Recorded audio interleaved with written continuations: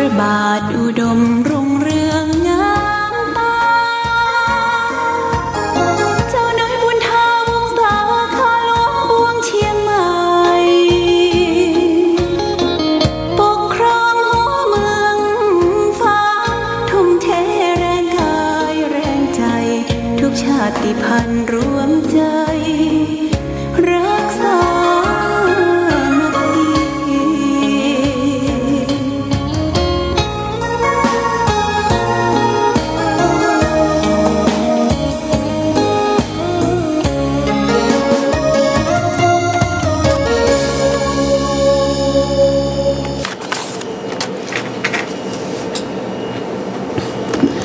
เจริญสุขญาติโยมท่านสาธุชนทั้งหลายวันนี้รายการธรรมะประทีปส่องต่างก็ได้มาพบปะกับพ่อแม่พี่น้องศรัทธาสาธุชนญาติโยมแห่งครั้งหนึ่งวันนี้เป็นวันพฤหัสบดีที่7 เดือนตุลาคมพุทธศักราช 2564 ซึ่งตรงกับเดือนเกี่ยงเหนือเดือน11 ไต้ขึ้น1 ค่ำญาติโยมวันนี้เป็นเดือนเกี่ยนออกเนอะญาติโยมเดือนเกี่ยนออกละแต่ว่านี่เดือน12 ดับ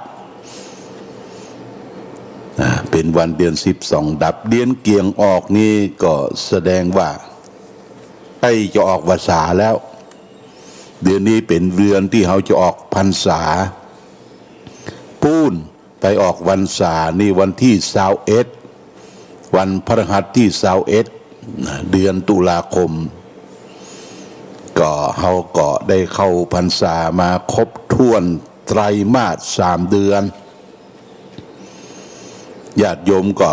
บางทีก็เป็นกระท่อนกระแท่นไปวัดนั่นพ่องนี่พ่องลู่ไปลู่มาแต่บางท่านก็ยังตั้งมั่นไปวัดไปวาที่เขาเคยไปไหว้ไปสาก็ต้องขออนุโมทนาโดยดังที่ได้กล่าวว่าทางวัดพระบาทอุดมนี่เขาก็ได้ทำกิจกรรมในวันพระวันศีลช่วงเข้าพรรษานี่เขาก็ทำอยู่เกิงวันญาติโยมคำว่าเกิงวันนั้นเขาก็เริ่มตั้งแต่8 โมงเช้าในวันพระวันศีลบอกว่าแรม8 ค่ำขึ้น8 ค่ำเดือนดับเดือนเพ็งตอนเช้า8 โมงก็มีการทำบุญตักบาตรแล้วก็ใส่บาตรทำบุญตักบาตรนั่นก็หมายว่าเขาตักอยู่2 วิธีหนึ่งก็เอาดอกไม้ธูปเทียนของกินของว่าไปใส่บาตรตั้งไว้บาตร1 แก่น 1และแหมรอบ1ก็ตู้เจ้าพระสงฆ์ก็รับบิณฑบาตนั่นก็ทั้งบิณฑบาตปัจจัยแล้วก็บิณฑบาตข้าวสารอาหารแห้งของครบฉันบาทแรกนี่จะใส่ปัจจัยเป็นค่าน้ำค่าไฟค่าบำรุงรักษาของวัดวาอารามเป็นการตัดหญ้าดูแลทำความสะอาดต้องใช้เป็นการน้ำมูกน้ำมันต่างๆศีลหนึ่งก็ได้400-500เนาะอันนี้ก็เป็นดีอย่างหนึ่งบาทแรกดูเจ้านำบาทแรกนี่ก็เป็นค่าปัจจัยต่างๆที่เขาใส่ไปหลังจากนั้นก็ได้สมาทานศีลรับศีลได้ฟังธรรม2 ภูกญาติโยมธรรม2 ภูกนั่นก็เป็นธรรมก้อมธรรมคติสอนใจไม่ใช่ธรรมยาวเทศ2 ภูกเพื่อบ่ให้มันรบรายหายไปฝึกพระฝึกเนนได้เทศเป็นคำเมืองเนี่ยอันนี้ก็ผ่านพ้นไปละเดือน12 เพ็งเดือนนี้ก็ปุ้นวันที่14นี่ 14นี่ก็จะเป็นวันเดือนเกียงออก8 ค่ำวันที่21ก็เป็นเดือนเกียงเป่งเดือนนี้ก็เฮาก็จะได้กินข้าวไม่น้ำหวานญาติโยมถ้าเดือนเกียงเดือนยี่นี่ข้าวใหม่มันก็จะออกละข้าวดอข้าวด่วนที่ปลูกฝังไว้เข้าให้อย่างพี่น้องที่อยู่ตังบนดอยบนเขาพี่น้องปันหล่องพี่น้องไตพี่น้องมูเซอร์ที่เปิ้นได้ทำไร่เข้าใหม่เปิ้นก็จะออกละเข้าใหม่เรียกว่าเข้าดอยเข้าดอยเข้าให้แต่ก่อนนี่เข้าให้นี่ญาติโยมเปิ้นจะเอาบัดแตงแซมไปตัวเนอะเจียงบัดแตงจริงบัดแตงจริงบัดแตงแกนใหญ่ๆนะบัดแตงลายบัดเต้าใส่ในขุมเข้านะพอเข้าออกแล้วก็มีบัดแตงบางทีก็เอาพริกดอยศูนย์เข้าไปเนี่ยพี่น้องตังปุ้นตังนอแลตังอย่างนี้ก็ไปถ้าไปเอวหานี่เปิ้นจะเอาบัดแตงตาลโน บัดแตงใหญ่นะแก่นใหญ่ญาติโยมบัดแตงนี่ถ้าเอามาแกงนะ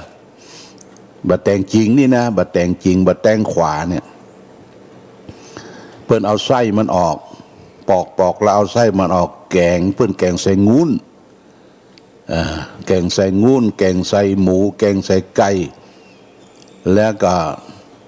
โดยพริกแกงแดงพริกแกงแดงแล้วก็ฟักไอ้บะกล้วยเตดนี่บางทีก็ถ้ามีบะแตงก็ใส่บะกล้วยเตดนี่แกงโดยเฉพาะอย่างยิ่งพี่น้องไตนี่มักจะชอบทำแกงบะแตงใส่งุ้นใส่หมูใส่ไก่แล้วก็บะเขือส้มอาหารนี่ก็พิษแตกต่างกันไปนะญาติโยมนะอาหารแต่ละท้องถิ่นบ่เหมือนกันพี่น้องคนเมืองก็กินไปแหมอย่างพี่น้องไตก็กินไปแหมอย่างถ้าเฮาไปตังเจียงตุงเนี่ยญาติโยมนะเจียงตุงนี่เปิ้นจะทำอาหารเรียกว่าผักไม้ไส้เครือของเปิ้นเนี่ยดูเหมือนจะมีรสหวานนะมีรสหวานแล้วก็เปิ้นทำอาหารนี่เปิ้นจะใจหลัวใจฟืนเด้อใจหลัวใจฟืนเอาหม้อขางเอาหม้อใหญ่มาเล่นกลางเลงแล้วแม่ครัวพ่อครัวเล่นกลางเลงถ้ามีปอยมีลามและรสชาติอาหารบอกว่าแกงผักแกงไม้แกงผักฮีผักเหือดเนี่ยลำมด ญาติโยมเนี่ยลำมดอร่อยที่เจียงตุงแต่บ่ได้ไป2 ปีแล้วเนอะเมืองเจียงตุงเนี่ยหลวงพ่อก็เป็นครูบาเจียงตุงบ่ได้ไป2 ปีละโรคโควิด-19เนี่ยถ้ามันจางมันหายเมื่อใดก็อย่าปาญาติโยมไปเอวเนาะไปเอวหาป่อออกแม่ออกที่เปิ้นเป๊กครูบาเป็นที่เปิ้นเป๊กครูบาเปิ้นก็โทรศัพท์หาอยู่ว่าเป็นจะได้เขาก็ถามว่าเมืองเจียงตุงมีโควิดก็มีหลวงพ่อหรอเพราะว่ามีเหมือนกันหรอแต่ต้องเฝ้าระวังว่ะต้องเฝ้าระวังไปกาดไปลีนี่ต้องมีอย่างปิดปากปิดจมูกโดยเฉพาะเปิ้นก็กินสมุนไพรกินน้ำฮ้อนน้ำชาเนี่ยเมืองเจียงตุงนี่นะเมืองเชียงตุงเป็นเมืองกว้างใหญ่แต่ก่อนเขาไปกันไปพัฒนาประเดี๋ยวนี้บ่ได้ไปเตื้อเปิ้นบ่คือเข้าตั้งแต่มีการปฏิวัติของทหารที่เมืองพม่านี่ก็เปิ้นปิดชายแดนเป็นเวลาเกือบ2 ปีแล้วโรคโควิดก็มีเข้ามาเนี่ยญาติโยมที่เขาจะได้ไปง่ายแฮมประเดี๋ยวไปเมืองลาวเนี่ยญาติโยมนะเพราะเดือนธันวาว่ะถ้ามีพาเท่าทำพาสปอร์ตไว้นะพาสปอร์ตไว้ฉีดวัคซีน2 เข็มเขาก็จะได้ข้ามเจียงของเนี่ยนะข้ามเจียงของนี่เปิ้นมีรถไฟด่วนจากเวียงจันทร์มาสถานีเจียงของเ ปิ้นจะไปขุนหมิง12ปันนาเนอะรถไฟด่วนนะปดโตมันกำเดียวอะปันกิโลนี่กำเดียวอะญาติโยมประเมินนะมัน โทษประเทศจีนเปิ้นทำมาที่นี่ละใกล้ๆหนองคายละใกล้ๆเมืองเชียงของนี่ละลายฟุ้นอินโดจีนเนี่ยญาติโยมเนี่ย อินโดจีนเอเชียเนี่ยเปิ้นจะฮื้อล่งกันหมดแหมน้อยเนอะแหมน้อยเปิ้นจะฮื้อล่งฮื้อเอวกันหมดไปฟ้องไปตั้งใดเตื้อนะบอกว่าประเทศลาวประเทศเขมรกัมพูชาประเทศเวียดนามตลอดถึงประเทศจีนแผ่นดินใหญ่ทะลุไปถึงยุโรปปุ่นอ่ะทางสายไหมเปิ้นจะฮื้อล่งกันหมดไปฟ้องไปตั้งใดเนี่ยฟ้องเจ็บฟ้องเป็นเนอะจะได้ปากันไปทัศนศึกษาไปเอวนี่คือเอเชียคือส่วนที่อินโดจีนที่ใกล้ๆกันเนี่ยไปไหว้พระไปสวดมนต์ไปดูทัศนะไปจิ้มอาหารอย่างก่อนการที่ผ่านมาหลายปีเนี่ยได้ไปเอวเมือง12ปันนาญาติโยมเปิ้นว่าอาหารสำหรับคนอายุยืนนะเปิ้นโฆษณาประชาสัมพันธ์ว่าไผจะมีอายุยืนนี่ก็ต้องกินอาหารอย่างอี้เนอะเฮาก็นึกว่าอันหยังปลาล่ำปลาเหลือญาติโยมโอ้ว่าเป็นเผือกเป็นมันเป็นผักเป็นผลหมากรากไม้เปิ้นจะใส่ดงนะใส่ดงแล้วก็เอาน้ำพริกไว้ตรงกลางรอบน้ำพริกนะเปิ้นจะมีเผือกมีมันแก้วมีเผือกมีนั่นนี่แล้วก็มีถั่วมีหยังรอบข้าวเปิ้นบ่กินนักเฮ้ยน้ำปุ้นเปิ้นบ่กินข้าวนักกินผักกินไม้อายุยืนแบบนะอายุยืนเขาก็ไปพอคนเท่าเนี่ยอายุยืนแต่เนี่ย100 ปลาย90 80เปิ้นบ่กินพวกเป็นพิษเป็นภัยโดยเฉพาะอย่างยิ่งผงชูรสนี่เปิ้นบ่กินกันเฮ้ยเปิ้นกินแบบธรรมชาติอาหารอายุยืนที่เมือง12ปันนามีแม่อุ้ยคนหนึ่งหน้าตาสดใสญาติโยมอายุได้113 ปีโอ้เปิ้นลูกหลานก็เปิดบ้านแม่อุ้ยนั่งเก้าอี้ตุเจ้าประสงค์หมู่ทัศนาจรก็ไปเอวหาเปิ้นก็แปลงซองแดงคือเฮาเนี่ยเอาสตางค์ใส่หั่นคน5 หยวน10 หยวนง่ายเนี่ยใส่แล้วก็ไปตาเนื้อแม่อุ้ยโอ้ดีแม่อุ้ยเปิ้นก็ปั่นปอนเนอะปั่นปอนเป็นภาษาจีนทำนองว่าโชคดีมีสุขอายุยืน120 ขวบเข้าในทำนองอย่างนั้น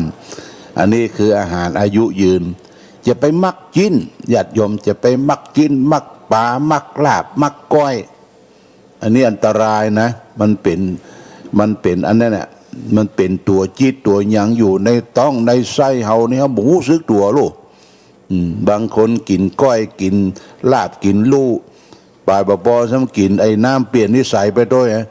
ตาแดงกำครบกับผักที่มันเปิ้นสีสารพิษสารพิษผักกาดขาวผักกาดยีนี่ลุบรับเตี้ยก็ทราบแลนเนตอยู่กินเข้าไปละสารเคมีต่างๆนี่มันไปสะไปสมอยู่ในร่างกายเฮาเนี่ยถ้ามันนักขึ้นก็ไปเกาะกระเพาะเป็นแผลนะกระเพาะเป็นแผลอย่างเฮากินนั่นเนี่ยกะกินลาบแล้วไปกับไอ้ย่อดิบกับอย่างคนได้ดิบคุบคับอร่อยปากแต่ลำบากต้องญาติโยมลำบากต้องเอากระเพาะเป็นแผลลำไส้เลื้อรังเขาเรียกว่าโรคมะเร็งกระเพาะจะต้องไปตัดไส้ตัดหยังโรคมะเร็งติดตับติดปอดโอ้ทุกทรมานญาติโยมนะนี่เกิดมาจากอาหารการกินที่เขาได้ไปพ่อไปปะเปิ้นว่าอาหารที่ชะลอความแก่อายุยืนนั้นที่จริงไม่ใช่อย่างคือของธรรมชาติ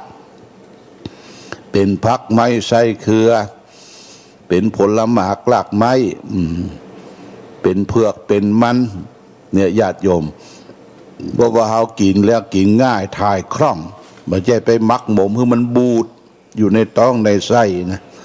อาหารที่เป็นจิ้นเป็นเนื้อนักลำไปเฮากินมันบูดอยู่ในท้องในไส้ตดเหม็นเด้อญาติโยมสุมาเด้อปดโต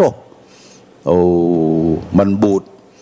มนุษย์เฮานี่ถ้าตายนะเหม็นยิ่งกว่าสัตว์อย่างอื่นนะเพราะว่ามนุษย์เฮานี่สกปรกในร่างกายสกปรกแต่ถ้ากินผลหมากลากไม้นี่เขาก็กินปากก็หอมญาติโยมตัวก็หอมเมื่อก่อนการเมื่อประมาณสัก15 ปีที่ผ่านพ้นมาแต่ก่อนนี่หลวงพ่อได้ไปตัวกับครู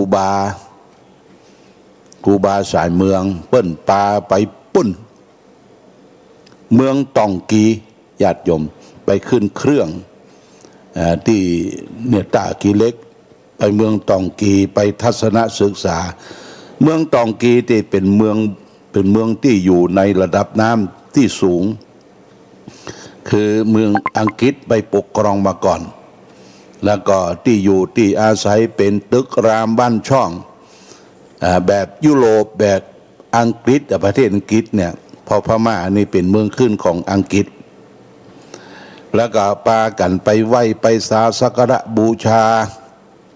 สิ่งศักดิ์สิทธิ์ต่างๆแล้วก็เปิ้นเล่าลือเล่าขานว่าเขาปากันไปไหว้หลวงปู่ครูบาเนื้อหอมญาติโยมนะหลวงปู่ครูบาเนื้อหอมอายุ80 ปลายครูบาตากิเลสครูบาสายเมืองเพิ่งกับเตรียมผ้าชุดใหม่เป็นผ้าสีกั๊กเพื่อจะไปถวายพร้อมโดยจะตุปัจจัยไปให้ไปหอมวันนั้นไปเพื่อกับไปติดต่อพระเลขาในวัดว่าจะเข้าไปไหว้ครูบาเนื้อหอมเปิดก็เปิดโอกาสให้แล้วก็ครูบาสายเมืองตากิเล็กก็นำไปสาไปถวายเครื่องทายทานพระไตรเอาไปถวายท่านเพื่อจะให้ท่านได้เปลี่ยนผ้าที่ท่านนุ่งคลุมอยู่นะ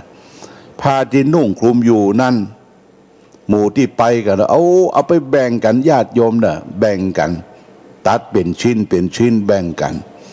เอาไปพออายุเปิ้น80 ปลายนี่หน้าเป่งปังหน้ามีเนื้อมีนวลยิ้มแย้มแจ่มใสเพราะเปิ้นบอกกินชิ้นกินเนื้อวะกินแต่หน่วยไม้อัมปาฉันแต่หน่วยไม้ผลหมากลากไม้นั้นต้องเอาสุกขาต้นไม่ใช่มาเอาอุกแก๊กนะเอาสุกขาต้นนะสุกขามต้นน่ะสุกขามต้นจะเป็นบะกล้วยเต้จะเป็นบะม่วงจะเป็นกล้วยเนี่ยเอาสุกขาต้นบัดแจ้ไปอุกแก๊กแล้วก็เปิ้นฉันไปเนี่ยกับฉันมื้อเดียวบัดแจ้ฉันหลายมื้อญาติโยม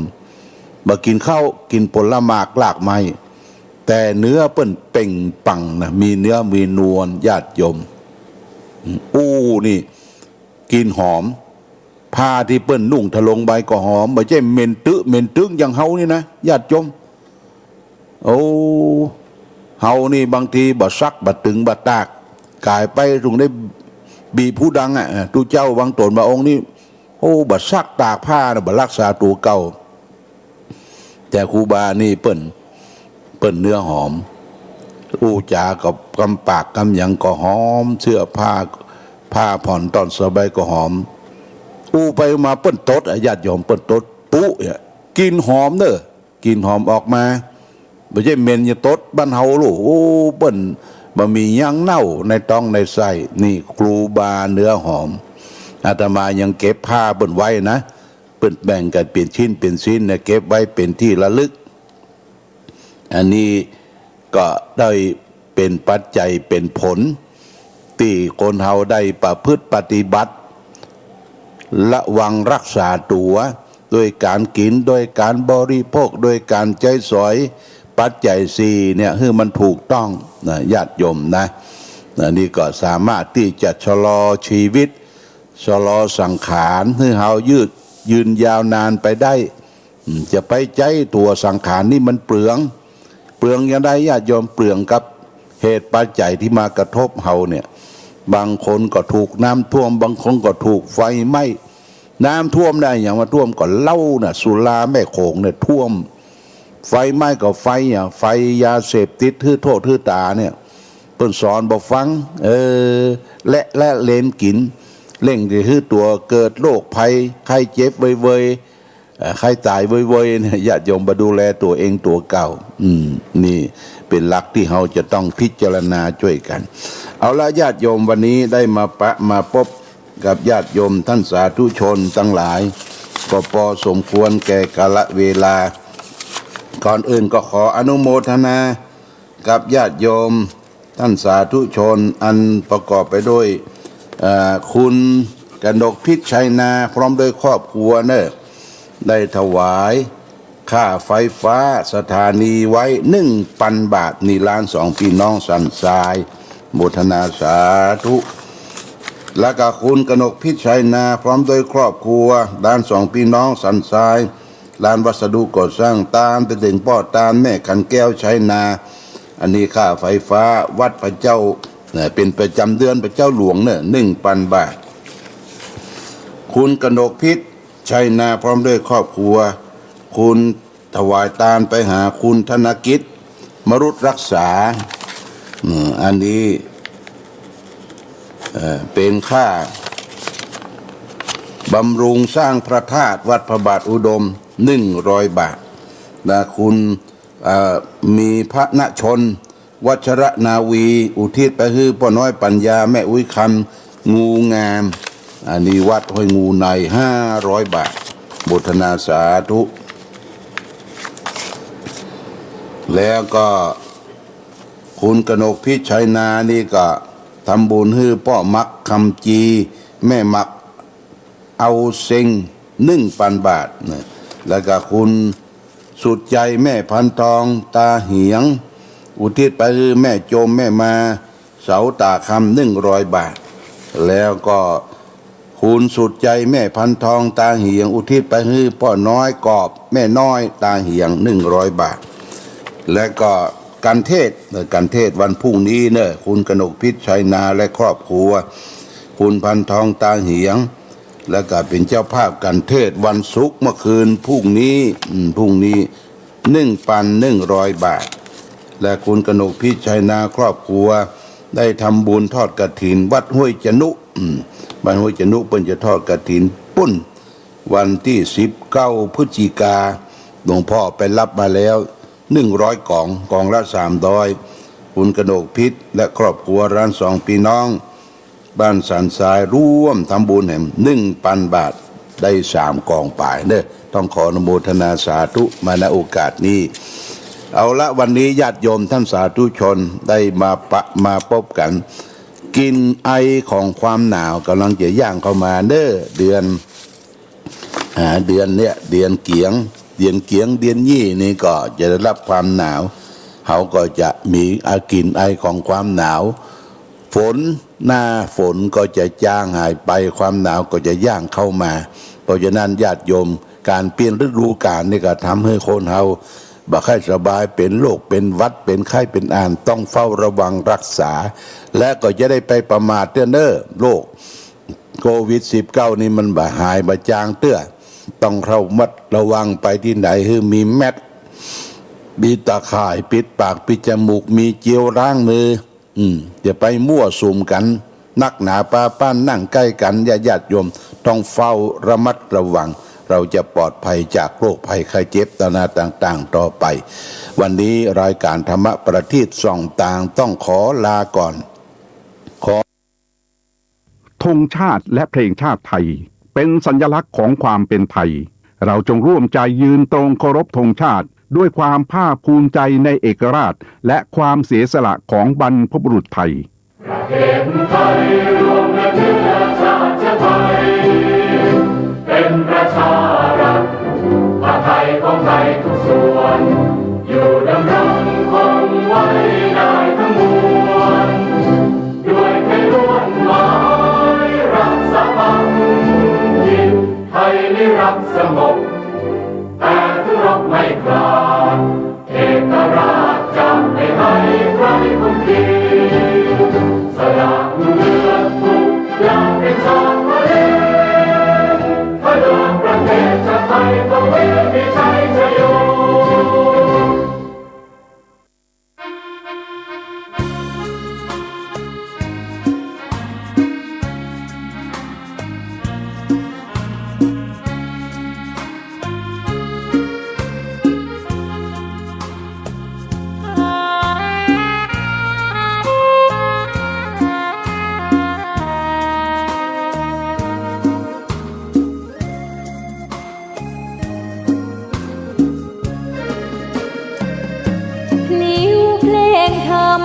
ถูกถ้อยคำเข้าถึงจิตใจฟังรายการวิทยุเสียงใสส่งถึงใจไปสู่ปลายนาสารธรรมน้อมนำมองพระศาสดาบอกผู้คนทั่วลาหันมาเข้าวัดฟังธรรมคลื่นเสียงนี้เป็นคลื่นธรรมะจากใจส่งถึงบ้านไกลบ้านไกลฟังได้สุขใจล้ำยามดึกดื่นค่ำคืนมีงานต้องทำเป็นคลื่นสารธรรมเน้นย้ำธรรมะเพื่อนใจเสียงคลื่นธรรมบอกหลักธรรมให้คลายความเหงาฟังเสียงธรรมะเบาเบาบอกเล่าถึงคนบ้านไกลสื่อธรรมะบอกลดละระหว่างด้วยใจสื่อไปถึงสวงในเข้าใจหลักธรรมหลักดีพลิ้วเพลงธรรมถูกสัมพันธ์จิตใจร่าเริงฟังสาระธรรมะบันเทิงรื่นเริงในชีวิตยามวันว่างเดินทางไปเยี่ยมสถานีนัดพบกันน้องพี่วันนี้วันดีวันเสาร์สวดมนต์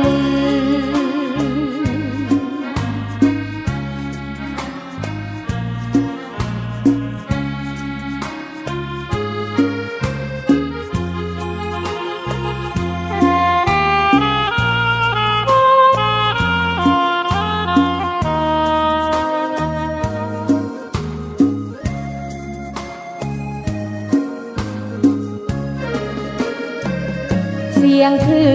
นธรรมบอกหลักธรรมให้คลายความเหงา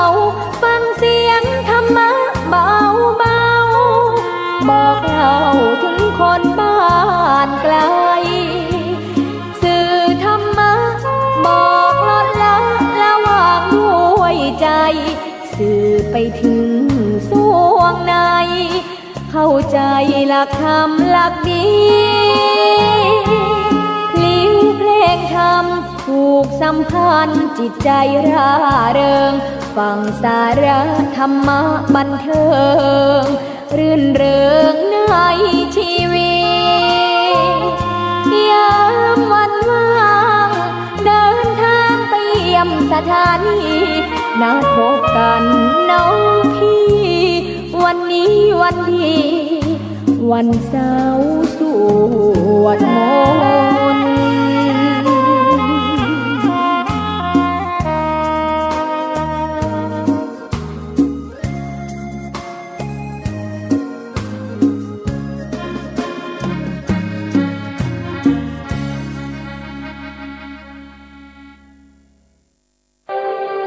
นมัสการเจ้าค่ะวิกฤตโควิด -19 จะมีหลักธรรมใดช่วยได้บ้างไหมเจ้าคะเจริญพรสมัยพุทธกาลเกิดเหตุโรคระบาดในเมืองไวสาลี พระพุทธเจ้าให้คณะสงฆ์สวดพระพุทธมนต์เพื่อความเป็นสิริมงคลของบ้านเมืองและให้ประชาชนมีสติเกิดปัญญารอดพ้นจากภัยพิบัติได้สถานการณ์นี้ทุกคนตระหนักแต่อย่าตื่นตระหนกคนไทยต้องมีสติเพื่อฝ่าวิกฤตโควิด -19 ไปด้วยกัน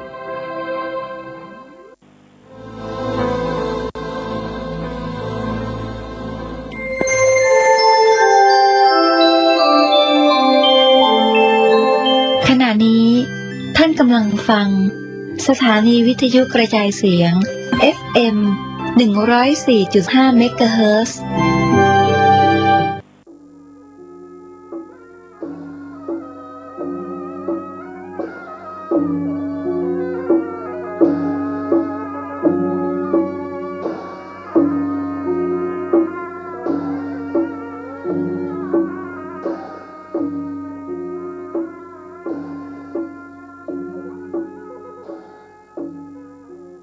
อความเจริญในธรรมและความผาสุกทางใจจงได้บังเกิดมีกับท่านสาธุชนคนดีผู้เจริญอยู่ในศีลผู้เจริญอยู่ในธรรมทุกท่านพร้อมกันนี้ขอเชิญชวนมวลท่านผู้ใจบุญทั้งหลายได้ร่วมอกร่วมใจกันขอยกมือ10 นิ้วกราบอาราธนาเอาคุณพระแก้วเจ้าทั้ง3บุญศีลบุญทานที่ได้กระทำปั้มเปงมาในอดีตและกำลังจะทำเวลานี้เสื้อวัดเสื้อวาเสื้อบ้านเสื้อเมืองคุณพ่อคุณแม่คุณครูบาอาจารย์ผู้ประสิทธิ์ประสาทวิชาความรู้สิ่งศักดิ์สิทธิ์ทั้งหลายอันรักษาบ้านเมืองล้านนาของเฮามีพระธาตุเจ้าโดยสุเทพจังหวัดเชียงใหม่พระธาตุเจ้าหริพุนชัยจังหวัดลำพูนพระธาตุเจ้าลำปางหลวงจังหวัดลำปางพระธาตุเจ้าจ้อแฮจังหวัดเมืองแป้พระเจ้าธาตุเจ้าจ้อแจ้แห้งจังหวัดน่านพระธาตุเจ้าดอยตุงจังหวัดเชียงรายพระเจ้าตนหลวงจังหวัดพะเยาพระธาตุเจ้าดอยกองมูจังหวัดแม่ฮ่องสอนตลอดถึงพระบาทพระธาตุเจ้าต่างๆในล้านนาครูบาเจ้าศรีวิจัยนักบุญแห่งล้านนาไทยเป็นต้นขอเชิญชวนและอาราธนามาปกปักรักษาพ่อแม่พี่น้องท่านผู้ฟังทั้งหลายทุกท่านให้มีความสุขกายสุขใจตลอดกาลนานก่อนที่จะได้ดำเนินการต่อไปนี้ขอเชิญชวนท่านผู้อยู่ในศีลในธรรมทั้งหลายได้ไหว้พระพร้อมกันพนมมือขึ้นกราบ1กราบ2กราบ3อะระหังสัมมาสัมพุทโธภะคะวาพุทธังภะคะวันตังอภิวาเทมิกราบสวากขาโตภะคะวะตาธัมโมธัมมังนัมมัสสามิกราบสุปฏิปันโนภะคะวะโตสาวกสังโฆสังฆังนะมามิกราบหันทมัยยังพุทธัสสะภะคะวะโตบุพาภะภาคณะมะกะลังกะโลมาเสนะโมตัสสะภะคะวะโตอะระหะโตสัมมาสัมพุทธัสสะนะโมตัสสะภะคะวะโตอะระหะโตสัมมาสัมพุทธัสสะนะโมตัสสะภะคะวะโตอะระหะโตสัมมาสัมพุทธัสสะพุทธังสรณังกัจฉามิธัมมังสรณังกัจฉามิสังฆังสรณังกัจฉามิตุติยัมปิพุทธังสรณังกัจฉามิตุติยัมปิธัมมังสรณังกัจฉามิตุติยัมปิสังฆังสรณังกัจฉามิตติยัมปิพุทธังสรณังกัจฉามิ ตติยามปิธัมมังสรณังกัจฉามิตติยามปิสังฆังสรณังกัจฉามิอิติปิโสภะคะวาอะระหังสัมมาสัมพุทโธวิชชาจารณะสัมปันโนสุขโตโลกาวิโตอนุตตโลปุริสาธรรมสารถีสัทธาเทวะมนุษย์สานังพุทโธภควติสวากขาโตภควตาธัมโมสันติติโกอากาลิโกเอหิปัสสิโกโอปนะยิโกปัจจัตตังเวทิตโพวินยูหิติสุปฏิปันโนภะคะวะโตสาวกสังโฆอุจุปฏิปันโนภะคะวะโตสาวกสังโฆญาญาปฏิปันโนภะคะวะโตสาวกสังโฆสามิจิปฏิปันโนภะคะวะโตสาวกสังโฆญะทิตังจัตตาลิปุริสายุคานิอัฏฐาปุริสาปุคลาเอสะภะคะวะโตสาวกสังโฆอาหุไนโยปาหุไนโยทักขิไนโยอัญจริการนิโยอนุตตะลังปุญญเขตังโลกัสสติกราบหนึ่งกราบสองกราบสามกาเลนะธัมมัสสวนังเอตัมมังคารมุตตัมมังมาแล้วนึกพ่อออกแม่ออกพ่อนานพ่อน้อยพ่ออุ้ยแม่อุ้ยปู่ป้านาอาศรัทธาสนิบาตตานเข้าเท่าแก่ใหญ่น้อยใจยิงอันเป็นศรัทธาติ่นจองห้องวัดปุรุอุปถากวัดวาศาสนาทุกคนทุกท่านมาแล้วเสียงก้องเสียงกองเสียงมองต่ำเข้าเสียงตุเจ้าเทศนาธรรมมาแถมแล้วมาถึงบ้านมาถึงบนเฮือนมาถึงในเฮือนมาถึงในมุ้งในสุดมาถึงที่นอนมาถึงในเฮือนเตาไฟที่กำลังหุงข้าวนึ่งข้าวอยู่มาถึงในห้องน้ำห้องส้วมมาถึงในรถในลามาถึงในกาดในลีมาถึงในไร่ในสวนมาถึงกุฏิกุฏาง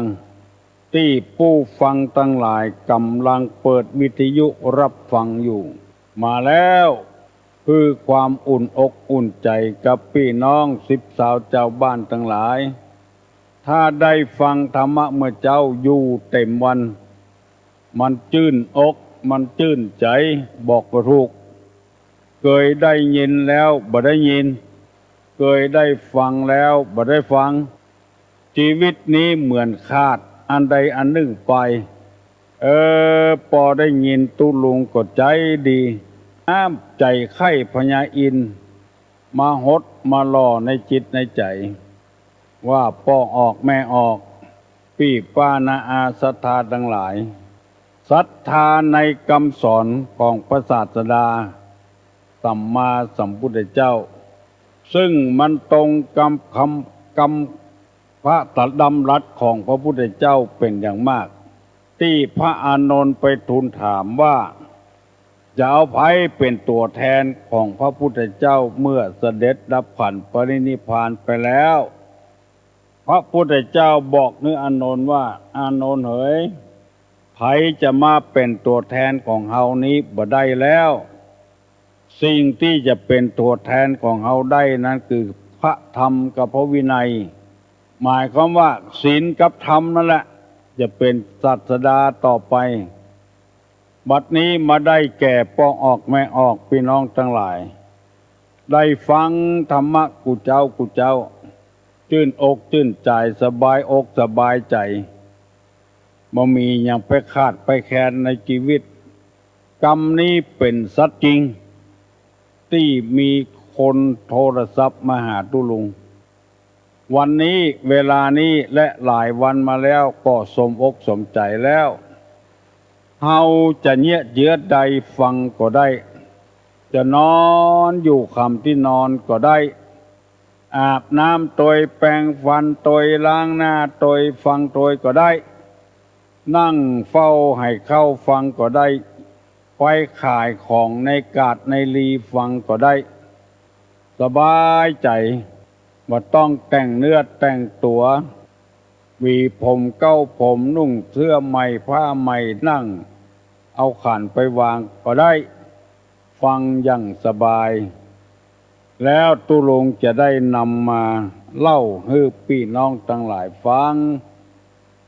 เอามาบรรยายให้ฟังเป็นอย่าง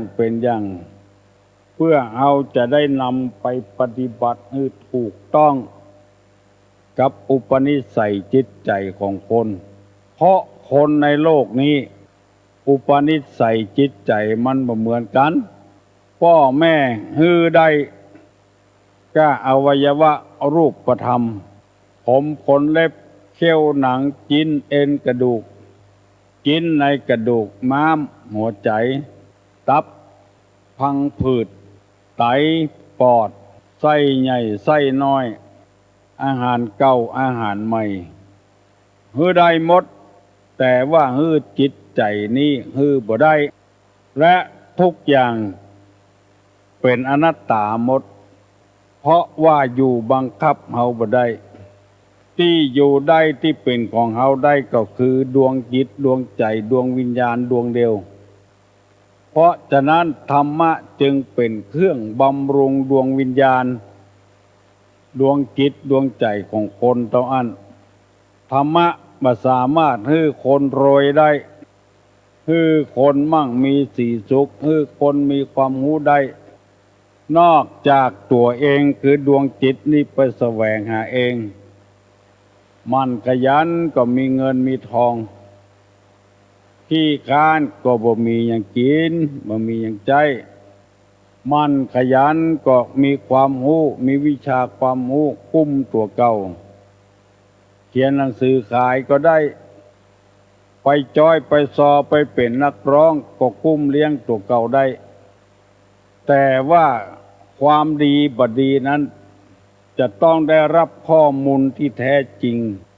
ดีใจที่ท่านทั้งหลายพยายามหาข้อมูลที่แท้จริงมาใส่ตัวแล้วชีวิตของเราจะได้อยู่ไปอย่างมีความสุขบานหวานใจลูกนึกพอออกไม่ออกวันนี้วันศีลวันธรรมนึกออกภาษาวาสังตึงตุเจ้าพนายปวดใจไม่ยิงลุกเหี่ยก่อนล้างหน้าแปรงฟันให้เรียบร้อยอาบน้ำอาบท่าให้สดชื่น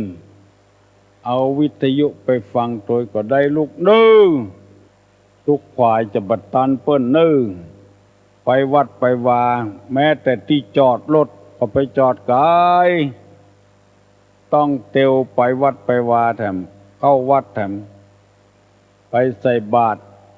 ไปตานขันเข้าขันน้ำเยี่ยมตัวเกียมใจไว้เมืองไทยเฮานี่เป็นเมืองอิสระลูกควายก็ได้ลูกเจ้าก็ได้เอาใจเฮาว่าเพราะว่า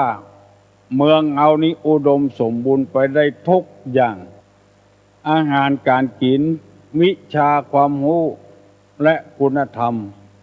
เฮาบ่จำเป็นต้องไปวัดไปวาอยู่บ้านก็ได้ยิน แล้วอันใดมันถูกใจนำไปประพฤติปฏิบัติ เพราะว่านิสัยของคนนี้มันบ่เหมือนกันบางพ้องก็มีความเชื่อ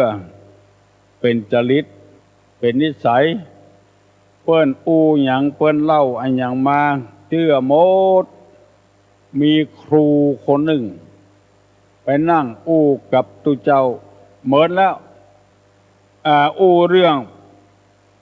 พระเวสสันตระกับปู่พราหมณ์ชูชกตุเจ้าเปิ้นก็ลองใจว่าครูนี้จะมีนิสัยเป็นจะใดว่าปู่พราหมณ์ชูชกเนี่ยมันบ่ดีก็ถามตุเจ้าว่ามันบ่ดีจะใดตุเจ้าก็เล่าให้ฟังว่ามันเกิดมาในท่ามกลางความร่ำรวยมั่งมีสีสุขที่เมืองสาวัตถีที่ค้านโตแถมต่างหากว่าซอกว่าหากินสัมมาชีวิตาสัมมาอาชีพเสาะขอจนได้คำร้อยประกหาปณะผีซ้ำน้ำเลาะที่มันขี้ค้าน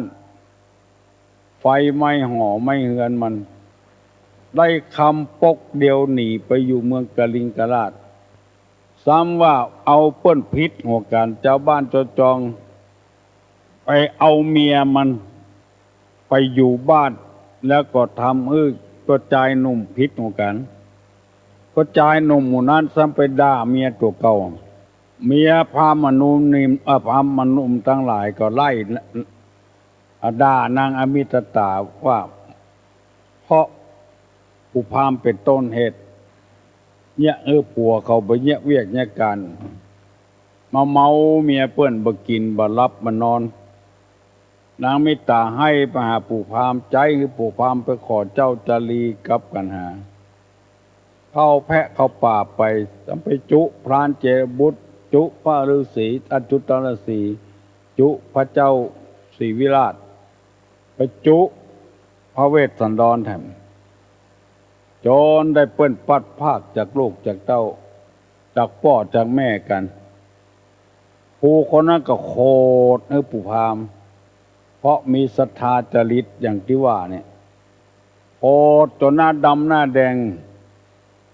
ทำสักกรรมตุเจ้าเพิ่นก็บอกว่าปู่พามนี่มันดีเนอะครูเนอะมันดีจะได้ตุเจ้าก็อธิบายให้ฟังกรรมโบราณเปิ้นว่าบ่มีสมปานมารบะแก่ถ้าบ่มีปู่พามตุจกพญาเวสสันตระก็บ่ได้ตานลูกตานเต้ามันมาขอเอาเจ้าจารีน้องกันหาทำสมปานของพระเวสสันตระแก่กล้าขึ้นอธิบายเรื่องความดีของปู่พามมันสามารถโกหกพกลมจุนางอมิตตาได้จุพ่อจุแม่ได้เพราะความดีความชอบของมันครูตอนนั้นก็คอยตามตุเจ้าแถม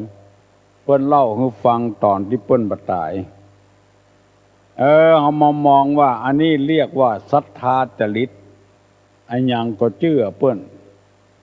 ก็มีหยังสักอย่างมีมือแบเข้ามาเอาสตางค์ให้เปิ้นอยู่ในธนาคารก็ได้เพราะว่ามีศรัทธามีความเชื่อเปิ้นล้ำไปล่าบ่ล่าหน้าโตดใส่ตัวเก่าว่ามันเป็นจะได้หูนะสะเบิ้งสะเจิงบ่กองมันยุบมือยุบไหลแล้วก็ลืมคิงไปหมดเหมือนกับบ่มีชีวิตชีวาไปเบิกเงินธนาคารเอาไปให้เปิ้นความจริงมันแหละน้อยเดียวบ่ได้เพราะมันมีศรัทธาล้ำไปให้ได้เงินนักหรือเก่าไปแปลงโทษใส่ตัวว่าสลึมสลือความจริงนั้นบ่สลึมสลืออย่างสี่อย่างเพราะความโลภเป็นจริตวิตกจริตโลภจริตมีหลายอย่างวันนี้ตุลุงจะได้นำเอาจริตของคนในหนังสือครั้งธรรมมาเล่าให้พี่น้องทั้งหลายฟังว่าคนเอาในนิสัยบ่เหมือนกันลูกพ่อเดียวแม่เดียวนิสัยบ่เหมือนกันออกจากท้องแม่มาแต่นิสัยบ่เหมือนแม่บางทีก็ดีเหลือพ่อเหลือแม่เรียกว่าอภิชาตบุตร ที่ยิ่งกว่าพ่อกว่าแม่ ในประเทศไทยเฮานี้มีพ่อก็บ่ได้เป็นนักมวยเชื้อสายตั้งพ่อก็บ่มีนักมวยแม่ก็บ่ได้เป็นนักมวยลูกเกิดมา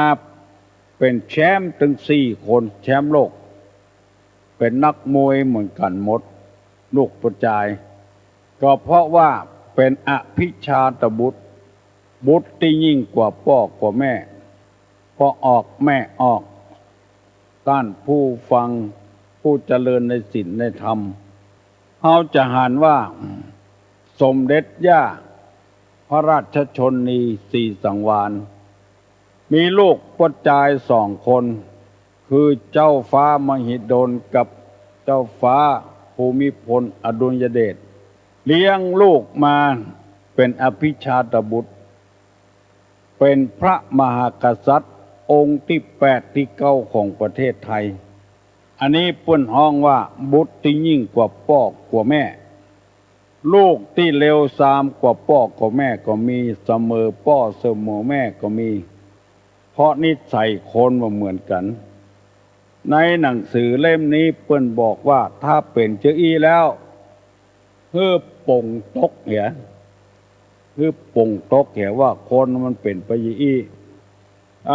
เมื่อวันก่อนได้อธิบายถึงบุคคล4 จำพวกที่ว่าเป็นผู้ทั้งทำและพยายามทำให้คนอื่นเดือดร้อนเป็นผู้ทั้งทำและพยายามทำให้ตนเองเดือดร้อนให้ตนเองเดือดร้อนก็มีให้คนอื่นเดือดร้อนก็มีเป็นผู้ทั้งทำและบัดทำให้ตนเองเดือดร้อนให้คนอื่นเดือดร้อนแล้วแถมข้อที่4ว่าเป็นผู้ทั้งทำและไม่ทำให้ตัวเองบ่เดือดร้อนคนอื่นก็บ่เดือดร้อนตัวเองก็บ่เดือดร้อนนี่เป็นนิสัยของคนแล้ววันนี้มีแถมแล้วบุคคล4 อย่าง 1. ผู้ปฏิบัติเพื่อประโยชน์ตนแต่ไม่ปฏิบัติเพื่อประโยชน์ของคนอื่น 2. ผู้ปฏิบัติเพื่อประโยชน์คนอื่นแต่ไม่ปฏิบัติเพื่อประโยชน์ของตน 3. ผู้ไม่ปฏิบัติเพื่อประโยชน์ตนทั้งไม่ประโยชน์แก่ผู้อื่น 3. ผู้ปฏิบัติเพื่อประโยชน์ตนด้วยเพื่อประโยชน์ของผู้อื่นด้วยอันนี้คนมีเป็นอย่างอี้นิสัยคนถ้าเป็นไปอย่างอี้แล้วเฮาก็ปลงตกละ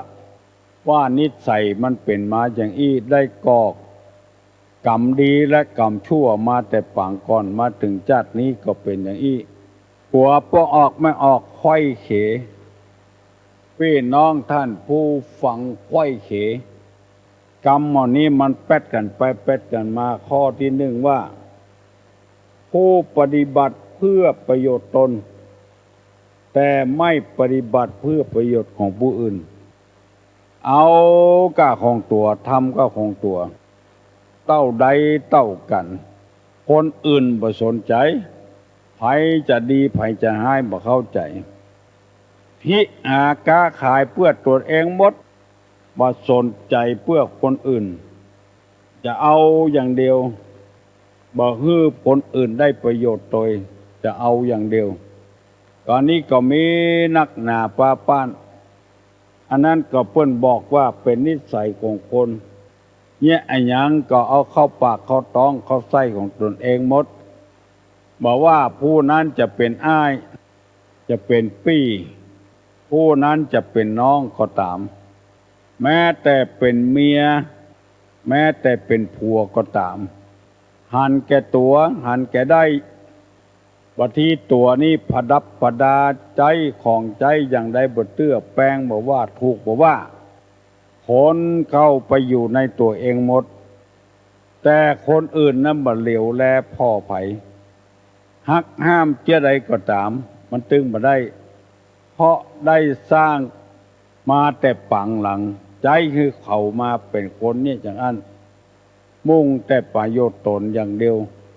ดังที่ตุลงเคยนำมาเสนอว่าเอาไม้หวกเอาไม้บง เอาไม้สร้างตี้ของตัวบ่มีสักหน่อยแล้วเอาไปปลูกในสวนเปิ้นเจ้าของสวน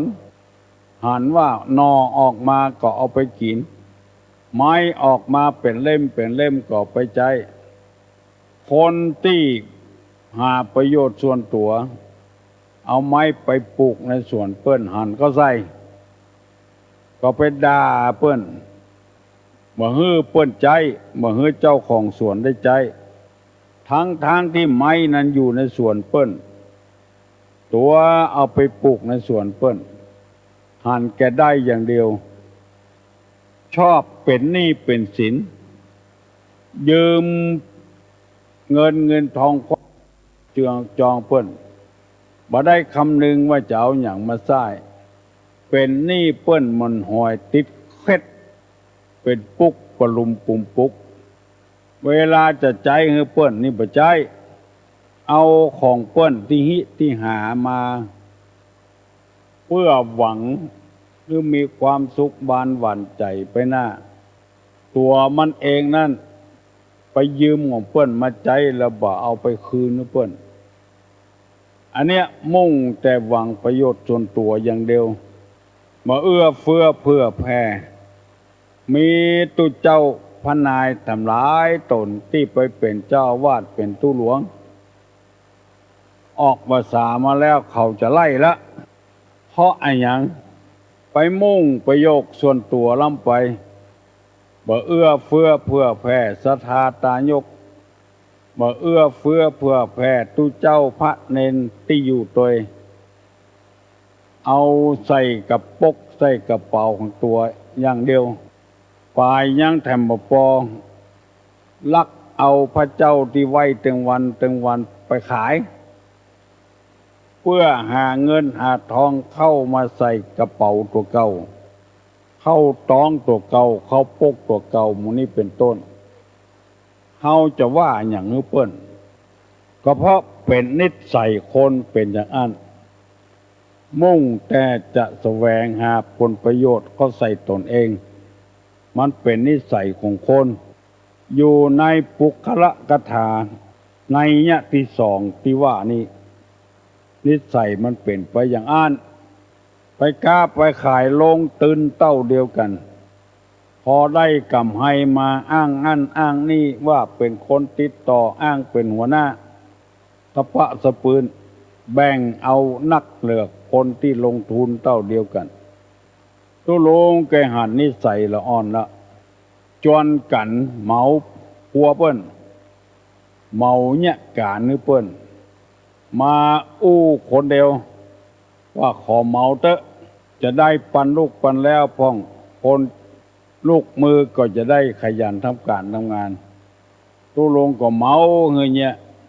เป็นพอได้เงินมาแล้วก็เดียวว่าจะแบ่งเต้าเดียวกันเป็นว่าบ่แบ่งอย่างอันสกรรมแบ่งกล้าแรงคนงานเนี่ยสมมติว่าคน100 สาวเหลือนั้นมันเอาอย่างคนเดียวมันหมดนิสัยมันเป็นอย่างเงี้ยทางที่เนี้ยการเต้าเดียวกันมันเอาเหี่ยหมดเอาการแรงเขาเหี่ยอันเนี้ยเป็นคนที่ยังจะหาความเจริญรุ่งเรืองบ่ได้และแถมกรรมบอกว่ามุ่งประโยชน์ตนเองแต่บ่ประทำประโยชน์เพื่อฮื้อไผถ้าทำของตัวอย่าพ้องเปิ้นอย่าพ้องก็ยังแควนหน่อยอันนี้มุ่งแต่ประโยชน์ตนอย่างเดียวคนอื่นบ่ได้คำนึงจะได้บ่ได้บ่ฮู้นิสัยอย่างอี้จะหันได้ทั่วไปขึ้นรถกาลงรถกาลู่ขึ้นก่อนทั้งที่มาเมื่อลุนลู่ขึ้นก่อนลงรถก็เหมือนกันจะลู่ลงก่อนไปพอเถอะนิสัยของคนมันเป็นไปเจออี้พี่น้องศรัทธานาบุญทั้งหลายมันเกิดมาตามธรรมชาติเกิดมาเป็นนิสัยของมันตึงเป็นเจออี้แล้วตุลุงไปโรงพยาบาลขึ้นลิฟต์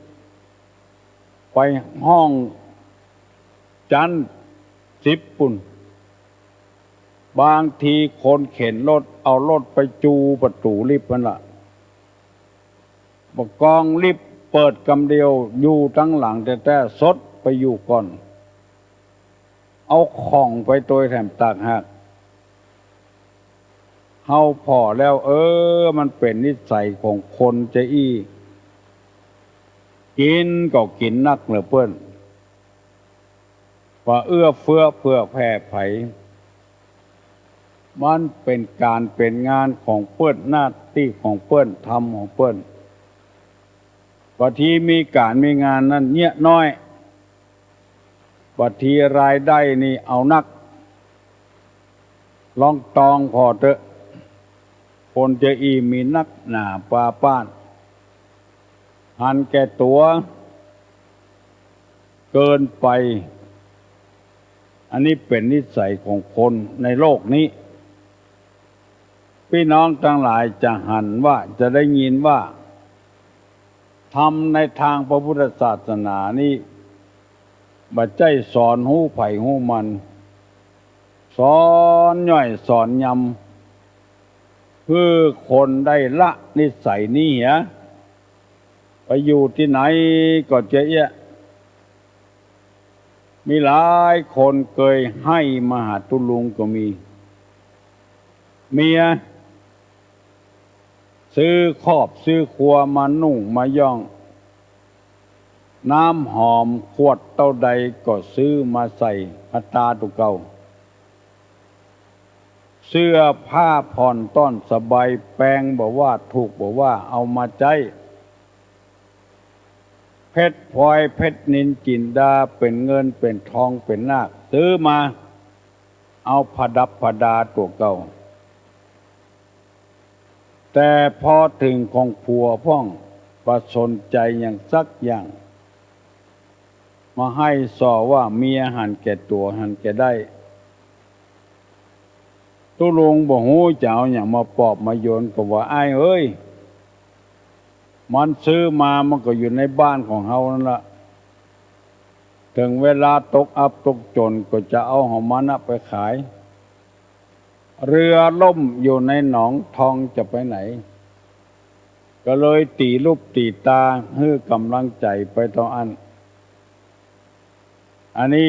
เรียกว่าผู้ทั้งปฏิบัติเพื่อประโยชน์ตนแต่ไม่ปฏิบัติเพื่อคนอื่นนิสัยเป็นอย่างนี้วัดบางวัดตุเจ้าไปอยู่โดยก็บ่ติดเน้นไปอยู่โดยบ่ติดเพราะเจ้าอาวาสไปฮับตาลเนี่ยมดบางทีงาน2 ที่ 3 ที่แทนที่จะแบ่งให้ลูกวัดลูกวาไปเหี่ยพ่องต้านฮับเนี่ยมดไปสวดที่นี่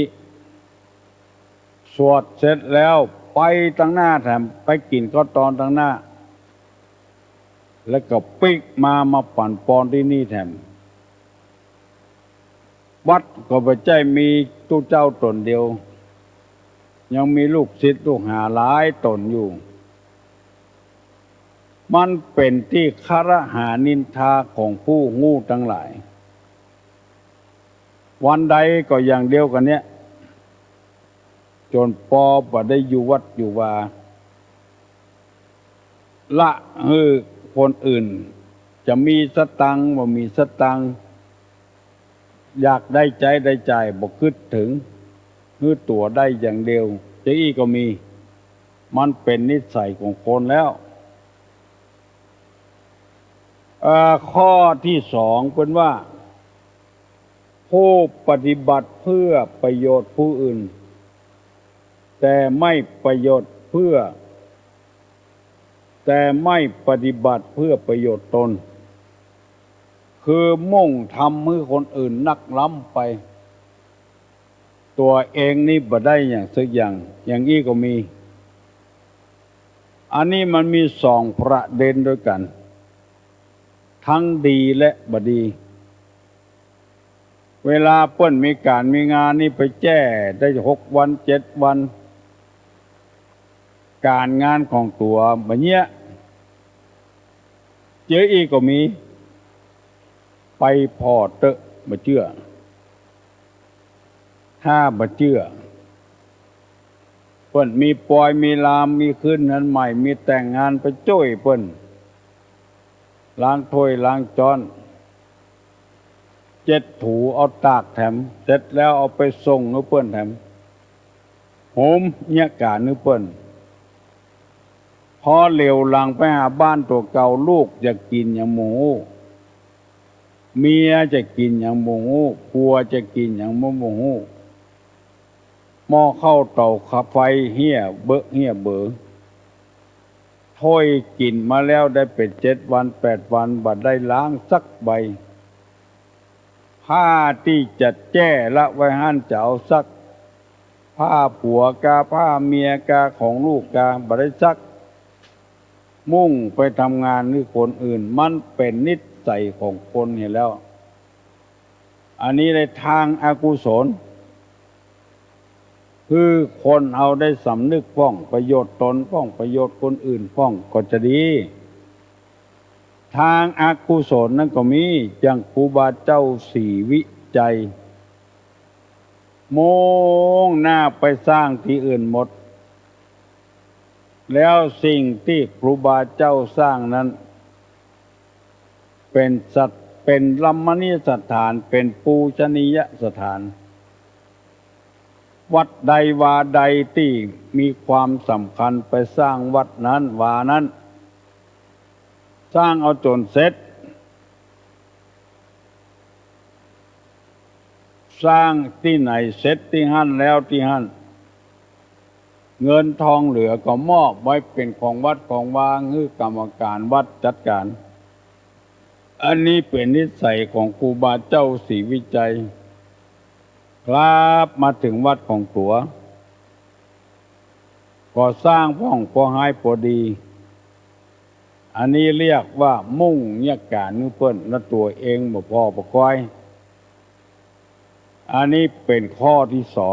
2ได้นำมาเสนอและอธิบายให้พี่น้องทั้งหลายฟังเพื่อให้คนเอาได้ปรับปรุงนิสัยตัวเก่าเพื่อมันดีให้มันเสมอขึ้นคือหมายความว่าถ้าทำประโยชน์ตนก็ต้องทำประโยชน์ของคนอื่นถ้าปฏิบัติเมื่อคนอื่นก็ต้องปฏิบัติเพื่อตนเองได้ถึง2 อย่างบัวก็บ่จำน้ำก็บ่คุณงานหลวงก็บ่ขาดงานลาดก็บ่เสียอันนี้เป็นนิสัยของคนต้องฝืนธรรมชาติฝืนจิตฝืนใจมาทำเพื่อได้ทั้งตนเองและคนอื่นแถมกรรม1ข้อที่3ว่าผู้ไม่ปฏิบัติเพื่อประโยชน์ตนและไม่ประโยชน์แก่ผู้อื่นตัวเองก็ไปใจใส่ตัวเองคนอื่นก็ไปใจใส่คนอื่นการนี้มีเปรอะเปรอะเตอเป็นคนขี้ค้านไปเหี้ยมันว่าขันใจแล้วไปฟังมันหยังฟานมันอ่านมันหกขลึกซอกหินมันก็เต็มต้องมันเต่าการต้มแต้มก็ตาอันน่ะเอาแค่เต็มต้องว่า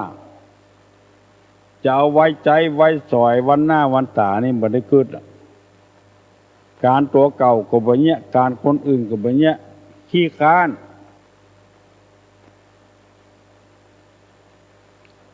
ถ้าเป็นแม่เยียงก็ถ้ากินกับผัวถ้าเป็นพ่อใจก็ถ้ากินกับเมียเป็นตู้เจ้าก็บ่สูดโยโกห้องบ่ไปบิณฑบาต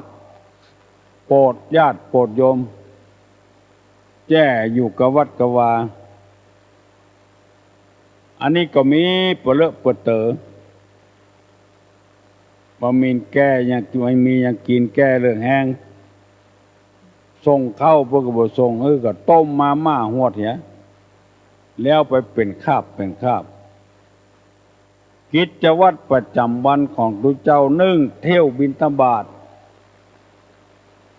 อันนี้เป็นหน้าที่เขาจะต้องไป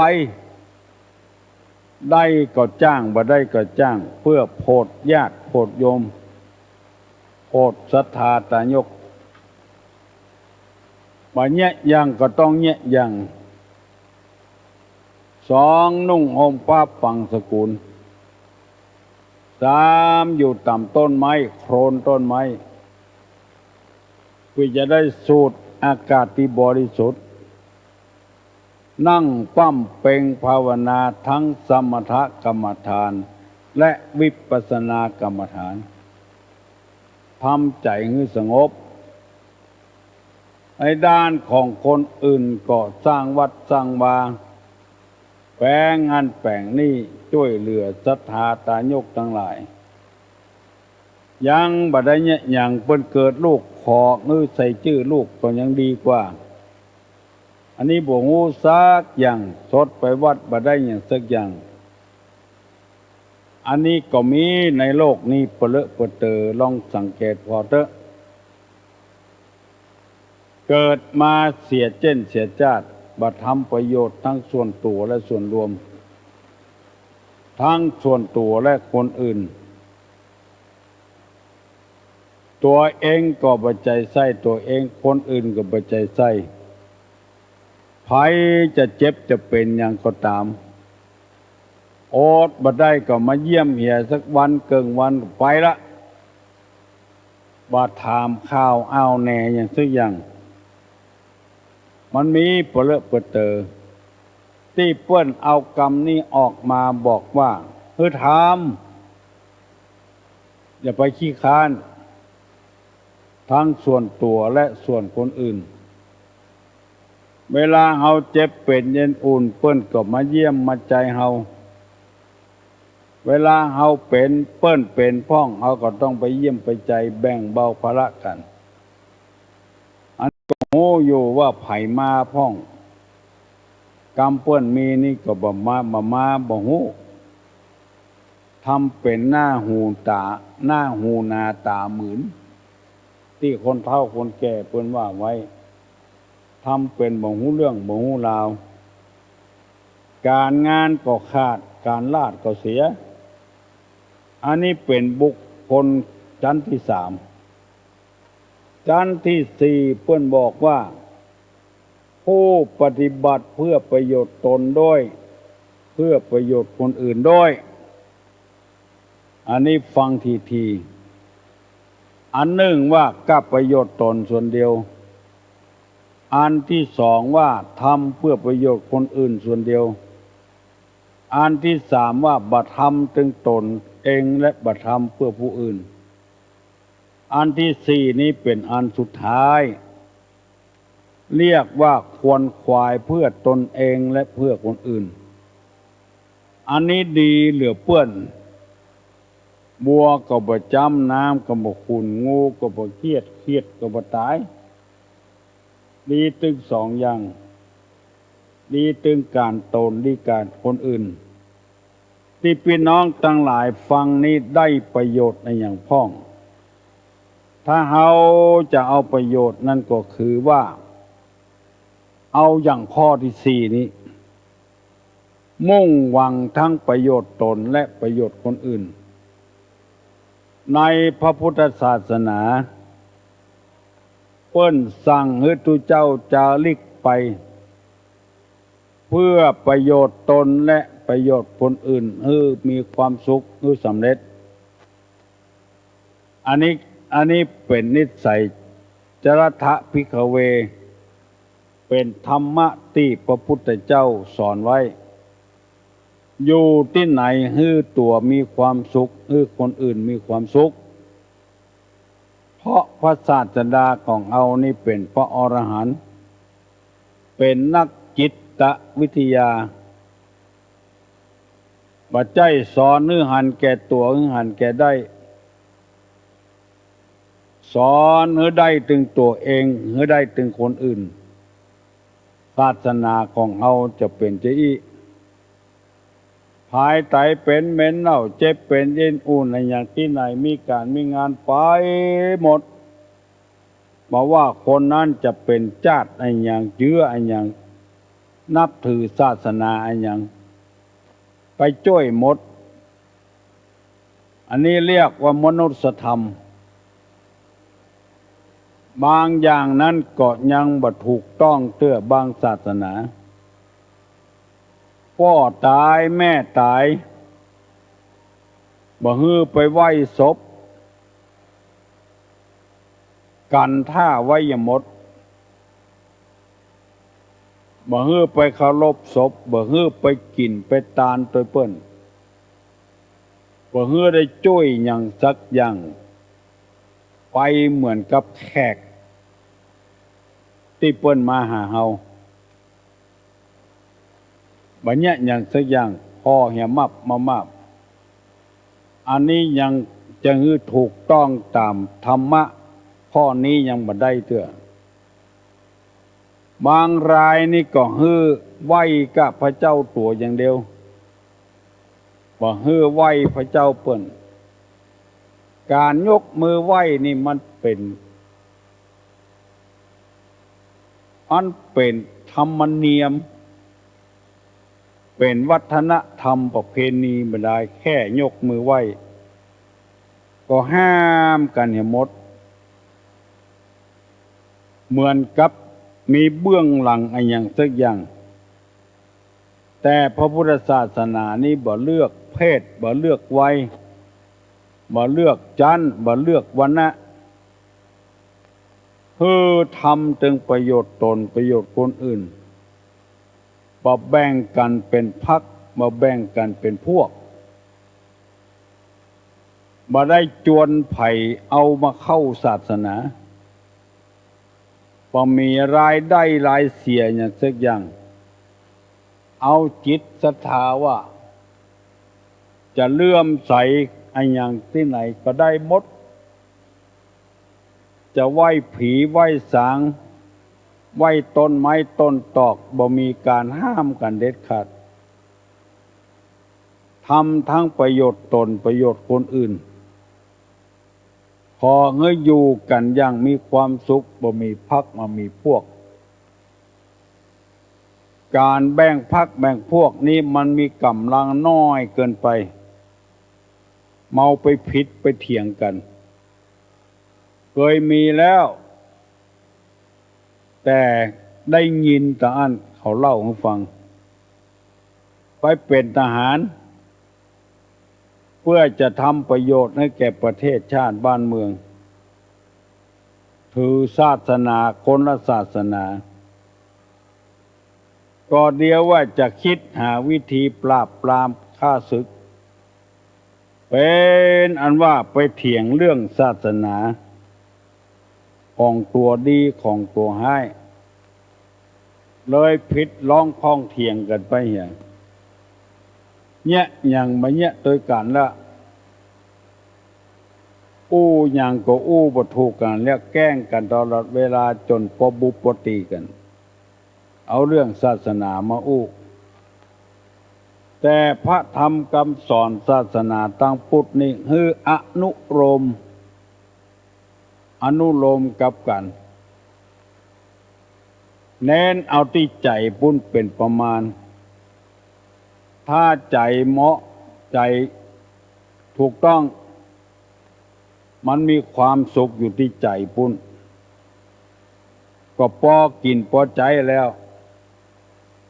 อันนี้เรียกว่าทำประโยชน์ทั้งคนอื่นและทำประโยชน์ให้คนตัวเองอย่าไปทำเพื่อคนอื่นอย่างเดียวลืมตัวเก่าอย่าไปทำตัวเก่าอย่างเดียวปนจนปนลืมคนอื่น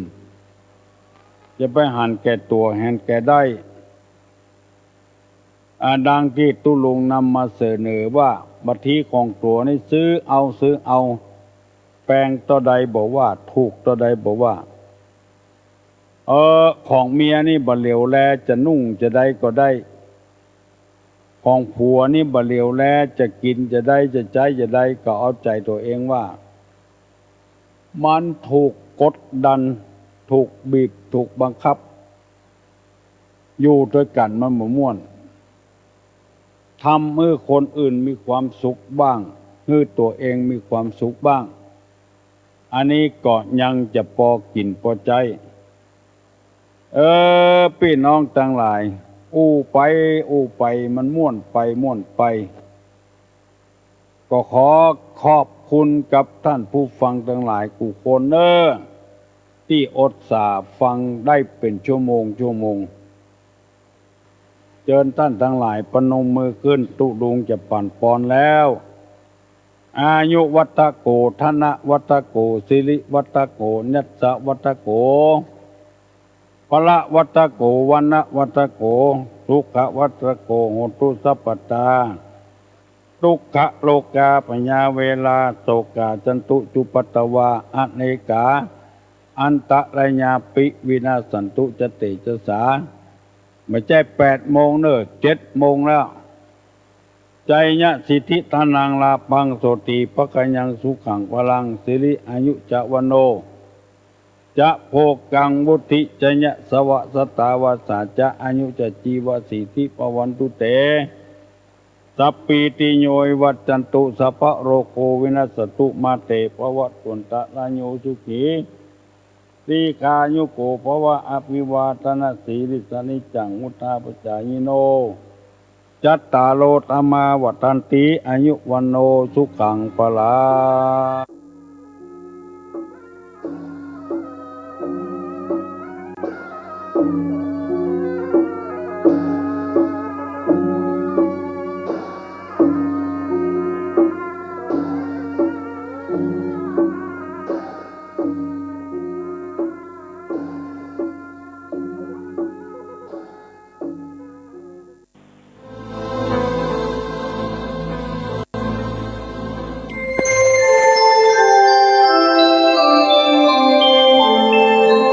ขณะนี้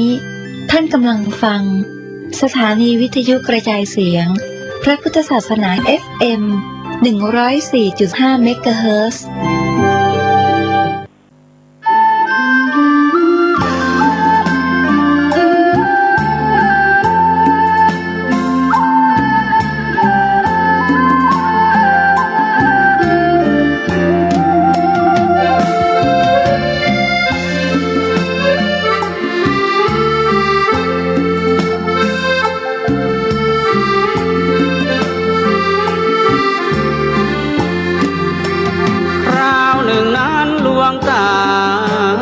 ผ่านป่าช้าฝีดาดคนลมใต้เกลื่อนกลาดอเนจอนาจใจหมู่บ้านร้อยหลังคาต่างพากันแตกหนีตายทิ้งบ้านร้างเรียงรายหนีตายไม่ห่วงหลังหมู่บ้านนั้นตายกันถึงวันละ10 กว่าศพมองในล้วนควันกลบกองไฟเผาศพไม่จางคนตายแล้วเผาไหม้คนใกล้ตายร้องป่วนครวญครางทั้งสองฝากทางมิวางลามล้นคนตาย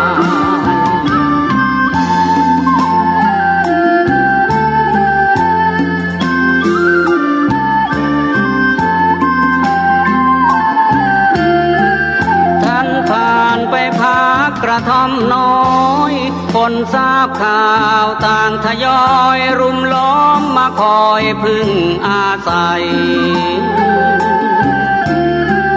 คนเป็นฝีดาษ2 คนกระเสือกกระสนมาใกล้มีคนคอยกันไว้ห้ามเข้าไปในเขตนั้นหลวงตาบอกว่าไม่เป็นไรจงทำกระท่อมเร็วไว้ให้เขาอาศัยอยู่ด้วยกันแล้วให้ทุกคนสงบตนอย่าพลุกพล่าน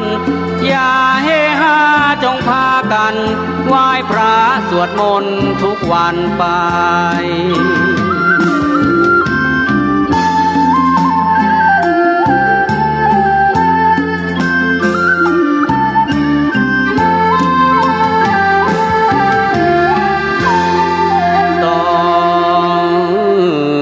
จากนั้นคนทั้งหมู่บ้านต่างพร้อมใจน้อมคำที่ท่านสอนให้ใส่ใจไหว้พระสวดมนต์ทุกเช้าเย็นตั้งใจยึดธรรมบำเพ็ญบูชาเช้าเย็นพระรัตนตรัย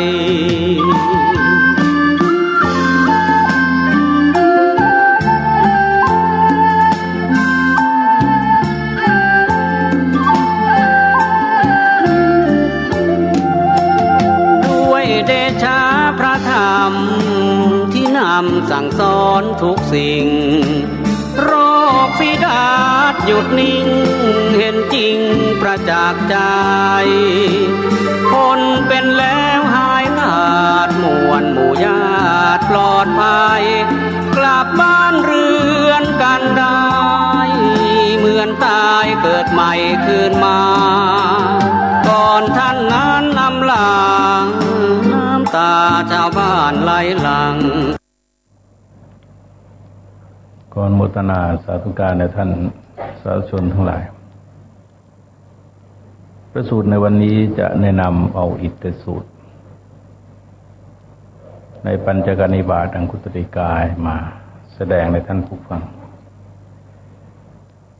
ในความในตอนต้นพระพุทธเจ้าประทับอยู่ที่ประเชตวันธนาตบิณฑิกะเศรษฐีเข้าเฝ้าพระผู้มีพระภาคเจ้าได้ทรงแสดงสิ่งที่เรียกว่า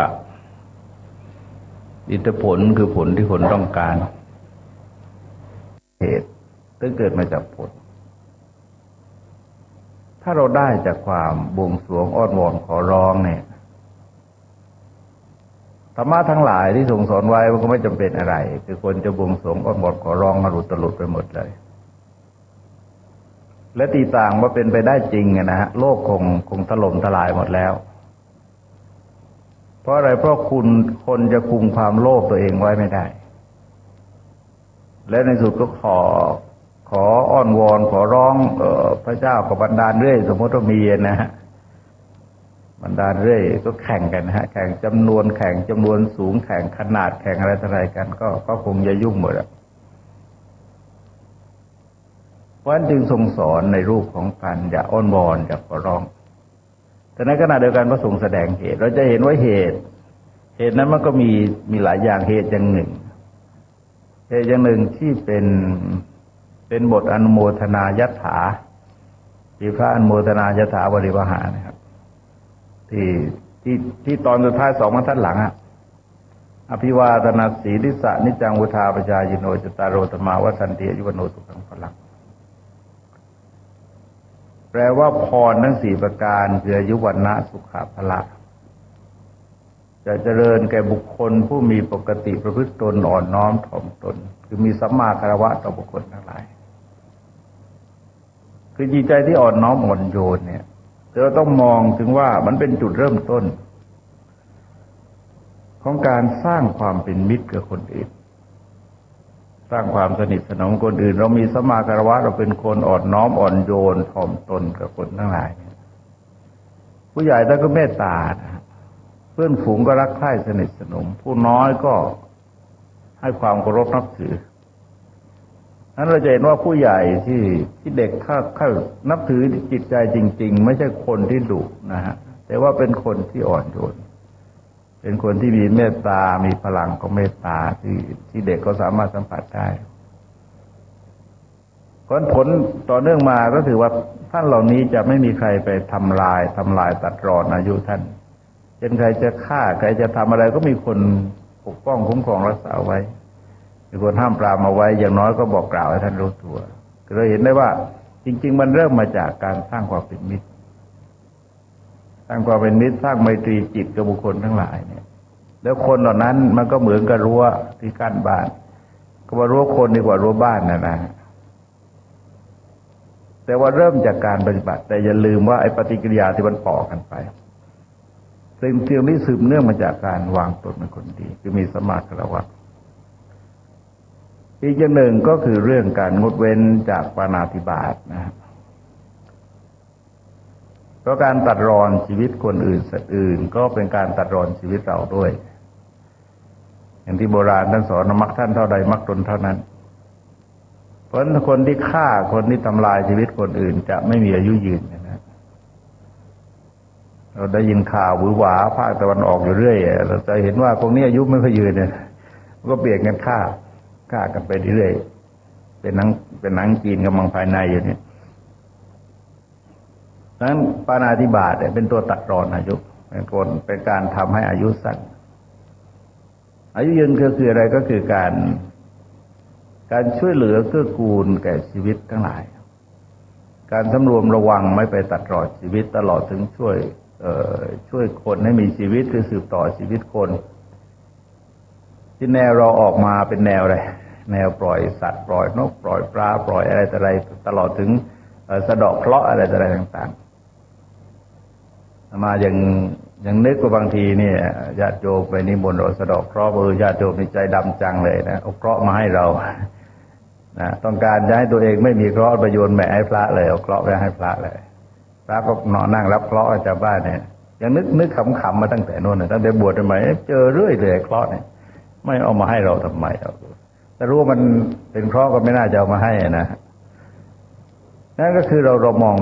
แนวครั้งแต่ว่าดีพระเขาไม่ได้ติดใจเรื่องแบบนี้แต่นั้นเอง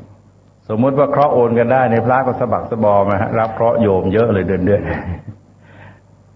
แต่เราก็ไม่ติดใจนี่ก็เป็นตัวอย่างให้เห็นว่าไอ้จริงเคราะห์อย่างที่ว่ามันไม่มีหรอกเพราะมันเป็นผลของการทำความชั่วเฉยๆถ้าจะต้องการสะเดาะเคราะห์ป้องกันเคราะห์เลยก็คืออย่าทำความชั่วถ้าทำไปแล้วเนี่ยมันก็ต้องรับผลของความชั่วแต่จะสะเดาะได้อีกหน่อยหนึ่งก็คือสำนึกว่าเป็นความชั่วแล้วก็ตั้งใจสำรวมระวังต่อไปที่เป็นเรื่องส่วนตัวคือล่วงเกินกันส่วนตัวก็ขอขมาโทษตั้งใจสำรวมระวังต่อไปปัญหามันก็ลดลงไปนะฮะแต่จะแก้จริงๆก็คงไม่ได้การไม่เบียดเบียนสัตว์การเบียดเบียนสัตว์เป็นเหตุให้เราเกิดโรคภัยนะฮะโรคภัยไข้เจ็บต่างๆที่เกิดขึ้นแก่คนนี่จริงก็สืบเนื่องมาจากการเบียดเบียนคนอื่นเบียดคนอื่นไปเบียดสัตว์อื่นมาในชาตินี้ก็เยอะนะฮะชาติที่แล้วก็เยอะเราก็ไม่รู้เราเบียดเบียนอะไรนี่ก็สิ่งที่เรียกว่าติดตัวมาคือเรียกว่า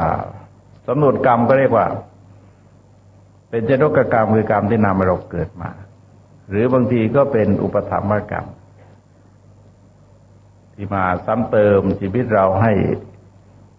มีโรคภัยไข้เจ็บต่อเนื่องยาวนานนะฮะก็ตัดรอนบั่นทอนโอกาสในการทำความดีแต่จุดนี้เป็นที่น่าสังเกตอย่างหนึ่งเรามองที่ใดก็ได้นะจะเห็นว่า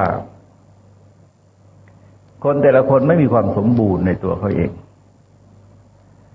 คนที่ฉลาดปราดเปรื่องส่วนมากเนี่ยสุขภาพไม่ค่อยดีมันก็แปลกเองกันว่าบางทีคนในสุขภาพดีๆเนี่ยความรู้ไม่เคยมีพวกกรรมกรพวกอะไรแข็งแรงนะฮะแบกหามเนี่ยแข็งแรงความรู้ไม่เคยมีก็แสดงว่ามันก็มีอะไรชดเชยกันอยู่พอสมควรธรรมชาติก็ไม่ยุติธรรมหรอกครับแต่ที่จริงแล้วเนี่ยมันก็สืบเนื่องมาจากกรรมในการกระทำของคนเหล่านั้นวรรณะส่วนหนึ่งมันก็มาจากการประพฤติตนอ่อนน้อมนะคือเราอย่าลืมว่าไอ้ความโกรธเนี่ยเป็นโทษของผิวพรรณจะต้องจับตรงนี้เราจะเห็นได้ชัดมากเพราะความโกรธนั้นเป็นโทษของผิวพรรณเรามีจิตใจหมกมุ่นโกรธรำคาญหงุดหงิดโกรธคนนั้นโกรธคนนี้เก็บความอาฆาตพยาบาทเอาไว้เนี่ยหน้าตามันก็ไม่สะเบิดแต่เมื่อเรามีสัมมาคารวะเรายอมรับนับถือคนหมดเลยมันไม่มีคนให้โกรธจะเห็นว่าไม่มีคนให้โกรธเมื่อไม่มีคนให้โกรธจิตใจเราก็สบายเราจะอยู่กับใครอยู่กับผู้ใหญ่เราก็อ่อนน้อมกับผู้ใหญ่ อยู่กับเพื่อนฝูงเราก็เป็นมิตรกับเพื่อนฝูงอยู่กับผู้น้อยเราก็มีความอ่อนน้อมกับผู้น้อยมีความเมตตาหวังดีกับผู้น้อยจิตใจเราเบิกบานอันนี้เราเห็นได้ชัดมากเลยเพราะว่าหน้านั้นต้องผ่องใสหน้าตาก็จะผ่องใสทีนี้อีกอย่างหนึ่งก็คือเรื่องที่เกี่ยวกับโรคภัยไข้เจ็บไปนะฮะโรคภัยไข้เจ็บที่ทำวันณะของวันณะเราเสื่อมโทรมไปด้วยซึ่งก็เป็นเรื่องที่เกี่ยวกับร่างกายมันก็ต่อมาจากการเบียดเบียนสัตว์การทำอันตรายสัตว์และส่งผลให้สุขภาพพลานามัยเราไม่ดีผิวพรรณเราก็เศร้าหมองเพราะการที่จะเสริมสร้างวรรณะจริงๆก็คือจิตที่อยู่ด้วยเมตตามีความเป็นมิตรมีความปรารถนาดีหวังดีต่อบุคคลทั้งหลายอย่างที่เคยพบในจุลกรรมวิภังคสูตรที่แสดงทั้งสูตรนะฮะแสดงทั้งสูตรในเรื่องตอนนี้ว่าคนที่หน้าตาผิวพรรณผ่องใสนั้นก็คือคนที่ไม่โกรธหมายความคนที่มีเมตตามุ่งดีปรารถนาดีต่อกันให้ท่านทั้งหลายลองสังเกตว่าที่พระเจ้าใช้คำเนี่ยเขาตีมากๆนะคำสองคำอัตตาอัตตนิยาเมื่อคืนนี้มีพระมาจากวัดใต้มันเกิดสนใจธรรมะเลยนั่งอธิบายแกฟังบอกให้ลองจับประเด็นดูมันมีสิ่งที่ไม่มีชีวิตกับสิ่งมีชีวิตเราจะเห็นว่าสิ่งไม่มีชีวิตเนี่ยเราเกิดโลภะสิ่งมีชีวิตเนี่ยเรามักจะเกิดโทสะถ้าเราเกิดโลภะแสดงว่าเราต้องการได้ประโยชน์จากสิ่งเหล่านั้นจะได้อะไรก็ไม่รู้แต่เราต้องการได้ประโยชน์จากสิ่งเหล่านั้นเราเกิดโลภะเพราะฉะนั้นถ้าเราเมตตาต่อคนได้นะเมตตาต่อคนได้ไอ้วัตถุสิ่งของเหล่านั้นมันเป็นของคนมันมีเจ้าของนะฮะเราก็ไม่ไปล่วงเกินในตัววัตถุสิ่งของไม่ไปล่วงละเมิดอย่างน้อยที่สุดศีลข้ออธินาข้อกเมนะฮะมันก็บรรเทาลงไปได้ก็ของนั้นของคนนั้นคนนี้คนนั้นคนนั้นเราก็รักใคร่สนิทสนมกันเห็นไหมฮะเราจับเมตตาที่คนเนี่ยแต่เราไปแก้ปัญหาที่ของได้เราจะไม่โลภที่ของแต่ทีนี้บางทีเราไม่โลภที่ของเนี่ยมันก็ก่อให้เกิดเมตตาที่คนได้ไปเห็นของนึกอยากได้ไม่ของก็มีเจ้าของเขาอย่าไปล่วงเกินเขาอย่าไปเบียดเบียนเขาอย่าไปลักขโมยเขานะฮะเรามาเริ่มที่ของแต่มันไปกระทบที่คนคือจะไม่ไปเบียดเบียนคนเพราะลักษณะของกิเลสลักษณะธรรมะเขาต่างกันในข้อที่ว่ากิเลสนั้นจะระบายความเลวร้ายไปลงที่คนอื่นเพื่อตอบสนองความต้องการของตัวเองแต่ธรรมะนั้นเป็นการสะท้อนความดีจากตัวเองไปเกื้อกูลแก่บุคคลอื่นคือหมายความว่าเราเองก็ได้ประโยชน์นะคนอื่นก็ได้ประโยชน์แต่ดูง่ายๆนะฮะดูง่ายๆอย่างนั้นแหละตัดสินง่ายๆที่พระเจ้าใช้คำง่ายๆในสัพปริสธรรมนะฮะไม่เบียดเบียนตัวเองให้เดือดร้อนไม่เบียดเบียนบุคคลอื่นเดือดร้อนจะทำจะพูดจะคิดจะปรึกษาคือ4เรื่องจะทำจะพูดจะคิดจะปรึกษาอะไรกับใครก็ตามไม่ทำไม่พูดไม่คิดไม่ปรึกษาเพื่อทำตนเองให้เดือดร้อนและทำบุคคลอื่นเดือดร้อนคือว่าไม่ให้เกิดการเบียดเบียนตัวเองและคนอื่นนี่ก็เป็นสูตรง่ายๆคิดง่ายๆแต่ไม่ต้องไปถามโลภะโทสะโมหะขี้เกียจถามไม่ต้องไปถามก็ได้ดูตรงนี้ก็พอแล้วทีนี้ถ้าหากว่าเรารักษาใจเราเนี่ยรักษาใจเราให้ดีให้มีเมตตาหน้าตาเราก็ผ่องใสผิวพรรณเราก็ผ่องใสและวรรณะบางทีเนี่ยไม่ได้หมายเฉพาะตรงนี้นะหมายถึงพวกด้วยวรรณะพราหมณ์วรรณะแพทย์วรรณะสูตรเราจะเห็นว่าก็หมายถึงพวกด้วยหมายความยังไงหมายความมาถ้าใจเราดีเรายึดเหนี่ยวน้ำใจพวกไว้ได้เพื่อนฝูงไว้ได้ไม่ว่าอะไรนะฮะเพื่อนฝูงสามีภรรยาผู้บังคับบัญชาผู้ใต้บังคับบัญชาจุดยึดเหนี่ยวของเราก็คือไมตรีจิตหรือเมตตาจิตต่อกันด้วยความรักด้วยความหวังดีอะไรก็ตามนะฮะที่จริงก็เป็นพวกอาการเดียวกันหมายความเราเอื้อต่อเขาไม่ใช่มุ่งแต่จะได้ส่วนตัวของเราอย่างเดียวแล้วก็อายุวันนะแล้วก็สุขนี่เยอะเลยนะฮะสุขนี่แสดงเหตุไว้เยอะเลยตามปกติเราจะอ้อนวอนอาราธนาบวงสรวงเนี่ยเรียกพระพุทธเจ้ามาใช้สอยก็ให้ความสุขแก่เรานะฮะ ให้ใช้อย่างนั้นให้ใช้อย่างนี้ใช้อย่างโน้นนะแต่บางทีมันเป็นรูปแบบเป็นการตั้งความปรารถนาดีแต่เราไม่ถึงกับเรียกใช้แล้วนะแต่ถ้าแนวพระเจ้าเราเห็นว่าเรียกใช้เลยนะเรียกใช้พระเจ้ามาช่วยลูกด้วยนะฮะอยู่ตรงไหนไม่รู้พระเจ้าต้องรีบมาแล้วบางทีเข้าห้องน้ำก็ต้องรีบมานะลงยุ่งกันนะอินดูพระเจ้าเนี่ยเด็กเรียกใช้กันก็ความสุขมันก็เกิดขึ้นมาจากบางทีทรงพูดโดยสรุปก็ฟังแล้วคล้ายๆกับปั้นทุกดินเนี่ยพูด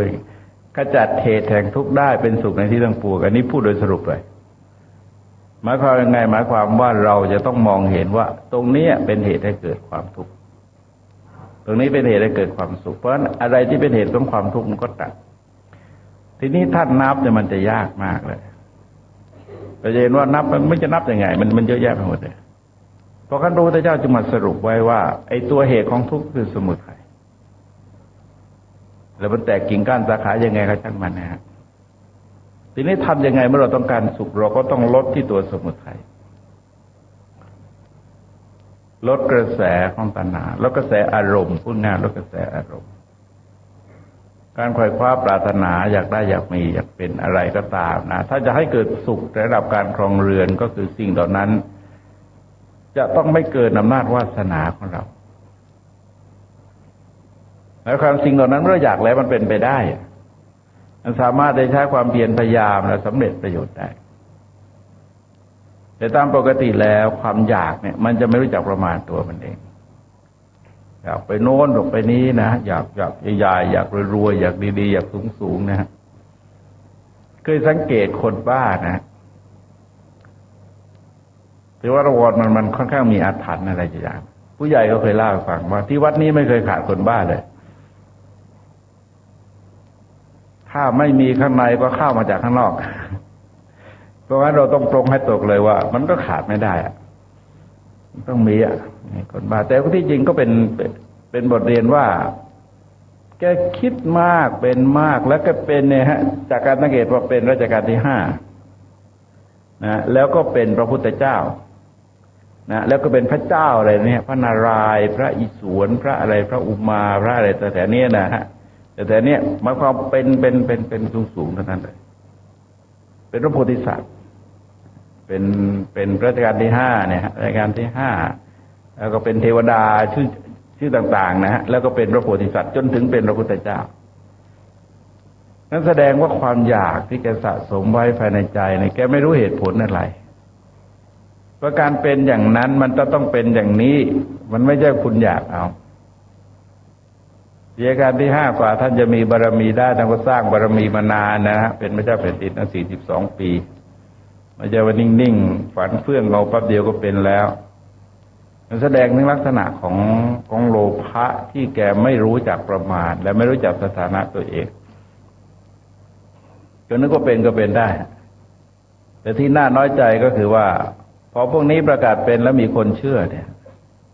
มีคนเชื่อที่จังหวัดสุโขทัยเดี๋ยวนี้มีพระพุทธเจ้านะฮะมีพระพุทธเจ้าเป็นชาวนาธรรมดาอายุสัก60 กว่าตั้งตัวเป็นพระพุทธเจ้าที่น่าน้อยใจยิ่งกว่านั้นก็คือมีพระเราไปสมัครตัวเป็นลูกศิษย์17 รูปน่ากินขี้หมาเลยเกิดอยู่จากไงไอ้คนโง่ให้หลอกได้อยู่เรื่อยๆแล้วแกก็สบายนะฮะแกก็สบายแกก็เลี้ยงดูครอบครัวแกได้สบายแล้วเพราะขนาดพระไปเป็นลูกศิษย์อยู่17 รูปเนี่ยก็เริ่มต้นนะฮะต่อไปแกคงได้ไปเรื่อยๆเอาชาวบ้าน30-40 คนเนี่ยแกก็เลี้ยงครอบครัวได้สบายนะฮะลูกช้างถวายวันละ4-5 บาทได้เยอะแล้วนะฮะถวายพระพุทธเจ้าว่าแกเลี้ยงครอบครัวได้แกสบายแกอันนี้ก็คือสังคมเราไม่รู้จะว่ายังไงนะแก้ไขก็ยากไปพูดเขาก็ขัดคอเขาก็โกรธหาว่าเราริษยาอะไรอีกก็พูดยากนะเพราะงั้นตรงนี้จะเห็นว่าจะต้องสืบสาวถึงเหตุให้เกิดความสุขดังนั้นบางครั้งเนี่ยจะใช้คำโดยสรุปเช่นศรัทธาตั้งมั่นแล้วนำความสุขมาให้เห็นไหมเอาตรงนี้เลย ว่าทำยังไงเราปลูกฝังศรัทธาเราให้เกิดความมั่นคงในเรื่องที่คนควรศรัทธานะฮะเราจะเห็นว่าไม่ใช่ศรัทธาได้ไปเรื่อยๆแต่ก็คุมทิศทางก็ศรัทธาเชื่อในกรรมเชื่อในผลของกรรมเชื่อในการที่สัตว์ทั้งหลายมีกรรมเป็นของตนแล้วก็เชื่อมั่นในพระพุทธคุณทีนี้จากศรัทธาเนี่ยเราแค่เริ่มตรงนี้ที่จริงมันไม่เริ่มตรงนี้นะมันคล้ายๆกับอัปปจายนามัยที่ว่าในการประพฤติตนอ่อนน้อมถ่อมตนมันเป็นการเลื่อนไหลสู่กระแสของกุศลหมายความว่ากุศลตรงนี้ก็เกิดและกุศลอย่างอื่นที่ไม่เกิดก็จะเกิดที่เกิดแล้วก็จะเพิ่มพูนมากยิ่งขึ้นแต่เราเห็นว่าพอถึงศรัทธามันก็มองกลับไปที่ไอ้สองกลุ่มที่ว่าตะกี้นี่คือคนกับสิ่งของอ่ะสิ่งมีชีวิตกับสิ่งไม่มีชีวิตเอาพูดง่ายๆอย่างนั้นนะจากพลังของศรัทธามันเริ่มจากสิ่งไม่มีไม่ใช่เริ่มจากสิ่งมีชีวิตนะฮะเริ่มที่พระพุทธเจ้าแต่ในคำสอนของพระพุทธเจ้ามันมีทั้งมีชีวิตและไม่มีชีวิตในความพูดถึงสิ่งมีชีวิตก็มีพูดถึงสิ่งไม่มีชีวิตก็มีโดยพลังของศรัทธาที่เขาเพิ่มขึ้นเนี่ยในช่วงแรกจะขจัดความไม่เชื่อก็ไม่เชื่อคำสั่งคำสอนคำแนะนำอะไรต่างๆหรือว่าคุณโทษของสิ่งเหล่านั้นแล้วต่อไปก็จะขจัดความเครือบแคลงสงสัยออกไปซึ่งหมายความมาตรงนี้ก็คือปัญญาเป็นหลักเห็นไหมว่าศรัทธาเนี่ยเราไม่ต้องพูดปัญญามันเกิดขึ้นเองปัญญาเกิดขึ้นเพื่อพลังของศรัทธาเขาเพิ่มขึ้นเนี่ยเพราะว่าศรัทธาเขาจะขจัดความไม่เชื่อก็ไม่เชื่อก็คืออะไรก็คือโง่ความเครือบแคลงสงสัยคือรู้ไม่จริงทีนี้เมื่อถูกขจัดมันก็กลายเป็นรู้จริงไอ้ที่โง่มันก็กลายเป็นรู้ขึ้นมาในจุดเดียวกันในจุดซึ่งเคยมีความไม่เชื่อในจุดซึ่งเคยมีความเครือบแคลงสงสัยนั่นเองมันก็เหมือนกับแสงสว่างที่เกิดขึ้นในจุดซึ่งเคยมืดและจากนั้นเนี่ยมันจะออกมาในรูปของลดละพวกกิเลสสายโลภะซึ่งก็ได้แก่พวกวัตถุสิ่งของเห็นไหมเป็นลดที่ตัววัตถุสิ่งของก็โลภก็จะควบคุมทิศทางของความโลภได้แล้วพอมีกำลังมากขึ้นเนี่ยแกจะไปลดตัวกิเลสโทสะในคนนะฮะในคนหมายความว่าไม่โกรธในคนที่เขาศรัทธาทีนี้การดูว่าจริงไหมที่พระเจ้าทรงสอนอย่างนี้จริงไหมเราดูที่ใจเรานะเราดูที่ใจเราจะเห็นเลยว่าคนใดก็ตามที่เราศรัทธาเนี่ยเราศรัทธามากๆท่านดุท่านด่าเนี่ยเราไม่โกรธเรารู้สึกเหมือนกันได้พรสึกเย็นนะฮะรู้สึกเย็นแล้วก็วัตถุสิ่งของคนที่เราศรัทธาเนี่ยเราไม่อยากได้แต่เราอยากให้เราอยากบูชาบางทีก็แย่งกันตักบาตรอุตลุดเลยไม่รู้พระจะฉันยังไงก็แย่งกันตักบาตร 4-5 ชั่วโมงตักบาตรเฉยเลยอันนี้ก็คือแสดงถึงพลังศรัทธาแทนที่เราจะอยากได้เนี่ยเราไม่อยากได้ของท่านแต่เราอยากให้หมายความว่าไงหมายความว่าเราลดโลภะ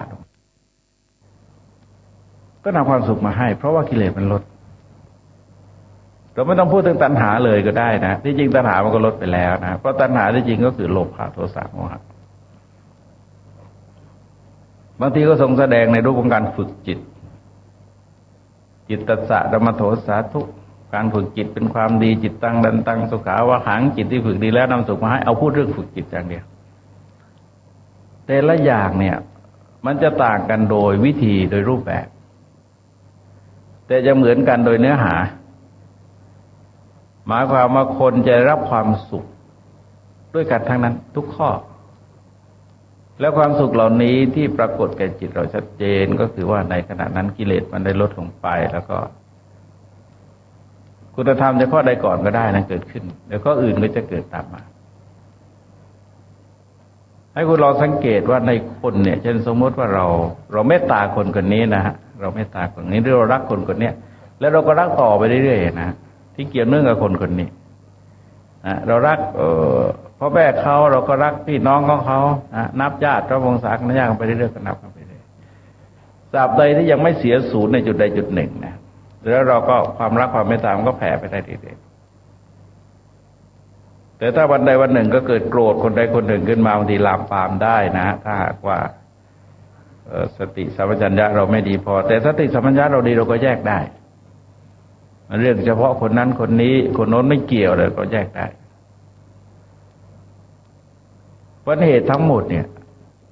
ธรรมะทั้งหมดเนี่ยเป็นเหตุให้เกิดสุขสุขมันเป็นผลรวมเฉยๆพูดยังไงก็สุขทั้งนั้นนะฮะแต่จริงก็อายุยืนอย่างที่ว่าเนี่ยว่าเป็นเรื่องที่คนต้องการฮ่องเต้สมัยตั้งแต่ไหนๆมาแล้วนะพวกเรียกว่ายาอายุวัฒนะเนี่ยคุณจะเห็นว่ามีเผยแพร่กันตลอดเลยอายุวัฒนะต้องการอายุยืนเราไปเห็นพระเถระบางองค์ท่าน80-90แล้วก็อย่าเอาเลยอย่างไงยังนึกว่าเราไม่เอาแน่เลยแต่ก็ว่าไม่ได้นะก็ไม่รู้นะนึกว่ามันจะเอาไปทำอะไรอายุอย่างนั้นวันก่อนเนี่ยไปอภิปรายที่จุฬาวิชาการเรียกว่าจะตายทั้งทีขออย่างนี้ได้ไหมก็มีแพทย์คนหนึ่งมีนักกฎหมายคนหนึ่งมีนางพยาบาลคนหนึ่งแล้วก็มาคือพูดในทำนองคล้ายๆถ้าเราเลือกตายเองว่าเราจะตายแล้วใครจะไปใส่สายระยางอย่าไปอะไรอย่าไปช่วยอะไรเนี่ยได้ไหมหรือว่าช่วยอยู่แล้วตอนนี้เราอยากตายแล้วเราขอถอดได้ไหมหรือหมอถอดได้ไหมหมอเห็นว่าตอนนี้สมองตายแล้วทำไปทำมามันก็หาข้อยุติไม่ได้นะฮะพูดกัน2 ชั่วโมงกว่าหาข้อยุติไม่ได้เพราะว่าถ้าเรามองจากศีลธรรมเนี่ยยังไงก็ตามมันมีลมหายใจคือศีลมันปานานะฮะศีลปานาติปาตาปานาก็คือมีลมปราณมีลมหายใจอยู่ไอ้อุ่นยังมีอยู่ร่างกายยังอุ่นอยู่คือท่านตายในศาสนาพุทธเนี่ยบอกว่าตายก็1วิญญาณดับลมหายใจดับนะต่อกันเนี่ยนะลมหายใจดับอายุขาดการสืบต่อมันขาดแล้วก็ไออุ่นดับตรงนี้ที่จริงต่อกันสั้นมากนะต่อกันวิญญาณดับอายุกับอายุลมหายใจหยุดนะลมหายใจหยุดแล้วก็อายุก็ขาดหมายความว่าการสืบต่อชีวิตมันก็ขาดชีวิตตินทรีย์ยุปัชเชดะนะคือการสืบชีวิตตินทรีย์มันขาดตอนนี้สังขาตะวนังสียาสังขารก็ตายก็เรียกว่าสังขารก็ตายทำไปทำมาเขาให้มาขึ้นก่อนนะมาก็ขึ้นตั้งหลักไปอย่างนั้นเลยทีนี้พวกนี้ชาวพุทธตอนนั้นเลยไม่กล้าไปก็เลยไปไม่ได้พวกหมอมันก็ไม่กล้าออกไปเพราะมันก็เสียวๆเหมือนกันนะไปเป็นแนะนำให้เขาฆ่าตัวตายเนี่ยอันนี้ก็คือถ้าเราคิดเป็นปัจเจกชนเนี่ยนะคิดเป็นปัจเจกชนเนี่ยมันก็คิดไปได้แต่ว่าแต่เราคิดในแง่ธรรมะมันก็คิดไม่ได้เพราะฉะนั้นผิดศีลผิดธรรมอายุยืนบางทีมันก็ไม่สนุกของไทยเราเนี่ยเขายังชั่วหน่อยนะ100 กว่าปีเนี่ยของจีนเนี่ยสาหัสเลยหมื่นปีเลยโอ้เสียหลังงั้นเอาทำอะไรมาเลยพี่เรื่องเดียวเพ่ง88ได้แย่อยู่แล้วตอนนี้อันนี้ก็คือเราไม่รู้จะเอาทำอะไรเหมือนกันนะเอาไปถึงเมื่อวันก่อนเนี่ยเจอคุณสัญญาเขาบอกตอนนี้เขา88บอกให้ได้สัก116ปีบอกว่าอาจารย์จะให้ผมไม่รู้อะไรเป็นอะไรแล้วแต่งั้นใน116ที่มันก็จบกันนะข้าวกินแล้วไม่กินก็ไม่รู้กันเพราะฉะนั้นอายุนี่นึกไม่ออกเหมือนกันนะฮะว่าเอาไปมากๆทำไมแต่ถ้าเราดูในตรงอื่นพระพุทธเจ้าไม่ให้ความสำคัญตรงนี้แต่ว่าพูดแบบกระแสโลกนะอันนี้คือพูดแบบแก้อิทธิผลคือผลที่ชาวโลกก็ต้องการแต่ที่พระเจ้าทรงเน้นเนี่ยไม่เน้นที่ตัวอายุเน้นที่ตัวการใช้เวลาของชีวิตตอนนี้มีพระใหม่เขาบวชมีองค์หนึ่งถ้าเป็นหมอไปขอหนังสือตายแล้วไปไหนมาอ่านเยอะเลยบอกคุณต้องถามมาบวชแล้วทำอะไรตายแล้วไปไหนยังไม่ตายไม่ต้องรีบตายหรอกตัวที่บวชแล้วทำอะไรเนี่ยมาดูตรงนี้กันก่อนมันคว้าไปไกลเกินไปนะฮะคือเราตอบไม่ได้นะไปแล้วไปไหนมันเป็นเรื่องปัจเจกชนเลยคนที่รู้ว่าไปไหนเนี่ยคือคนที่ได้ฌานเป็นต้นไปเท่านั้นเอง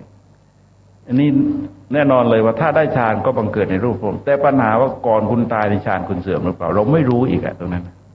ถ้าเกิดฌานเสื่อมมันก็ไม่รู้ไปไหนอีกเพราะฉะนั้นคนที่แน่จริงๆคือพระโสดาบันขึ้นไปแต่ถามว่าไปไหนมันก็บอกไม่ได้เหมือนกันแต่ที่แน่นอนที่สุดคือไม่ตกนรกเท่านั้นเองเพราะโสดาบันบางทีท่าน ท่านเลือกเอาได้นะท่านเลือกเอาได้บางทีท่านนึกสนุกขึ้นมาท่านก็ไม่อยากไปเกิดทุกข์สูงอะไรท่านเกิดเป็นมนุษย์ก็มีแต่บางทีท่านเกิดเป็นอย่างพระเจ้าพิมพิสารไปเกิดเป็นชนะวสภายักษ์เนี่ยพระโสดาบันไปเกิดเป็นยักษ์เสียชื่อตายพระเจ้าถามทำไมไปเกิดที่นั่นทำไมท่านบอกมันคุ้นเยอะคนคุ้นอยู่เยอะคือชาติก่อนเนี่ยท่านเคยเกิดที่นั้นแล้วเพื่อนฝูงยังไม่ตายเยอะเลยแล้วเลือกชาติได้ก็เห็นโอ้มันยังอยู่กันเยอะเลยไปอยู่กับพวกนี้ดีกว่าก็ไปเลือกเอาเห็นไหมว่าจริงๆแล้วเราก็หาคำตอบไม่ได้หรอกว่าจะไปไหนนั้นเป็นเรื่องปัจเจกชนโดยเฉพาะเลยแล้วเป็นเรื่องขณะจิตด้วยนะจิตผ่องแผ้วก็หวังได้ว่าเกิดในสุคติจิตเศร้าหมองก็เกิดในทุกขติแต่ทุกขติไหนสุคติไหนก็ไม่รู้อีกนั่นเป็นรายละเอียดเป็นเรื่องเฉพาะคนเดี๋ยวเราก็พยายามหาคำตอบในเรื่องที่เราตอบไม่ได้นะเพราะมันเป็นเวลามันยังไม่ถึงทั้งหมดเลยเราจะรู้ก็มาตอนเราดับนะฮะรู้จริงๆตอนเราดับจิตประการต่อไปคือยศอายุวรรณะสุขยศเนี่ยนะฮะยศเนี่ยที่จริงก็ศาสนายอมรับหมดทั้ง3ยศอิสยศก็ยอมรับนะวโสอิสยังโลเกอำนาจเป็นใหญ่ในโลกนะยศบรรพุกับอำนาจแล้วก็บริวารยศก็ยอมรับแต่พระพุทธศาสนาจะมีวิธีการได้มาอันนี้คือสิ่งที่มีปัญหามากเวลานี้เราไม่มองถึงวิธีการในการได้มาแต่มองเฉพาะสิ่งมีตนได้ซึ่งเสี่ยงมากอันตรายมากๆการมองสิ่งเหล่านี้นะฮะเพราะว่ามันเกิดมาจากเหตุการบวงสรวงการอ้อนวอนการวิ่งเต้นการให้เงินอะไรเนี่ยนะก็ซื้อกันนะเดี๋ยวนี้ยศมันก็ซื้อกันแล้วอุตลุดไปหมดเลยคือกลายเป็นสินค้าไปหมดเป็นยุคธุรกิจเบ่งบานนะฮะเป็นสินค้าหมดเลยไม่รู้ว่าเป็นอะไรไปต่อไปการเทศเราคงคิดเป็นธรรมะคงคิดเป็นสินค้ากันด้วยแล้วก็มีนะเคยไปทางเชียงใหม่แล้วญาติโยมก็มาฟ้องเชียงใหม่กับเชียงรายโยมมาฟ้องพระที่นี่ไม่ไหวเลยเทศก็ตีราคาไปเลยนะตีราคาเอาเท่านั้นเท่านี้เลยนะตกลงไหมถ้าไม่ตกลงไม่ไปถามมาหลายองค์หรือเปล่าโยมแหมโยมจะเหมาหมดได้ยังไงแล้วองค์เดียวปรากฏองค์เดียวบอกโยมพูดว่าพระที่นี้ได้ยังไงแล้วพูดว่าพระที่นี้มันหมดทั้งเชียงใหม่เชียงรายนะพูดองค์เดียวก็องค์เดียวแต่โยมบอกชื่อมันจะต้องพูดเหมาหมดได้ยังไงชาวบ้านก็เหลือเกินพระองค์เดียวจริงๆไงปรากฏองค์เดียวมันไม่ใช่อะไรฮะคือว่าคนแย่งกันมันเพศแบบเหนือเขาแล้วก็พระทำได้อยู่องค์เดียวแล้วพิธีมันเยอะแล้วคนก็แย่งกันไอ้ลูกศิษย์อะไรไปตั้งลูกศิษย์เนี่ยลูกศิษย์เนี่ยไปคิดเป็นราคาขึ้นมาอาจารย์ไม่รู้เรื่องหรอกเป็นพระทำได้อยู่รูปเดียวนะฮะทำได้อยู่รูปเดียวแต่นั้นเองเป็นอะไรเป็นเทพทางภาคเหนือเขาไม่รู้อะไรยศจริงๆต้องได้มาจากเกียรติยศเราจะเห็นว่าพูดว่ากัลยาโนกิติสโดภุกัสสติเกียรติคุณอันดีงามฟุ้งกระจรกระจายไป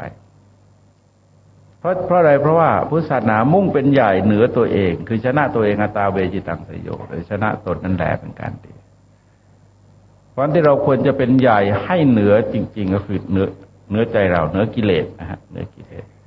ไอ้อยากใหญ่เหนือคนอื่นที่จริงไม่แน่จริงไงนะไม่แน่จริงหรอกแสดงว่าแพ้นะฮะมองอย่างศาสนาคือแพ้หมายความแพ้ใจตัวเองแพ้ความอยากบังคับให้เราอยากจากนั้นจะบังคับเราอยากต้องใจต้องโตอย่างนั้นอย่างนี้นะฮะแล้วถึงจุดหนึ่งเนี่ยพวกอิสยศเนี่ยมันมีตำแหน่งจำกัดมันจะต้องมีคนไม่ได้เนี่ยมากกว่าคนได้เป็นธรรมชาติเลยยิ่งสูงยิ่งน้อยเพราะมาถึงจุดนี้ก็คือมีการต่อสู้มีการยื้อแย่งเพื่อได้ตัวอิสยศตรงนี้แล้วบริวารมันก็ได้มาด้วยอำนาจด้วยเงินสิ่งอะไรก็ตามที่ได้มาด้วยอำนาจนำเงินพอหมดเงินหมดอำนาจเราก็หมดเห็นไหมไอ้ใหญ่เนี่ยก็หมดแล้วบริวารก็หมดนะจริงบริวารก็หมดเดี๋ยวนี้ที่ไปพูดอบรมข้าราชการเรื่องบริหารคนเนี่ยเราจะพูดตรงนี้มากคืออย่าไปคิดว่าเราต้องใหญ่คิดว่าทำยังไงจึงจะเอาใจเข้ามาได้ ใจที่เป็นมิตรใจที่มีความเคารพนับถือใจที่เป็นเพื่อนเป็นฝูงกันเนี่ยนะ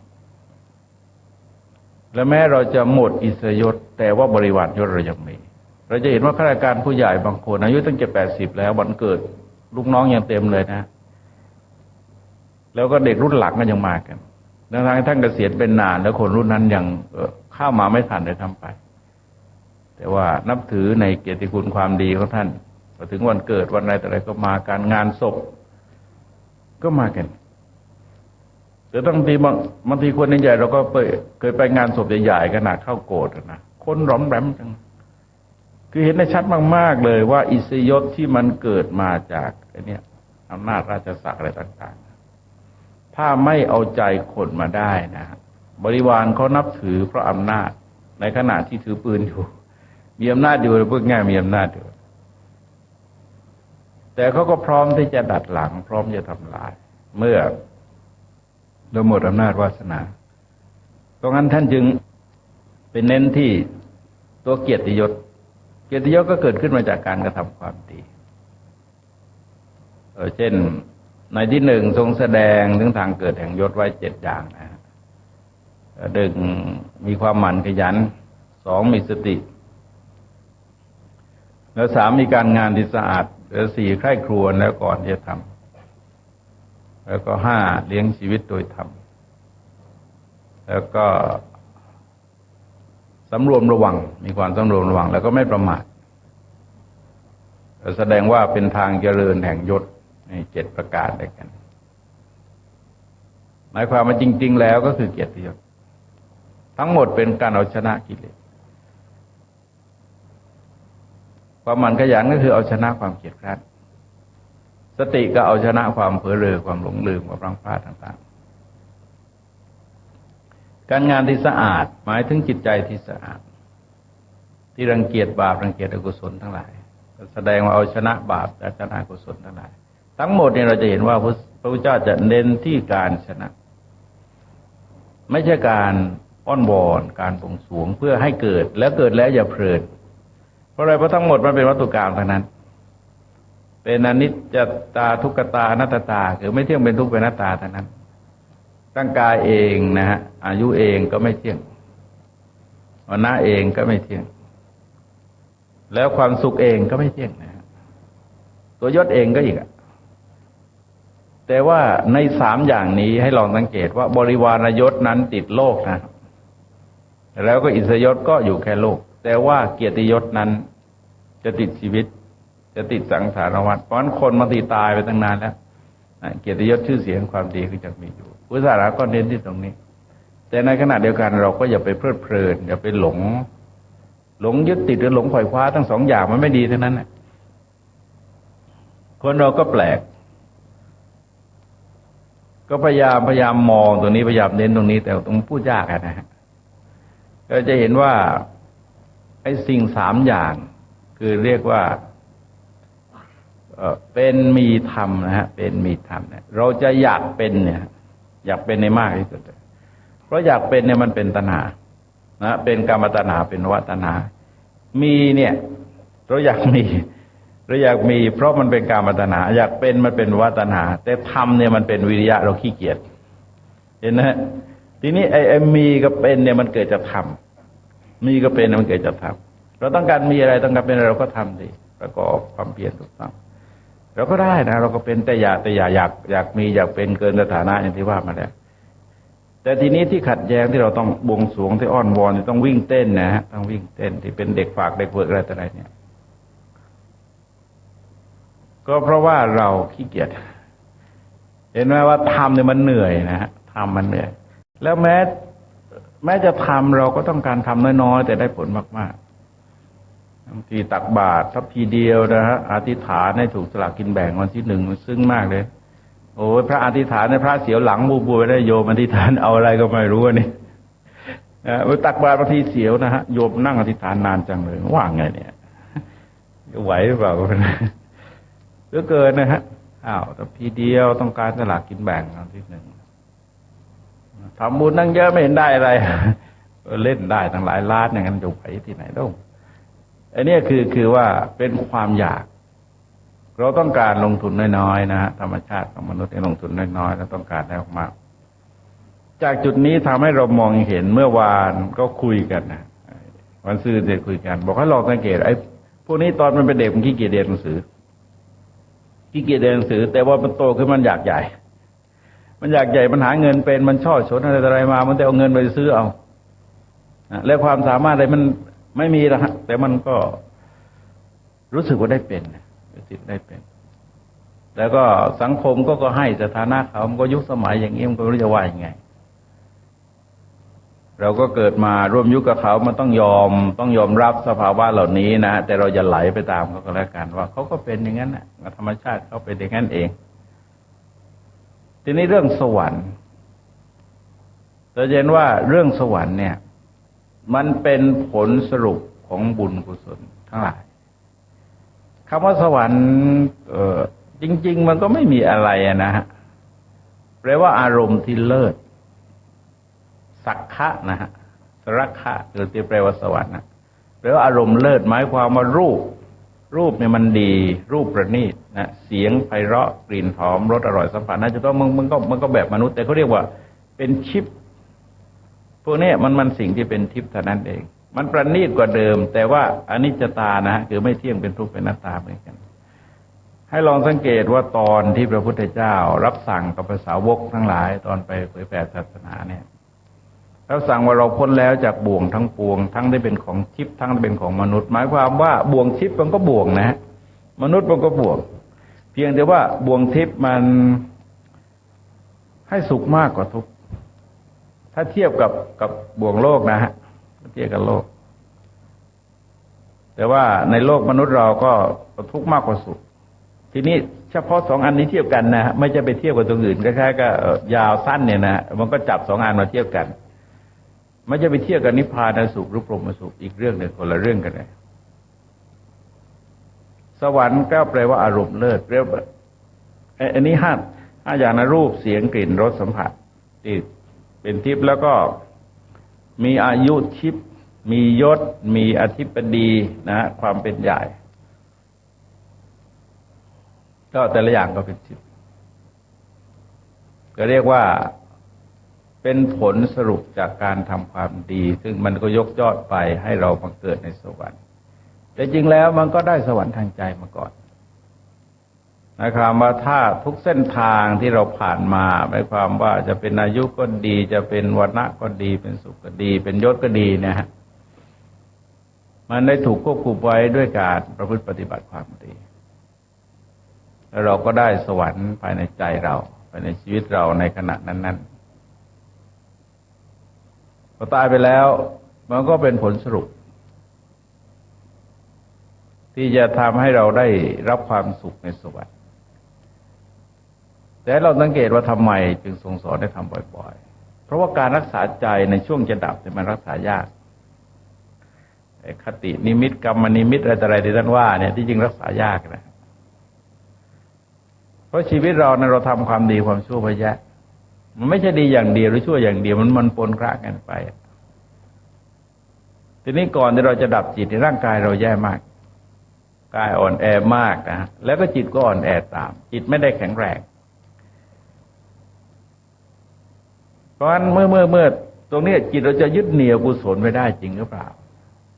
จะระลึกถึงที่เป็นกุศลได้ตลอดไหมมันก็ทำไม่ค่อยได้นะฮะ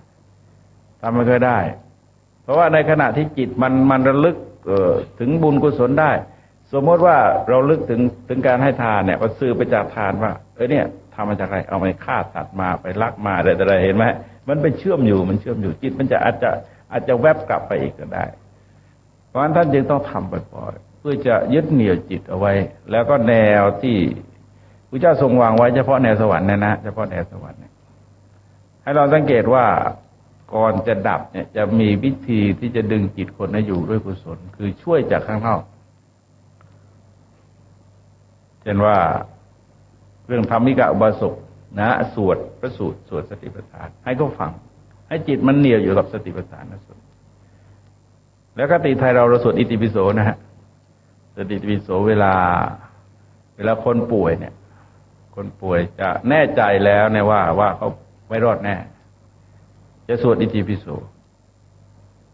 อิติปิโสนี่ยังไงคนไทยคุ้นเนี่ยนะคนไทยคุ้น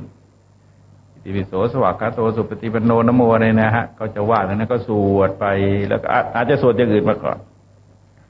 เพื่ออะไรเพื่อให้จิตเหนี่ยวเอาพระพุทธคุณอย่างน้อยเหนี่ยวพระพุทธคุณก็เหนี่ยวพระพุทธคุณก็แบบไหนล่ะแบบของท่านมัทธกุณตลีแบบของหญิงจันทานที่เคยเล่าให้ฟังนะฮะว่าแม้จะไม่มีพื้นฐานของการสะสมความดีมาเลยแต่ก่อนจะดับเนี่ยทำใจให้เลื่อมใสใจมันก็ผ่องใสต่อไประลึกถึงคุณพระเจ้าก็ใจที่ผ่องแผ้วนะฮะใจที่ผ่องแผ้วพระเจ้าเป็นตัวกระตุ้นไม่ใช่พระเจ้าส่งไปสู่สวรรค์นะฮะพระเจ้าเป็นตัวกระตุ้นเฉยๆทำให้จิตท่านไปยึดเหนี่ยว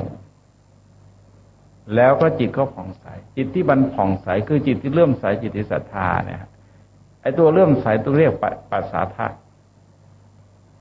เมื่อเขาเกิดขึ้นก็ทำหน้าที่สลายความขุ่นมัวเศร้าหมองภายในใจใจก็ผ่องแผ้วเขาก็ไปบังเกิดในสุคติได้ทีนี้พอมาถึงตอนคาถานี่ทรงเพิ่มขึ้นอีก2 อย่างจะทรงเพิ่มเกียรติกับเพิ่มการเกิดในสกุลสูงขึ้นนะเพราะอะไรเพราะว่าพระสูตรนี้จริงๆมันอยู่ปัญจกนิบาตอังคุตรนิกายในปัญจกนิบาตหมายความว่าองค์ธรรมจะมี5 ข้อปัญจกะจตุกะก็มี4นะตรงนี้ปรากฏว่าตัวพระสูตรมี5แต่ว่าตอนคาถานี่ทรงเพิ่มขึ้นไปเพิ่มก็คือเกียรติแต่ว่าจริงๆถ้าเราดูดีไม่ใช่เพิ่มเกียรตินั้นคือเน้นที่ตัวยศเน้นที่ตัวยศว่ายศตรงนี้ต้องเกียรติยศนะต้องได้มาจากการกระทำที่มีเกียรติหมายความว่าต้องได้มาจากสุจริตไม่ใช่ได้มาในทางทุจริตเพราะว่ายศที่ได้มาในทางทุจริตนั้นไม่ใช่เรื่องที่น่าภาคภูมิใจอะไรมันแสดงถึงการสยบติดกับยศแล้วก็เป็นทาสของกิเลสคืออยากได้จนไม่มีทางได้นะบางคนก็พูดตรงๆวันก่อนมีคนก็เล่าให้ฟังก็พูดตรงๆว่าชีวิตผมเนี่ยถ้าไม่ทำอย่างนี้มันไม่มีทางได้หรอกเลยก็ต้องยอมจ่ายเงินเพื่อให้ได้คือแกรู้ว่าปกติเนี่ยด้วยวิถีปกติเนี่ยมันเป็นไปไม่ได้คนอย่างแกจะเป็นได้นะฮะแต่ใช้เงินน่ะเป็นได้แต่นั่นคือแสดงในความตกต่ำของสังคมมันตกต่ำมันเป็นเกณฑ์มาตรฐานได้ว่าถ้ายศเกิดขึ้นโดยวิธีนี้แสดงว่าพื้นฐานสังคมมันตกต่ำลงไปอย่างน้อยสังคมนั้นสังคมที่มีการให้ยศกันเนี่ยตกต่ำลงไปแย่เพราะว่าจริงยศนั้นจะต้องเกิดจากการกระทำเป็นความรู้ความสามารถความคิดอ่านคุณธรรมนะฮะสะท้อนออกมาแล้วก็เทียบเคียงแล้วก็โดดเด่นกว่าคนอื่นเขาก็ยกย่องในจุดนี้ทีนี้การเกิดในสกุลสูงเป็นเกิดขึ้นมาจากหลักของอปัจจายนามัยเป็นลักษณะตามธรรมชาติลองสังเกตว่าอะไรก็ตามที่อ่อนเนี่ยเขาจะอยู่สูงยอดไม้ดอกไม้จะอยู่สูงนะฮะให้เราสังเกตธรรมชาติทั้งหมดเลยอะไรก็ตามที่อ่อนเนี่ยเขาจะอยู่สูงแล้วจะสลายแข็งได้อย่างธาตุ4 ธาตุดินน้ำลมไฟต้องสังเกตฮะไฟกับน้ำสลายดินนะฮะสลายดินได้สลายภูเขาได้สลายเหล็กได้หมดเหล็กแข็งขนาดไหนเนี่ยไฟสลายได้ดินภูเขาแข็งขนาดไหนน้ำสลายได้เป็นเรื่องธรรมชาติที่น่าศึกษามากเพราะสิ่งที่อ่อนคือสิ่งสลายแข็งเป็นพวกทั้งธาตุแล้วก็ต้องทำนะฮะธรรมธาตุอันนี้ก็ที่จริงก็คือธรรมธาตุเพราะการทำตนเป็นคนมีสัมมาคารวะอ่อนน้อมต่อบุคคลทั้งหลายยอมรับนับถือสถานะของบุคคลอื่นซึ่งสังคมเราเปลี่ยนไปแย่นะบางทีมาไปนั่งที่โรงพยาบาลเนี่ยนะนั่งไปนั่งคอยโรงพยาบาลแล้วก็สังเกตคนบางคนมันก็เดินถูกเราต้องหลบเลยนะทางแคบมันเยี่ยมมากเลยคนนั้นนะดีไม่กระโปรงครอบหัวก็บุญนะบางทีเนี่ยเขาก้มเขาไหว้นะแต่นานๆจะเจอสักทีหนึ่งมาเคยไปที่มหาวิทยาลัยเอกชนแห่งหนึ่งอย่าออกชื่อกันเลยนะเราเดินจากมหาวิทยาลัยไปเลยเดินเข้าสวนนักศึกษาเยอะเลยกว่าจะถึงห้องบรรยายนะมีเด็กไหว้คนเดียวเด็กผู้หญิงคนไหว้คนเดียวเด็กแท้ๆเลยโอ้โหคนสมัยนี้เยอะเลยนะแต่ยังอุตส่าห์ถามมันทำไมพระเดี๋ยวนี้เดินไม่หลบผู้หญิงมันดุเดือดจังเลยดุเดือดจังเลย อันนี้คือแสดงสภาพก็เปลี่ยนไป ความคิดว่ามันเปลี่ยนมันคล้ายๆไอ้อะไรสิทธิมนุษยชนคนเราเสมอกันเดี๋ยวนี้พูดมากเลยคนเราเสมอกันหมดเสมอกันได้ยังไงมันเสมอก็แบบเปรตจัดคนนอนบนศาลาอย่างที่เคยเล่าให้ฟังมันเป็นไปไม่ได้บางคนไม่เสมอหรอกเสมอในแง่ที่แก่เจ็บตายด้วยกันนะเราจะเห็นว่าเสมอในแง่ของทุกขสัตว์เนี่ยเสมอจริงนะเป็นสามัญลักษณะที่เสมอกันหมดเลยชีวิตทุกชีวิตเกิดมาแล้วก็แก่ก็เจ็บก็ตายนะตกอยู่ในกฎของไม่เที่ยงเป็นทุกข์เป็นอนัตตาอันนี้คือเสมอจริงแต่อย่างอื่นไม่มีทางเสมอได้ยังไง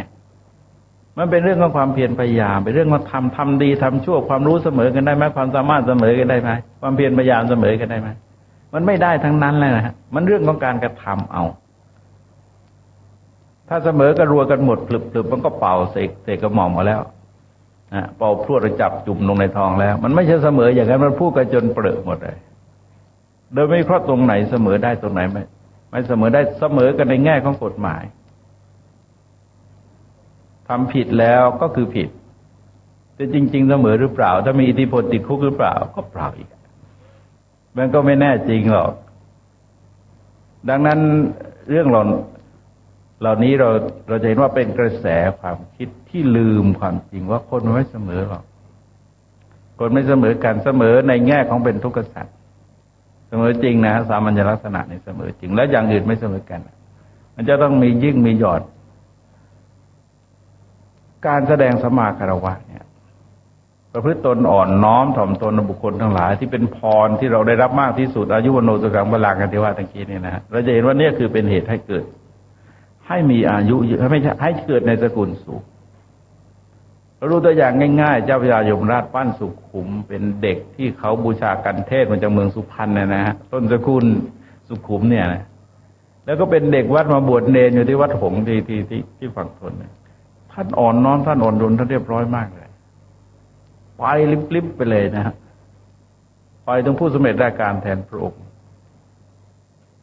ก็เรียกว่าสุดยอดนะฮะเป็นเทสาเป็นอะไรเยอะแยะไปนี่คือลักษณะอ่อนน้อมอ่อนโยนมีสัมมาคารวะต่อคนทั้งหลายเป็นคนสวยงามมากนะฮะเป็นคนสวยงามมากนี่ก็เป็นตัวอย่างเห็นได้ชัดว่าสามารถที่จะยกสกุลตัวเองขึ้นไปพรวดเดียวนะฮะไปอยู่ข้างบนได้เลยเพราะงั้นสั่งสิ่งทั้งหลายนั้นจึงทรงสอนอย่าอ้อนวอนนะฮะอย่าเพลินอะไรสร้างเหตุขึ้นแล้วผลเหล่านั้นก็จะบังเกิดขึ้นวันนี้ก็ขอยุติไว้ด้วยเวลาเพียงเท่านี้ที่สุดนี้ขอความเจริญงอกงามไพบูลย์ในธรรมจงมีแด่ท่านสาธุชนทั้งหลายโดยทั่วกันทุกท่านเถิด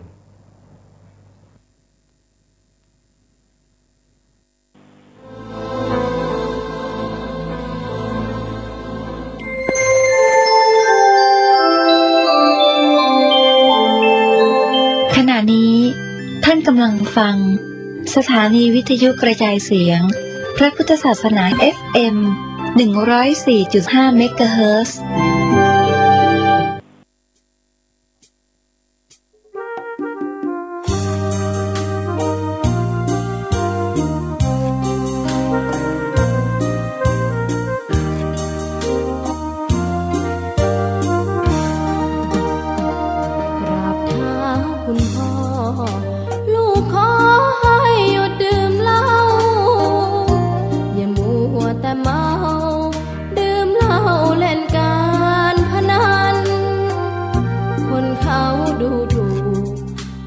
พ่อขี้เกียจทำงานชาวบ้านรังเกียจเดียดฉันต่างประจานคุณพ่อสิ้นดีสงสารคุณแม่ลำบากแท้หาเงินมาให้ได้มาเท่าใดพ่อใช้จนหมดไม่มีขัดสนจนยากลำบากคนแค้นเต็มทีอนาคตของลูกริบหรี่ความหวังที่มีมืดมนพ่อดื่มสุรา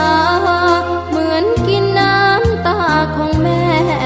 พ่อจ๋าฐานะเราแย่หากไม่แก้ความจนแม่เตือนพ่อด่าตบตีแม่ชอกช้ำระกำมองมนส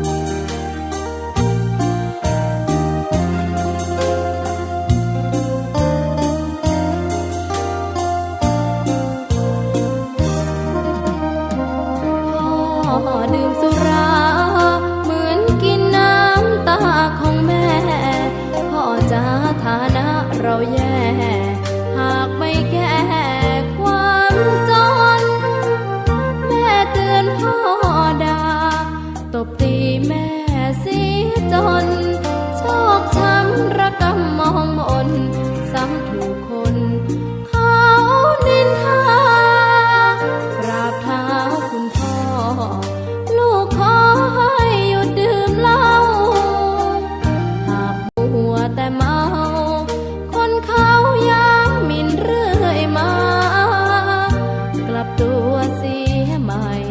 กลับใจมาพัฒนาก็จะมีคุณค่าเลิกดื่มสุราเลิกการพนัน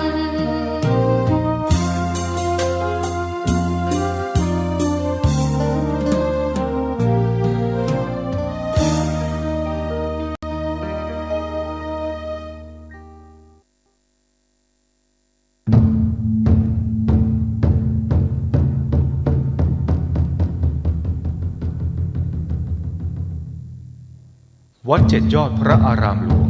ขอเชิญร่วมบุญใหญ่ครั้งประวัติศาสตร์กับการบูรณะโบราณสถานที่มีอายุเก่าแก่กว่า500 ปีเป็นวัดที่พระเจ้าติโลกราชกษัตริย์ล้านนาแห่งราชวงศ์มังรายทรงสร้างขึ้นและยังเป็นสถานที่สำคัญในการทำสังคายนาพระไตรปิฎกครั้งที่ 8 ของโลกซึ่งการบูรณะในครั้งนี้วัดเจ็ดยอดพระอารามหลวงร่วมกับสำนักศิลปากรที่ 7 เชียงใหม่กรมศิลปากรได้จัดให้มีการบูรณะโบราณสถานทั่วบริเวณวัดกว่า 9 จุด 12 รายการจึงขอเชิญชวนพุทธศาสนิกชนผู้มีจิตศรัทธาทุกท่านมาร่วมบุญใหญ่ครั้งประวัติศาสตร์ซึ่งโอกาสบุญในครั้งนี้500 ปีจะมีเพียงครั้งเดียวโดยสามารถร่วมบุญได้ที่บัญชีวัดเจ็ดยอดพระอารามหลวงเพื่อการบูรณะโบราณสถานเลขที่บัญชี839-222-7594 839-222-7594 ธนาคารไทยพาณิชย์สาขานิมมานเหมินหรือติดต่อสอบถามเพิ่มเติมได้ที่ Facebook วัดเจ็ดยอดพระอารามหลวงโทร 089-261-3849 และ 0878630155ขณะนี้ท่านกำลังฟังสถานีวิทยุกระจายเสียง FM 104.5 เมกะเฮิรตซ์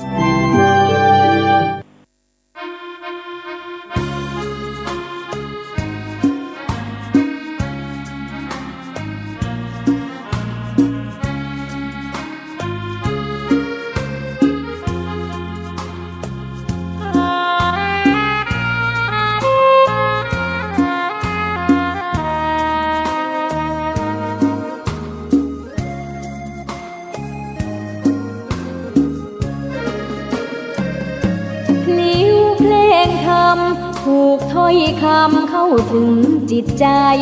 ฟังรายการวิทยุเสียงใสส่งถึงใจไปสู่ปลายนาสารธรรมน้อมนำมองพระศาสดาบอกผู้คนทั่วลาหันมาเข้าวัดฟังธรรมคลื่นเสียงนี้เป็นคลื่นธรรมะจากใจส่งถึงบ้านไกลบ้านไกลฟังได้สุขใจล้ำยามดึกดื่นค่ำคืนมีงานต้องทำเป็นคลื่นสารธรรมเน้นย้ำธรรมะเพื่อนใจเสียงคลื่นธรรมบอกหลักธรรมให้คลายความเหงาฟังเสียงธรรมะเบาเบาบอกเล่าถึงคนบ้านไกลสื่อธรรมะบอกลดละละวางด้วยใจสื่อไปถึงสวงในเข้าใจหลักธรรมหลักดีพลิ้วเพลงธรรมถูกสัมพันธ์จิตใจร่าเริงฟังสาระธรรมะบันเทิงรื่นเริงในชีวิตยามวันว่างเดินทางไปเยี่ยมสถานีนัดพบกันน้องพี่วันนี้ วันเสาร์สวดมนต์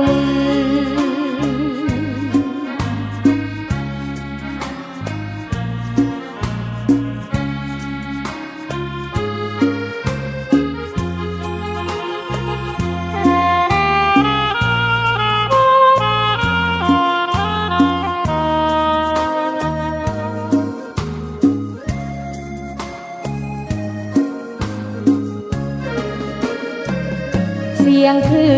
นธรรมบอกหลักธรรมให้คลายความเหงาฟังเสียงธรรมะเบาเบาบอกเล่าถึงคนบ้านไกลสื่อธรรมะบอกลดละระหว่างด้วยใจสื่อไปถึงสวงในเข้าใจหลักธรรมหลักดีเพลงธรรมผูกสัมพันธ์จิตใจร่าเริงฟังสาระธรรมะบันเทิงรื่นเริงในชีวิตยามวันว่างเดินทางไปเยี่ยมสถานีนัดพบกันน้องพี่วันนี้วันดีวันเสาร์สวดมนต์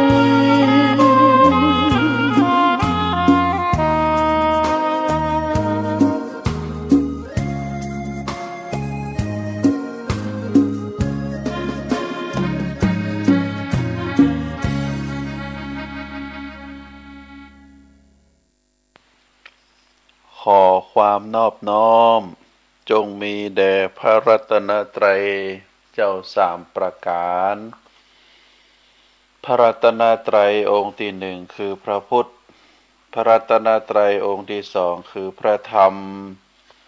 พระรัตนตรัย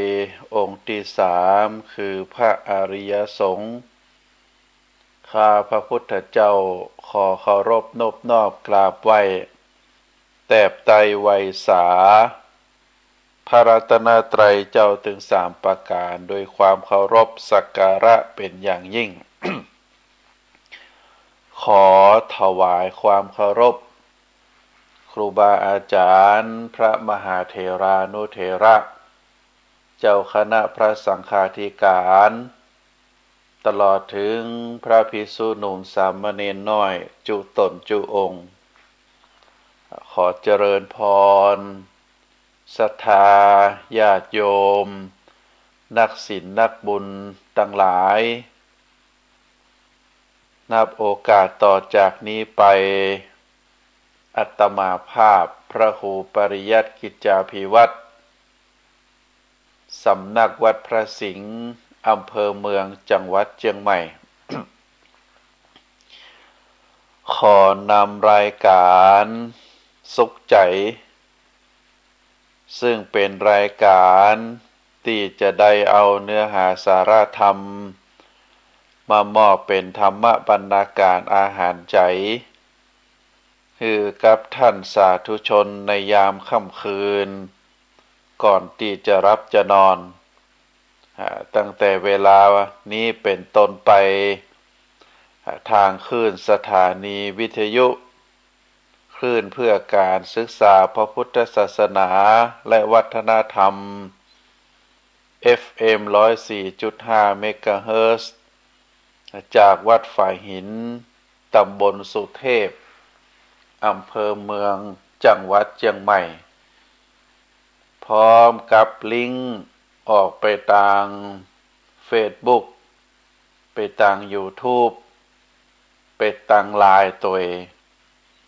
โดยความเมตตาของท่านผู้อำนวยการท่านอาจารย์พระครูสมุวิสุวัตรวรกิจโจพร้อมโดยเจ้าหน้าที่ของทางสถานีจุตนจุคนรายการสุขใจก็จะเป็นรายการที่มาปะกันทุกคืนวันจันทร์เวลา3 ทุ่มเป็นต้นไปเฮามีนัดกันเนอะก่อนอื่นนั้นก็ขอ อนุโมทนา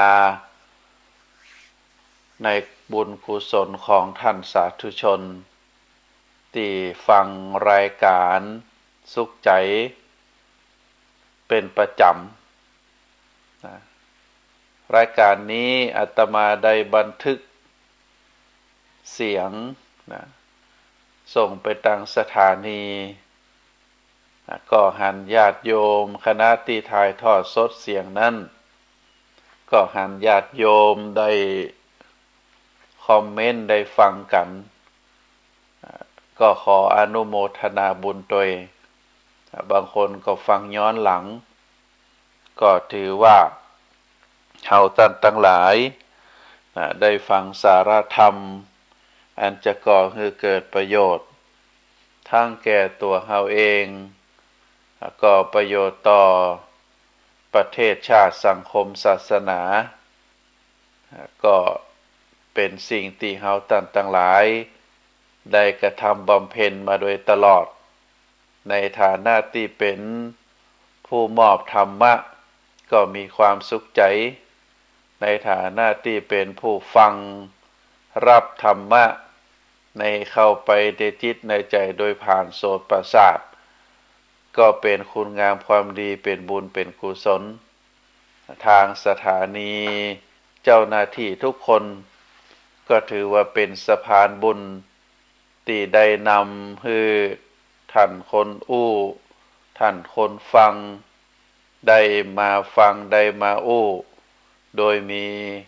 สถานีวิทยุเป็นสะพานบุญเป็นสื่อกลางเพราะฉะนั้นก็เป็นบุญเป็นกุศลตราบใดที่ยังคงไว้บทอู้บทเทศบทแสดง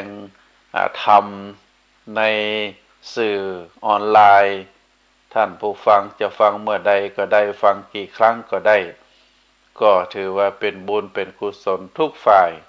ก็เป็นความทันสมัยจากที่เฮาท่านทั้งหลายได้ประพฤติปฏิบัติกันท่านสาธุชนทั้งหลายเฮาได้ยินได้ฟังคำหนึ่งที่เฮาได้นำมาประพฤติปฏิบัติกันก็คือกาวใจโดยปกติแล้วถ้าเป็นคำว่ากาวก็คือเป็นวัสดุสำหรับเชื่อมคือสิ่งใดสิ่งหนึ่งที่ได้แตกได้แยกจากกันโดยมีการเอากาวมาติดอย่างเช่นรูปภาพถ้าอยากจะติดตรงไหนก็เอากาวไปติดถ้าเป็นถ้วยเป็นจานเป็นพัสดุบางทีได้แตกได้หยังพอที่จะยาได้เฮาก็เอากาวเป็นกาวตาจ้างหรือกาวที่มีความเข้มข้นที่ทำให้สิ่งของสองสิ่ง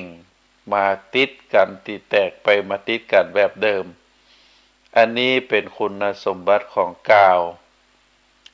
นั้นทำมาจากยางมีความเหนียวยึดกับสิ่งของสิ่งหนึ่งที่ในทางพระพุทธศาสนาใจธรรมะเราเรียกว่าเป็นกาวใจคำว่ากาวใจก็เป็นการเชื่อมคนในครอบครัวในสังคมในชุมชน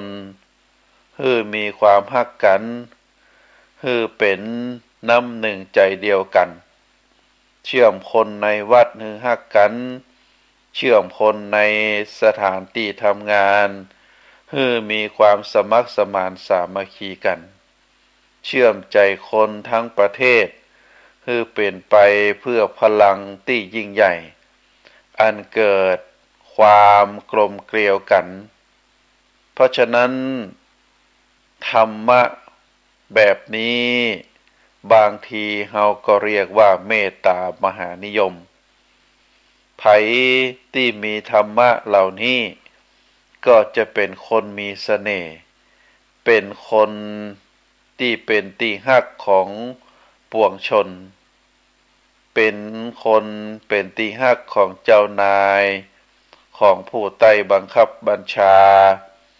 เป็นที่ฮักของญาติสนิทมิตรสหายสัมพันธชนปกติเฮามักจะไปหาวัสดุมงคลภายนอกเพื่อที่จะเอามาเพิ่มเสน่ห์เพิ่มเมตตามหานิยมให้กับตัวเก่าไปหาสาลิกาลิ้นทองพ่องไปหาคาถาศักดิ์สิทธิ์พ่องเสกเพื่อให้คนหลงงมงายเพื่อที่จะให้คนหลงงงงวยมาฮักมาชอบแต่สิ่งเหล่านั้นอยู่ได้บ่เมินมันบ่ยั่งยืนเพราะขาดพื้นฐานคือคุณธรรมความดีในตัว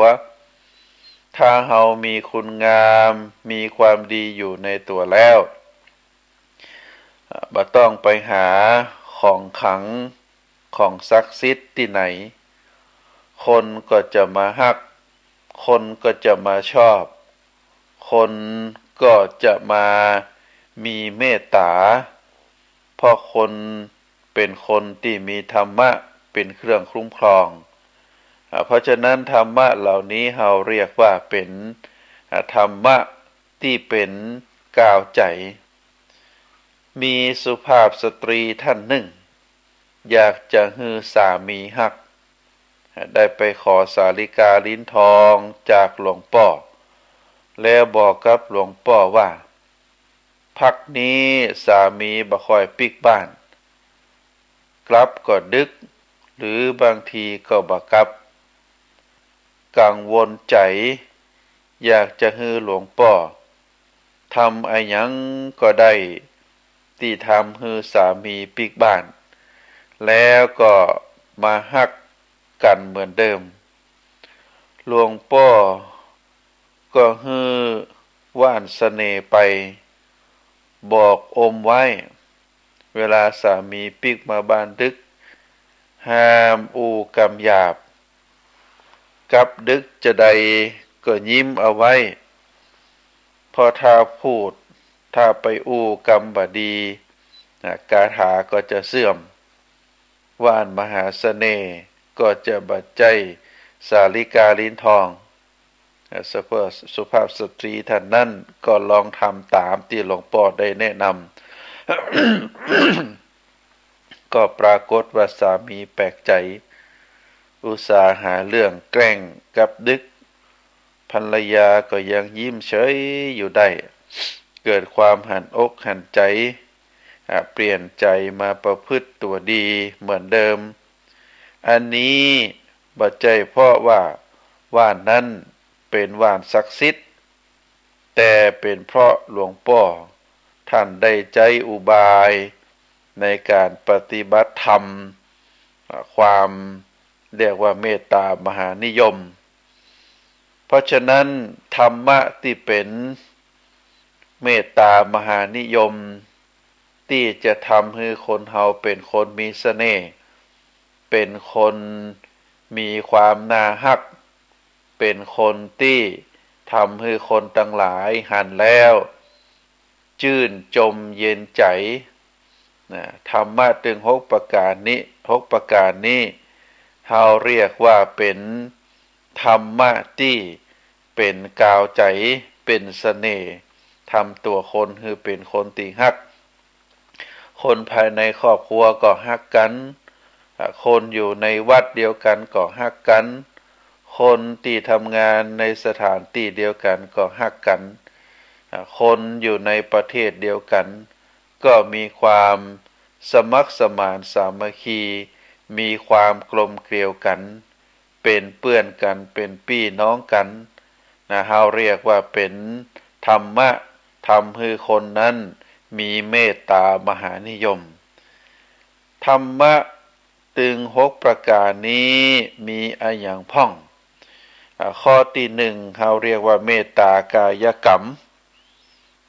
เมตตากายกรรมนี้ก็อยากให้ไผฮัก ฮือไผชอบ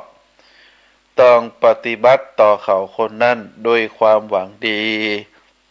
โดยความสุภาพอ่อนโยนบ่เบียดเบียนบ่ทำร้ายกันสุภาพสตรีท่านนั้นที่ได้อู้มาตะกี้ก็คือบ่บ่นบ่ด่าบ่อู้คำหยาบยิ้มลูกเดียวโดยการยิ้ม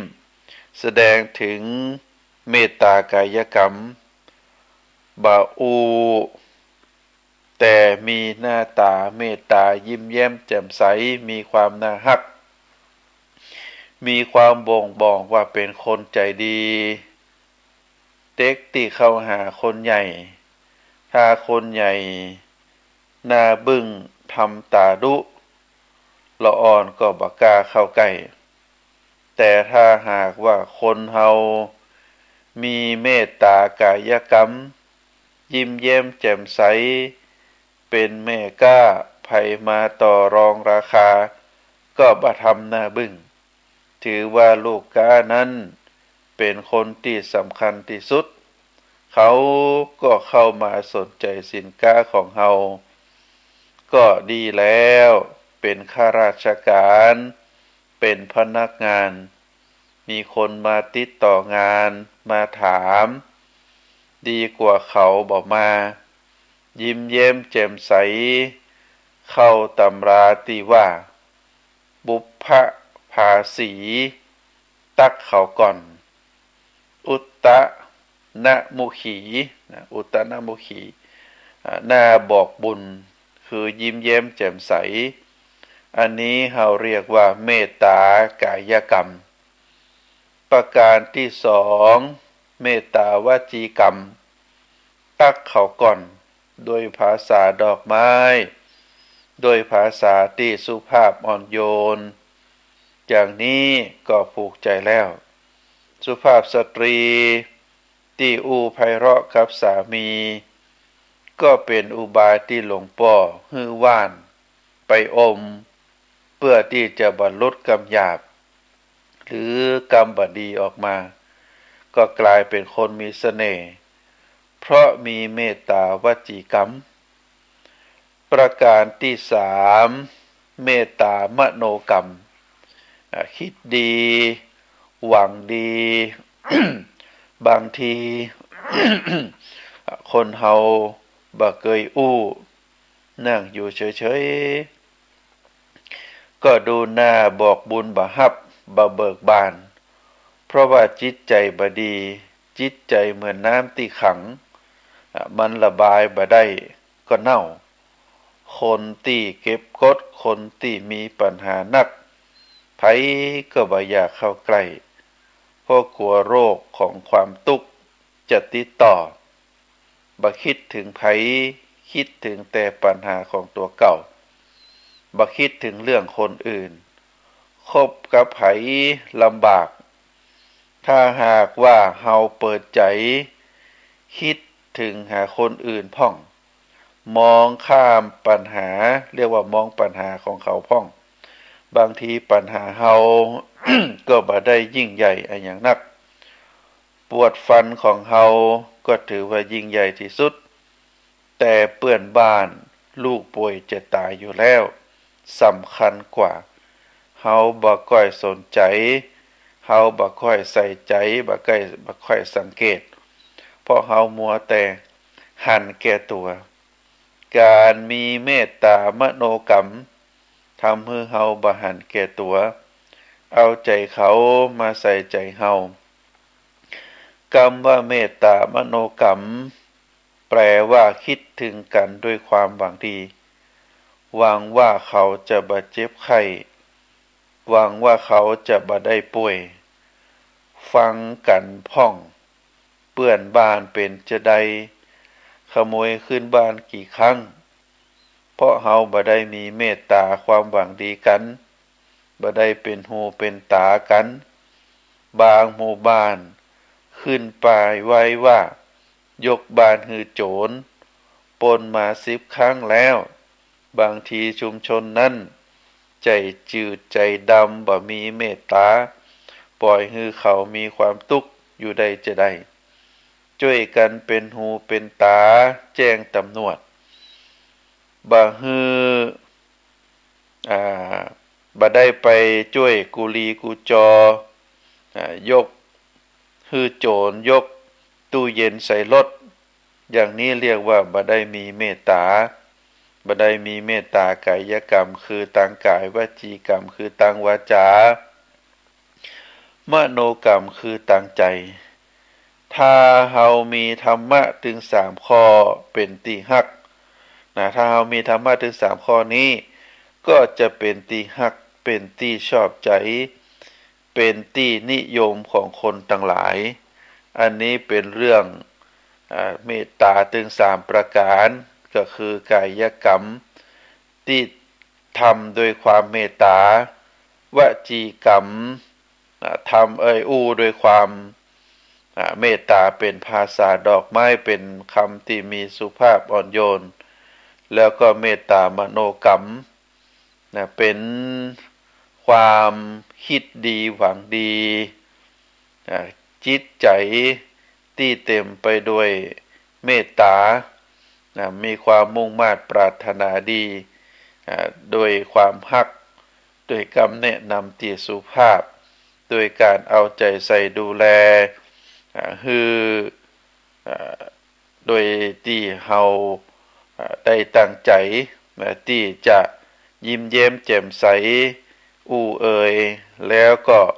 ได้กระทำในสิ่งที่มันเป็นประโยชน์ช่วยเหลือแก่บุคคลทั้งหลายโดยการใจร่างกายช่วยเหลือใจกำแนะนำแล้วก็ใจจิตใจคิดในสิ่งที่มันเป็นความดีความชอบความงดงามโดยคิดดีหวังดีปรารถนาดีอันนี้ก็ถือว่าเป็นเสน่ห์มหานิยมศรัทธาญาติโยมทั้งหลายพระบาทสมเด็จพระปิยมหาราชเป็นที่ฮักของพระสงฆ์นิกรของเจ้าไทยเฮาซึ่งแปลว่าที่ฮักเพราะพระองค์นั้นได้ทรงหวังดีต่อพระสงฆ์นิกร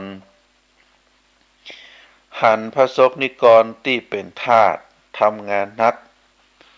บ่ได้ผลตอบแทนก็เรียกว่าสูญเปล่าพระองค์ก็ประกาศเลิกทาสทั้งที่เป็นพระเจ้าแผ่นดินจะอยู่เฉยๆก็ได้บ่ต้องใส่ใจ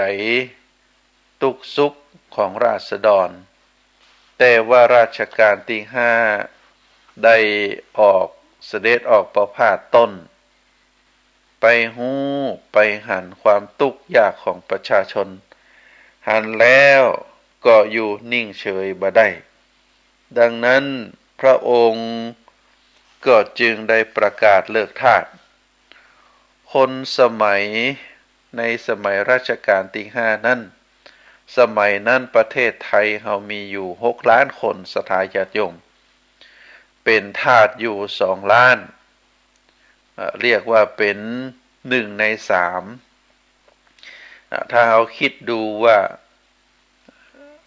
ถ้าพระองค์รัชกาลที่5ประกาศเลิกทาสมาจนถึงปัจจุบัน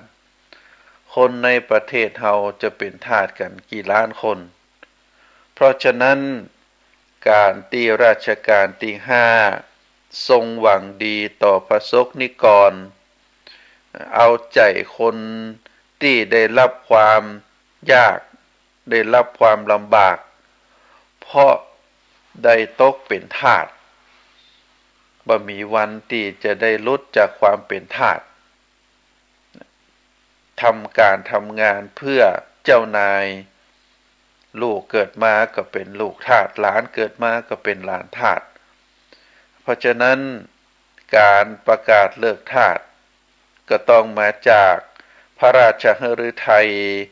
ที่หวังดีจริงๆเขาเรียกว่าเมตตามโนกรรมเขาฮักไผจะไปเก็บเป็นความเรียกว่าเป็นความฮักคุดอยู่ในใจคำว่าฮักนี้ไม่ได้หมายถึงต้องเป็น ฮักต่างเพศฮักระหว่างหนุ่มสาวพ่อแม่ฮักลูกลูกฮักพ่อแม่เจ้านายฮักลูกน้องลูกน้องฮักเจ้านายอย่างนี้ก็ได้เวลาฮักแล้วต้องแสดงออ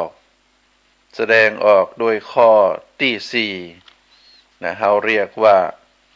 สาธารณโภคีการแบ่งปันให้ทั่วถึงเมตตามหานิยมหรือกาวใจข้อที่4ก็คือสาธารณโภคีการแบ่งปันให้ทั่วถึงไปรับประทานอาหารร่วมกันในเวลากลางวันไปเลี้ยงเขาวันนี้วันต่อมาเขาก็เลี้ยงเราเรียกว่าบริโภคอย่างเท่าเทียมกันมีทุกข์ร่วมทุกข์มีสุขก็ต้องร่วมสุขรัชกาลที่5พระองค์ทรงเป็นพระปิยมหาราชตามที่ว่ามาพระองค์นั้นได้ทรงกระจายการพัฒนาไปต่างจังหวัดสมัยก่อนไปต่างจังหวัดยังล้าหลังนั่งเรือไปกว่าจะไปถึงเรียกว่าเป็นกันดาร ถ้าจะไป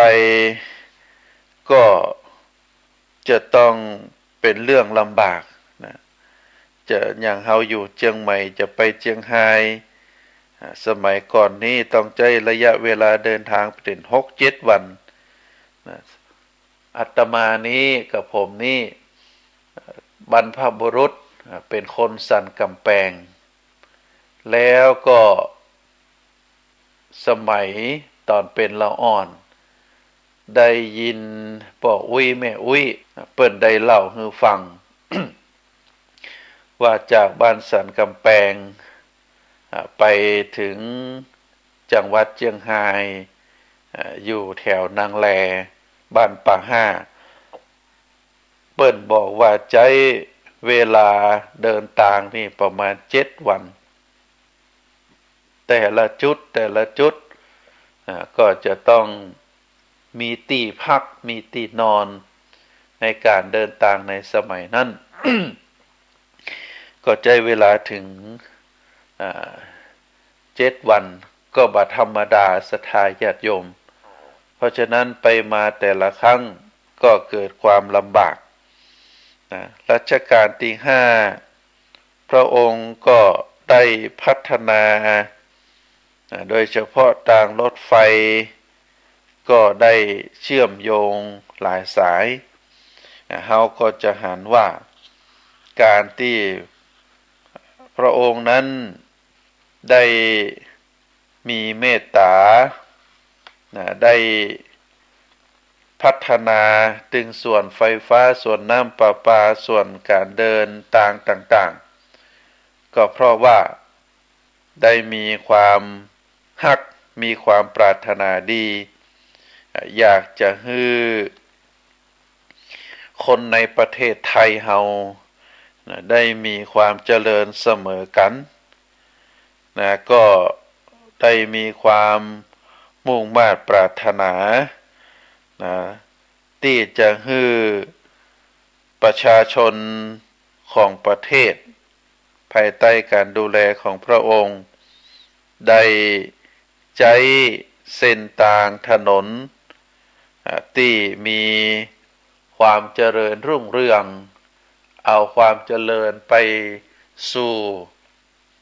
จังหวัดนั้นๆก็ด้วยการสร้างถนนอย่างเช่นจังหวัดเชียงใหม่เฮาร่องรอยในสมัยรัชกาลที่5ที่พระองค์ได้ทำก็คือถนนสายเชียงใหม่ละปูนเป็นสายต้นยางสารปีภายในอำเภอสารปีนั้นจะมีต้นยางอยู่ถัดจากต้นยางไปก็จะเป็นต้นขี้เหล็กเป็นเขตระหว่างละปูนกับเชียงใหม่อันนี้ก็เป็นร่องรอยที่พระเจ้าหลวงรัชกาลที่5ได้มีความเมตตามีความ แบ่งปันสาธารณูปโภคให้กับคนต่างหลายนะโดยเฉพาะประชากรของพระองค์ตึงประเทศได้มีความเจริญรุ่งเรืองท่านสาธุชนทั้งหลายเฮาจะหันว่าการที่เฮาจะเป็นที่ฮักของคนทั้งหลายนั้นก็จะต้องได้ดูได้แบ่งปันโดยเฉพาะเฮามีเข้าของอายังในปัจจุบันนี้เฮาจะหันว่าคนที่มีทรัพย์สินเงินทองมีฐานะได้ใจโอกาสเวลาช่วงการแพร่ระบาดโรคโควิดนะ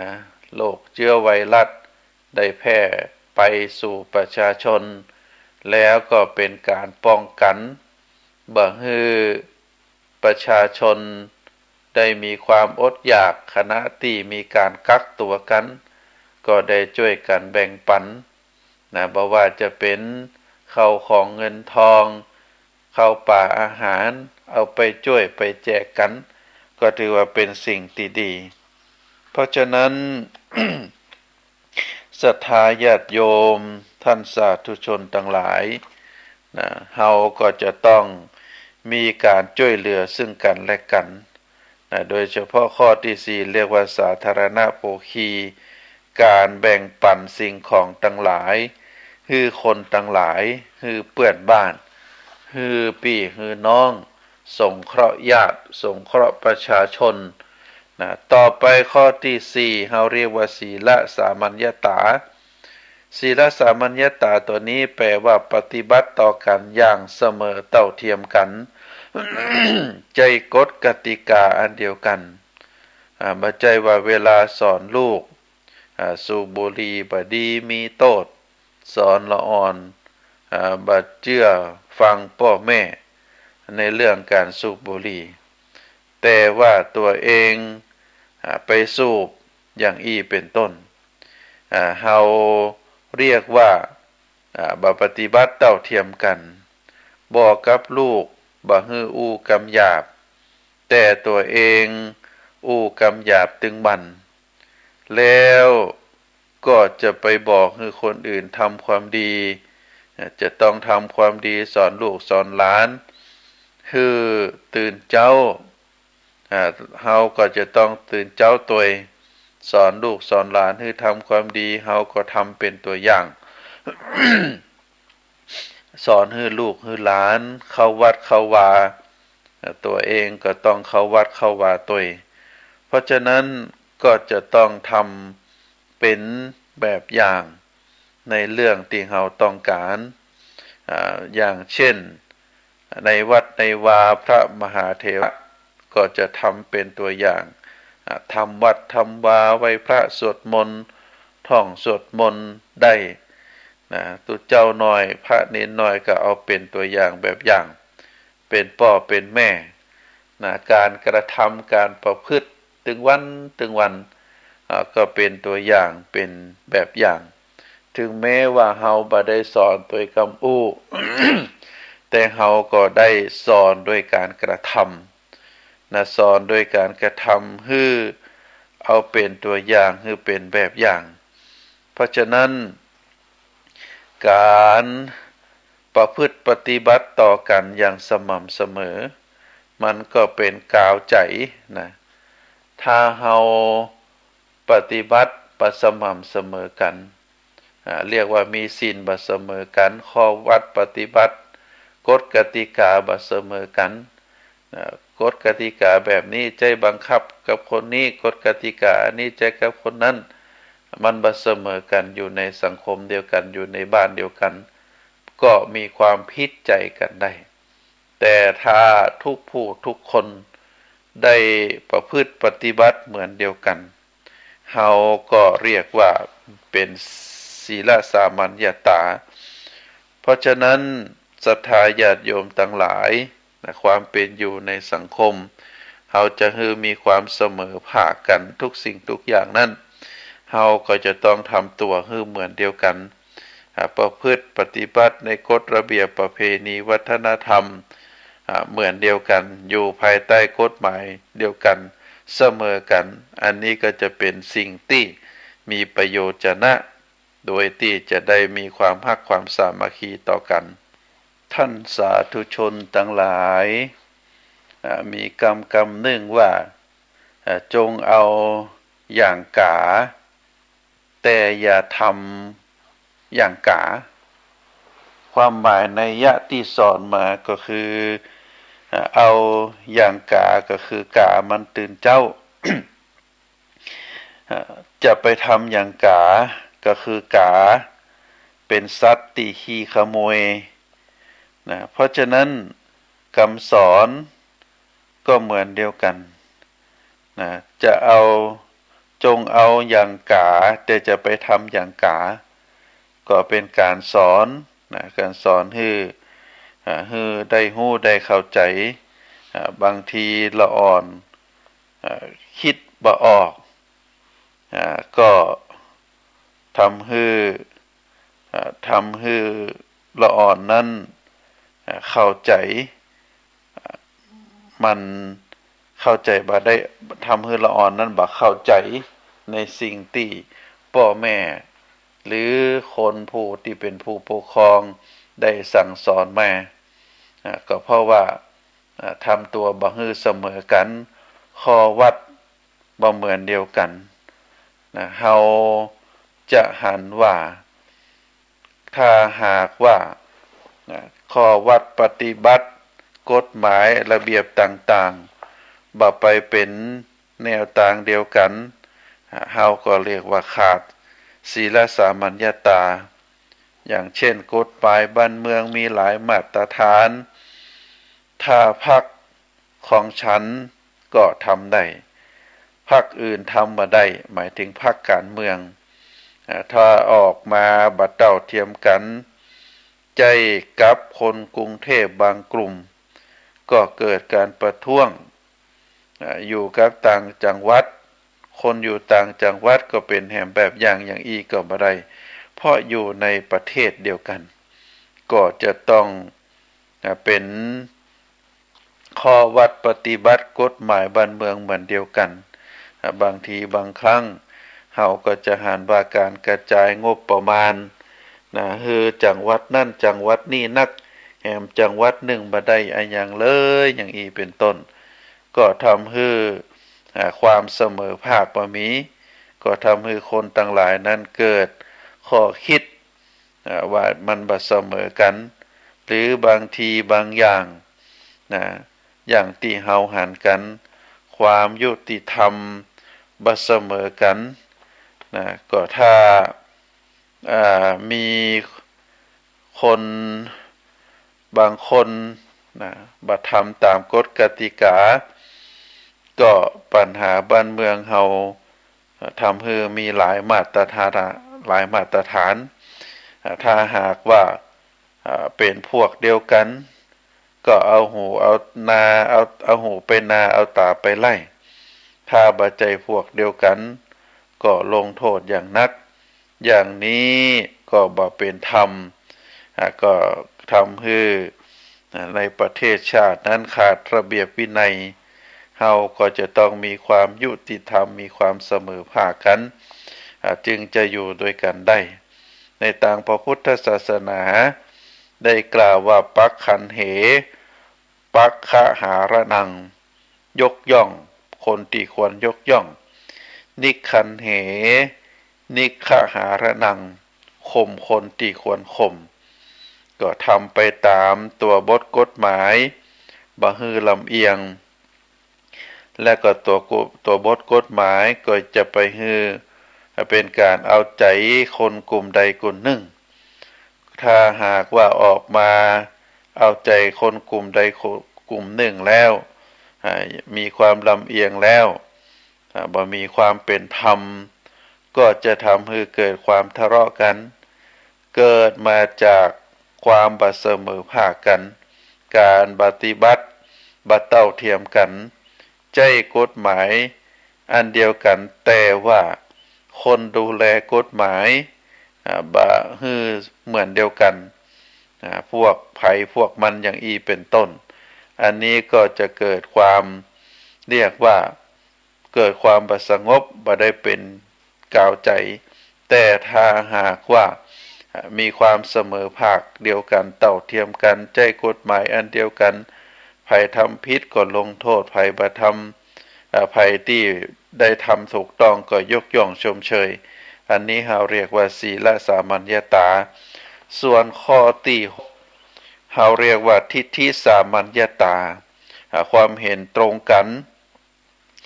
ถ้าความรู้สึกนึกคิดเป็นไปคนละทิศคนละทางแล้วมันก็อยู่ตัวกันบ่ได้สามีภรรยาจะอยู่ตัวกันก็บ่ได้ถ้าหากว่าความคิดบ่เหมือนกันมีการนิยมต่างกันการศึกษาต่างกันอู้กันบ่ฮู้เรื่องเลยบ่หันหน้าเข้ากันบ่ได้อู้กันถ้าเกิดเรื่องจะนี้เฮาก็เรียกว่าขาดกาวใจข้อที่6คือทิฏฐิสามัญญาตาจะอยู่ด้วยกันก็ยากเพราะว่าบ่อยากจะคุยกันอู้กันบ่ฮู้เรื่องอู้กันทีไรก็วงแตกทุกทีเพราะฉะนั้นเฮาจะหันว่าความคิดความเห็นก็จะต้องอู้กันนะจะต้องอู้กันบางทีบางครั้งที่อู้กันบ่ฮู้เรื่องก็มีอคติบังตานะอคติก็คือความลำเอียงเพราะฮักลำเอียงเพราะหลงลำเอียงเพราะหันแก่หน้าแก่ตานะลำเอียงเพราะกลัวก็ทำให้ข้อวัดปฏิบัตินั้นบ่เสมอกันเพราะฉะนั้นถ้าหากว่ามีอคติอยู่ในใจจะให้มีความคิดเห็นเหมือนเดียวกันนั่นเป็นเรื่องค่อนข้างยากนะเพราะฉะนั้นเฮาทั้งหลายก็จะต้องระมัดระวังในเรื่องทั้งหลายเหล่านี้บางทีเฮาจะหันว่าคนในประเทศนะคนในประเทศของเฮานั้นมีความเห็นที่แตกต่างกลุ่มนี้หันว่าจะนี้กลุ่มนั้นหันว่าจะนั่นมีการประท้วงกันทำไมถึงประท้วงทำไมมีความบ่หันตรงกันก็เพราะว่าเริ่มมาตั้งแต่ข้อที่1ศรัทธาญาติโยม6อย่างเนี่ยมันบ่สามารถที่จะเป็นกาวใจได้เริ่มตั้งแต่การกระทำต่างกายนะบ่มีความเมตตาต่อกันทำร้ายกันอย่างเป็นต้นนะบ่อู้บ่จากันเรียกว่าบ่มีความเมตตาต่างกายนะต่างวาจานะก็อู้กันบ่ดีด่ากันไปด่ากันมาส่อเสียดกันไปส่อเสียดกันมาไปว่าฮือกันอันนี้เป็นตัวอย่างว่าเป็นคนโง่เป็นควายฮือเปิ้นจุงฮือเปิ้นใจแล้วก็อู้ตัวเก่า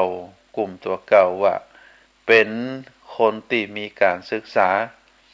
เป็นคนอยู่สังคมชั้นสูงฝ่ายคนที่ถูกว่าเป็นคนโง่เป็นควายฮือเปิ้นใจก็บอกว่าตัวเป็นกลุ่มคนกลุ่มนั้นอยู่ในสังคมชั้นสูงแต่เป็นสังคมที่เอาเปรียบหันแก่ใดหันแก่หมู่หันแก่พ้อง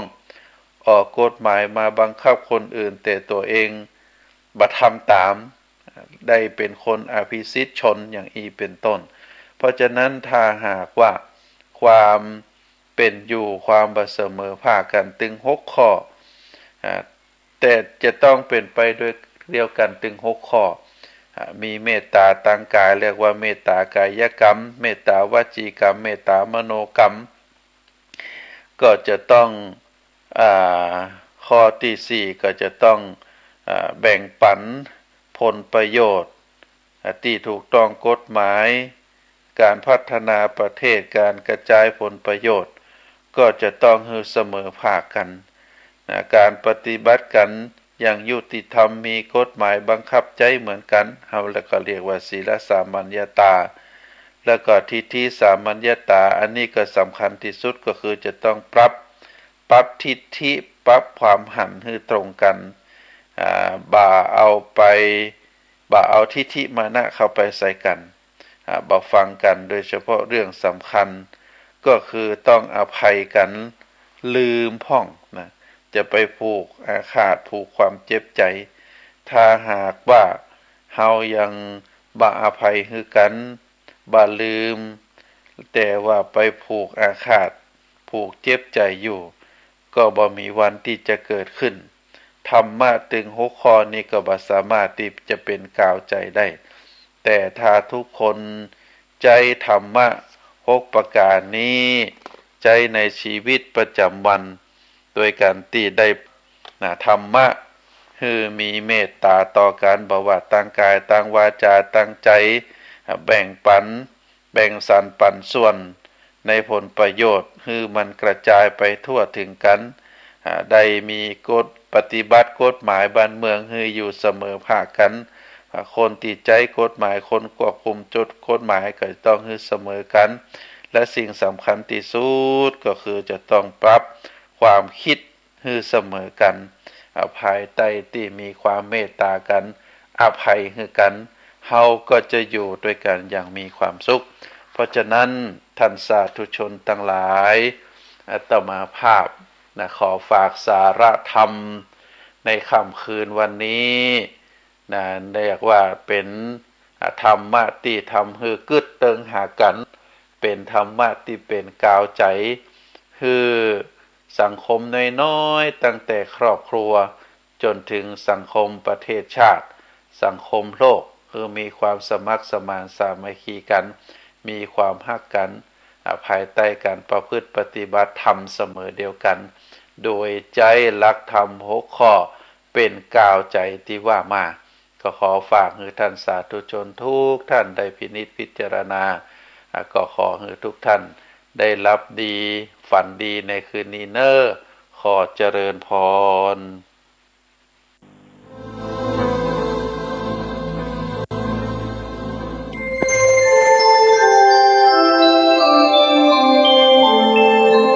ขณะนี้ท่านกำลังฟังสถานีวิทยุกระจายเสียงพระพุทธศาสนา FM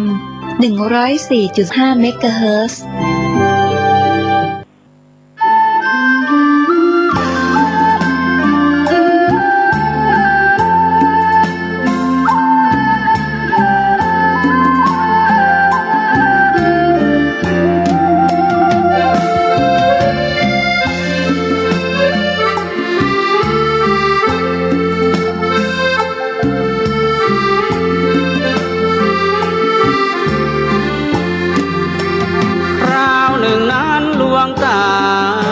เดินผ่านป่าช้าฝีดาด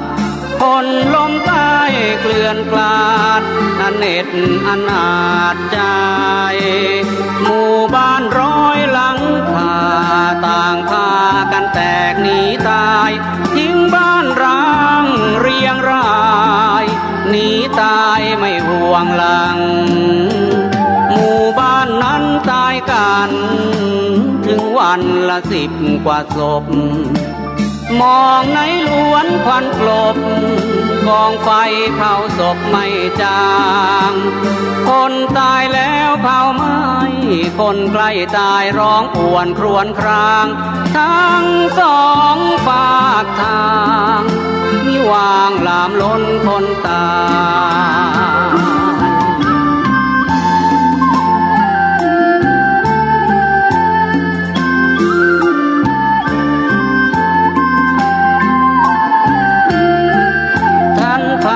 ไปพักกระท่อมน้อยคนทราบข่าวต่างทยอยรุมล้อมมาคอยพึ่งอาศัยคนเป็นฝีดา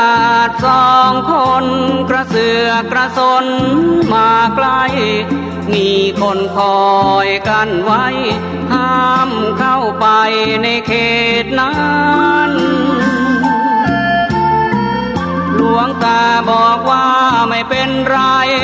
จงทำกระท่อมเร็วไว้ให้เขาอาศัยอยู่ด้วยกันแล แล้วให้ทุกคนสงบตนอย่าพลุกพล่าน อย่าเฮฮาจงพากันไหว้พระสวดมนต์ทุกวันไป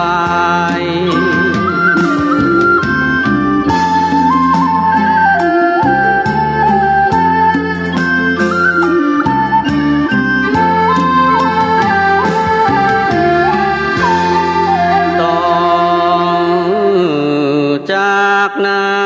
นคนทั้งหมู่บ้านต่างพร้อมใจน้อมคำที่ท่านสอนให้ใส่ใจไหว้พระสวดมนต์ทุกเช้าเย็นตั้งใจยึดธรรมบำเพ็ญบูชาเช้าเย็นพระรัตนตรัย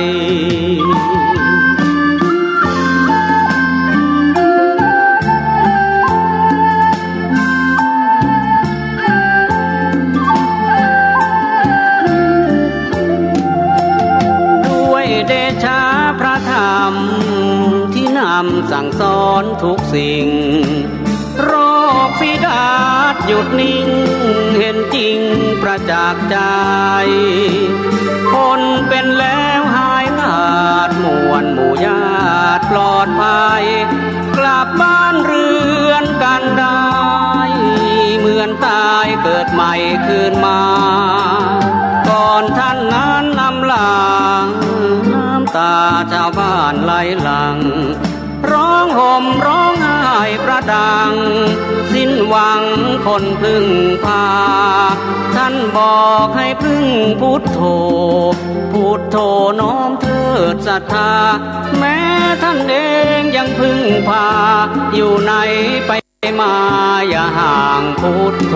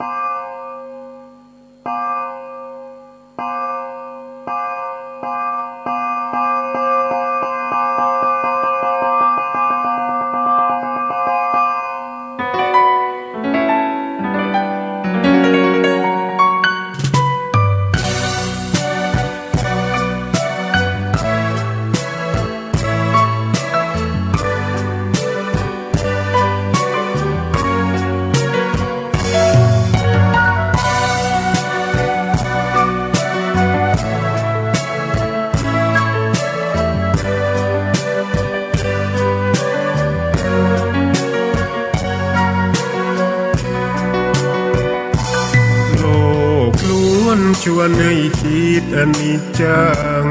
ทุกสิ่งไม่ยั่งยืนจีรังย่อมผุพังตามกาลเวลาจะฝืนให้ยั่งยืนจนสิ้นโลกาอย่าได้หวังดังปรารถนา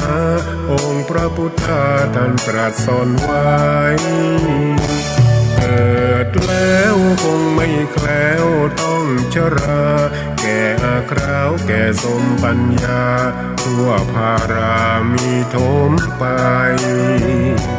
เจ็บทุกข์ย่อมเวียนวนมีพ้นใครๆสัตว์โลกล้วนรู้แน่แก่ใจเกิดแก่เจ็บตายหลีกไปไม่พ้นใครหลงคิดหลงติดอัตตาว่าใจแจ้งกำมลแม้นใครปลงได้คงสุขล้นชีวิตมีมองบนเกิดมาเป็นคนสมบูรณ์ดับหายเพียงร่างกายไว้ชีวาแต่กุศลผลกรรมทำมาย่อมแปลงค่ากลายเป็นทุนส่งผลให้ทุกคนเวียนวนไม่สูญสุขและทุกข์เป็นไปตามทุนที่พวกคุณได้ก่อทำมา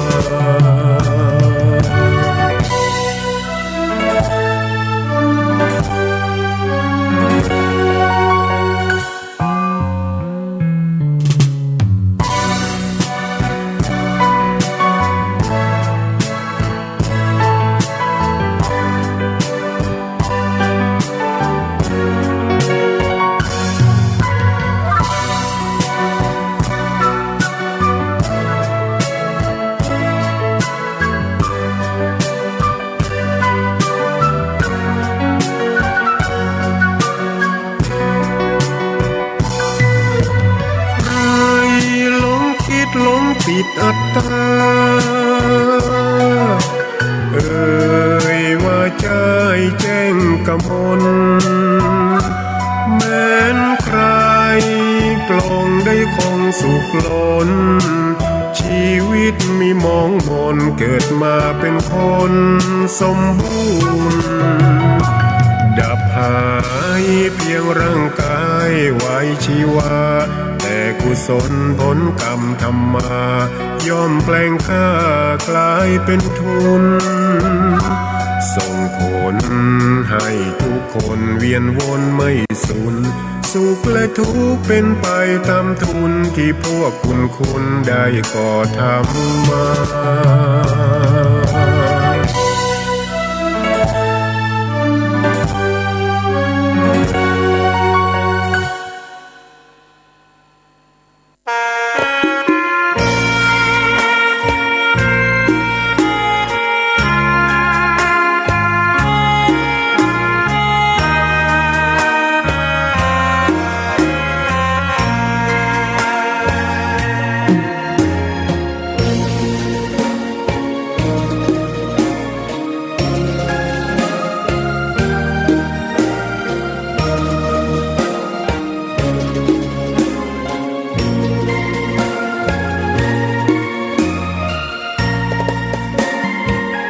ดอกบัวดอกหนึ่ง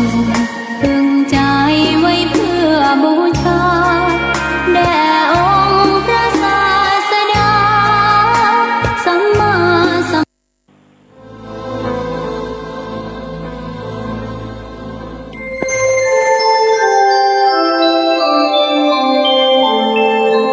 ขณะนี้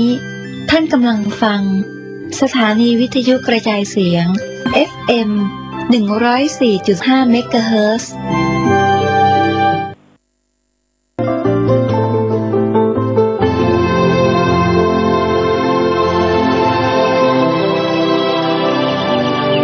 วันนี้เป็นวันพระขอเรียนเชิญพุทธศาสนิกชนทุกท่านมากลั่นจิตให้ใสกลั่นใจให้เป็นบุญด้วยการให้ทานรักษาศีลและเจริญจิตภาวนาน้อมจิตให้เข้าถึงพระรัตนตรัย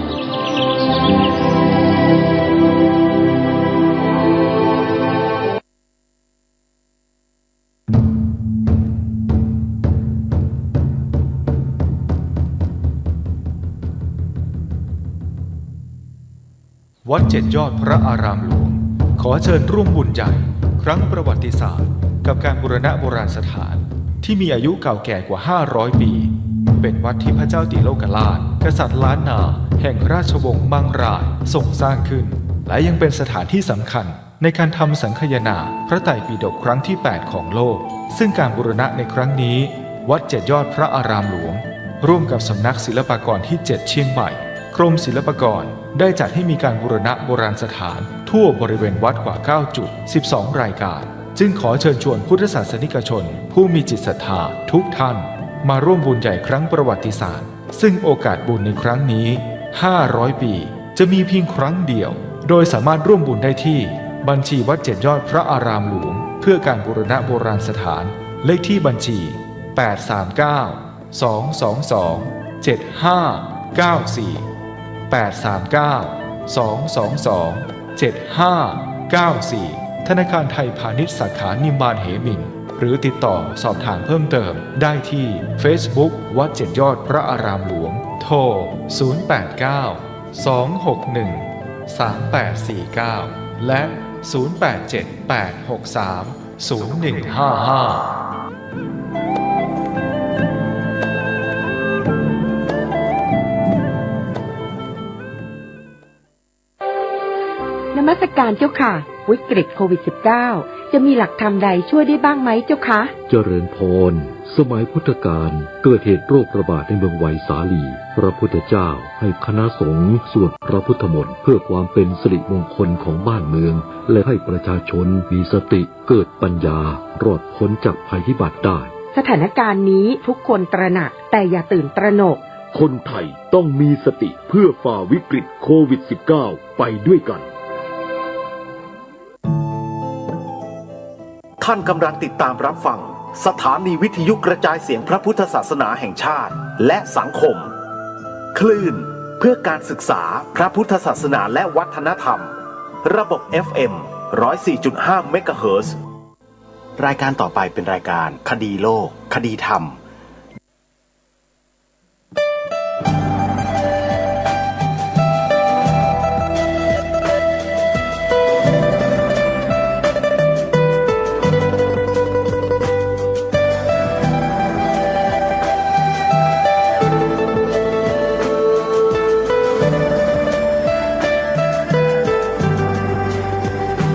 กล้าคิดก็ต้องกล้าทำอย่ากลัวถ้าทำความดีเป็นศึกษาปัญหาให้ทันท่วงทีเมืองไทยจะพัฒนากว่านี้รายการดีๆคดีโลกคดีธรรม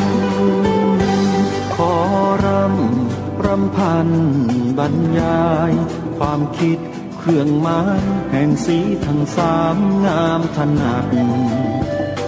ขาวคือบริสุทธิ์สีสวัสดิ์หมายพระไตรรัตน์และธรรมะคุ้มจิตไทยแดงคือโลหิตเราใสซึ่งยอมสละได้เพื่อรักษาชาติศาสนาน้ำเงินคือสีโสภาอันจอมประชาถ้าโปรดเป็นของส่วนองค์จับริ้วเข้าเป็นไตรรงค์จึงเป็นสีธงที่รักแห่งเราชาวไทยทหารอวตารนำไปยงยุทธวิชัยวิชิตก็ชูเกียรติสยามประเทศไทยที่เจริญมั่นคงมาได้จนถึงทุกวันนี้มิได้เกิดขึ้นจากความหวาดกลัวอย่างคลาดเขลาแต่บรรพบุรุษไทยของเราทุกยุคทุกสมัยล้วนแต่มีความกล้าหาญและชาญฉลาดปกป้องเอกราชสร้างชาติให้เกิดความมั่นคงโดยมีธงแห่งพระไตรรัตน์เป็นเครื่องนำชัยจึงเป็นที่มาที่ไปของรายการคดีโลกคดีธรรมกล้าคิดก็ต้องกล้าทำอย่ากลัวถ้าทำความดีเป็นศึกษาปัญหาให้ทันท่วงทีเมืองไทยจะพัฒนากว่านี้รายการดีๆคดีโลกคดีธรรมรายการดีๆคดีโลกคดีธรรม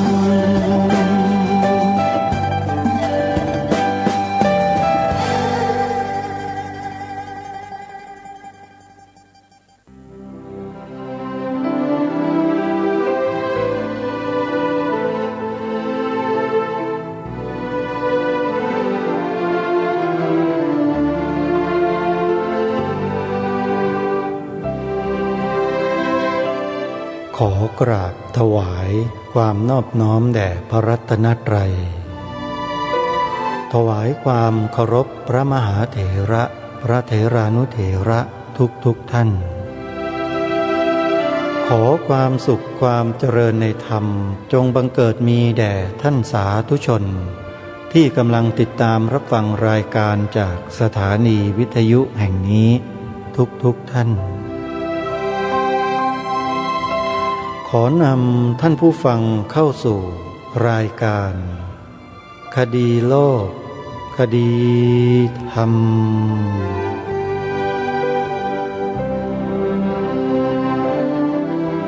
พบกันวันนี้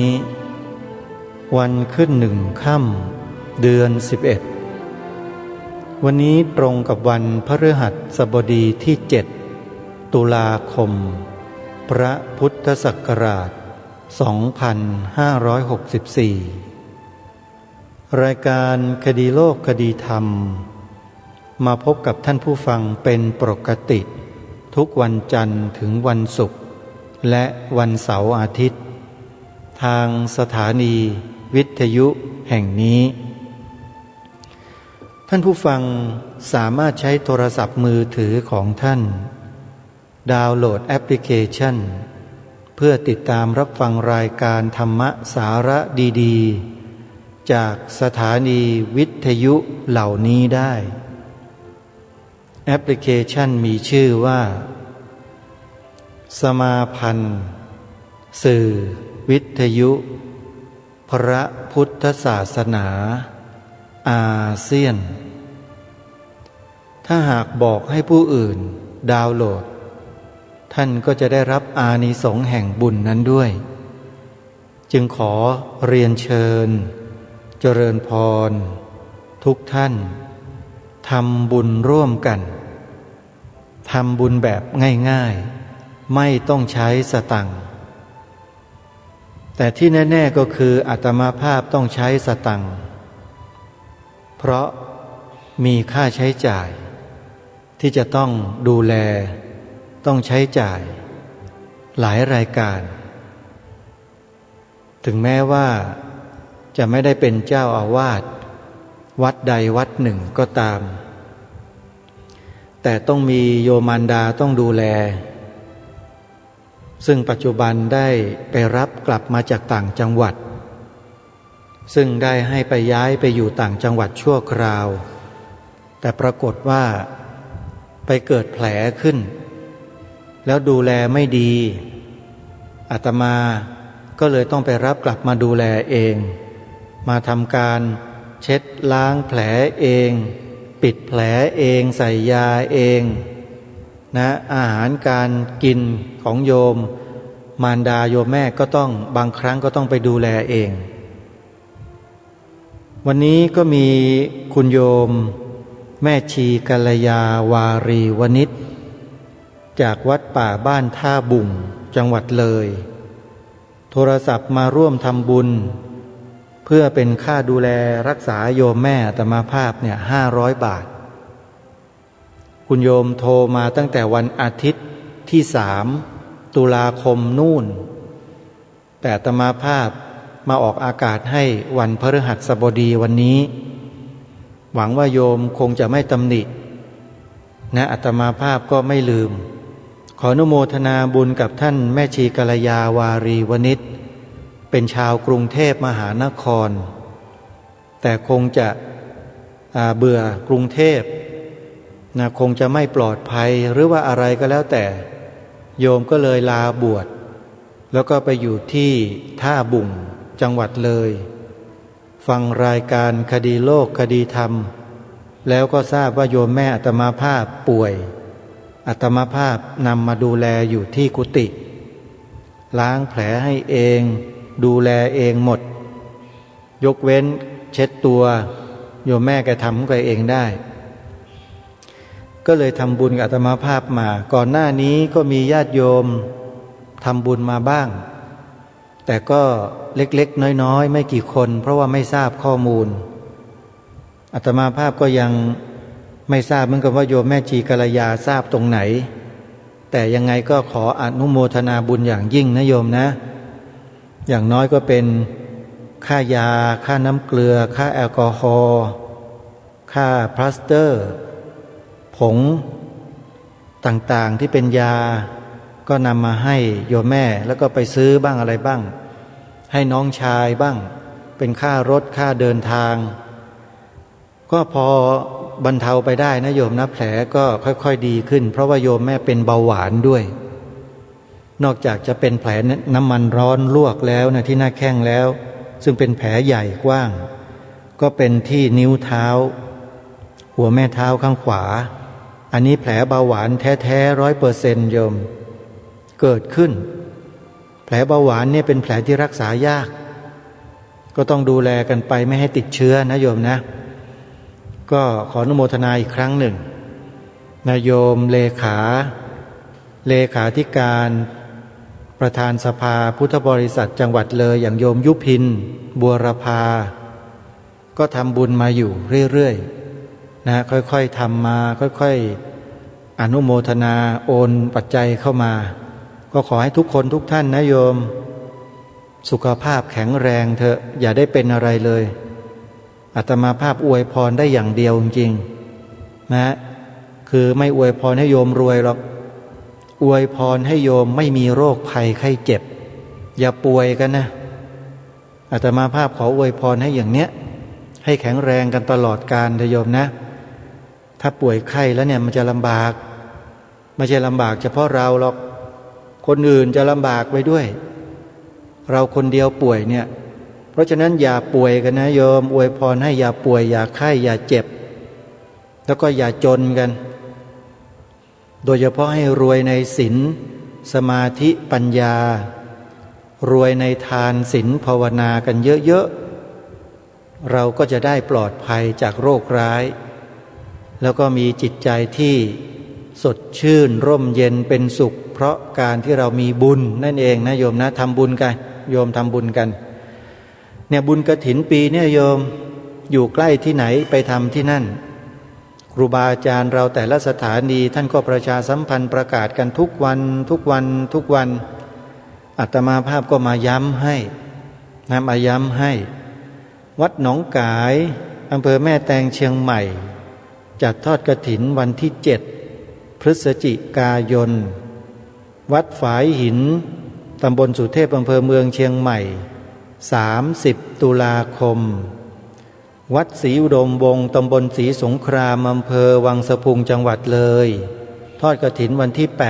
8-9 พฤศจิกายนวัดป่าจริยธรรมตำบลนาดอกคำอำเภอนาด้วงจังหวัดเลยทอดกฐินวันที่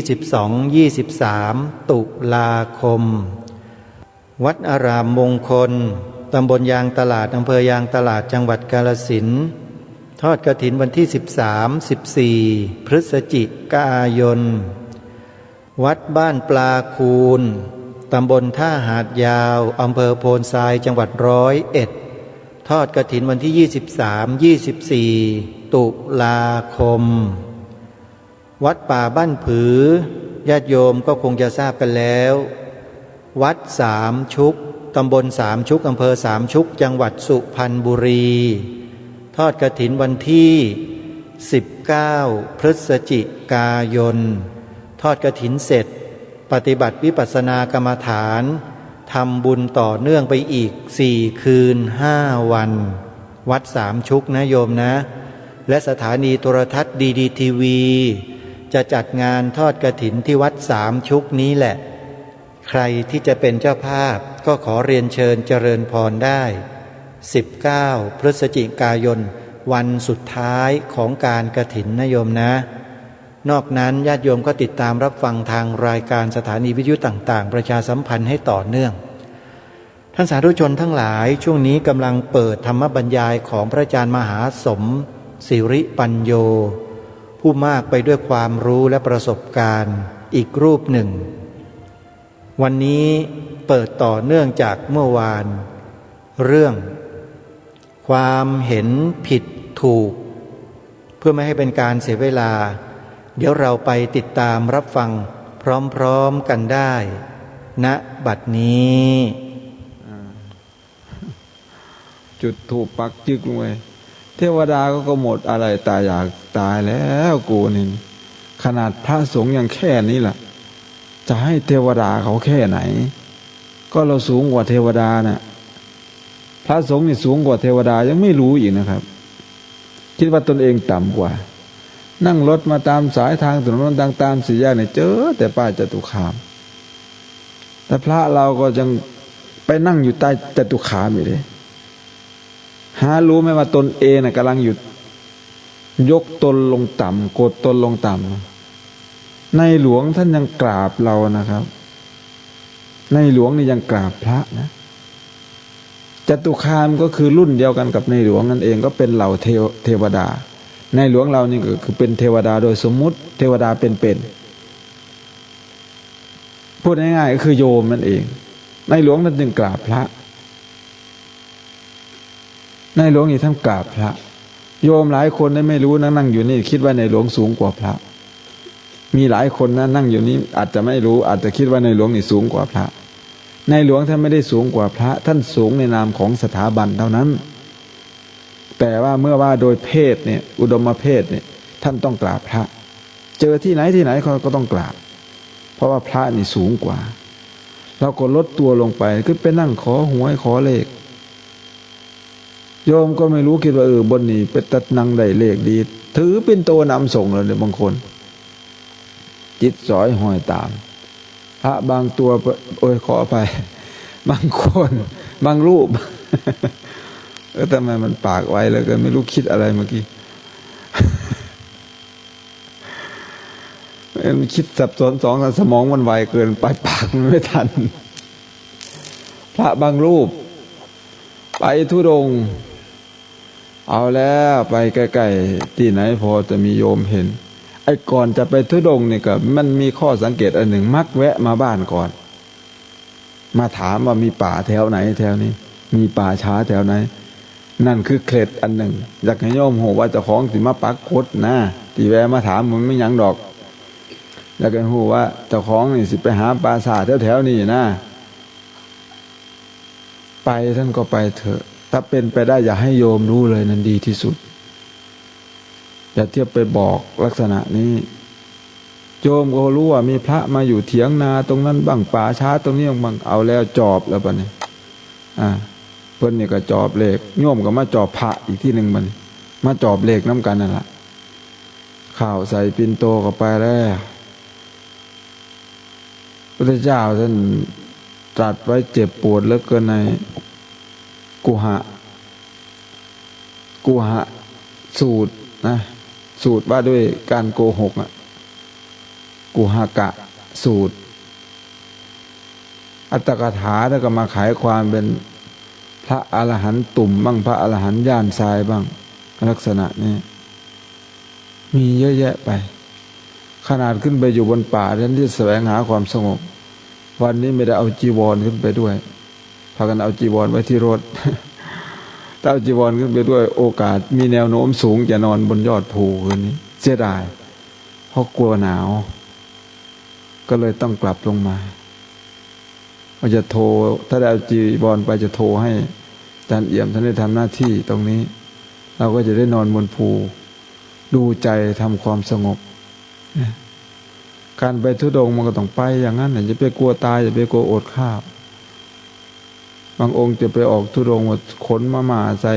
อันนั้นใส่บาตรจนเต็มหาไปบางที่ลักษณะนั้นก็อย่าไปกลัวครับมันมีน้ำมีอาหารในป่าไม่อดหรอกไม่ตายง่ายด้วยคนร้อนขนาดกบเขาง่าย8 เดือนน่ะถือฝนมันจังออกมามันก็บ่ตาย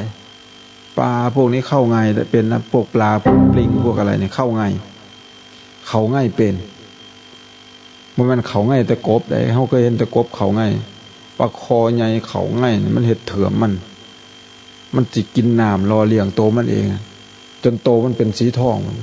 ปลาคอใหญ่เขาง่ายพวกปิงนี่เขาง่ายคดอ่อมปอแน่นปลาหน่วยบกอง่ายปิงเวลาถูกฝนมันก็ถูกน้ำมันก็แตกกระเทาะเปลือกออกมานั่นคือเกาะป้องกันตัวมันพวกเรามีอะไรเป็นเกาะป้องกันตัวปีติดีที่สุดนั่งสมาธิเมื่อเช้าได้พูดตอนเย็นเมื่อวานได้พูดเรื่องพระเจ้าพิมพิสารถูกลูกชายตนเองจับขังไว้เมื่อคืนนี้ต้องขออภัยพูดผิดไปตอนหนึ่งพูดสับไปสับมาอาจารย์เอี่ยมท่านก็ทักท้วงอยู่บางครั้งก็พูดถึงพระเจ้าเปรตบ้างยิ่งพระเจ้าเปรตเนี่ยเป็นศักดิ์ปู่ เป็นศักดิ์ปู่นะพระเจ้าพิมพิสารนี่คือพ่อเอาพ่อไปขังไว้ก็เดินจงกรมสุขุปสังหิเตนะจังกเมนะยาเปติยังอัตภาพให้เป็นไปด้วยการเดินจงกรมปีติสมาธินี่ช่วยได้เยอะแล้วก็มีบ้างเกลืออย่าทิ้งเกลือเนี่ยถ้าการไปธุดงค์นี่อย่าไปรีบเร่งการเดินตามทางตามถนนนี่มันก็อาจจะเรียกได้ว่าจาริกแต่ไม่ควรเรียกธุดงค์เรียกว่าจาริกเสียให้มันเหมาะสมกับสถานการณ์ สิ่งไปกันหมู่เยอะๆนี่พูดได้เต็มปากว่าไปจาริกแน่นอนนำทางกันบางทีคนรถเนี่ยมันก็พูดเราเคยนั่งบนรถนะขณะที่เราไม่ได้เดินเราก็รู้ว่าคนบนรถเขาพูดยังไงบางทีก็ไม่ได้เกิดศรัทธามากมายนะครับการไปตามป่าต้องไปเรื่อยๆอย่ารีบเร่งไปเรื่อยๆถ้าไปเจอน้ำเจออะไรธรรมชาติดีๆเป็นสัปปายะนี่ก็ปักกฎอยู่ตรงนั้นแหละซักจีวรบ้างอาบน้ำแล้วก็นั่งสมาธิอยู่ในโขดเขินตรงนั้นอาจจะอยู่หลายวันก็ได้ไม่จำเป็นต้องรีบเร่งไปเรื่อยๆเหมือนหมีมันจะไปได้ไวแต่ถ้าท่านรีบเร่งไปไม่รู้จะรีบเดินเป็นเหนื่อยเปล่าๆไม่ได้อารมณ์กรรมฐานพระพุทธเจ้าท่านเป็นผู้บัญญัติไว้ตรงนี้ท่านบอกว่าภควตาปริจจัตตะโลกามิสานังปุคลานกุลปุตตานังชีวิเตจะกายเยจะอนัปเปขานังอานะนุโลมะปฏิปทังเยวะอาราเทตุกามานังกุลปุตตานังเตระสะทูตังคานิอนุญญาตานิแท้ที่จริงนั้นธุดงค์13ข้อเนี่ยพระผู้มีพระภาคเจ้าทรงอนุญาตไว้แก่กุลบุตรผู้มีโลกามิตรอันสละแล้วปริจจัตตะโลกามิสานังไม่อาลัยในชีวิตและร่างกายกายเยจะชีวิเตจะอนัปเปขานังไม่อาลัยในชีวิตและร่างกายตายก็ช่างมันตายเป็นตายผมรู้สึกว่าทุกวันนี้ไม่ค่อยมีกำลังไม่ค่อยได้เดินสมัยก่อนมันก็บ้ามากนะบ้าบินมากก็อย่างที่ว่านี่แหละอาจารย์เอี่ยมแล้วก็เหมือนกันนี่แหละนิสัยเหมือนกันหลายอย่างก็เรียนเอาความรู้ไม่เรียนเอาใบประกาศจนถึงประโยค6นี่ไม่ได้ไปรับได้พัดประโยค6กับประโยค3นี่ผมไม่ได้ไปรับนะครับก็มาเรียนเพื่อที่จะรู้อย่างเดียวก็เข้าป่าปีละเดือนถึง2 เดือนคนเดียวผมเนี่ยเดินโดยทั่วไปภูเขามันจะมีทางช้างลากสูงบ้างช้างคนขึ้นไปลากชักไม้บ้างแล้วก็ไปตามทางนั่นแหละไปเรื่อยๆไม่ต้องห่มจีวรนะครับจีวรเนี่ยบิดให้กลมๆแล้วก็ผูกเฉวียงบ่าแล้วก็พายเอาสัมภาระอย่าให้มันหนักมากไปเรื่อยๆพอมองดูก็มองดูพอยืนก็ยืนพอนั่งก็นั่งไปเรื่อยๆไอ้ที่ช้างกระทืบพระมรณภาพผมไปตรงนั้นแหละแต่4 วันผมลงมามันรกมากทากเยอะหน้าฝนเนี่ยนี่เขาใหญ่ตรงเนี้ยผมก็เดินลัดลงมาบ้านทับลานบ้านดงลานเนี่ยลัดลงมาช่วงที่มันเหนื่อยมากๆเนี่ย4 วันนะครับยังไม่มีอะไรมีแต่น้ำในท้องเนี่ยกับหวายอ่อนๆนะชักบางสกุลเอา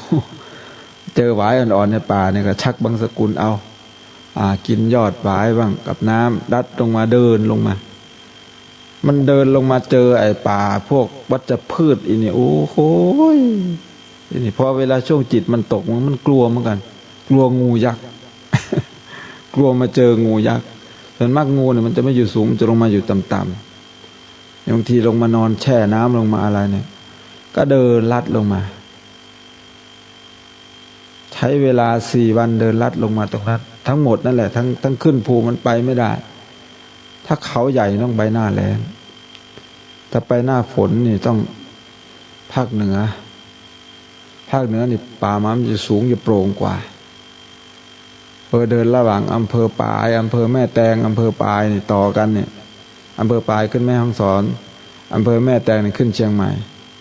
ระหว่าง2 อำเภอเนี่ยมันจะลัดออกมาทะลุอำเภอแม่ริมจะมีทางช้างลากซุงอยู่บนภูแล้วก็เดินไปเรื่อยๆใช้เวลา 7-8 วันก็ทะลุแล้วไม่ต้องไปกลัวตายนะครับไปอย่างนั้นสิ่งเหล่านี้มันเป็นประสบการณ์ไปธุดงค์ทุตังคะตัทธะทูโตติทุตะกิเลโสวาปุคโลกิเลสะทุนโนวาธัมโมนี่คือรูปวิเคราะห์ของธุดงค์ในคำว่าธุดงค์นั้นมีความหมาย2 ประการแรกนั้นคือทุตะกิเลโสวาปุคโล หมายถึงบุคคลผู้มีกิเลสอันขัดเกลาแล้วอย่างหนึ่งแล้วก็หมายถึงกิเลสหมายถึงธรรมเป็นเครื่องขัดเกลากิเลสกิเลสทุนโนวาธัมโมอีกอย่างหนึ่งมันหมายถึงสองประการทีนี้การเสพธุดงค์มันก็ต้องขึ้นอยู่กับกำลังใจขึ้นอยู่กับสภาพร่างกายสังขารถ้ามันเกิดประโยชน์ก็ทำทุตังทุตังคังเสวันตัสสะกัมมัฏฐานังวัฏติเตนะเสวิตภานิถ้าหากเธอเสพธุดงค์แล้วเนี่ยคุณธรรมกรรมฐานมันงอกงามขึ้นก็ให้เสพได้แต่ถ้าทำไปแล้วเนี่ยตังเสวนโตถ้าเมื่อเสพแล้วเนี่ยกรรมฐานเสื่อมกรรมัฏฐานังหายตินะเตนะเสวิตภานิให้เลิกเสพเสียอย่าไปเสพถ้าทำไปเพื่อผลประโยชน์อะไรบางอย่างแล้วเนี่ยอย่าไปทำอันเรื่องธุดงค์ไม่ใช่เพียงแค่ว่าจะไปเดินธุดงค์ไปเดินตามดงตามป่าอย่างอยู่วัดมันก็เป็นธุดงค์ได้การฉันในบาตรเป็นวัดการคลองผ้าเป็นวัดการห่มผ้าบางสกุลเป็นวัดการเดินบิณฑบาตเป็นวัดทุกวันนี่แหละเป็นธุดงค์เราจะสมาทานหรือไม่ก็ตามมันเป็นเครื่องขัดเกลาโดยตัวของมันเองโดยเนื้อหานะแต่ถ้าเราสมาทานด้วยมันก็เป็นสมาทานเป็นเจตนาสมาทานคือทุตังคังสมาธิยามิข้าพเจ้าสมาทานธุดงค์ข้อนี้ระบุเฉพาะข้อไปเพราะมันไม่ใช่ว่าจะถือได้ทุกข้อเสมอไปอันนี้เล่าให้ฟังบอกขึ้นไปเดินข้างบนไปอเมริกาก็ไปพาเดินอยู่ครั้งหนึ่งบนภูเขาที่เวอร์จิเนียก็นั่งรถนี่แหละไปก่อนไปจอดไว้เหมือนกันนี่แหละมันจะมีข้างบนมีเลคมีอันนั้นนะจอดเป็นทะเลสาบอยู่ข้างบนเหมือนกันเราจอดไว้จอดรถแล้วก็เดินลงไปข้างล่างอันนี้เดินก็นานพอๆกันนี่แหละนานพอๆกันวันนี้แหละมีโยมส่วนหนึ่งเหมือนกันอยากให้พาเดินอาตมาก็พาเดินก่อนจะกลับเมื่อปี48ไม่ใช่ปี49ปี48นะก่อนจะกลับโยมเขาก็อยากให้พาเดินส่วนหนึ่งก็พาเดินมีพระ3 รูปเดินไปด้วยกันแล้วก็มีโยมอีก5 คนเดินพาก็เดินก็ไปเรื่อยๆธรรมดานี่แหละโอ้โยมไม่เคยเดินถอดรองเท้าบ้างใส่รองเท้าบ้างเดี๋ยวสวมเดี๋ยวถอดเดี๋ยวหิ้วโยมไม่ชินกับการเดินแม้กระทั่งพระบางรูปที่ไปเดินตามอาจารย์จรัญท่านพาเดินก็ถึงกับเปรยขึ้นเป็นเชิงสัพพยอกกันว่าโอ้พระพุทธเจ้าท่านตรัสรู้นี่ท่านไม่ได้ลำบากขนาดนี้นะอาจารย์ท่านไม่ได้มาเดินอย่างนี้ท่านนั่งสมาธิพูดเป็นเชิงอย่างนั้นน่ะ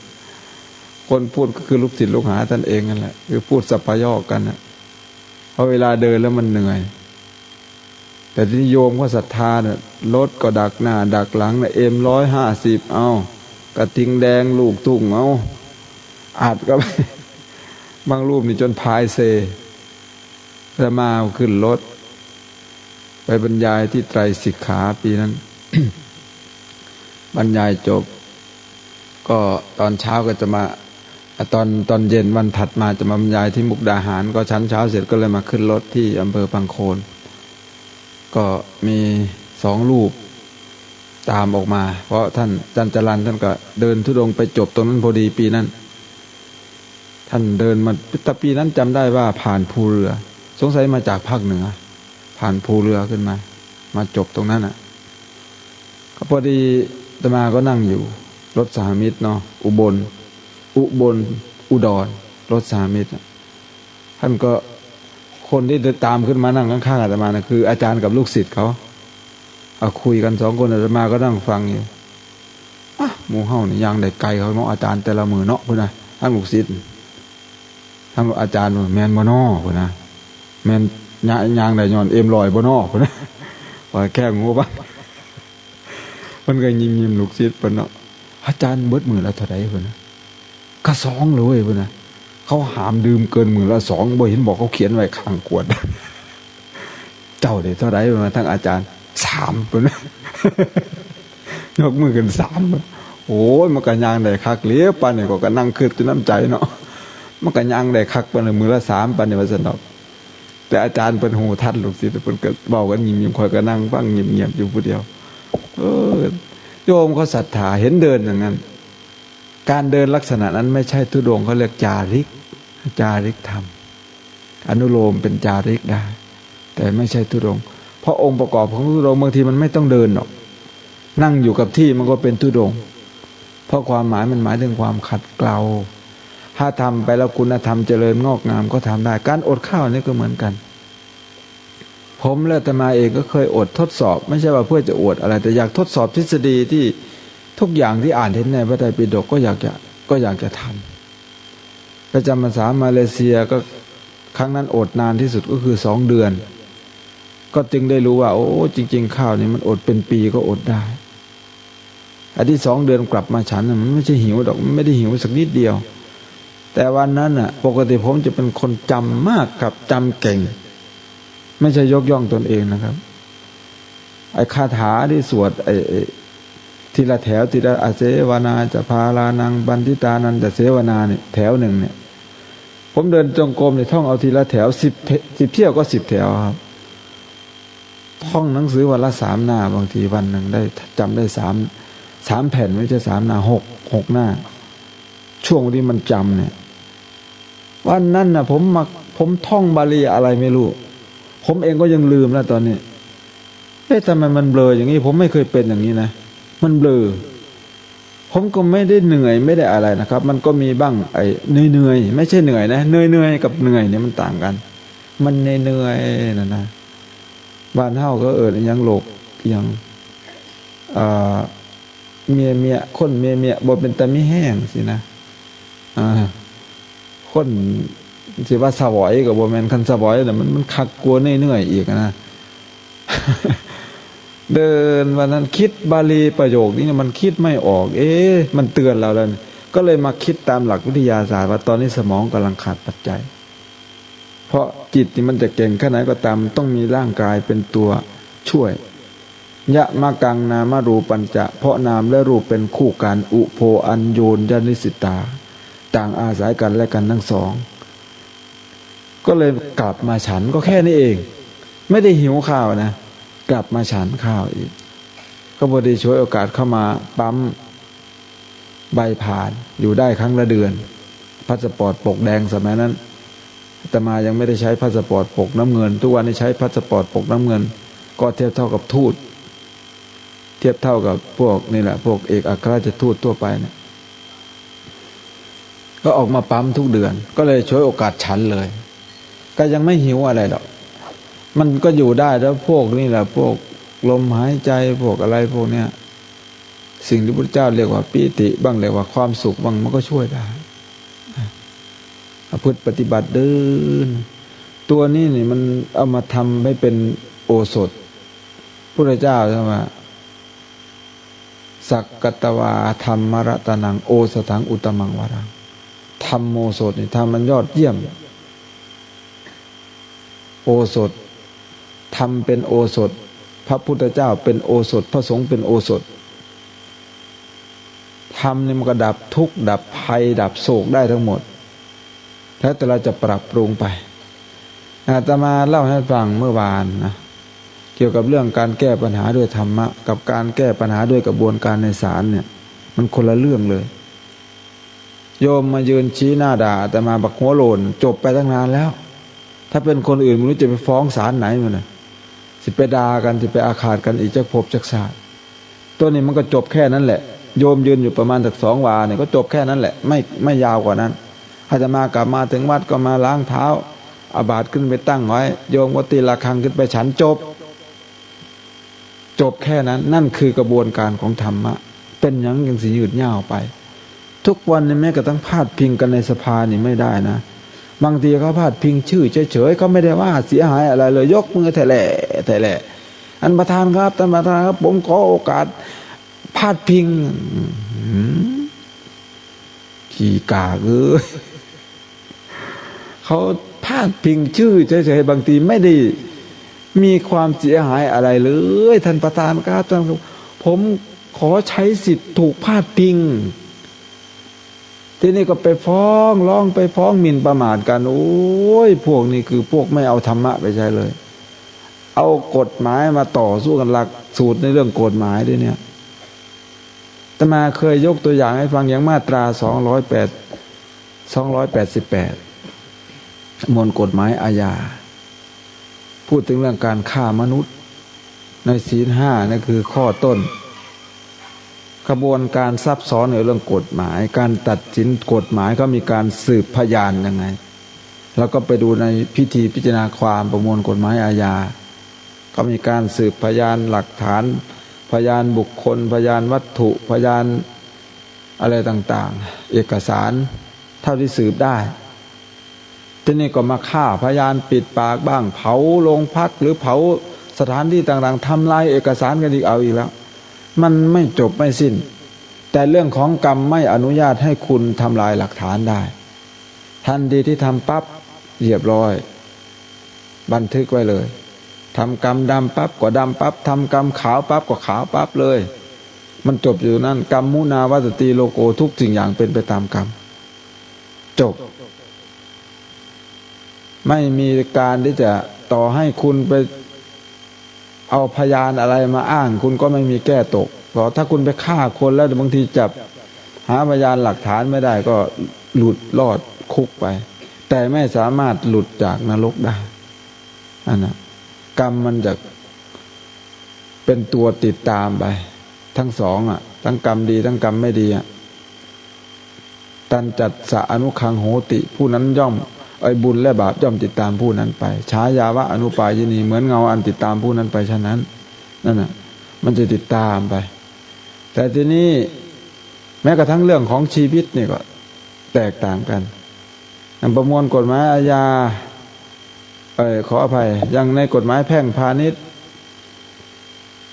มาตรา15วงเล็บ2เขาจะพูดถึงบุคคลไว้ว่า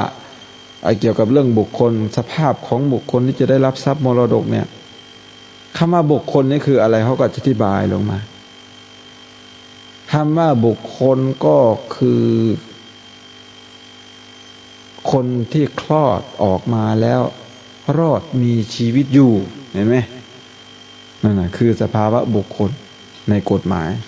แต่สภาวะบุคคลของพระพุทธเจ้านู่นตั้งแต่นู่นแหละพ่อแม่อยู่ร่วมกันแม่มีไข่สุกแล้วก็มีคันธพะมีจิตวิญญาณลงไปปฏิสนธิเกิดขึ้นมานั่นน่ะตั้งแต่เกิดปฏิสนธิปั๊บนั่นน่ะค้นเกิดแล้วภิกษุรูปใดบังอาจไปทำยาให้โยมทำให้น้ำใสๆตกไปตรงนั้นเป็นอาบัติปาราชิกครับไม่มีรอดนั่นน่ะขาค้นแล้วตั้งแต่นั้นตั้งแต่น้ำใสๆนั่นปฏิสนธิหากพ่อกับแม่อยู่ร่วมกันแต่ว่าไม่มีคันทัพพะเข้าไปปฏิสนธินั้นจะต้องแท้งแน่นอนชีวิตนั้นจะไม่เกิดมาเป็นคนมันจะแท้งด้วยวิธีใดก็ตามมันจะแท้งเองมันจะไม่เป็นมนุษย์สมบูรณ์มันต้องมีปฏิสนธิวิญญาณอย่างลงไปพระพุทธเจ้าเป็นผู้ที่ไม่เกิดอีกแล้วพุทธานังปฏิสนธิกิจจังจุติปฏิสนธิกิจจังนัตถิกิจคือการจุติและการปฏิสนธิไม่มีแล้วแก่พระสัมมาสัมพุทธเจ้าทั้งหลายก็คือกระบวนการทำฝึกฝนจิตของตนขึ้นมาให้สูงขึ้นก็ตัดสังโยชน์ได้ทีละข้อนี่สักกายทิฏฐิวิจิกิจฉาศีลปตปรมัตถ์ความรู้สึกว่าเป็นตัวเป็นตนไอ้ตัวนี่แหละมันครอบครองโลกเราเหลือเกินในปัจจุบันเมื่อกี้เราอาตมาได้พูดนิดหน่อย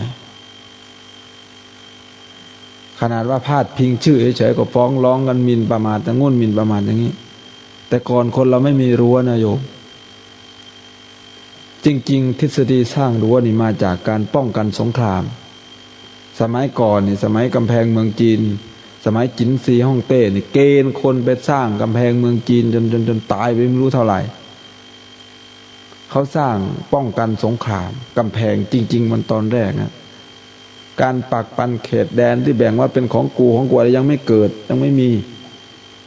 ไปเว้าหยังแถวนี่ตั้งแต่ก่อนนี่พากันมาอยู่มาคั่วใหม่ๆนี่ตัดโกกไม้ลมปลายมันสีไปทั้งนี้น่ะดินของกูละบ่นั่นน่ะ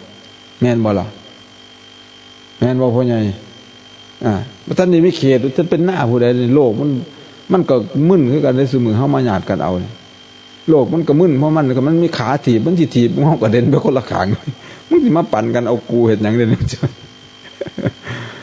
มันทุละทุลังมันยังหมู่สูเด้นี่มันสิว่าอยู่ได้นั่น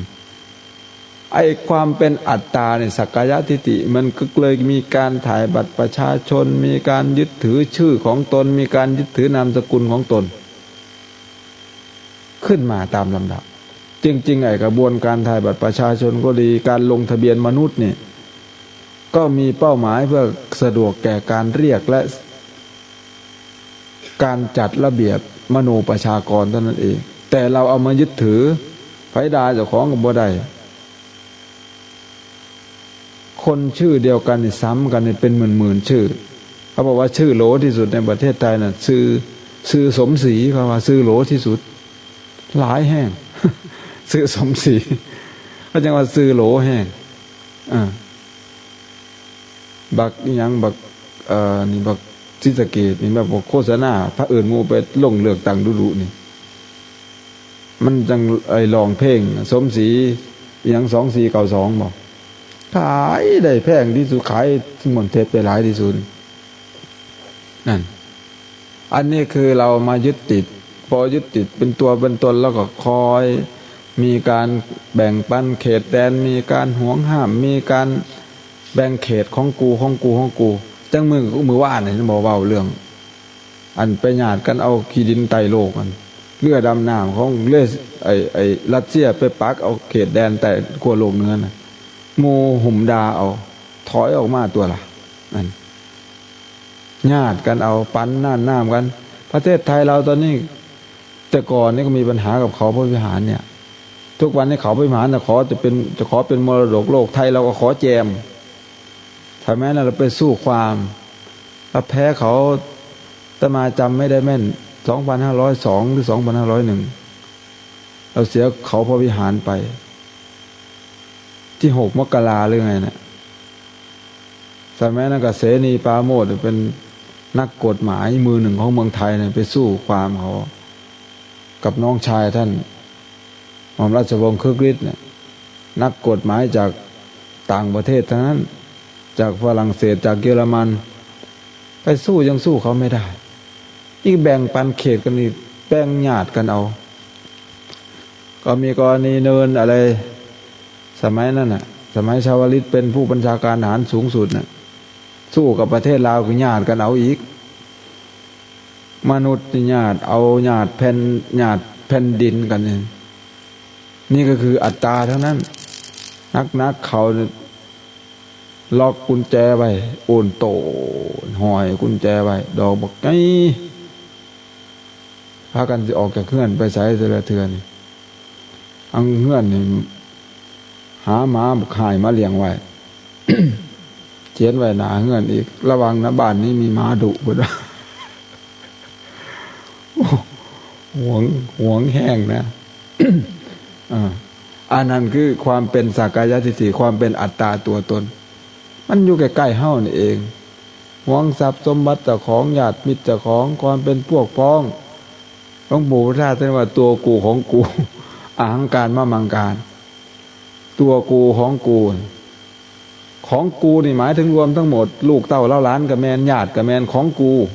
ญาติของกูลูกของกูลูกของกูบวชกูจังสิขาวัดลูกของกูซึกกูสิซึกเห็นบ่ซึ่งมื้อนี้เห็นแต่กับลูกเจ้าของบวชหิวเป็นโตอันตอนลงมาวัดบ่พอลูกซึกเจ้าของก็ซึกนำนั่นเห็นบ่นั่นแหละอหังการมะมังการพอพัฒนาจนถึงกับละสักกายทิฏฐิได้นี่มันก็ไม่เกี่ยวข้องแล้วจึงบอกว่านักบวชเหล่านี้คืออาคารัสสมาอนาคาริยังปัปปจิตาตัดสมิงภควติพมจริยังจารามะเป็นผู้มีศรัทธาออกบวชจากเรือนไม่เกี่ยวข้องโดยเรือนแล้วประพฤติอยู่ซึ่งพรหมจรรย์ในพระผู้มีพระภาคเจ้าพระองค์นั้นสิกขาสาชีวสมาปนาถึงพร้อมด้วยสิกขาและธรรมเป็นเครื่องเลี้ยงชีวิตของภิกษุทั้งหลาย อันนี้คือผู้เริ่มละออกมาแล้วละตัวละตนออกมาแล้วแต่ที่พอเข้ามาบวชที่นี่สิกขาสาชีวสมาปัญนาคืออะไรก็คือศีลสมาธิปัญญาไตรสิกขาเนี่ยสิกขาบทก็คือบทที่จะต้องศึกษาในศีลสมาธิปัญญาเสมอลูกหลานเอาบ่ฮู้จักหยังแล้วบวชกันมาบ่ทันพอข้าวเพิ่นก็สึกออกไปบวชจูงนี่ก็จะมันคักจูงลงไปหอดปลากลับมาสึกจ่อยโอ้ยจักสิบวชเฮ็ดหยังบวชเข้าหนึ่งเข้าเดียวคอยหอดบ่จูงศพแม่นหอดบ่จูงแต่คอยบ่จูงพอก็เอิ้นเอาแต่ลูกมาเด้อลูกอีแม่สุกลูกหลานแห้งๆก็ซอยกันหามแม่หามยาลงไปเม่นพุ่นคอยก็เป็นลูกชายคอยจูงเล่าตั้งแต่บ่ทันละบ่ทันตายพุ่น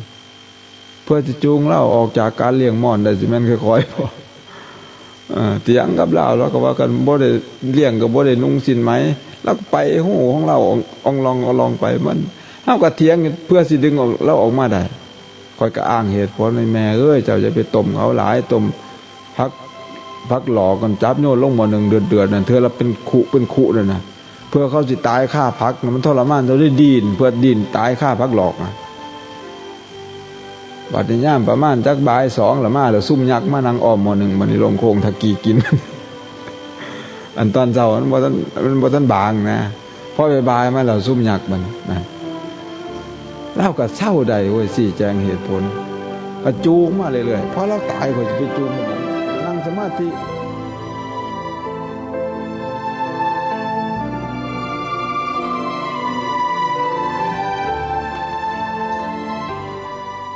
ท่านสาธุชนผู้ฟังทุกท่าน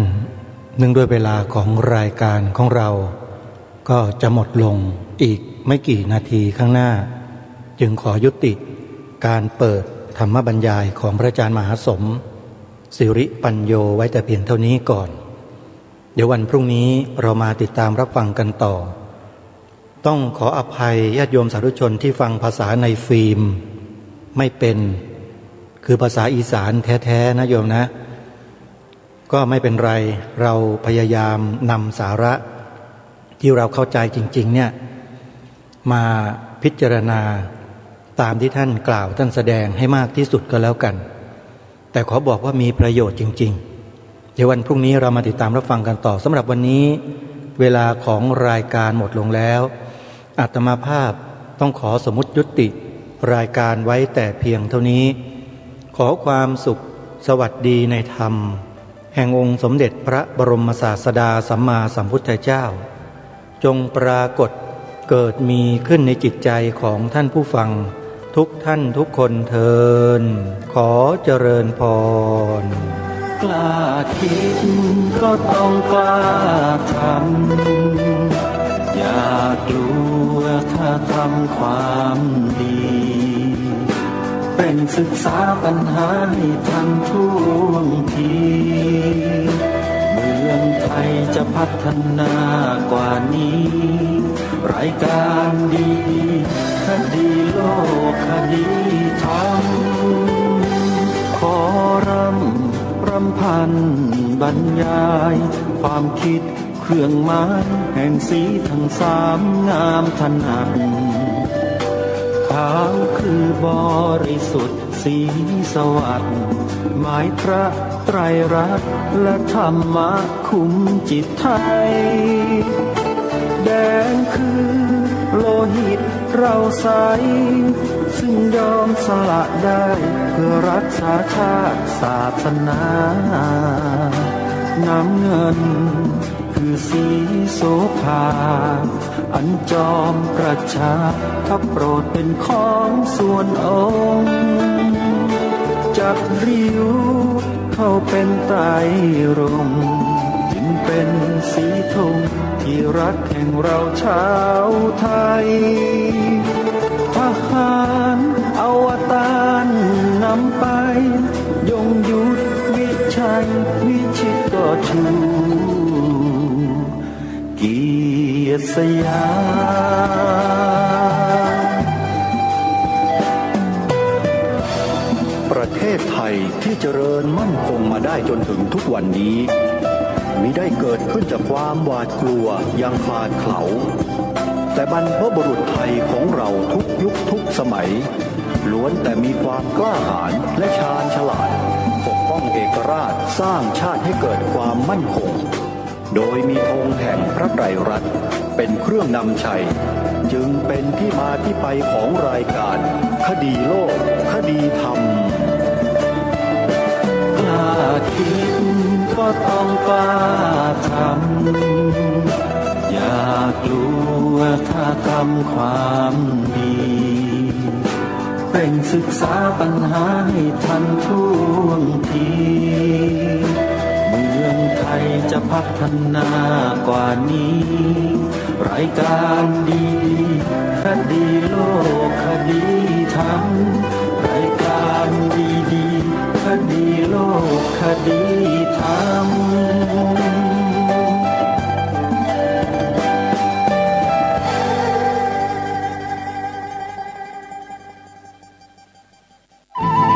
ที่จบไปแล้วนั้นเป็นรายการ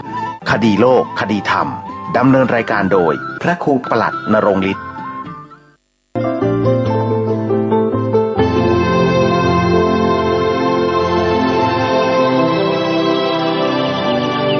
วันนี้เป็นวันพระขอเรียนเชิญพุทธศาสนิกชนทุกท่านมากลั่นจิตให้ใสกลั่นใจให้เป็นบุญด้วยการให้ทานรักษาศีลและเจริญจิตภาวนาน้อมจิตให้เข้าถึงพระรัตนตรัย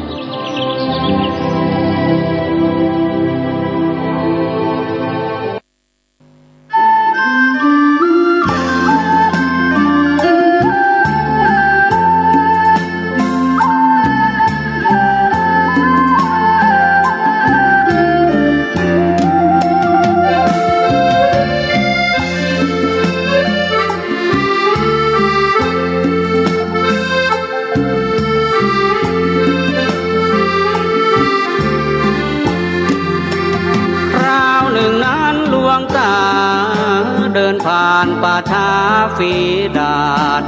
คนล้มตายเกลื่อนกลาดอเนจอนาถใจหมู่บ้านร้อยหลังคาต่างพากันแตกหนีตายทิ้งบ้านร้างเรียงรายหนีตายไม่ห่วงหลังหมู่บ้านนั้นตายกัน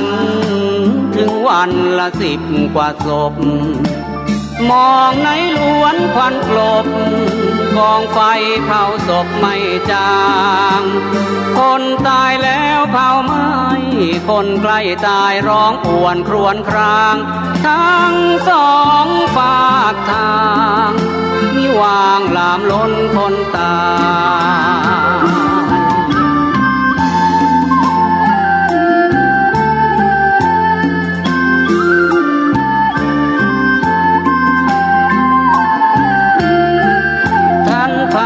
ไปพักกระท่อมน้อ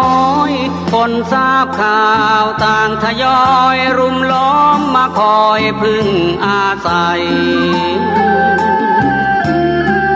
คนเป็นฝีดาษ2 คนกระเสือกกระสนมาใกล้มีคนคอยกันไว้ห้ามเข้าไปในเขตนั้นหลวงตาบอกว่าไม่เป็นไรจงทำกระท่อมเร็วไว้ให้เขาอาศัยอยู่ด้วยกัน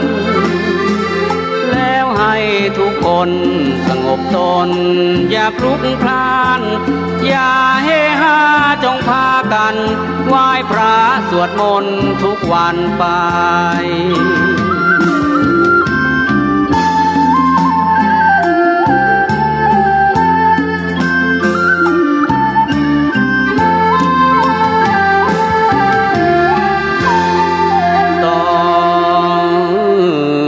จากนั้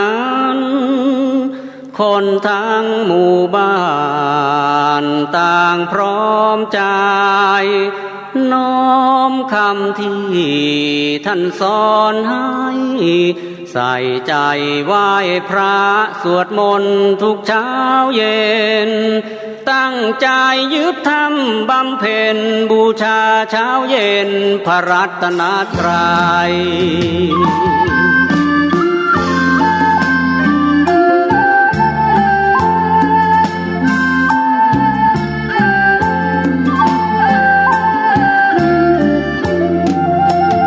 ด้วยเดชะพระธรรม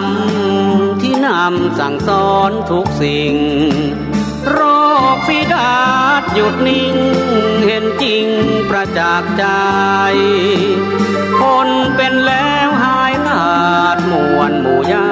ติปลอดภัยกลับบ้านเรือนกันได้เหมือนตายเกิดใหม่คืนมา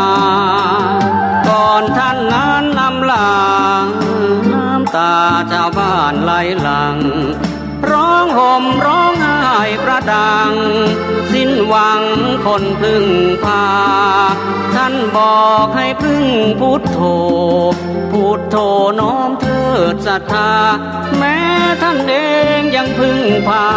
อยู่ไหนไปมาอย่าห่างพุทโธ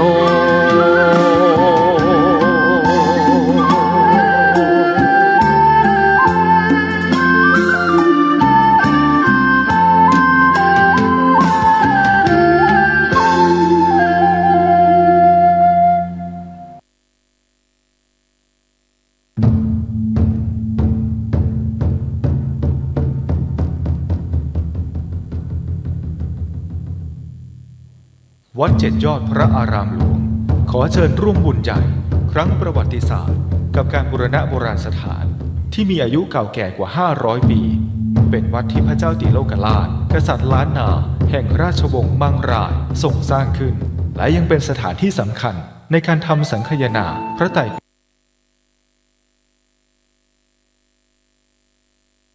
เข้าใจในส่วนของพระไตรปิฎกก็ถือว่าเป็นผู้คงแก่เรียนแต่ปัจจุบันนั้นเราจะเห็นได้ว่า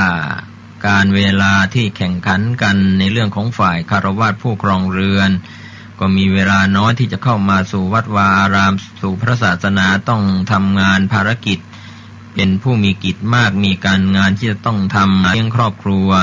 สถาบันของครอบครัวพ่อแม่ลูกครอบครัวของการทำงานภารกิจหน้าที่ตำแหน่งหน้าที่การงานที่ต้องรับผิดชอบภารกิจเหล่านั้นก็ทำให้มีเวลาน้อยลงที่จะใช้เป็นเวลาส่วนตัวเข้ามายังเรื่องศึกษาพระธรรมพระวินัยอันเป็นพระไตรปิฎกทางพระพุทธศาสนาก็ขอให้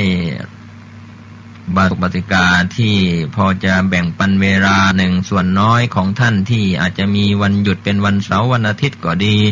หรือวันหยุดนักขัตฤกษ์สำคัญทางพุทธศาสนาที่ทางราชการได้หยุดให้ท่านมีเวลาก็ขอเชิญชวนท่านทั้งหลายลองเข้าไปวัดที่มี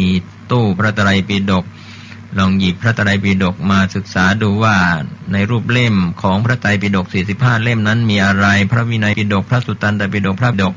นอกจากนั้นก็ยังมีอรรถกถาฎีกานุฎีกาต่างๆที่จะอาจารย์ในภายหลังก็อธิบายเพิ่มเติมในเรื่องของพระไตรปิฎกส่วนสำหรับพระไตรปิฎกภาษาไทยฉบับประชาชนนั้นอาจจะเป็นฉบับย่อๆฉบับเล็กๆที่สำหรับผู้มีเวลาน้อยสำหรับบาติกาหลายคนหลายท่านทั้งหญิงทั้งชายที่สนใจจะศึกษาก็พอจะแสวงหาพระไตรปิฎกฉบับประชาชนฉบับที่จะเรียกว่าฉบับย่อๆพอศึกษาให้รู้ว่าความของพระไตรปิฎกเป็นอย่างไรซึ่งเป็นแก่นเป็นคัมภีร์เป็นวิชาการที่สำคัญทางพระพุทธศาสนาครับกุลบุตรหรือทายาททางพระพุทธศาสนาจะเป็นพระภิกษุสามเณรในปัจจุบันรวมไปถึงอุบาสกปฏิกาเราถือว่าเป็นทายาททางพระพุทธศาสนาที่สำคัญถ้า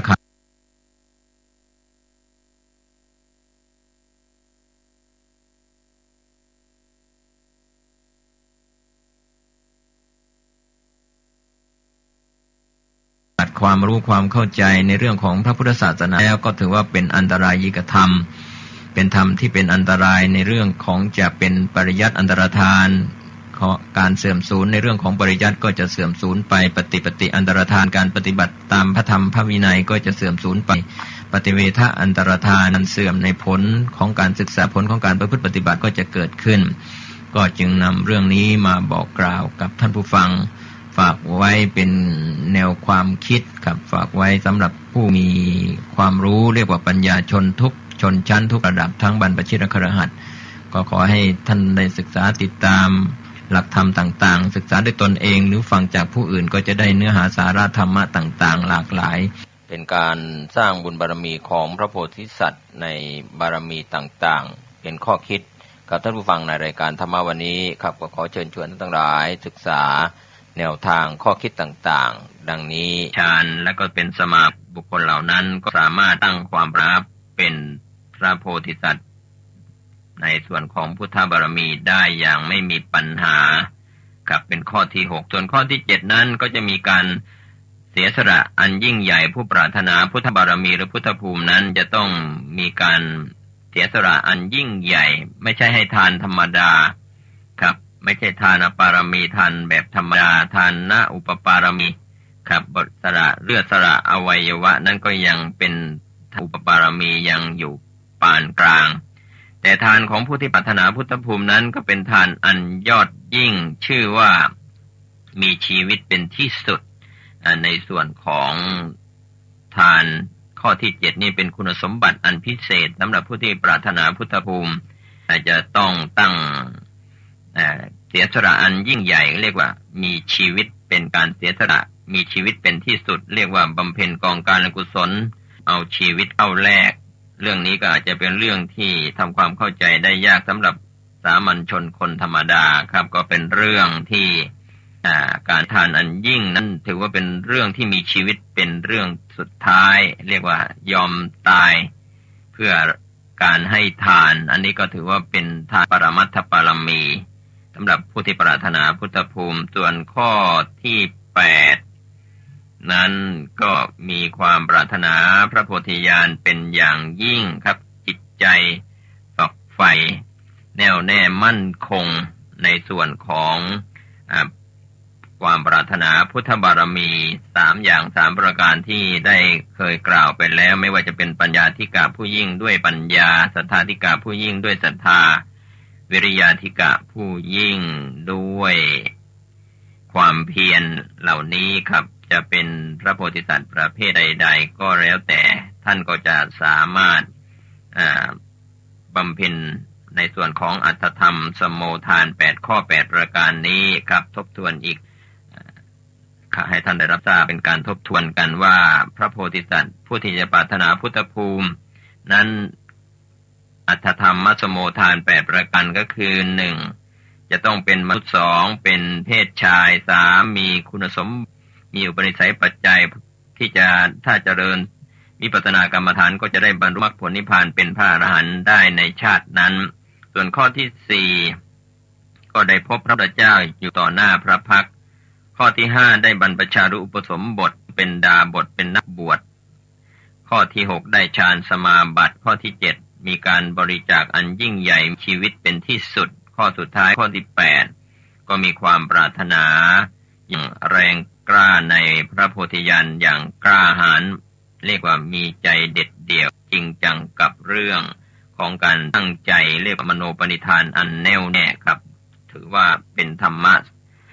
เป็นอัตถธรรมสโมทานเป็นคุณสมบัติของผู้ปรารถนาพุทธภูมิก็นำรายงานมาให้ท่านได้ศึกษาเรียนรู้ในเรื่องของรายการนี้ในวันนี้ได้นำเสนอสืบจากคราวครั้งที่ผ่านมาให้พูด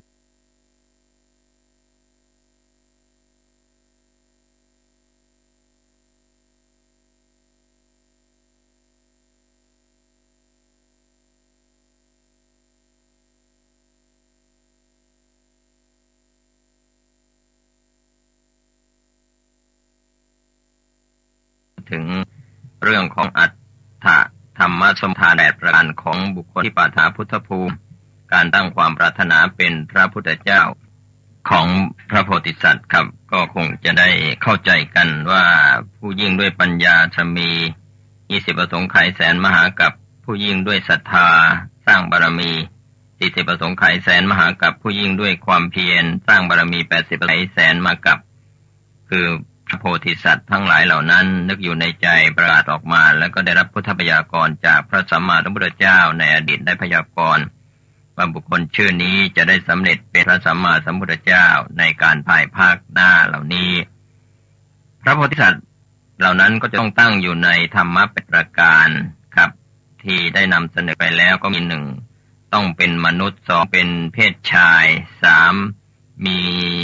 คุณที่จะได้สำเร็จเป็นพระอรหันต์ในชาตินั้นแล้วก็4ก็จะต้องได้พบพระพุทธเจ้าหรือว่าอยู่ในเฉพาะพระพักขององค์สมเด็จพระสัมมาสัมพุทธเจ้าพระองค์ใดพระองค์หนึ่งแล้วก็ได้บวชได้บรรพชาอุปสมบทเป็นสัมภิกษุสามเณรหรือเป็นดาบทเป็นนักบวชในสมัยนั้นมีฌานสมาบัติเป็นข้อที่6แล้วก็มีการให้ทานอันอย่างยิ่งก็คือมีชีวิตเป็นที่สุดเป็นปรมัตถะเป็นทานปรมัตถปารมีครับที่สูงสุดมีชีวิตเป็นที่สุดเพื่อการเสียสละบริจาคชีวิตเพื่อเป็นทานแล้วก็มีความปรารถนาในพระโพธิญาณเป็นอย่างยิ่งเป็นอย่างยอดหรือว่าเป็นมีความกล้าหาญเป็นข้อที่8เป็นข้อสุดท้ายด้วยกันอันนี้เป็นพุทธบารมีของพระโพธิสัตว์ที่จะต้องมีคุณธรรมมีความพร้อมในคุณสมบัติ8ประการเหล่านี้มิฉะนั้นแล้วก็คงจะตั้งความปรารถนาไม่สำเร็จในส่วนของพระปัจเจกพุทธเจ้าที่ได้ตั้งความปรารถนาครับก็จะต้องมีปัญจสมุทฐาน5ประการขับรถลงมาจากพุทธบารมีพระปัจเจกพุทธเจ้าก็สร้างบารมีลดลงมา1/1ของพระสัมมาสัมพุทธเจ้าในส่วนของพระปัจเจกพุทธเจ้านั้นจะเห็นได้ว่าใช้บารมีในการสร้างบารมีเพียง2อสงไขยกับแสนมหากัปเท่านั้นในการตั้งความปรารถนาที่จะต้องมีความพร้อมด้วยปัญจสมุทฐานเพียง5ข้อเท่านั้นที่ปรารถนาเป็นพระปัจเจกพุทธเจ้าตรัสรู้ชอบโดยพระองค์เดียวในยุคหนึ่งในสมัยหนึ่งนั้นเกิดได้มากมายหลายองค์พระปัจเจกพุทธเจ้าก็มี5กันที่จะต้องตั้งความปรารถนาและบำเพ็ญให้เกิดขึ้นก็คือในยุคที่ตั้งความปรารถนาเป็นพระปัจเจกพุทธเจ้านั้นเป็นปัจเจกพุทธบารมีนั้นก็ต้องเป็นมนุษย์ครับโดยความเป็นมนุษย์2จะต้องมีเพศเป็นเพศชายความเป็นเพศหญิงนั้นตั้งความปรารถนาไม่ได้ทั้งพุทธบารมีแล้วก็ปัจเจกพุทธบารมีก็ต้องสร้างบุญสร้างกุศลในขณะที่เป็นผู้หญิงนั้นปรารถนาให้ได้เพศเป็นบุรุษเพศเสียก่อนแล้วจึงจะตั้งความปรารถนาได้ครับในเรื่องนี้ก็ไม่ใช่เป็นปัญหาในการกีดกันสิทธิสตรีครับในเรื่องนี้ก็เป็นข้อบัญญัติไว้ตามหลักฐานวิชาการทางพระพุทธศาสนาได้กล่าวไว้อย่างนั้นครับสำหรับท่านผู้หญิงหรือเพศหญิงสตรีเพศครับก็คงไม่ต้องน้อยเนื้อต่ำใจในขณะนี้ถ้าท่านตั้งความปรารถนาไม่ว่าจะเป็นพุทธภูมิหรือปัจเจกพุทธภูมิก็ตามท่านจะต้องสร้างบุญสร้างกุศลแล้วก็อธิษฐานเพื่อให้ได้เกิดเป็นบุรุษเพศในภพภูมิต่อไปในการภายภาคหน้าหลังจากนั้นเมื่อท่านได้บุรุษเพศมาแล้วจึงจะตั้งความปรารถนาได้เช่นเดียวกันผู้ที่ปรารถนาปัจเจกพุทธภูมินี้ก็เช่นเดียวกันจะต้องมีเพศเป็นบุรุษเพศชายข้อที่3ความในขณะที่ได้เป็นไปในคุณของความเป็นอรหันต์นั้นก็ยังคงปรากฏอยู่สำหรับผู้ที่ปรารถนาปัจเจกพุทธภูมิเป็นข้อที่3ครับหมายถึงองค์คุณแห่งความพร้อมที่จะได้สำเร็จเป็นพระอรหันต์ก็จะสามารถสำเร็จได้ในทันทีข้อ4นั้นก็มีการเสียสละอันยวดยิ่งก็คือมีชีวิตเป็นที่สุดเช่นเดียวกันเป็นข้อที่4ส่วนข้อที่5นั้นก็ได้ตั้งความปรารถนาในเรื่องของปัจเจกพุทธภูมิเป็นอย่างสูงครับอยู่ในจิตในใจในส่วนของข้อแตกต่างระหว่างพุทธภูมิกับปัจเจกพุทธภูมินั้นสำหรับการระลึกชาติต่างๆของพระสัมมาสัมพุทธเจ้าก็เป็นไปตามที่ได้สร้างบุญบารมีไว้เช่นพระสัมมาสัมพุทธเจ้าที่ยิ่งด้วยปัญญาชื่อว่าปัญญาธิกะนั้นรวมในการสร้างบารมีถึง20ประสงค์ไขแสนมหากัปก็ระลึกชาติได้ในส่วนที่ได้บำเพ็ญบารมีอย่างอเนกอนันต์ครับสัทธาธิกะสัมมาสัมพุทธเจ้าก็เช่นเดียวกัน 40 อสงไขยแสนก็สามารถระลึกชาติได้วิทยาธิกะก็เช่นเดียวกัน80 อสงไขยแสนมหากัปก็ระลึกชาติตามนั้นเดียวกับพระปัจเจกพุทธเจ้าก็ระลึกชาติได้ในส่วนที่ต้องบารมีรวบรวมแล้วถึง2 อสงไขยแสนมหากัปกับ2 อสงไขยนี้ก็ถือว่าเป็นอสังไขยนั้นก็นับไม่ถ้วนอยู่แล้วยังมีตัวเลขให้นับเป็น2 อสงไขยกับอีกเศษแสนมหากัปที่ปัจเจกพุทธภูมิจะตั้งความปรารถนาแล้วก็บำเพ็ญบุญบำเพ็ญบารมีในฐานะบารมีเป็นต้นในบารมี10 ทัศมีอุเบกขาบารมีเป็นที่สุดครับก็เป็นส่วนที่จะต้องบำเพ็ญจะสมุทาน5 ประการของพระปัจเจกพุทธเจ้าผู้ที่ตั้งความปรารถนาเป็นพระปัจเจกะรู้เฉพาะตนสอนคนอื่นไม่ได้ครับก็ถือว่ามีมากมายครับพระปัจเจกพุทธเจ้าในยุคหนึ่งในสมัยหนึ่งนั้นไม่ใช่มีพระองค์เดียวอย่างเช่นองค์สมเด็จพระสัมมาสัมพุทธเจ้ากับพระปัจเจกพุทธเจ้านั้นจะมีมากเป็นหลายหมื่นหลายแสนจำนวนมากจะนับจะประมาณมิได้ส่วนสาวกพุทธะกับหรือชื่อว่าอสิติมหาสาวกนั้นเป็นสาวกผู้ใหญ่ครับที่เป็นอักษาวกทางขวาเบื้องซ้ายอย่างเช่นพระอานนท์แล้วก็พระสัมบุตรแล้วก็อักษาวกในรวมถึงอสิติมหาสาวกผู้เลิศต่างๆที่ตั้งความปรารถนานั้นจะต้องสร้างบารมียาวนานถึง100,000 กัปครับในส่วนเช่นเดียวกันอสิติมหาสาวกเรานั้นก็สร้างบารมี100,000 กัปแล้วในส่วนผู้ที่จะเป็นพุทธบิดาเป็นบิดาของพระโพธิสัตว์ที่จะได้ตรัสรู้เป็นพระพุทธเจ้าก็ดีพุทธมารดาเป็นมารดาของโพธิสัตว์ครับพุทธบิดาพุทธมารดาเหล่านี้รวมไปถึงพุทธบุตร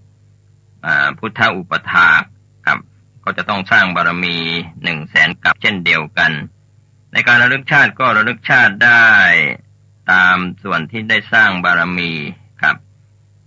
100,000 กัปเช่นเดียวกันในส่วนของสิ่งที่ผู้ที่สร้างบารมีที่ตั้งความปรารถนาในส่วนของพระโพธิสัตว์คือพุทธบารมีนั้นจะไม่ตั้งอยู่ในพระฐานแห่งการที่จะไม่ได้ไปบังเกิด18 อย่างครับในเรื่องนี้ก็เป็นเรื่องที่ควรแก่การศึกษาว่า18 อย่างนั้นมีอะไรบ้างครับพระโพธิสัตว์นั้นจะไม่ไปบังเกิดเป็นบุคคลตาบอดหูหนวกครับตั้งแต่กำเนิดจะไม่มีสำหรับผู้ที่ปรารถนาพุทธภูมิเป็นพระโพธิสัตว์แล้ว2ก็จะไม่เป็นง่อยเป็นเปรี้ยไม่ทุพพล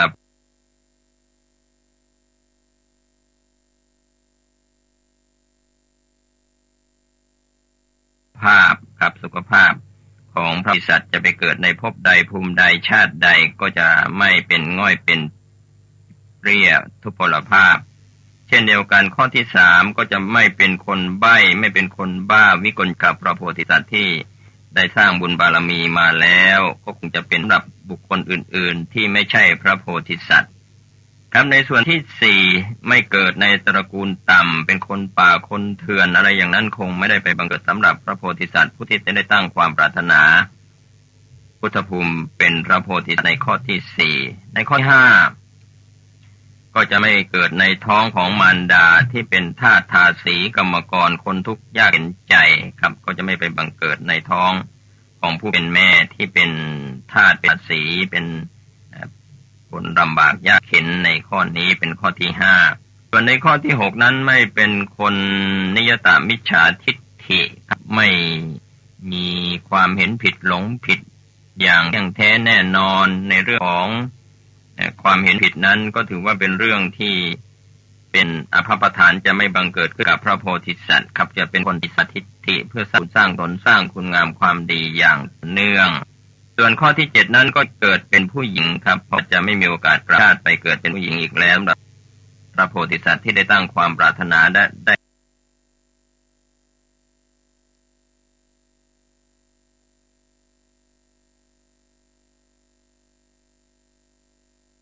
บำเพ็ญหลังจากได้รับพุทธพยากรณ์จากพระพุทธเจ้าพระองค์ใดพระองค์หนึ่งแล้วก็จะไม่ได้เกิดเป็นผู้หญิงก็จะได้บุรุษเพศ เพื่อสร้างบุญบารมีต่อไปเป็นอภปทานข้อที่7ที่จะไม่ได้ไปเกิดเป็นหญิงข้อที่8นั้นก็จะไม่ได้ทำอนันตริยกรรม5ประการคือจะไม่ทำกรรมอันหนักที่จะห้ามสวรรค์นิพพานครับต่างๆเหล่านี้ก็คืออนันตริยกรรม5อย่างคือการฆ่าพ่อฆ่าแม่ฆ่าพระอรหันต์ทำร้ายพุทธเจ้าให้ห่อเลือดหรือยุยงให้สงฆ์แตกแยกกันเหล่านี้ชื่อเป็นอนันตริยกรรมกับพระโพธิสัตว์ก็จะไม่ได้ไปกระทำอนันตริยกรรมทั้ง5อย่างเหล่านี้ที่ปรารถนาพุทธภูมิเป็นข้อที่8ไม่ได้ไปบังเกิดในส่วนนี้ข้อที่9ไม่เป็นคนโรคเรื้อนซึ่งเป็นโรคที่สังคมรังเกียจในสมัยโบราณจนถึงปัจจุบันนี้อาจจะสามารถควบคุมโรคเรื้อนได้เป็นอย่างดีครับคนเหล่านี้ถือว่าเป็นคนที่มีโรคเกี่ยวกับโรคประจำตัวโรคเรื้อนเป็นโรคที่สังคมเกลียดครับเป็นข้อที่9จะไม่เกิดกับผู้ที่ปรารถนาพุทธภูมิข้อที่10ไม่เกิดเป็นสัตว์เดรัจฉานที่ใหญ่กว่าช้างและก็ไม่เล็กนกกระจาบถ้าสัตว์เดรัจฉานก็จะไม่ใหญ่กว่าช้างคือไปเกิดเป็นสัตว์เดรัจฉานได้แต่จะไม่ใหญ่กว่าช้างจะไม่เล็กกว่านกกระจาบถึงว่าในบางชาติอาจจะประมาทพลาดพลั้งครับในการทำอกุศลกรรมไปเกิดเป็นสัตว์เดรัจฉานพระโพธิสัตว์เหล่านั้นจะเป็นสัตว์เดรัจฉานที่ไม่ใหญ่กว่าช้างและก็จะไม่เล็กกว่านกกระจาบข้อที่11จะไม่เกิดเป็นเปรตข้อที่12จะไม่เกิดเป็นอสุรกายข้อที่13จะไม่ไปเกิดในอเวจีมหานรกข้อที่14ก็จะไม่เกิดในโลกันตานรกครับในเรื่องของอบายภูมินั้นเราคงจะได้มีการนำเสนออีกทีในส่วนของรายละเอียดส่วนข้อที่15ไม่เกิดเป็นมารข้อที่16นั้นไม่เกิดในอสัญญตตพรหมอสัญญตตพรหมนั้นเป็นพรหมที่มีแต่รูปไม่มีนามครับเป็นพรหมประเภทหนึ่งในพรหมโลกส่วนข้อที่17นั้นไม่ไปในรูปพรหมส่วนข้อสุดท้ายก็จะไม่ได้เกิดในจักรวาลอื่นๆเหล่านี้ถือว่าเป็นนิยตะพระโพธิสัตว์ที่ได้รับพยากรณ์ก็จะมีอภัพฐาน18อย่างดังกล่าวนี้ก็เป็นข้อศึกษาในเรื่องนี้กับท่านผู้ฟังให้ได้รับทราบว่าอภัพฐานทั้ง18ข้อนั้นพระโพธิสัตว์ที่รับพุทธพยากรณ์อย่างแน่นอนจากพระสัมมาสัมพุทธเจ้าพระองค์ใดพระองค์หนึ่งในอดีตแล้วก็จะไม่กลับไปเกิดในส่วนนั้นอีกต่อไปครับก็เป็นเรื่องที่เราไทยควรจะได้ทำความเข้าใจว่าในส่วนของพุทธบารมีก็ดีปัจเจกพุทธบารมีก็ดีสาวกพุทธบารมีก็ดีรวมไปถึงสุตตพุทธะกับผู้คงแก่เรียนทั้งหลายเหล่านั้นเราก็คงจะได้ทำการศึกษากันอย่างต่อเนื่องสืบต่อไปในวันนี้ผมก็คงจะได้พูดถึงเรื่องของการเรียนธรรมะจากพระไตรปิฎกในช่วงก่อนๆก็ได้พูดถึงเรื่องของการสร้างบารมีของพระพุทธเจ้าของพระปัจเจกพุทธเจ้าของพระสาวกพูดถึงเรื่องของพุทธบารมีว่ามี3ประเภทพูดถึงพระปัจเจกพุทธเจ้าพูดถึงสาวกบารมีครับหลากหลายที่จะเป็นการปลูกศรัทธาในเบื้องต้นในเรื่องของการศึกษาพระไตรปิฎกนั้นก็เป็นส่วนที่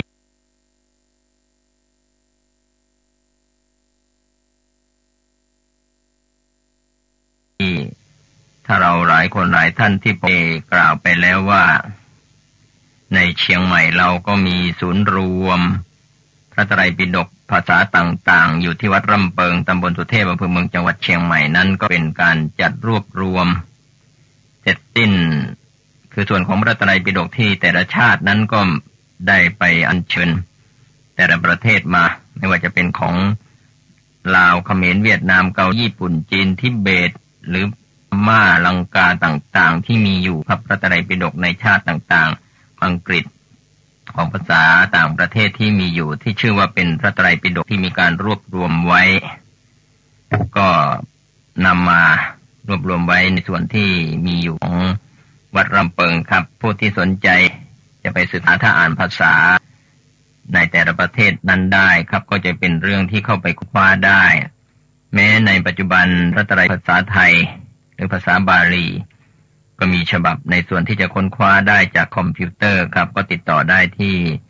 มหาวิทยาลัยมหาจุฬาลงกรณราชวิทยาลัยครับที่เป็นส่วนของการขยายการศึกษาเรียนรู้จากพระไตรปิฎกของมหาวิทยาลัยสงฆ์ทั้งสองแห่งไม่ว่าจะเป็นมหามกุฏราชวิทยาลัยหรือมหาจุฬาลงกรณราชวิทยาลัยครับ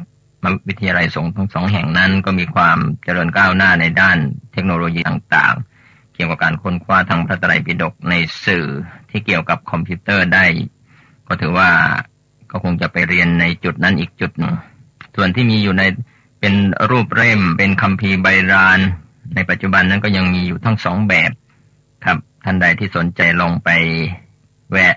ไปติดต่อท่านเจ้าวาดวัดร่ำเปิงท่านพระครูภาวนาวิรเจ้าวาดวัดร่ำเปิงรูปปัจจุบันครับอยู่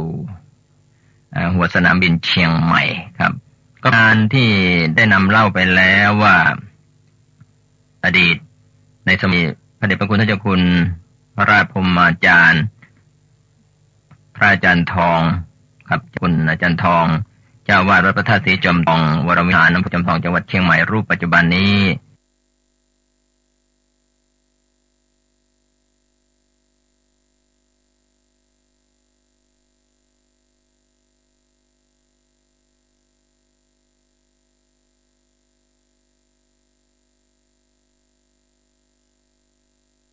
ร่วมกับคณะสงฆ์จังหวัดเชียงใหม่และในเขตล้านนา 8-9 จังหวัดก็มีเชียงใหม่ลำพูนลำปางแพร่น่านขับพะเยาตรายแม่ฮ่องสอนตากสุโขทัยอุตรดิตถ์ครับในส่วนที่อ่านทำภาษาล้านนาได้โดยเฉพาะในจังหวัดตากบางส่วนบางพื้นที่กับที่ยังใช้ภาษาท้องถิ่นภาษาคำเมืองอุตรดิตถ์ก็ดีครับหรือสุโขทัยบางส่วนบางเขตครับในส่วนที่ 8-9 จังหวัดในเขตล้านนาท่านก็ได้นิมนต์พระเถระที่อ่านแล้วก็เขียนตัวเมืองได้มาช่วยในช่วงแรกที่นำเล่าไปแล้วก็คือการยืมทำที่เป็นของเดิมอยู่มักลอกหมายถึงว่าอยู่ในใบลานที่กระจัดกระจายไปในตามวัดวารามต่างๆในเขตล้านนาครับพระไตรปิฎกฉบับล้านนาฉบับตัวเมืองนั้นได้กระจัดกระจายในการที่มีการทำสังคายนาครั้ง8ของโลกที่วัดโพธารามหรือวัด7 ยอดครับที่เชียงใหม่ในสมัยพระเจ้าติโลกราชนั้นก็เป็นผลงานการรวบรวมร้อยของพระธรรมวินัยไว้ให้ชาวล้านนาได้ทำฉะนั้นพระบัณฑิตในโบราณในสมัยล้านนานั้นก็สามารถรวบรวมแล้วก็จาลงสู่ใบลานก็ยังคงหลงเหลืออยู่ครับแต่ว่ากระจายกระจายไปในสมัยที่ผ่านมาครับก็มีการรวบรวมยืมมาแล้วก็ส่งคืนคือยืมมาเพื่อคัดลอกให้ครูบาอาจารย์ที่เป็นพระเถระครูบาอาจารย์สงฆ์ได้ช่วยกันคัดลอกส่วนหนึ่งแล้วก็ส่วนหนึ่งนั้นก็เป็นพ่อน้อยพ่อหนานทั้งหลายที่อ่านตัวเมืองได้สมัยก่อนก็ช่วยกันคัดลอกทำที่ยืมมาแต่ละผูกนั้นก็ไปคัดลอกลงสมุดเพื่อจะนำไปจัดพิมพ์ครับก็ที่เมื่อยืมมาแล้วคัดลอกลงสู่สมุดแล้วในสมัยก่อนก็รวบรวมไว้ที่วัดเมืองมางพระทองในสมัยเป็นพระครูพิพัฒน์คณาภิบาลครับพร้อมด้วยพระภิกษุอีกหลายรูปได้เดินทางไปยืมทำก็จะทำบัญชีในการยืมทำต่างๆจากวัดไหนครับมารวบรวมไว้ที่ศาลาธรรมของวัดเมืองมางอยู่ใกล้กับประตูเข้าวัดของวัดเมืองมางตำบลไหยามอำเภอเมืองเชียงใหม่ในสมัยก่อนครับก็รวบรวมมาแล้วก็นำไปคัดลอกคือหมายความว่าคัดลอกขีดของเดิมที่มีอยู่ในใบลานลงสมุดเพื่อจะได้นำไปจัดพิมพ์เป็นรูปเล่มอีกครั้งหนึ่งครับในการรวบรวมนั้นใช้เวลาหลายปีติดต่อกันมาก็เป็นความอุตสาหะวิริยะของพระโดยเฉพาะพระอาจารย์ทองในสมัยหลาย10 ปีที่ผ่านมา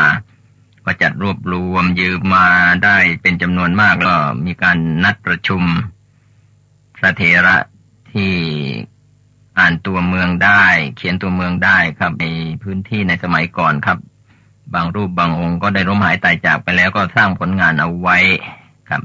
เขียนลงสู่สมุดเสร็จสิ้นแล้วก็คืนทำที่ยืมต้องประกอบไปด้วยสมาธิเป็นผู้กำกับกำหนดควบคุมชีวิตของเรา กำกับกำหนดควบคุมกายของเราดังที่เรานั่งสมาธิเพื่อนั่งตัวญาติโยมท่านผู้ฟังหลายทุกท่านทุกคน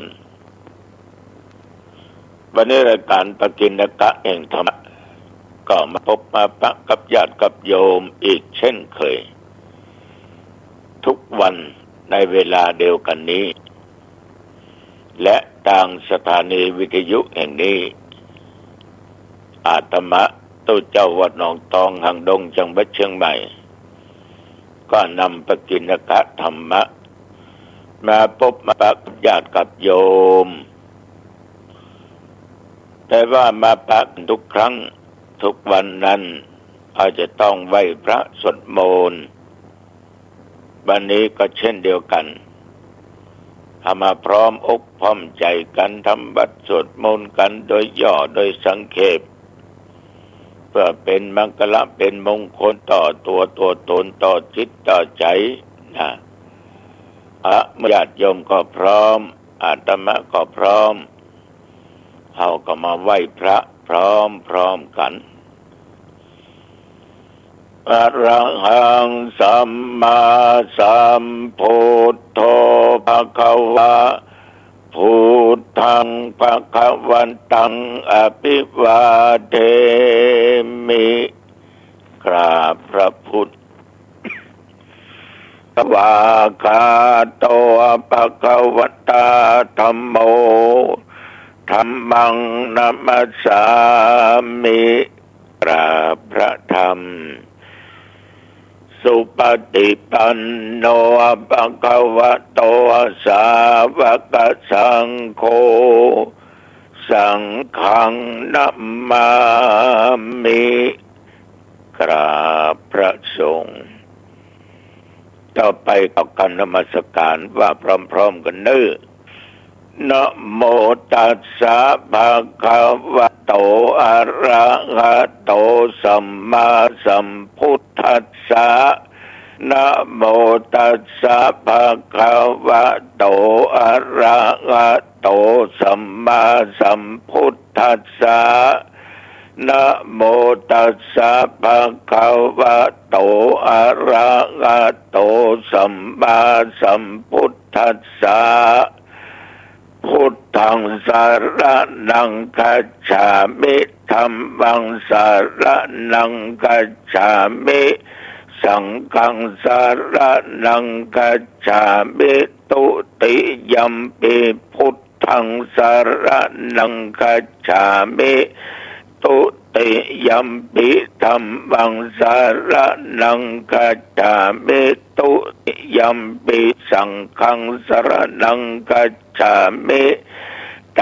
ติยัมปิพุทธังสารนังคัจฉามิตติยัมปิธัมมังสารนังคัจฉามิ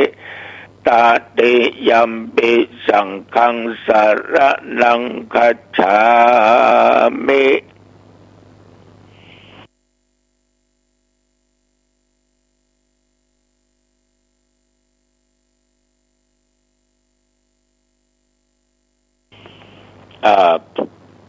เขาทุกคนนั้นต่างตั้งอกตั้งใจเอาพระรัตนตรัยเป็นสรณะเป็นที่พึ่งมาเป็นประจำทุกวันทุกเวลาตัวเจ้าก็ต้องขออนุโมทนาใจต่อญาติโยมท่านผู้ฟังเป็นอย่างมากขออนุโมทนาต่อเจ้าหน้าที่สถานีวิทยุที่ได้ทำการนำธรรมะของทุกลุงมาออกรายการทางสถานีวิทยุแห่งนี้ต้องขอจำเริญไปด้วยอายุวันนะสุขภละจงบังเกิดมีแก่ทุกท่านทุกคนเมื่อวานนี้ผ่านมากรมอุตุประกาศว่าน้องตองไม่มีฝนตกและปัจจุบันนี้ก็มีฝนตกก็บ่มีลมนะฝนก็บ่มีแดดวันยังค่ อากาศก็อบอ้าวอากาศร้อนแต่ระยะใดที่ฝนตกซึ่งกันสิอากาศเย็นสิ่งเหล่านี้มันมากเกินไปก็เป็นอันตรายอย่างเกิดน้ำท่วมต่อพี่น้องญาติโยมหลายจังหวัดหลายพื้นที่นั้นนำความเสียหายเกิดขึ้นเพราะว่าทรัพย์สินของแผ่นดินทรัพย์สินของญาติของโยมที่อยู่อาศัยบ้านจองหอเรือนเข้าของสัตว์การลอยน้ำลอยอย่างไปความเสียหายอันยิ่งใหญ่ก็คือญาติพี่น้องได้ถูกน้ำปัดได้น้ำตายช่วยกันมาได้ปีนี้ก็มีเหตุการณ์รุนแรงหลายที่หลายจังหวัดด้วยกันน่าดูน่าสงสารเป็นอย่างมากโควิดยังบัดตันหายเตื้อแต่อันนี้ก็เกิดมีมาซ้ำมาเติมมันก็คงเป็นกรรมนะเนาะถ้าจะอู้ไปนะตามหลักเขาก็ว่ากรรมของแต่ละท่านละคนไม่ใช่กรรมเนี่ยตุอันนั้นมันภัยธรรมชาติอย่างก็บ่เถียงก็เขายังมาอยู่ที่หั่นเนาะเอายังปลอดภัยคนเขานี่ญาติโยมอยู่ที่ไหนก็เจอกรรมทั้งดีทั้งบดีถึงจะลบหลีกหนีไปอยู่ณที่ไหนที่ใดก็ต้องหนีตึงปน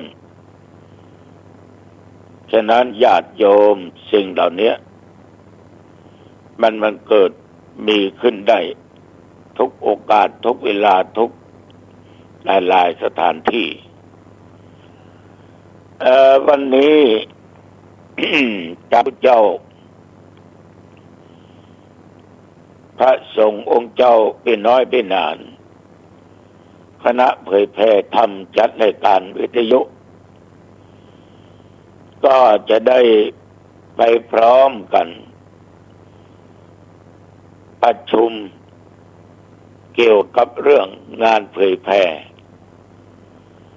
ของต่างสถานีวิทยุคลื่น96ก็จะไปนั่งร่วมประชุมกันเวลาประมาณ 13 นาฬิกาบ่ายโมงสถานที่ก็ที่วัดโลกโมรีอำเภอเมืองจังหวัดเชียงใหม่ก็คงจะได้ได้จากันเกี่ยวกับแนวทางการเผยแพร่ธรรมการการจาการปฏิบัติในกฎระเบียบต่างๆพระนักเผยแพร่ทางวิทยุนั้นถึงเป็นน้อยเป็นนานก็มีเกือบร้อยอย่างใดรายละเอียดมีอย่างใดอาตมภาพก็จะมาแจ้งหรือก็ออกไม่ออกได้ฟังกันการประชุมยมทั้งหลายเป็นสิ่งสำคัญเพื่อนต้องบอกว่ามันประชุมกันเรื่องนิดเวลาเข้าประชุมก็เข้าพร้อมกันเวลาเลิกก็เลิกพร้อมกันได้ว่าเข้าประชุมก็บอกพร้อมถึงเวลาเลิกกูเขาออกเมื่อใดจากไปเมื่อใดก็ไปทั้งที่วาระต่างๆยังบ่เสร็จสิ้นอย่างนั้นใจบ่ได้ญาติโยมท่านผู้ฟังทั้งหลายคนเราเนี่ยได้ดำรงชีวิตอยู่นี่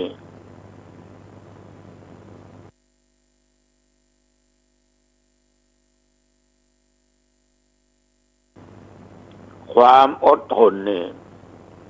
เป็นคุณสมบัติของนักสู้นะโยมความรู้เป็นสมบัติของนักปราชญ์ความสามารถ เป็นสมบัติประกอบกิจการต่างๆความเป็นระเบียบทุกชนิดจึงจะเป็นคุณสมบัติของผู้ดี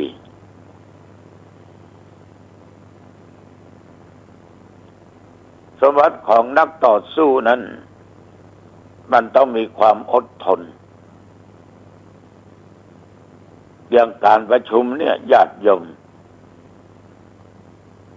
คนที่เข้าประชุมนั้นก็จะมีคนที่กล่าวหัวข้อประชุมต่างๆไปตามวาระต่างๆแต่ผู้ที่เข้าร่วมการประชุมนั้นต้องนั่งฟังจะอู้จะจาก็ต่อเมื่อปัญหาโอกาสมีวาระแต่การนั่งฟังคนเนี่ยญาติโยมบางคนมันทนไม่ได้มันจะลุกลี้ลุกลนกันเดี๋ยวก็เข้าห้องน้ำออกห้องน้ำกันเดี๋ยวก็ออกไปนั่นออกไปนี่แสดงว่าจิตใจมันนั้นกระวนกระวายอยากไปปิกพ่องอยากไปงั้นไปพ่องจิปะทะมันจะแสดงออกมา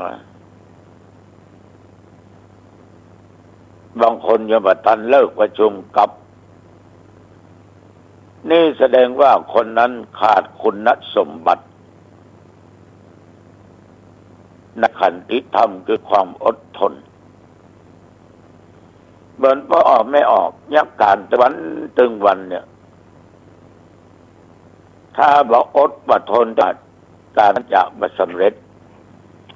แล้วจะบ่ทำตลอดรอดฟังงานนั้นก็บ่เสร็จอาจจะลักหนีไปอันไปนี่ไปเอวอันนี่แม้แต่การค้าการขายญาติโยมอยู่ในร้านค้าตื่นมาก็ต้องค้าจัดของทำความสะอาดปัดอันปัดนี้รอลูกค้า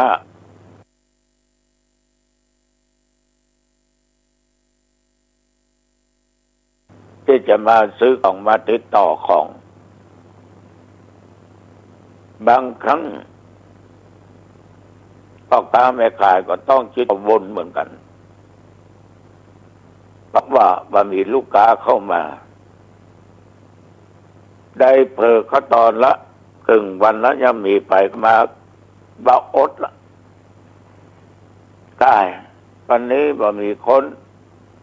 ปิดร้านไปเอวดีกว่าก็เลยปิดร้านไปเอวตอนบ่ายมา 3-4 โมงเย็นมีคนมาต้องการเข้ามาที่ร้านหลายหมู่หลายคนเอาเปิ้นปิดวันนี้เปิ้นเปิดเจ้าของเปิ้นมาอยู่เอาก็เลยได้สวดไปเลยไม่ได้ขายของไม่ได้ขายสินค้าเหล่านั้นแต่ถ้าเราอยู่นั้นมันก็ต้องได้ขายอย่างแม่ออกหลายคนขายอาหารเปิดร้านแต่ข้างถนนขายตำส้มขายกาแฟขายก๋วยเตี๋ยวเนาะ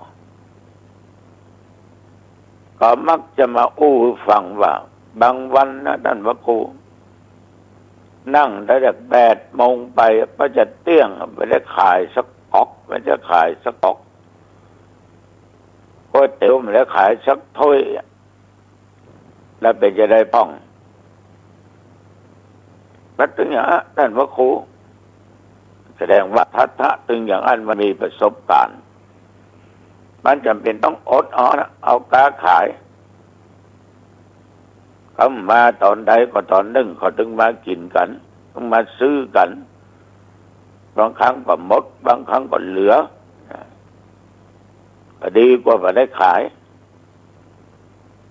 แต่ความอดทนอยู่กับตี้อยู่กับอย่างนิยม มันก็เป็นสมบัติของคนที่สามารถจะทำอะไรอย่างบรรลุตามเป้าหมายได้โยมจะประกอบอาชีพอย่างใดก็ตามขอฝากอย่างเดียว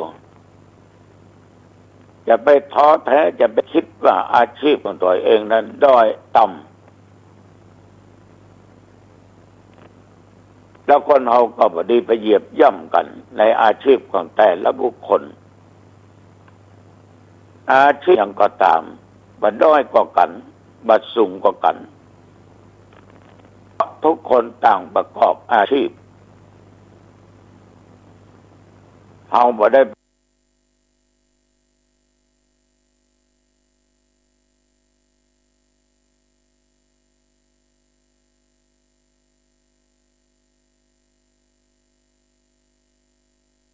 ลักมาได้ไปจบมาได้ประกอบอาชีพในทางจริตนั้นญาติโยมทุกสิ่งทุกอย่างเนี่ยมันเสมอกันมันไปคนละอย่างละอย่างพ่อค้าแม่ค้าเพชรพลอยกาทองกาหยังกาพ่อค้าก๋วยเตี๋ยวกาพ่อค้าขนมเส้นกาจะค้าขายผลไม้รากไม้กาแฟกาโอวัลตินกาขนมนมอะไรต่างๆมันก็ต้องมีอาชีพและเป็นอาชีพทำมันสุจริตมันต้องมีไฟสูงไฟต่ำนอกจากคนนั้นประกอบอาชีพของตัวเองด้วยความทุจริตเอาของปลอมขายพ่องของบ่มีคุณภาพมาขายพ่องมาจุมาหลอกลวงบันนั้นอาชีพต่ำถึงคนจะเป็นข้าราชการทำงานระดับใดก็ตามในตำแหน่งหน้าที่การงานมีเงินเดือนสูงอย่างใดก็ตามแต่ถ้าคุณนั้นมีจิตใจขาดศีลธรรมอยู่ในความทุจริตหน้าที่ของคุณนั้นต่ำมากสู้คนอยู่หน้าที่ในสถานะที่ต่ำกว่าคุณที่คุณว่าแต่จิตใจสูงประกอบอาชีพด้วยความสุจริตธรรมคนนั้นวัดกันที่คุณสมบัติเป็นคนที่สูงฉะนั้นญาติโยมการยันก็ตามจะต้องมีความอดทนเป็นสมบัติของนักสู้ย่อมจะมีอุปสรรคขัดขวางจะมันราบโรยไปด้วยดอกกุหลาบมันย่อมเป็นไปมาได้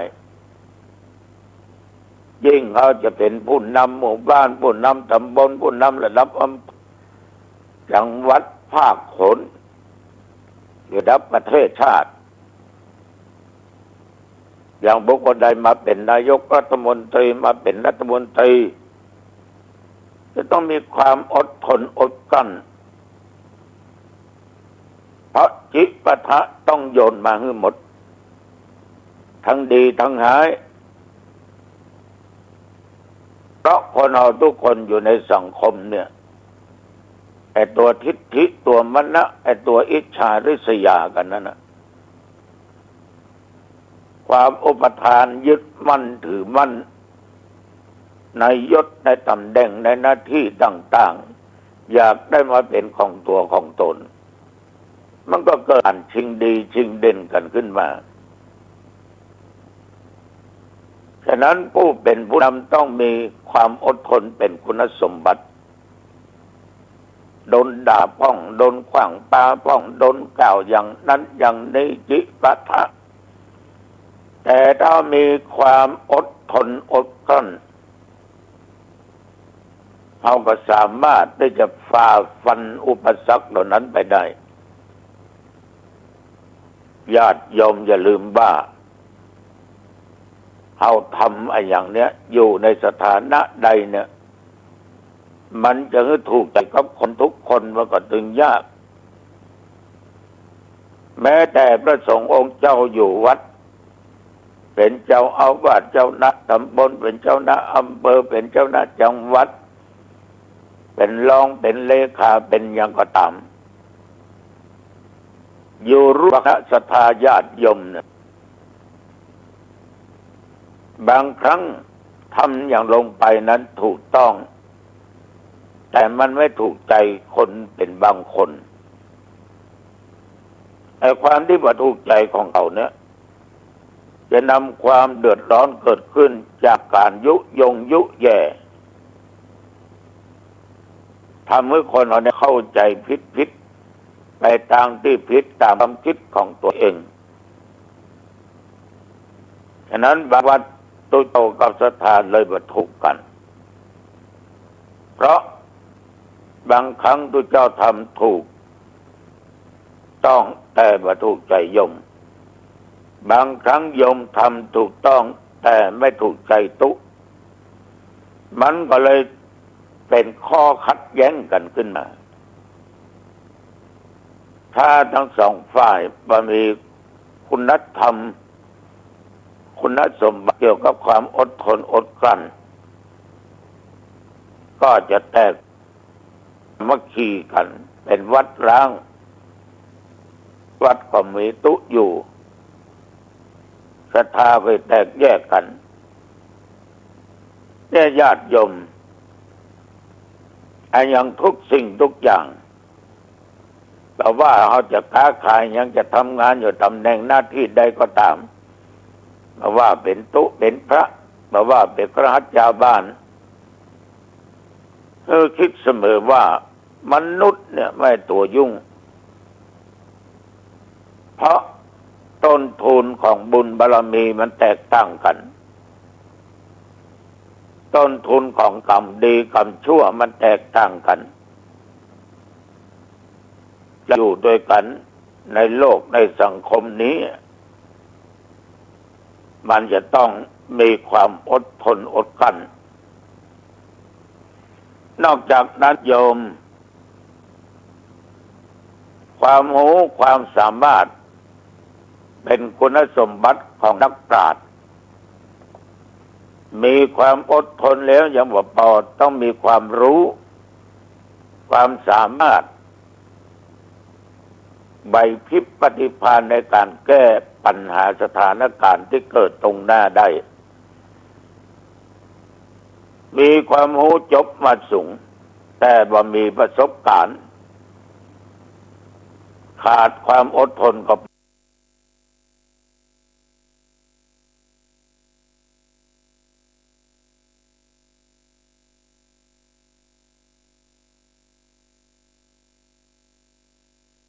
ไปบ่รอดเอาพอพ่อค้าแม่ขายล้านถึงไปหลายล้านยิ่งเปิดร้านขายอาหารการต่างๆนานาเนี่ย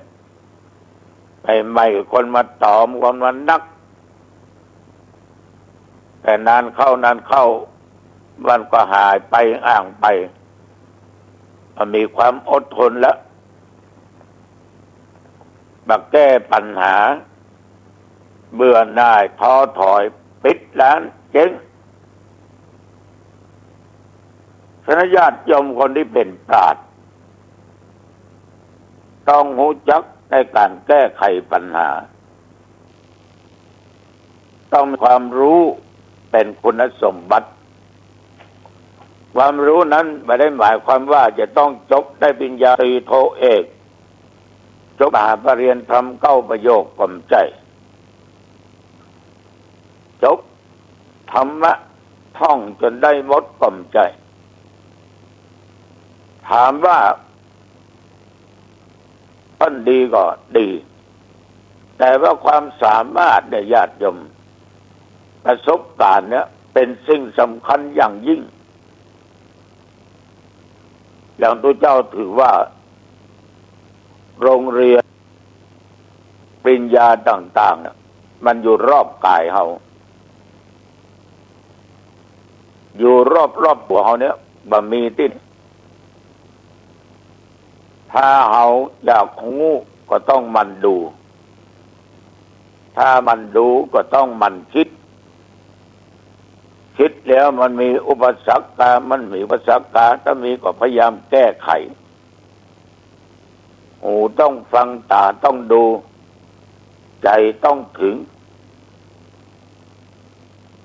ญาติโยมเขาสามารถจะได้ปัญญาจากสิ่งเหล่านี้ได้แต่ที่เพิ่นได้ศึกษามานับว่าเป็นสิ่งที่ดีเพราะจะได้ประกอบ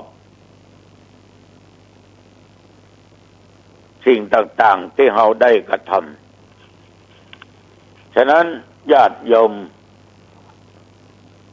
ความรู้เป็นคุณสมบัติของนักปราชญ์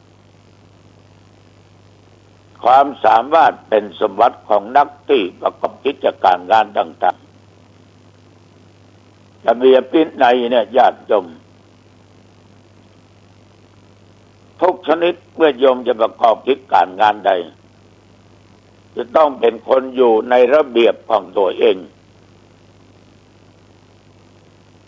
อันเนี้ยเป็นคุณสมบัติของคนดีญาติโยมถ้ามาไปอู้ได้เพื่อว่าเขามีปัญหาอย่างต้องปรึกษาตัวเอง บางคนก็ว่าบ้าก็ถ้าเอาบักปรึกษาตัวเองเนี่ยหมายความว่าเอาบักคิดว่าสิ่งใดที่เขาล้มเหลวสิ่งใดที่มันดีสิ่งใดไม่ดีเนี่ยเขาต้องคิดต้องแยกออกต้องบอกหรือถูกก็คือถึงบอกตัวเองว่าอันนี้บ่ดีอันนี้ดีบ่ดีมันเป็นผลไว้ทั้งอันดีมันจะได้ผลอย่างนี้นั่นคือการปรึกษาตัวเองที่ฝากกับญาติกับโยมนะเอาละญาติโยมท่านผู้ฟังตัวเจ้าหันว่าเป็นเวลาเป่าสมควรก็ขอฝากไว้นี้อายุวันโนสุขังพลังพบกันใหม่โอกาสหน้าจะพรต้องประกอบไปด้วยสมาธิเป็นผู้กำกับกำหนดควบคุมชีวิตของเรากำกับกำหนดควบคุมกายของเราดังที่เรานั่งสมาธิเพื่อนั่งตัวตรงสมาธิเป็นผู้เตือนสติเรารู้ว่าเรากำลังนั่งสมาธิการนั่งสมาธิคือการนั่งตัวตรงการนั่งสมาธิก็คือการไม่ขยับมือที่เราเอาวางมือขวาทับมือซ้ายเราจะไม่ขยับมือขวามือซ้าย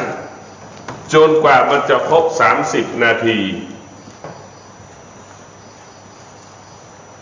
นี่นะคือการสมาธิเป็นผู้กำกับกำหนดควบคุมชีวิตของเราเมื่อเรามีสมาธิที่เข้มแข็งมีชีวิตมีสมาธิที่สมบูรณ์เราก็สามารถกำกับกำหนดควบคุม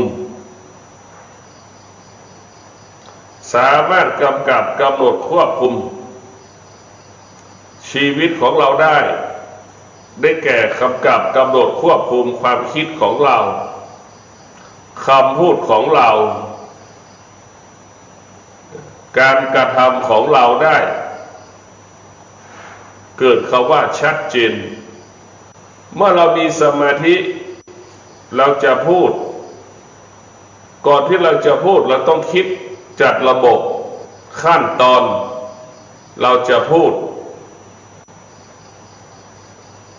แล้วเกิดความชัดเจนเป็นความจริงทุกประการสมาธินั้นจะเป็นผู้กำกับกำหนดควบคุมชีวิตของเราให้เรารู้สึกตัวอยู่ตลอดเวลาไม่ให้เราหลงทางหลงผิดชีวิตของเราของมนุษย์ทั้งหลายเนี่ยหลงทางหลงผิดมาตลอดเวลาเพราะเราไม่มีสมาธิเมื่อเราไม่มีสมาธิเวลารับรู้มันก็ไม่สามารถหยุดยั้งการรับรู้นั้นได้เช่น ช่นหูของเราได้รับรู้เรื่องเสียงเราก็ไม่สามารถหยุดยั้งยับยั้งเสียงนั้นได้เราไม่สามารถหยุดยั้งยับยั้งเสียงนั้นก็มารบกวนจิตใจของเราบางคนก็ร้องไห้เสียใจกับเสียงบางคนก็หลงเสียงเพราะเราไม่มีสมาธิเพราะไม่มีสมาธิแล้วก็จะหลงเวลาหูเราได้ยินรับรู้ของเสียงตาของเราสัมผัสกับวัตถุสิ่งของต่างๆ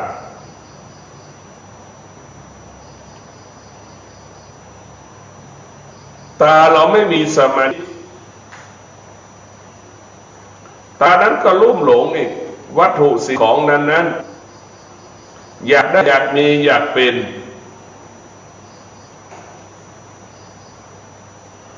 เพราะฉะนั้นพวกเราทุกคนสมาธิจะเป็นผู้ที่ชี้ชะตาชีวิตของเราเราจะมีความสุขได้เมื่อเรามีสมาธิเมื่อเรามีความสุขได้เพราะเรามีสมาธิเมื่อเรามีสมาธิเราไปทำงานก็ประสบความสำเร็จเราก็มีความสุขเกิดความสุขเราไม่มีสมาธิไปทำงานไม่ประสบความสำเร็จเกิดความทุกข์เกิดความพอใจเกิดความเสียใจที่ทำงานไม่ประสบความสำเร็จถูกตำหนิถูกกล่าวตักเตือนเรียกมาปรับปรุงเปลี่ยนแปลงเราก็รู้สึกว่าไม่พอใจเกิดความเป็นทุกข์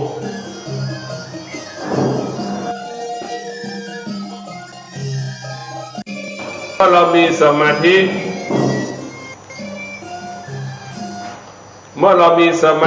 ูกตำหนิถูกกล่าวตักเตือนเรียกมาปรับปรุงเปลี่ยนแปลงกราบนมัสการถวายความเคารพในการนั่งสมาธิเราก็สามารถยังองค์พระสัมมาสัมพุทธเจ้าพระสัทธรรมเจ้าพระสังฆเจ้าเป้าหมายการนั่งสมาธิได้พระอริยสงฆ์เจ้ากราบนมัสการถวายความเคารพหลวงพ่อเมื่อเรานั่งสมาธิแล้วเรามีสมาธิก็เกิดขึ้นได้โดยง่ายสถานีวิทยุเพื่อการศึกษาพระพุทธศาสนาและจริยธรรม FM 104.50 วัดฝ่ายหินที่เคารพอย่างสูง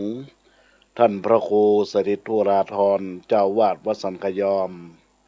วิหารอุโบสถไม้สักทองทรงล้านนาในโอกาสบัดนี้ประสงค์เถรานุเถระพระสังฆาธิการทุกรูปขอเจริญพรเจริญธรรมกับบรรดาคณะศรัทธาญาติโยมธรรมสวัสดีกับญาติโยมทั้งหลายในภาคบ่ายวันนี้อากาศชิวๆลมปิ้วยอดไม้จวนถึงใกล้ฤดูเหมันอากาศเย็นนั้นก็ม่วนเหมือนกันรอแสงตะวันรับพลันอุ่นได้อุ่นนอกอุ่นในใจกายอุ่นได้ถ้าได้กินกายอุ่นเนื้ออุ่นบ่าวอุ่นสาวบ่ได้แนบเนื้อก็คงอุ่นได้น้อยเดียวถ้ามีกู้ซ้อนร่วมนอนกลมเกลียวดีกว่าเองเดียวกอดอกห่มผ้าเอาแขนซ้อนแขนเอาหน้าแนบหน้าชีวิตชีวาสมอุลาจื้นยาวโอเล่นกันไปในยามโอเล่นกันไปในยามภาคเจ้าเพื่อลดเครียดเนื้อเจ้าคนดีโควิดก่อนนักลดได้สุขีฉีดยาก็ดีคุ้มกันปอได้ เอาตามใจไผมักตามใจไผมักเพื่อความปลอดภัยสบายเปื้อนฮักสนับสนุนเนอทุกท่านทุกคนทุกท่านทุกคนเข็มหนึ่งเข็มสองเข็มสามอย่าถอยโหนทุกคนทุกท่านปลอดภัยเนอเจ้าบรรดาญาติโยมท่านสาธุชนท่านทั้งหลายในวาระโอกาสที่รับฟังรายการธรรมะในวันนี้ก็ขอเจริญพรเจริญธรรมเจริญสุขกับบรรดาญาติโยมท่านสาธุชนท่านทั้งหลายในโอกาสกาลบัดนี้ในโอกาสที่บรรดาญาติโยมท่านสาธุชนได้น้อมรับฟังในโอกาสกาลบัดนี้แล้วญาติโยมท่านสาธุชนท่านทั้งหลายได้พบปะกับอาตมาภาพพระครูประหลัดกิติพงศ์กิติโสพโนหรือพระอาจารย์แก่นสำนักวัดสันขยอมตำบลสันทรายน้อยอำเภอสันทรายจังหวัดเชียงใหม่ได้มาพบปะกับบรรดาคณะศรัทธาญาติโยมท่านสาธุชนท่านผู้ฟังท่านทั้งหลายในโอกาสกาลบัดนี้ก็ขอเจริญพรกับบรรดาเจ้าภาพเจ้ากันพ่อแม่พี่น้องเราท่านทั้งหลายทุกท่านทุกคนในวาระโอกาสนี้ที่ได้รับฟังในช่วงยามบ่ายถึงเวลาบ่ายสองโดยประมาณก็จะได้ทำการเทศนาธรรมในวาระโอกาสที่มีเจ้าภาพเจ้ากันในโอกาสกาละวันนี้จะได้เทศนาธรรมพื้นเมืองชื่อว่าธรรมโลกวิถีสูตรซึ่งในโอกาสกาละวันนี้ที่บรรดาญาติโยมท่านสาธุชนท่านผู้ฟังท่านทั้งหลายได้น้อมรับฟังในโอกาสนี้ก็มีเจ้าภาพเจ้ากันหมายมีนายนรพัฒน์นางอัญชลีบานชัยพร้อมครอบครัวจักได้บุญกุศลไปหายังผู้วายชนทุกท่านทุกคนในโอกาสนี้บรรดาญาติโยมท่านสาธุชนท่านทั้งหลายธรรมะยามบ่ายโมงที่อาตมาภาพได้จัดรายการซึ่งถือว่าเป็นห่วงของกาละที่เราท่านทั้งหลายได้เป็นบุญเป็นกุศลในโอกาสที่บางผู้บางท่านได้รับเป็นเจ้าภาพกันเทศกันทำหลายผูกหลายกันเพื่อเป็นบุญเป็นกุศลกับบรรดาศรัทธาญาติโยมท่านสาธุชน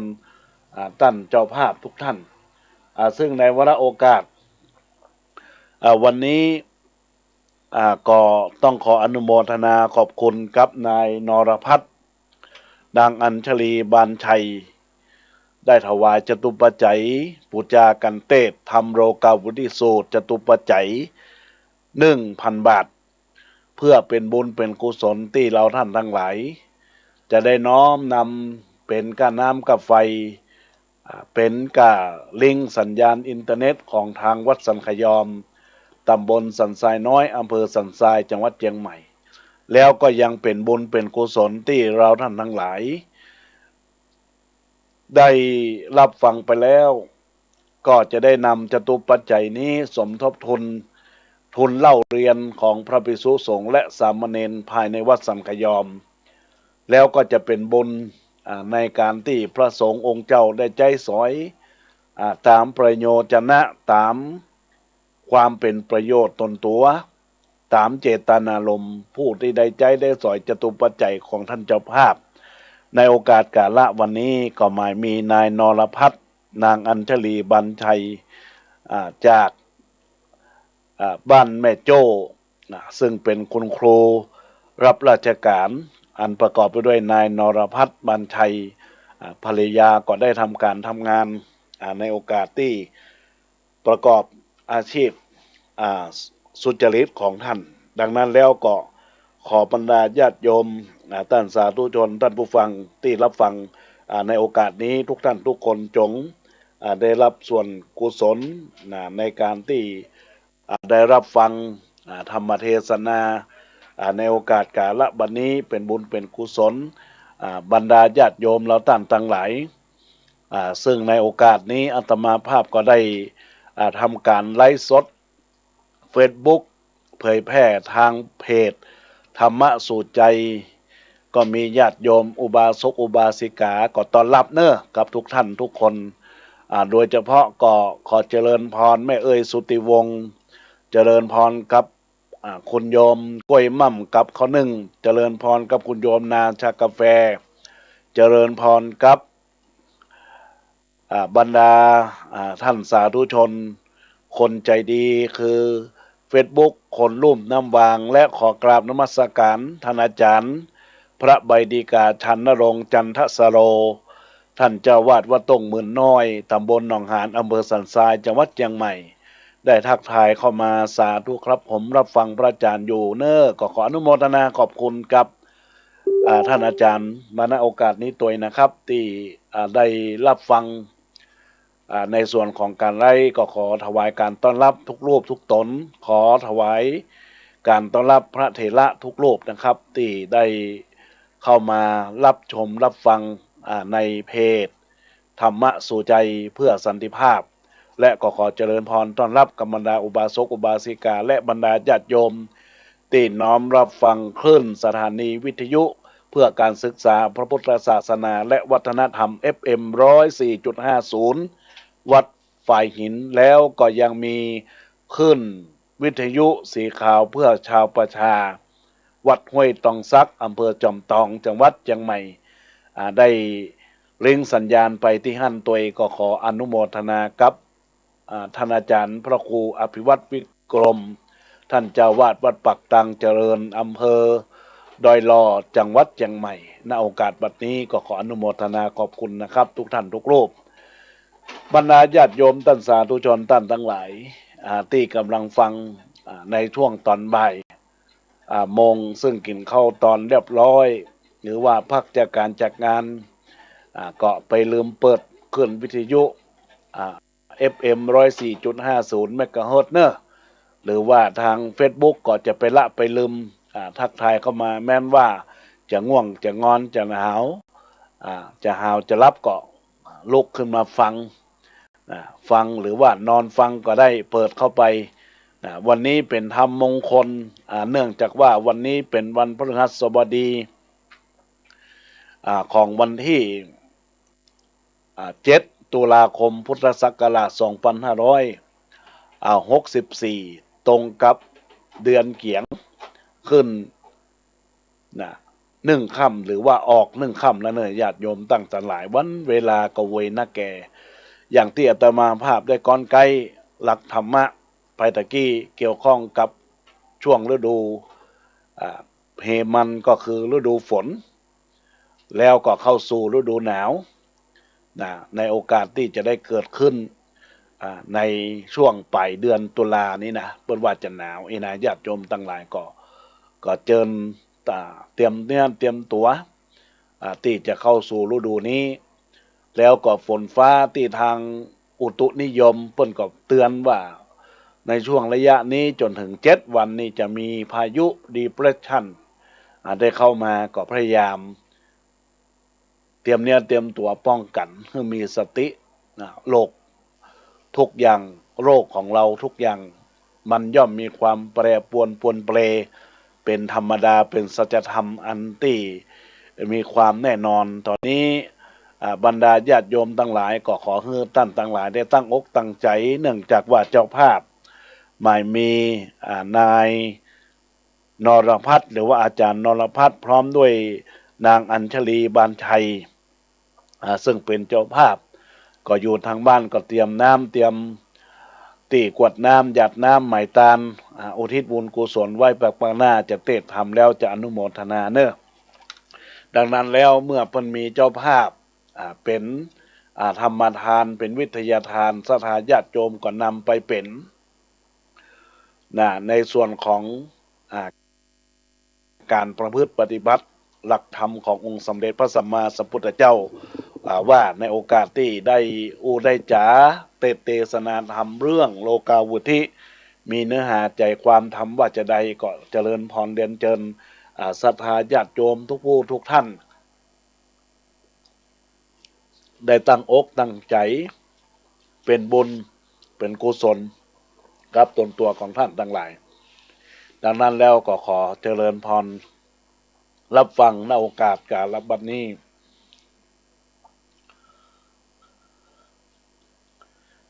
นะโม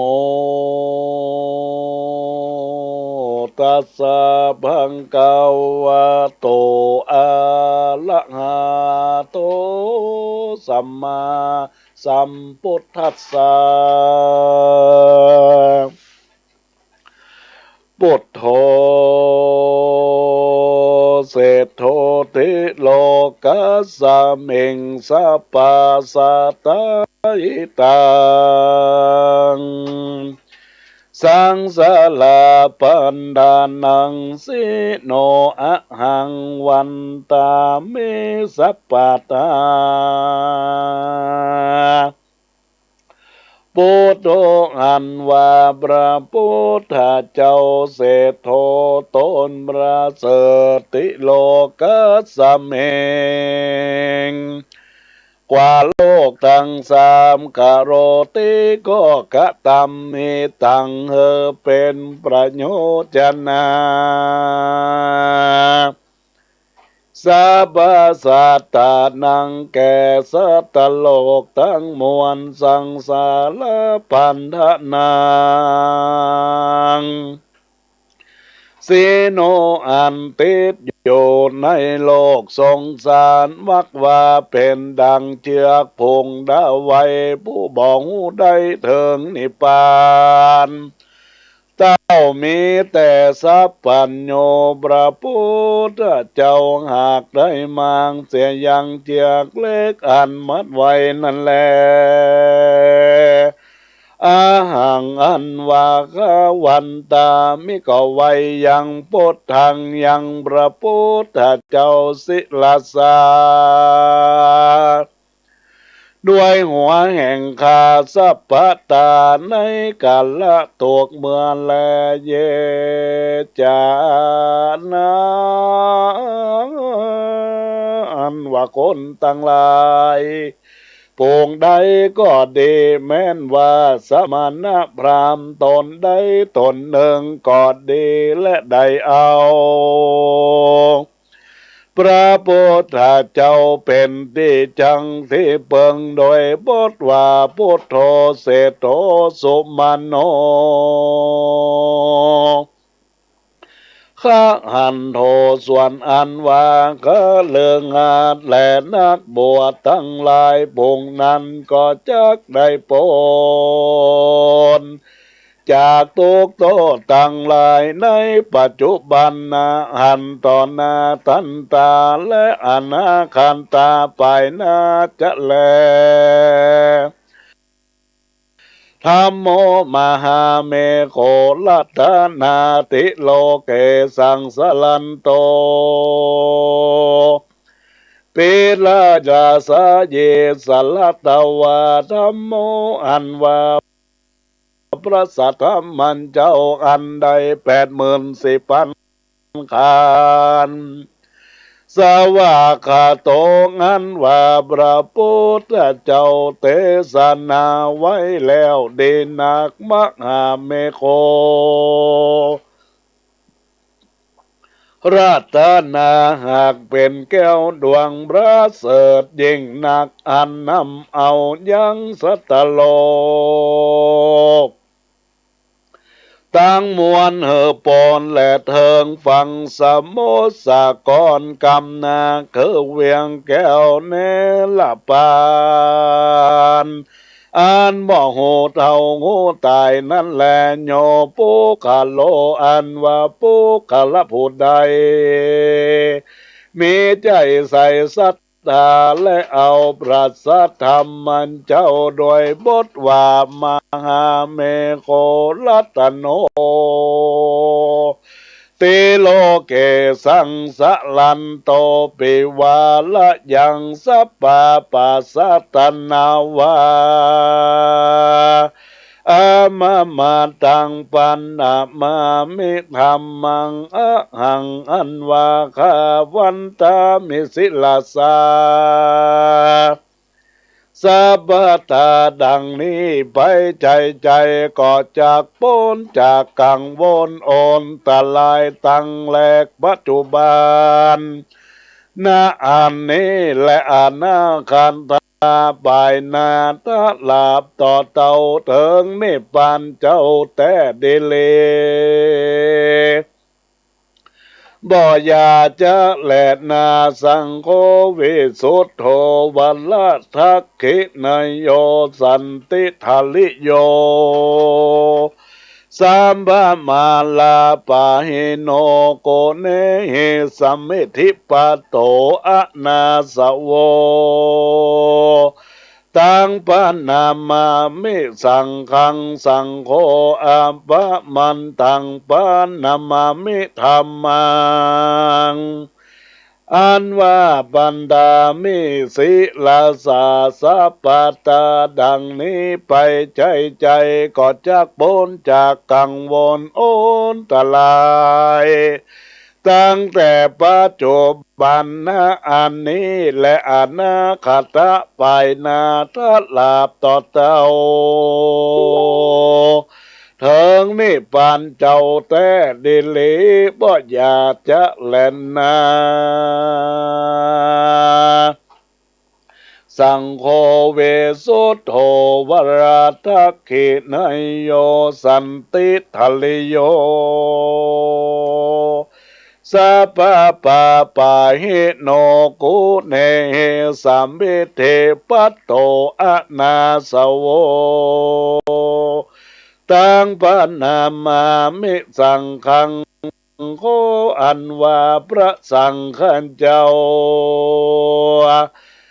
อันบริสุทธิ์ประกอบไปโดยศีลสมาธิปัญญาเป็นสัมภาวะก็แห่งพระพุทธเจ้าแล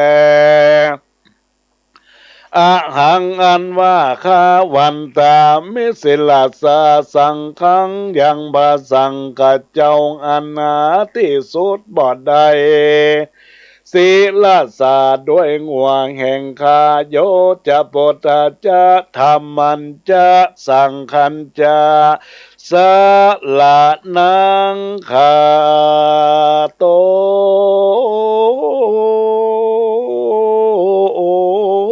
อะหัง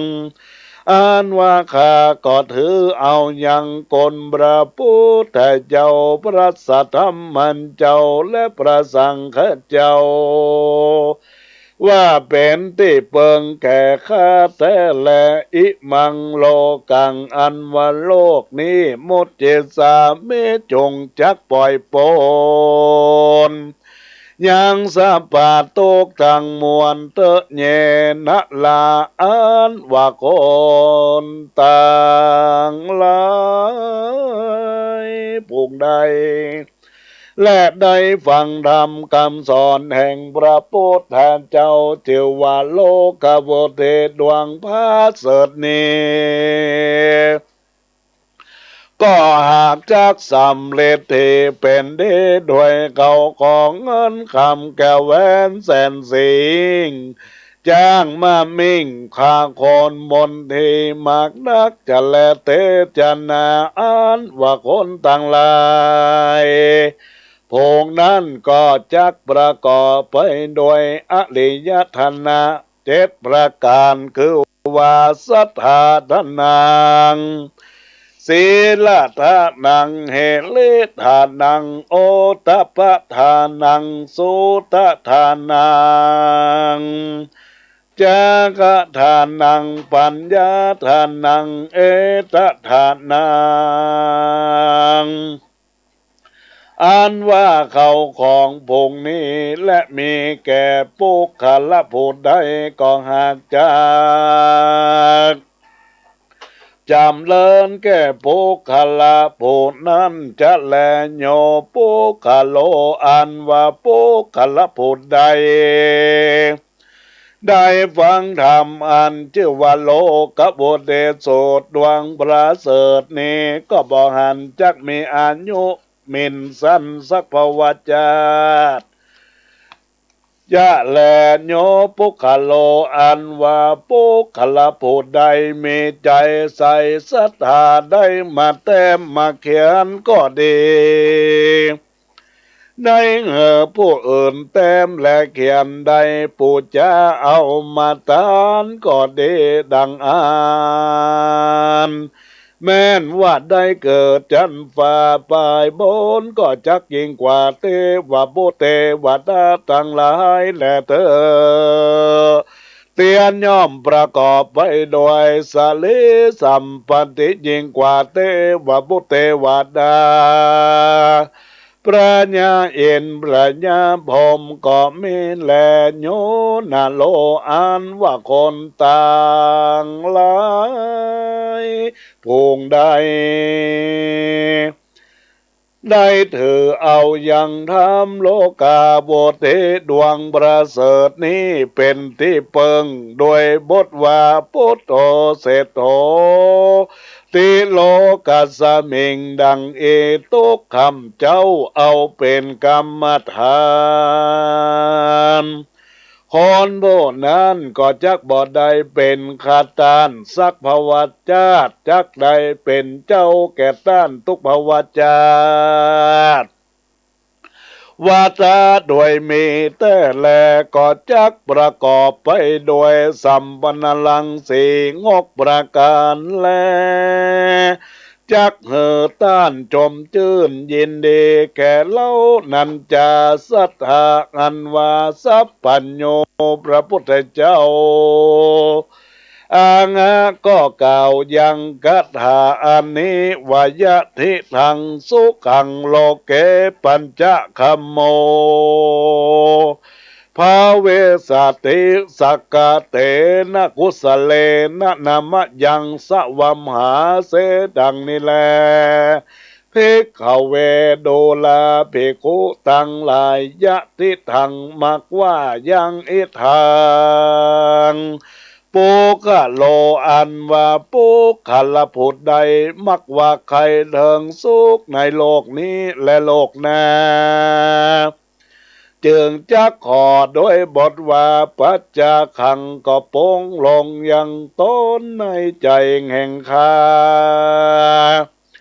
เพื่อให้เข้าสู่พระนิพพานอันจากพ้นจากไวยะในวัฏสงสารนั่นแลปันดิโตอันว่านักปราชญ์เจ้าตั้งหลายอันมีในพระพุทธเจ้า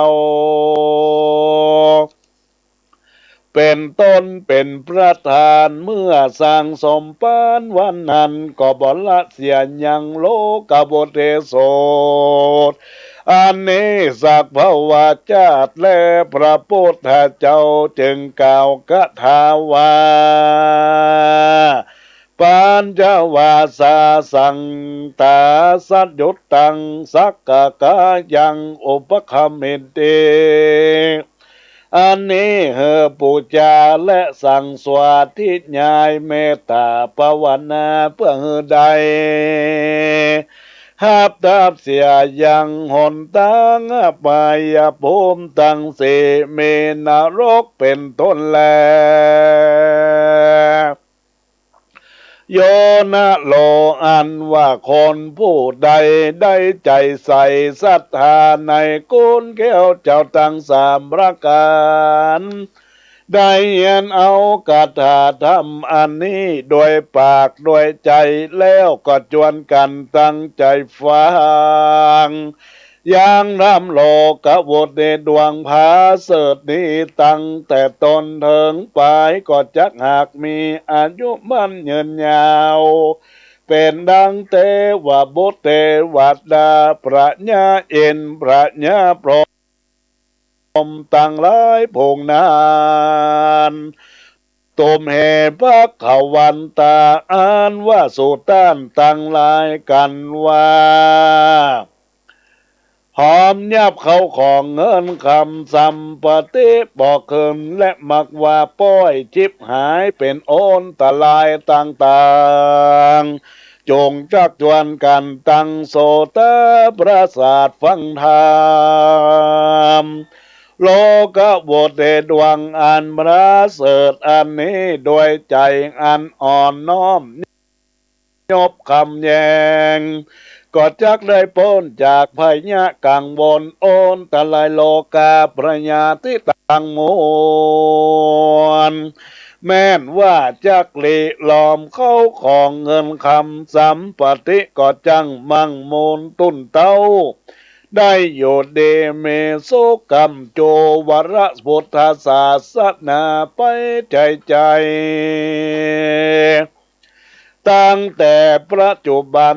ชาตินี้ทัลาบต่อเต่าเถิงมหาเนรปานบอยาจะแลนาอันว่าธรรมโลกบทเดดวงพาเสดนี้อันนักผาเจ้าตั้งหลายหากเอาออกมาแต่ในอภิธรรม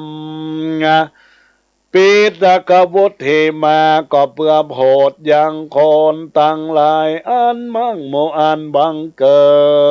ดด้วยพญะกังวลโอนตั้งหลายในโลกนี้โล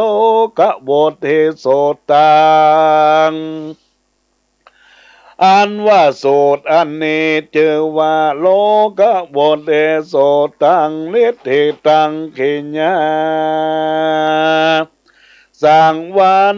นาจาด้วยโลกาบุตรโสดอันพระพุทธเจ้าหากในเทศนาเฮือแก่พระญาพระเสนเทโกสลาดลาจาก็บังคมสมเลสเดชบรรดาญาติโยมท่านสาธุชนพุทธบริษัททั้งหลายทุกท่านทุกคนได้น้อมรับสดับตับฟังการแสดงพระธรรมเทศนาชื่อธรรมโลกาวุฒิสูตรในโอกาสกาละวันนี้เป็นวันมงคลเป็นวันพฤหัสบดีออก1 ค่ำเดือนเกียงก็ได้มีเจ้าภาพอาจารย์นรพัฒน์นางอัญชลีบันชัยได้เทศนาธรรมโลกาวุฒิสูตรใจความธรรมโลกาวุฒิสูตรนั้นบรรดาญาติโยมก็คงได้น้อมสดับตับฟังตั้งสูตรประสาทฟังเป็นที่เรียบร้อยในธรรมที่บรรดาญาติโยมได้รับฟังนั้นก็เป็นกล่าวในเรื่องของการนำเอาศีลกรรมฐานเกี่ยวข้องกับพุทโธเมนาโถธัมโมเมนาโถสังโฆเมนาโถอันเป็นสรณะที่เปิ้งที่เคารพที่นับถือโดยบทนี้พุทธังธัมมังสังฆังพุทธังสรณังคัจฉามิธัมมังสรณังคัจฉามิสังฆังสรณังคัจฉามิเป็นสรณะที่เปิ้งก็คือพระแก้วเจ้ารัตน3ประการนั่นเองเป็นธาตุกรรมฐานแล้วในธรรมนี้ก็ยังมีคาถาธรรมเพื่อพายโพธจากกาละที่พระพุทธเจ้าได้แสดงธรรมเมื่อพญาประเสนทิโกสลาดลาจาแสดงธรรมแล้วก็เกิดความเป็นมงคลทุกที่ทุกแห่งอย่างวันนี้ท่านเจ้าภาพก็เพื่อไว้เป็นมงคลกับตนกับตัวไว้ไปพักหน้าในธรรมนี้ก็มีคาถาแล้วก็เป็นสิ่งที่สอนจิตสอนใจเราท่านทั้งหลายญาติโยมทั้งหลายเป็นบุญเป็นกุศลกับผู้ที่เราเป็นเจ้าภาพและบรรดาญาติโยมท่านผู้ฟังเนื่องจากว่าในโอกาสกาละปัจจุบันนี้โรคภัยไข้เจ็บยังมีขึ้นอยู่ทำพวกนี้เมื่อเตศก็จะได้ผายโพธคือโลกเกิดความวุฒิเกิดความดีงามในตนตัว แล้วก็ดีงามในบ้านในเมืองเจริญก้าวหน้ารุ่งเรืองมีความสุขแต่ในธรรมโลกาบทที่สูตรนี้ญาติโยมท่านทั้งหลายก็มีใจความธรรมแถมอย่างหนึ่งพระพุทธเจ้าได้สอนให้เราได้มีอริยทรัพย์7ประการอริยทรัพย์7ประการเป็นหนทางเป็นขั้นใดกายซึ่งความสุขความประเสริฐในญาติโยมทั้งหลายว่าในส่วนของมนุษย์ทั้งหลายควรพึงแสวงหาทรัพย์7ประการทรัพย์7ประการก็คือ1คือความศรัทธาความศรัทธาก็หมายถึงความเชื่ออย่างมีเหตุผลศรัทธาคือความเชื่อความเลื่อมใสอย่างบรรดาคณะศรัทธาญาติโยมอุบาสกอุบาสิกาตั้งแต่วัยตั้งแต่อายุ40จนทั้งถึง75มีความศรัทธาในพระรัตนตรัยหรอมีความศรัทธาในพุทธศาสนาและทำไมอาตมาถึงมายกเอาละอ่อนตั้งแต่อายุลงมาตั้งแต่39หรือว่าอย่างไปเพราะประเด็นในโลกมันเปลี่ยนญาติโยมตั้งหลายมันเปลี่ยนแปลงเขาเจ้าเขาเหล่านั้นที่อายุต่ำลงมาตั้งแต่39ลงไปก็มามีบอกค่อยถ้าบ่ไปวัดไปวาแต่พ่อแม่ป้าป้าไปวัดไปวาก็จะบ่มีความศรัทธาความเลื่อมใสอย่างปัจจุบันเนี่ยอย่างตะคืนนี้พระเดชพระคุณพระเทพรัตนนายกเจ้าคณะจังหวัดเชียงใหม่เต้ตีขึ้นวิทยุ96ในส่วนของงานคณะสงฆ์จังหวัดเชียงใหม่รถด่วนขบวนพิเศษเปิ้นเทศออนไลน์เปิ้นว่าประออนบัดเดี๋ยวนี้มันเปลี่ยนแปลงสมัยก่อนนี่ไม่ยิงกว่าพ่อใจบัดเดี๋ยวนี้พ่อใจกลับกลายมาเป็นกลัวไม่ยิงนี่ก็ด้วยเล็กลักเหตุลักผลที่คนเฮาประเดี๋ยวศีลธรรมมันบ่ค่อยมี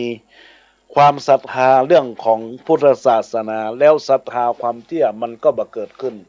ก็เป็นลักเหตุลักผลที่เกิดขึ้นในตัวในญาติโยมต่างหลาย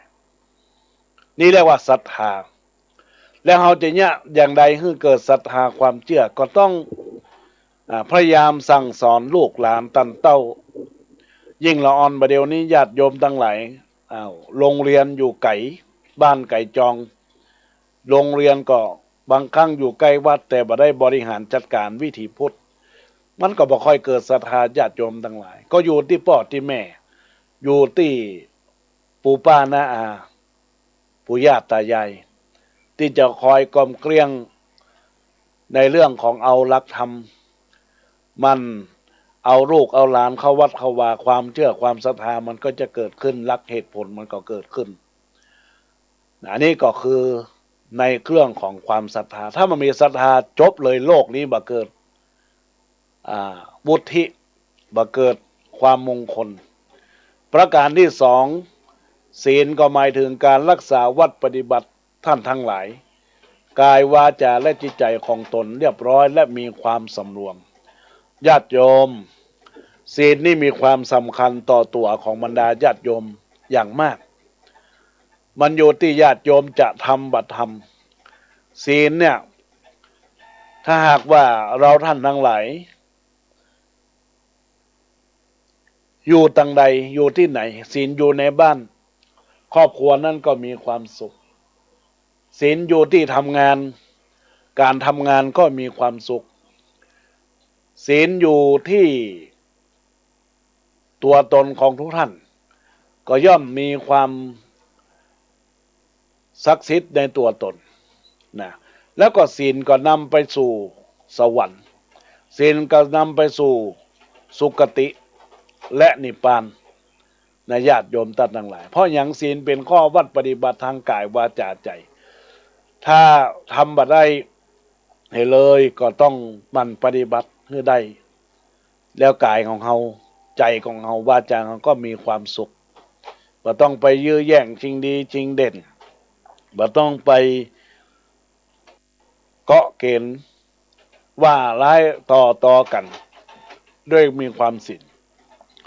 แล้วประการที่สองเมื่อศีลแล้วก็ต้องมีประการที่สามคือมีหิริความละอายต่อบาปและกรรมชั่ว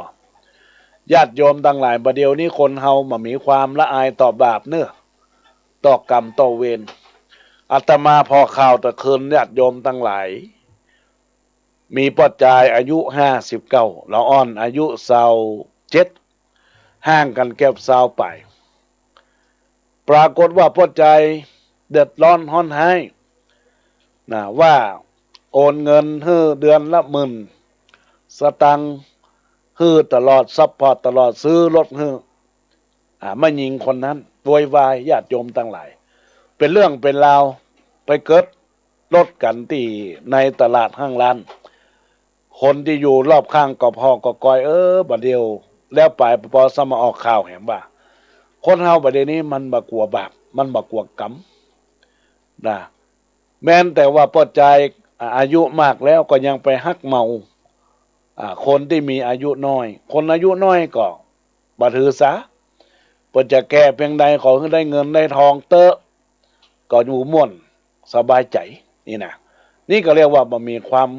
ละอายต่อบาปต่อกรรมต่อเวรต่อความชั่วมันก็เลยวุ่นวายกันไปนี่คือเขาเหล่านั้นบ่มีฮิริความละอายต่อบาปต่อกรรมชั่วทั้งหลายแล้วเอาไปมาตำรวจก็บอกว่า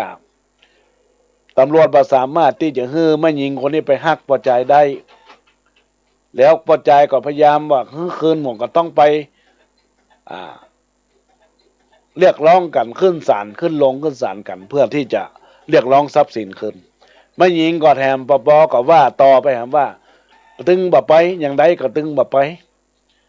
นะบ่อยากจะคบต่อไปแล้วเพราะว่าทุกสิ่งทุกอย่างที่ผ่านมาลงโวยวายลงชอบดุด่าเดือดเนี่ยญาติโยมทั้งหลายถ้าจู้จี้จุกจิกนักละอ่อนมันก็ไปอยู่แล้วอย่างไรญาติโยมทั้งหลายมายิงก็บอกว่าบ่คืนรถก็บ่ต้องคืนเงินก็ต้องมาคืนอันอย่างแก้วแหวนแสนสิ่งที่ฮื้อก็ต้องมาคืนเพราะอันอย่างเพราะว่าสิ่งที่ฮื้อกับลุงเนี่ยฮื้อนักแล้วเสียไปนักแล้วว่างัวเสียอย่างนะญาติโยมทั้งหลายดังนั้นก็ต้องพิจารณาเอาเนี่ยในสิ่งที่เป็นกาละที่อาตมาภาพได้อธิบายในโอกาสนี้แล้วก็บรรดาศรัทธาญาติโยมสาธุชนท่านทั้งหลายเมื่อคนเราท่านทั้งหลายถ้ามีหิริความละอายต่อบาปต่อกรรมความมงคลมันก็จะเกิดขึ้นกับตัวเราแต่ถ้ามันมีนะความละอายต่อบาปมันเป็นอะปมงคลแล้วถ้ามีอิริโอตปะก็ต้องมีเมื่อมี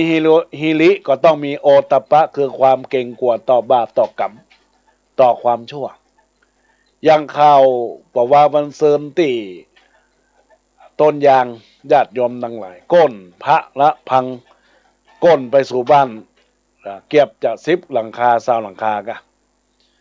แล้วก็ต้นยางก็ก้นไปเก็บ6-7 ต้นแล้วก็ใส่ไฟแหมหลายอย่างเอาไปมามีการแชร์กันในว่ามีการไปถ่ายทำหนังหรือว่าคลิปวิดีโอในทางเสื่อมญาติโยมทั้งหลายแล้วก็ทำให้เกิดอาเพศที่ก็พยายามที่จะต้องเกิดความเชื่อความมีเหตุผลเนอะญาติโยมทั้งหลายแต่ถ้าหากว่าในเขาขึ้นเป็นหลักทางพุทธศาสนาความเก่งกลัวความละอายต่อบาป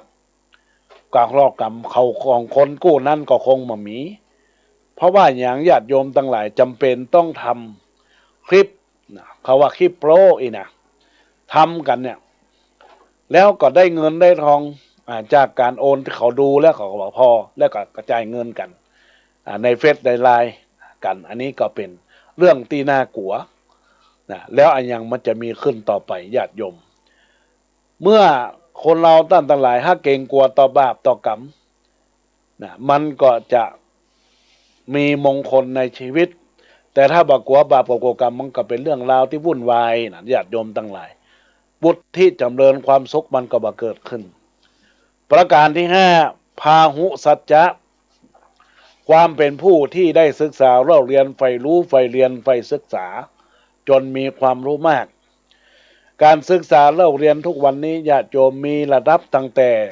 ระดับอนุบาลระดับประถมระดับมัธยมระดับปริญญาตรีปริญญาโทปริญญาเอกศึกษาเล่าเรียนเรียนรู้เรียนอ่านฝึกฝนแต่ถามว่าเมื่อมีพหุสัจจะจะนำเอาสิ่งเหล่านั้นไปใช้ในชีวิตประจำได้ก็ แต่อันน่ะญาติโยมเพราะทุกคนเนี่ยเมื่อตั้งใจที่จะเรียนหนังสือจะต้องมีความใฝ่รู้มีความใฝ่ศึกษาเล่าเรียนถามครูบาอาจารย์ถามผู้รู้ถามนักปราชญ์อย่างอาตมาภาพนี่การที่จะเทศจะทำนี่ก็ต้องถามครูบาอาจารย์พระเจ้าประสงค์ถามเจ้าอาวาสว่าเขาจะเทศทำจะทำอย่างใดเนี่ยอย่างใดเปิ้นก็เฮอคำตอบเฮามาเฮาก็นำมาใจป้อน้อยป้อหนานโดยเฉพาะป้อหนานอินหลาบุญธรรมรักษ์ป้อหนานกาแฟดำก็เฮอความรู้ในเรื่องการเทศการทำเฮอใจเวลาเฮอพอเวลาเฮอกอยเวลาสิ่งเหล่านั้นมันก็จะเกิดเป็นประโยชน์ต่อตัวเฮาและท่านทั้งหลายนี่เรียกว่ามีพหุสัจจะแล้วก็จาคะฮือมันคือการรักษาศีลเมตตาภาวนาเสียสละเวลาอย่างตนตัวของอาจารย์นรพัฒน์นางอัญชลีบัญชัยได้น้อมถวายทำวันนี้ตันทำวันนี้ไว้กับตนกับตัวก็เสียสละตานทำเพื่อตนเพื่อตัวไปเบิ่งคือเทพบุตรเทวดาเจ้าที่เจ้าต่างจะได้เป็นบุญกุศลแล้วก็สิ่งทั้งหลายในข้อที่7ก็คือปัญญาเมื่อได้รับฟังพระธรรมเทศนานี้แล้วก็จะเป็นอริยทรัพย์ติดตัวตามตนตัวให้มีความสุขมีความเจริญอริยทรัพย์มีปัจจัยทรัพย์ที่มีแก้วแหวนแสนสิ่งเงินทองเนี่ยญาติโยมทั้งหลายเป็นทรัพย์ภายในเป็นทรัพย์ที่คุณค่าของธรรมไปนำไปประพฤติปฏิบัติในจิตใจสามารถทำให้เรามีความสุขได้มากกว่าที่จะยั่งยืนต่อทรัพย์ภายนอกเพราะมันเป็นทรัพย์ภายในที่มีความยั่งยืนในอกในใจก็ขอฝากกับบรรดาสถานญาติโยมในโอกาสกาลวันนี้ที่อาตมาภาพได้ทำการเทศนาธรรมแล้วก็ได้สรุปหัวข้อใจความธรรมของโลกวุฒิก็คืออริยทรัพย์7ประการนั่นเองนะดังนั้นก็ศรัทธาก็พยายามนำไปประพฤติปฏิบัติเป็นหลักธรรมเป็นแนวทางแห่งคุณงามความดีเพื่อเกิดความสุขกายมีความสบายใจกับตนตัวของท่านในโอกาสนี้ก็ต้องขอฝากกับบรรดาสถานญาติโยมต่างหลายในโอกาสวันนี้อาตมาภาพจะได้ปั่นปอนกับเจ้าภาพเจ้ากันในโอกาสวันนี้ก็จะได้ท่านได้กวดน้ำอยู่ทางบ้านทางจองรับฟังอยู่ในขณะนี้ก็กวดน้ำหยาดน้ำใหม่ตาลไว้กับตนกับตัวไว้ไปพักหน้าเน้อยะถาวาลิวะหาปุราปาริปุเรนติสากะลังเอวะเมวะอิโตทินังเปตานังอุปกัปปเตอุชิตังปฏิตังตุมังกิปะเมวะชะมีจันโดสเปปุเรนตุสังกปาจันโทปันนาลาโสยะถามณีโชติลาโสยะถาอิมินาบุพะบุภาละจะตะนังจตุปัจจัยไตยวตุตตนะปะตังตานังอุเดสะตานังเนปนะปัจจโยหนตุโนดิจังดีและอาจจะในวันนี้ก็หาเป็นวันดีสลีสุขมังคละอันพาเสริฐลำเลิศยิ่งกว่าวันและยามทั้งหลายบัดนี้หมายมีปฐมมูลศรัทธาตนตัวของอาจารย์นรพัฒน์และนางอัญชลีบานชัยจากบ้านแม่โจ้อำเภอสันทรายจังหวัดเชียงใหม่ได้มาเป็นเจ้าภาพเจ้ากันอุทิศบุญกุศลทานธรรมมาเทศนาเบื้องเมืองชื่อว่าโลกาวุฒิสูตรได้เทศนาณสถานีวิทยุคลื่นพระพุทธศาสนาและวัฒนธรรม FM 104.50 วัดฝ่ายหินในโอกาสการละนี้และก็ไลฟ์สด Facebook เพจธรรมะสู่ใจเพื่อสันติภาพได้จบลงไปแล้วก็ขออภัตตาอนุโมทนาบุญที่ตนตัวของอาจารย์นรพัฒน์นางอัญชลีบานชัยได้ถวายจตุปัจจัย 1,000 บาทอุทิศบุญกุศลฝากไปถึงพ่อเกิดแม่เกิดเจ้ากรรม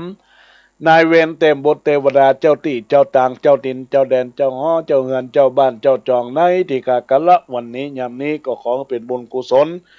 ได้ไปเตรียมไปแห่งแล้วสะน้อนย้อนกลับมือครอบครัวท่านได้อยู่เย็นเป็นสุขอายุมั่นขวัญยืนปราศจากทุกโศกโรคภัยไข้เจ็บต่างๆทั้งมวลนั้นจงจะมีเรื่องแต่ดิหลีใจยตุภวังใจยะมังคลังใจยะวินาสันตุ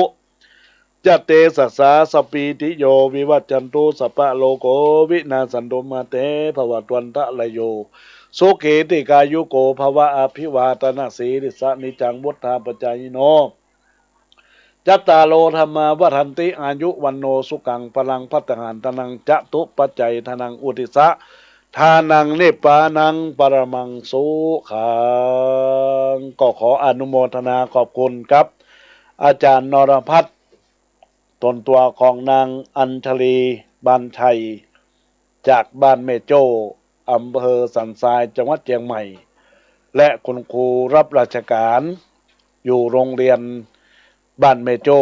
ได้เป็นเจ้าภาพในโอกาสวันนี้ก็ขออนุโมทนาขอบคุณบุญใดกุศลใดที่ท่านและครอบครัวได้สร้างสมในโอกาสการละบัดนี้ก็ขอให้เป็นบุญเป็นกุศลส่งอยู่บุญกุศลนี้ให้ได้สะท้อนย้อนกลับให้ท่านได้มีความสุขความเจริญในหน้าที่กิจการงานเลื่อนจันให้ได้สูงยิ่งขึ้นไปให้มีอายุวันนะสุขะพละธนสารสมบัติคุณสารสมบัติตลอดกาลละนานเนอก็ขออนุโมทนาขอบคุณกับอาจารย์นรพัฒน์และนางอัญชลีบานชัยบ้านแม่โจ้อำเภอสันทรายจังหวัดเชียงใหม่ได้รับเป็นเจ้าภาพในโอกาสการละบัดนี้ก็ขออนุโมทนาบุญในโอกาสบัดนี้บรรดาญาติโยมท่านสาธุชนท่านทั้งหลายได้รับฟังธรรมะ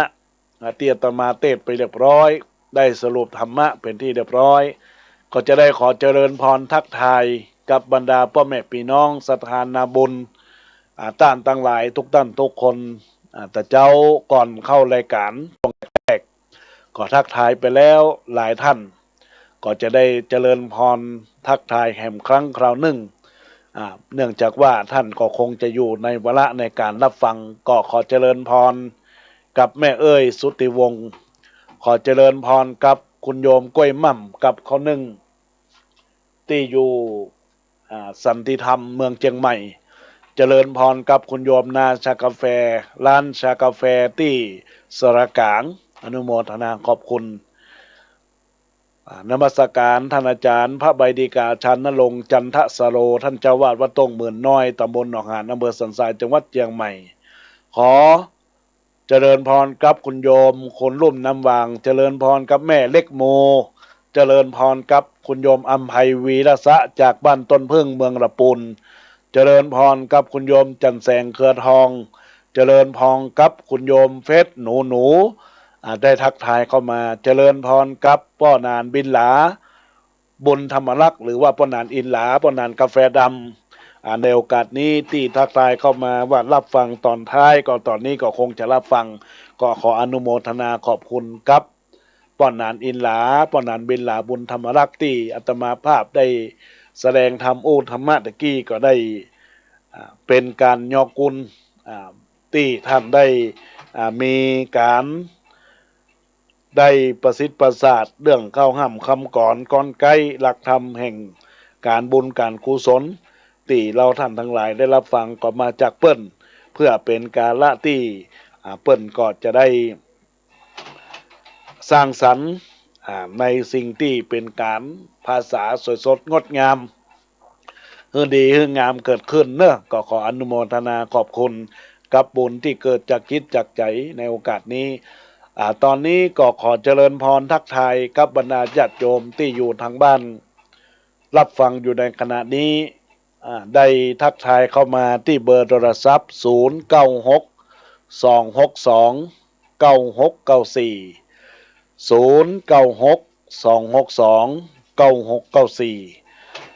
ก็สายนามไมทักทายเข้ามาเอื้อนเอ่ยอุจากันได้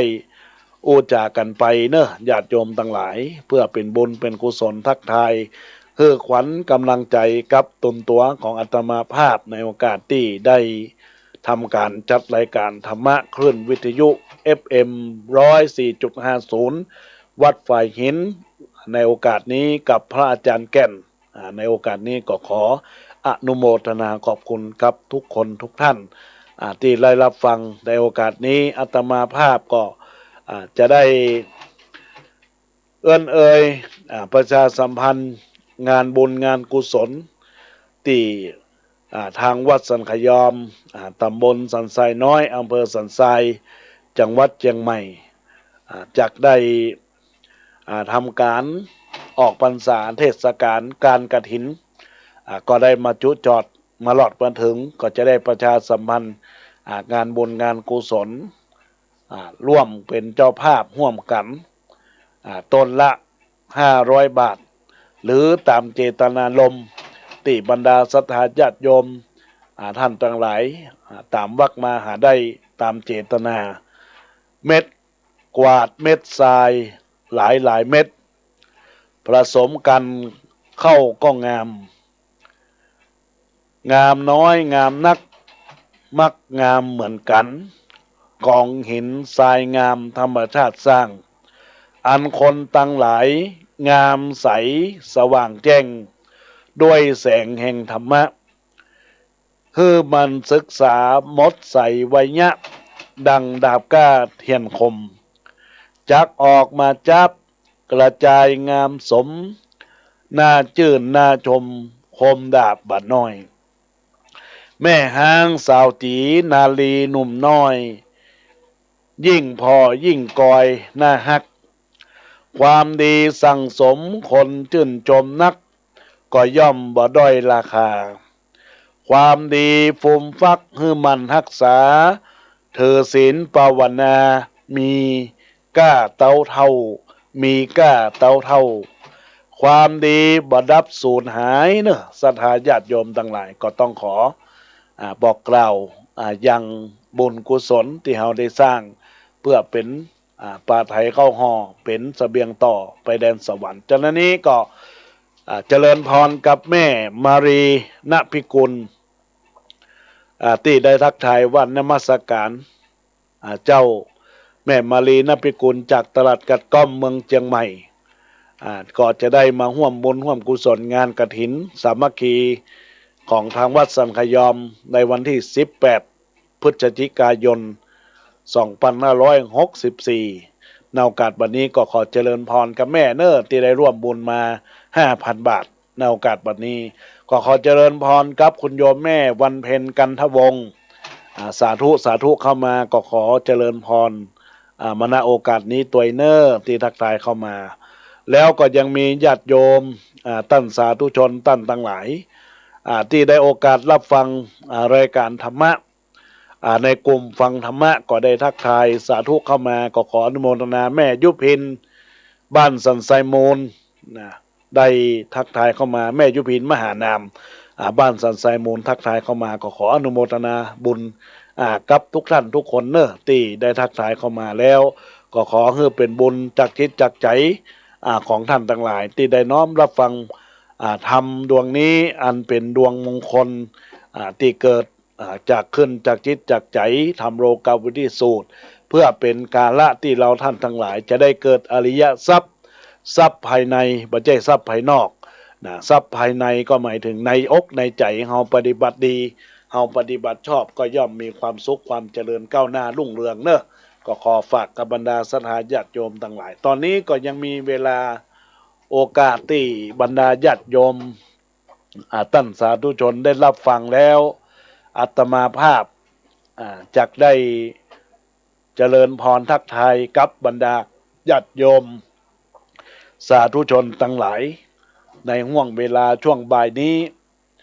ก็ถือว่าบรรดาญาติโยมและท่านทั้งหลายได้พักผ่อนอิริยาบถอาจจะรับหรือว่าอาจจะฟังอยู่แต่บ่กล้าโทรก็บ่เป็นหยังเนอะญาติโยมทั้งหลายก็จะเป็นกาละที่ขออนุโมทนาขอบคุณที่บรรดาญาติโยมท่านผู้ฟังท่านทั้งหลายได้ตั้งอกตั้งใจเป็นบุญเป็นกุศลครับตนตัวของบรรดาศรัทธาญาติโยมทั้งหลายในโอกาสที่ว่าเหลือแถม2 วันพระก็จะออกพรรษาแล้วเนอะวันเวลาก็เวยนะแกนะญาติโยมท่านทั้งหลายวันเวลาหมุนเวียนไปแต่สิ่งทั้งหลายที่เราจะสร้างก็คือคุณงามความดีเมื่อเราสร้างคุณงามความดีนั้นมันหายไปไหนติดตัวตามตัวตนของเราต่างหลายไปสู่ภพนี้และภพหน้าก็จะมีความสุขเมื่อเรามีศีลเรามีธรรมเรามีการเจริญภาวนาไหว้พระสวดมนต์เป็นนิจจิตจะแจ่มใสจิตจะเบิกบานเราท่านทั้งหลายก็ร่วมกันสร้างสมกุศลของท่านของใครของมันใครจะมาบังคับเราก็เป็นไปได้อยู่ที่ตัวเราแล้วเราจะไปบังคับคนอื่นทำมันก็บ่ได้ญาติโยมทั้งหลายอย่างอาตมาภาพได้ชี้แจงให้บรรดาญาติโยมได้ฟังเนี่ย ญาติโยมก็เอาไปเป็นแนวทางเอาเองคิดพิจารณาเอาเองถึงหลักของความดีความงามของเราท่านทั้งหลายเพื่อที่จะได้เกิดบุญกุศลกับตนตัวของคณะศรัทธาญาติโยมในโอกาสที่ได้รับฟังธรรมะในโอกาสนี้ของอาตมาภาพที่ได้รับฟังไปแล้วญาติโยมทั้งหลายยังมีโอกาสทักทายเอื้อนเอ่ยแล้วก็โทรศัพท์เข้ามาเป็นขวัญเป็นกำลังใจให้อาตมาภาพที่เบอร์โทรศัพท์0962629694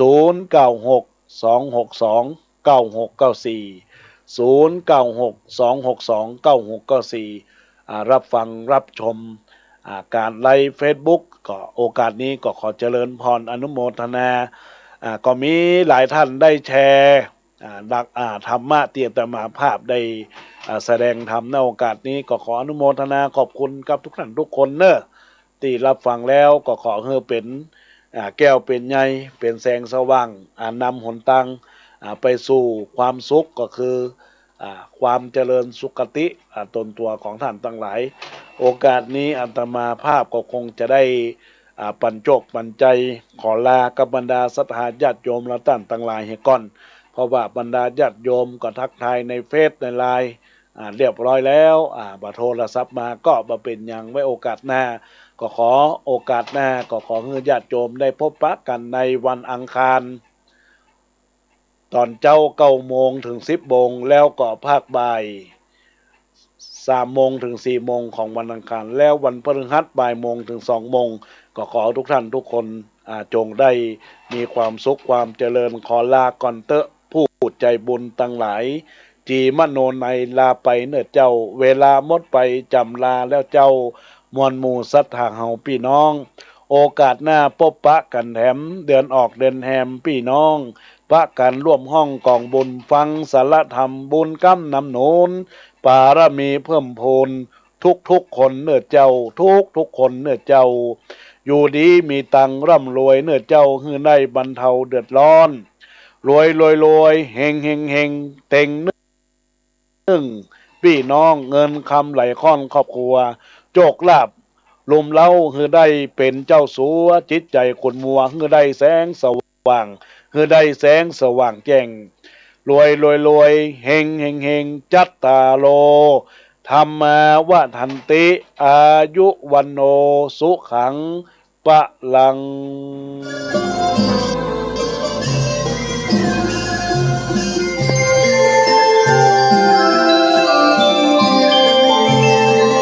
ขณะนี้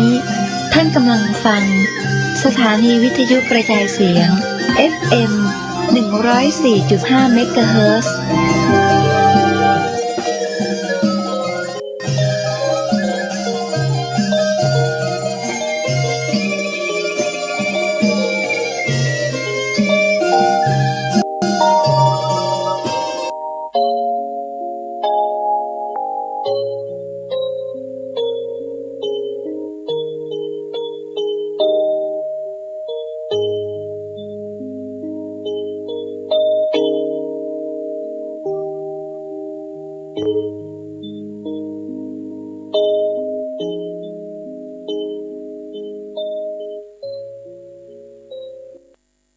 กราบสวัสดีท่านผู้ฟังที่เคารพทุกท่านอีกครั้งนะคะ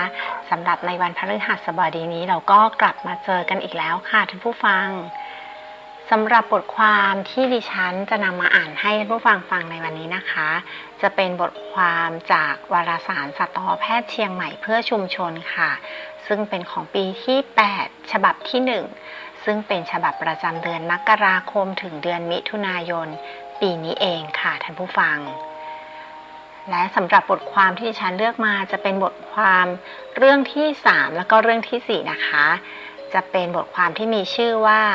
โควิด -19 กับการวางไข่ของเต่าทะเลไทยสูงสุดในรอบ2 ทศวรรษค่ะซึ่งเรื่องนี้เขียนโดยสัตวแพทย์หญิงเยาวประภายุนนะคะและอีกเรื่องหนึ่งค่ะ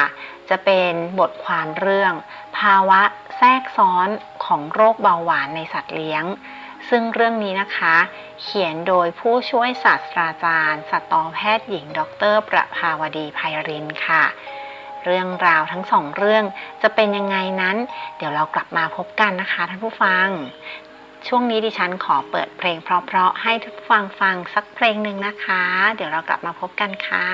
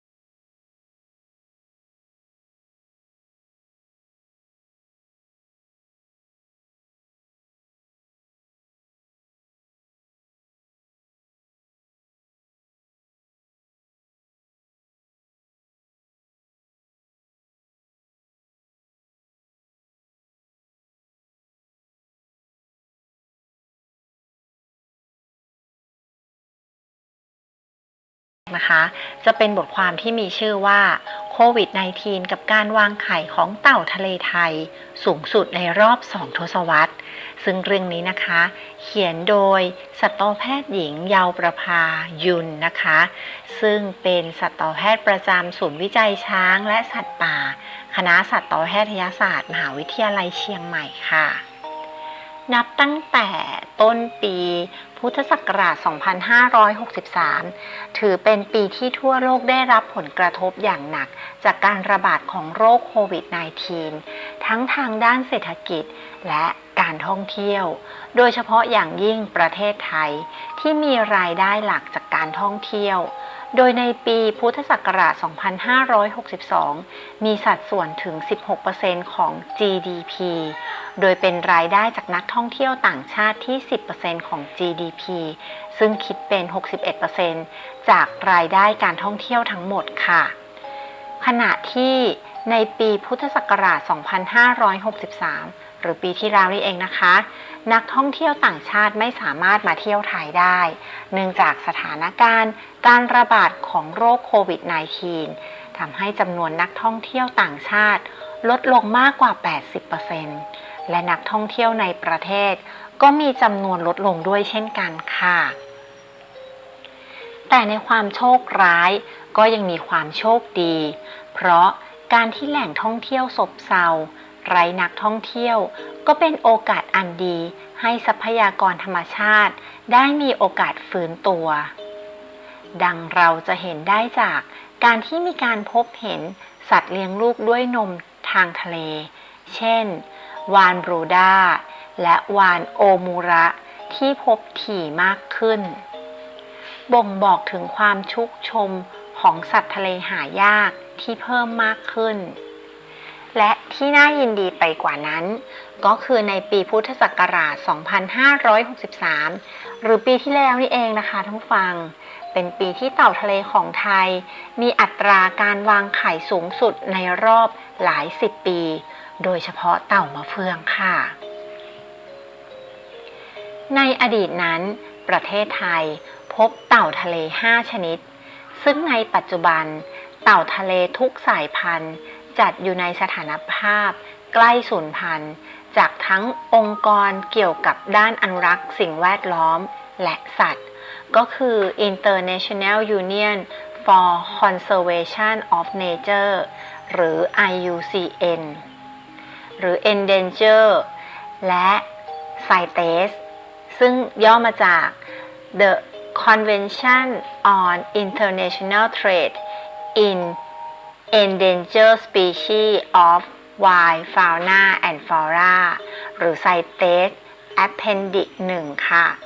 เต่าทะเลทั้ง5สายพันธุ์ที่ดิฉันได้กล่าวไปนะคะหรือที่คุณหมอยาวประภาได้เขียนในตอนต้นนะคะก็จะประกอบด้วย 1. เต่าตะนุค่ะซึ่งเป็นสัตว์ป่าคุ้มครองตามพระราชบัญญัติสงวนและคุ้มครองสัตว์ป่าพุทธศักราช 2535 มีแหล่งวางไข่บริเวณพื้นที่ฝั่งอ่าวไทยได้แก่เกาะครามจังหวัดชลบุรีและเกาะกระจังหวัดนครศรีธรรมราชส่วนฝั่งอันดามันได้แก่เกาะซิมิลันเกาะสุรินทร์เกาะตอริล่าเกาะสต๊อกเกาะระเกาะพระทองเกาะคอเขาจังหวัดพังงาและหมู่เกาะอาดังราวีจังหวัดสตูลค่ะต่อไปนะคะเป็นเต่าพันธุ์เต่าตัวที่2ค่ะเต่าชนิดที่2ค่ะนั่นก็คือเต่ากระค่ะเต่ากระเป็นสัตว์ป่าคุ้มครองตามพระราชบัญญัติสงวนและคุ้มครองสัตว์ป่าปีพุทธศักราช 2535 แหล่งวางไข่พบเฉพาะในฝั่งทะเลอ่าวไทยเกาะครามและเกาะอีระจังหวัดชลบุรีเกาะเสม็ดจังหวัดระยองเกาะทะลุจังหวัดประจวบคีรีขันธ์หาดทองทรายจังหวัดชุมพรและเกาะกระจังหวัดนครศรีธรรมราชค่ะเต่าชนิดที่3นะคะนั่นก็คือเต่าย่าค่ะเต่าย่าเป็นสัตว์ป่าคุ้มครองตามพระราชบัญญัติสงวนและคุ้มครองสัตว์ป่าพุทธศักราช 2535 แหล่งวางไข่พบเฉพาะฝั่งทะเลอันดามันได้แก่เกาะระเกาะพระทองเกาะคอเขาและหาดท้ายเหมืองจังหวัดพังงาและหาดไม้ขาวหาดกำมะลาหาดราวัยจังหวัดภูเก็ตปัจจุบันพบเต่าวางไข่น้อยมากจนน่าจะใกล้สูญพันธุ์ค่ะเต่าชนิดที่4นะคะนั่นก็คือเต่ามะเฟืองค่ะเป็นสัตว์สงวนตามบัญชีรายชื่อพระราชบัญญัติสงวนและคุ้มครองสัตว์ป่าปีพุทธศักราช 2562 แหล่งวางไข่พบเฉพาะฝั่งทะเลอันดามันได้แก่หาดประพาสจังหวัดระนองเกาะระเกาะพระทองและเกาะคอเขาจังหวัดพังงาหาดบางเทาและหาดไม้ขาวจังหวัดภูเก็ตและเกาะลันตาจังหวัดกระบี่ค่ะ และเต่าชนิดสุดท้ายนะคะชนิดที่5ค่ะเต่าหัวค้อนเป็นสัตว์ป่าคุ้มครองตามพระราชบัญญัติสงวนและคุ้มครองสัตว์ป่าปีพุทธศักราช 2535 ไม่พบแหล่งวางไข่ในประเทศไทยแม้ในอดีตเคยมีรายงานพบเต่าหัวค้อนวางไข่ทางฝั่งทะเลอันดามันแต่ปัจจุบันไม่พบเต่าหัวค้อนขึ้นมาวางไข่บนชายหาดของประเทศไทยเลยค่ะจากการเก็บข้อมูลของกระทรวงทรัพยากรธรรมชาติและสิ่งแวดล้อมหลายๆหน่วยงานพบว่าเต่าทะเลในไทยมีอัตราการวางไข่ที่ลดลงกว่าเมื่อ15 กว่าปีก่อนถึง 90% โดยปัจจุบันเหลือเต่าเพียง4ชนิดที่ยังพบการวางไข่ก็คือเต่าตะนุ เต่ากระ เต่าย่าและเต่ามะเฟืองซึ่งปัญหาสำคัญที่ทำให้เต่าทะเลมีการวางไข่ลดลงมีหลายสาเหตุค่ะอย่างเช่นการติดเครื่องมือการประมงการลักลอบเก็บไข่เต่าการล่าเต่าทะเลขาดแหล่งวางไข่ที่เหมาะสมเนื่องจากหลายหาดได้เปลี่ยนแปลงเป็นสถานที่ท่องเที่ยวทำให้เต่าไม่สามารถขึ้นมาวางไข่ได้และปัญหาขยะทะเลที่ทำให้เต่าทะเลมีปัญหาสุขภาพและเสียชีวิตมากขึ้นแต่ข้อมูลล่าสุดในเดือนพฤศจิกายนปีพุทธศักราช 2563 พบว่าเต่าทะเลทุกชนิดมีการวางไข่ที่เพิ่มขึ้นในรอบกว่า 20 ปี โดยเฉพาะเต่ามะเฟืองซึ่งเป็นเต่าทะเลที่มีขนาดใหญ่ที่สุดในโลกและเป็นสัตว์สงวนของไทยที่ขึ้นมาวางไข่รวมทั้งหมด 11 รังถูกขโมย 1 รังแต่ละรังมีไข่ประมาณ 60-120 ฟองในฤดูวางไข่ตั้งแต่กลางเดือนพฤศจิกายนปีพุทธศักราช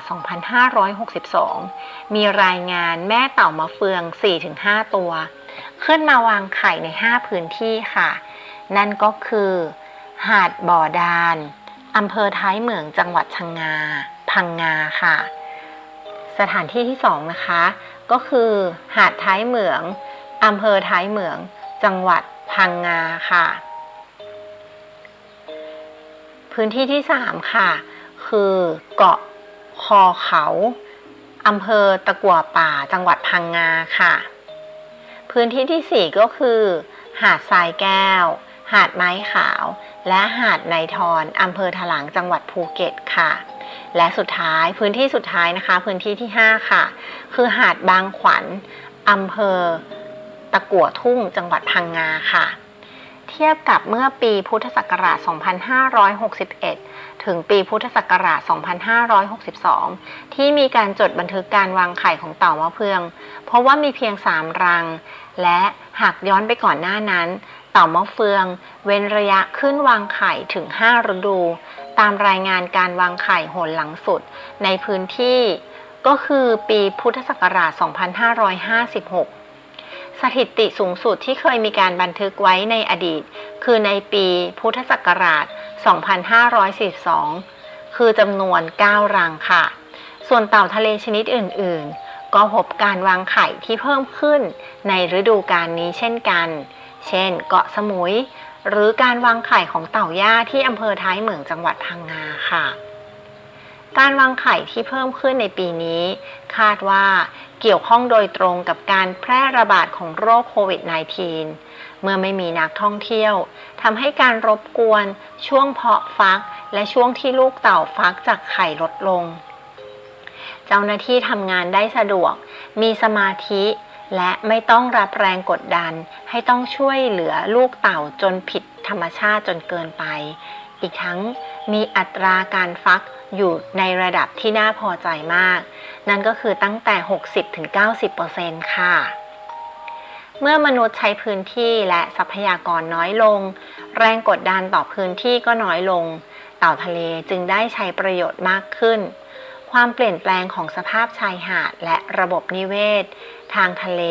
หลังจากเกิดการระบาดของโรคโควิด -19 ที่ทำให้นักท่องเที่ยวลดลง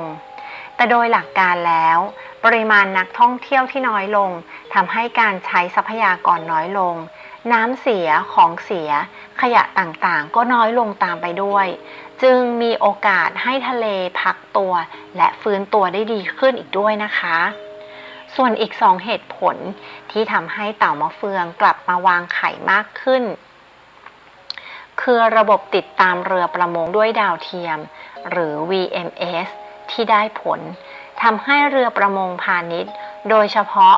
เรืออวนลากที่เป็นอันตรายต่อเต่าทะเลลักลอบเข้ามาใกล้ชายฝั่งยากขึ้นข้อ2จากโครงการให้ค่าตอบแทนแก่ผู้แจ้งเบาะแสการขึ้นวางไข่ของเต่าทะเลโดยกองทุนอนุรักษ์เต่าทะเลและถิ่นอาศัยพังงาภูเก็ตทำให้ชาวบ้านหันมาช่วยเหลือมากขึ้นนอกเหนือจากความร่วมมือของหน่วยงานต่างๆรวมทั้งกองทัพเรือจัดตั้งศูนย์เฝ้าระวังเต่ามะเฟืองขึ้นตามชายหาดสำคัญ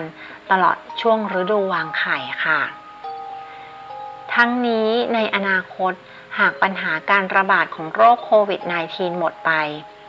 แต่หากภาครัฐเอกชนและประชาชนยังคงร่วมมือร่วมใจในการอนุรักษ์เต่าทะเลอนุรักษ์พื้นที่วางไข่และถิ่นที่อยู่ปรับปรุงรูปแบบการท่องเที่ยวให้เอื้อประโยชน์ต่อสัตว์ทะเลและทำลายสิ่งแวดล้อมน้อยลงเชื่อว่าปริมาณการวางไข่ของเต่าทะเลในประเทศไทยจะยังอยู่ในระดับที่น่าพอใจ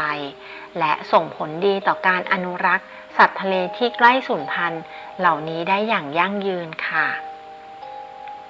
อันนี้ก็จะเป็นบทความนะคะจากสัตวแพทย์หญิงเยาวประภายุนนะคะซึ่งจากศูนย์วิจัยช้างและสัตว์ป่าคณะสัตวแพทยศาสตร์มหาวิทยาลัยเชียงใหม่นั่นเองค่ะซึ่งบทความเรื่องนี้นะคะโควิด -19 กับการวางไข่ของเต่าทะเลไทยสูงสุดในรอบ2 ทศวรรษนี้ดิฉันนำมาจากวารสารสัตวแพทย์เชียงใหม่เพื่อชุมชนซึ่งเป็นฉบับของปีที่8ฉบับที่1ฉบับประจำเดือนมกราคมถึงมิถุนายนปีพุทธศักราช 2564 หรือปีนี้เองค่ะท่านผู้ฟังก็จบลงไปแล้วนะคะสำหรับบทความเรื่องแรกนะคะส่วนบทความเรื่องที่2เนี่ยค่ะจะเป็นบทความเกี่ยวกับภาวะแทรกซ้อนของโรคเบาหวานในสัตว์เลี้ยงนะคะซึ่งบทความเรื่องนี้จะมีเนื้อหาอย่างไรนั้นเดี๋ยวเรากลับมาติดตามบทความที่ดิฉันจะอ่านให้ฟังนะคะแต่ช่วงนี้ดิฉันขอเบรกเปิดเพลงเพราะๆให้ท่านผู้ฟังฟังสักเพลงหนึ่งนะคะเดี๋ยวเรากลับมาพบกันค่ะ When you know the notes to sing you can sing most anything together when you know the notes to sing you can sing most anything do a deer a female deer a drop of golden sun a name I call myself far a long way to run an eagle pulling thread a note to follow a drink of jam and bread that will bring us back to do re mi fa so la ti do ti la so fa mi re do mi so re fa la ti do mi so re fa la ti when you know the notes to sing you can sing most anything a doe a deer a female deer ray a drop of golden sun me a name I call myself far a long way to run สำหรับบทความเรื่องที่2นะคะจะมีชื่อบทความที่มีชื่อว่าภาวะแทรกซ้อนของโรคเบาหวานในสัตว์เลี้ยงซึ่งเรื่องนี้นะคะเขียนโดยผู้ช่วยศาสตราจารย์สัตวแพทย์หญิงดร.ประภาวดีไพลินค่ะซึ่งเป็นอาจารย์ประจำภาควิชาชีวศาสตร์ทางสัตวแพทย์และสัตวแพทย์สาธารณสุขคณะสัตวแพทยศาสตร์มหาวิทยาลัยเชียงใหม่ค่ะสวัสดีค่ะผู้อ่านวารสารสัตวแพทย์เชียงใหม่เพื่อชุมชนทุกท่านใครที่ติดตามบทความของทางวารสารมาอย่างต่อเนื่องคงจะเคยได้อ่านบทความเกี่ยวกับโรคเบาหวานในสุนัขกันมาบ้างแล้วแต่หากท่านใดยังไม่ได้อ่านหรือยังไม่ทราบว่าโรคเบาหวานหนึ่งในโรคยอดฮิตที่มักพบและฆ่าชีวิตคนเรานั้นก็สามารถเกิดได้ในสัตว์เลี้ยงโดยสาเหตุหรือปัจจัยโน้มนำในการเกิดอาการผิดปกติที่เจ้าของสัตว์เลี้ยงสามารถสังเกตเองได้ง่ายๆแนวทางในการรักษา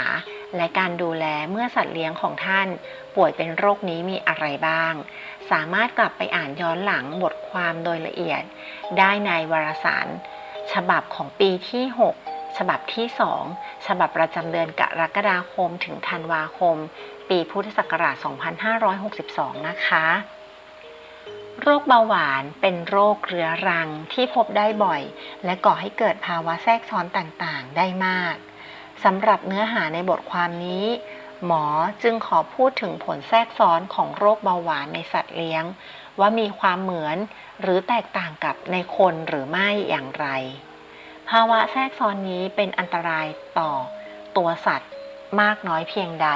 และมีวิธีในการเฝ้าระวังผลแทรกซ้อนนี้อย่างไรบ้างโรคเบาหวานหรือ Diabetes mellitus หรือ DM มีที่มาของชื่อจากลักษณะเด่นที่พบคือปัสสาวะมีรสหวานอันเกิดจากมีน้ำตาลกลูโคสระดับสูงในปัสสาวะหรือไกลโคซูเรียซึ่งทราบได้จากการตรวจปัสสาวะโดยพบว่าสัตว์ป่วยที่มีระดับน้ำตาลกลูโคสในเลือดที่สูงกว่าระดับความเข้มข้นของกลูโคสในเลือดที่ไตสามารถกักเก็บไว้ได้อย่างต่อเนื่องจะมีระดับน้ำตาลกลูโคสที่ตรวจได้ในปัสสาวะสูงกว่าปกติโดยพบว่าค่าระดับความเข้มข้นของกลูโคสในเลือดที่ไตสามารถกักเก็บไว้ได้อย่างต่อเนื่องจะมีระดับแตกต่างกันไปในสัตว์แต่ละชนิดในสุนัขจะมีค่าอยู่ที่180ถึง200มิลลิกรัมต่อเดซิลิตรส่วนในแมวจะมีค่าอยู่ในช่วง280ถึง290มิลลิกรัมต่อเดซิลิตรอย่างไรก็ตามพบว่าในแมวที่ป่วยเป็นโรคเบาหวานบางตัวจะมีค่าระดับความเข้มข้นของกลูโคสในเลือดที่ไต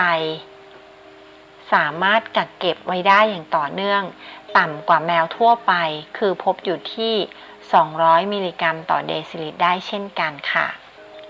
จากที่กล่าวมาแล้ว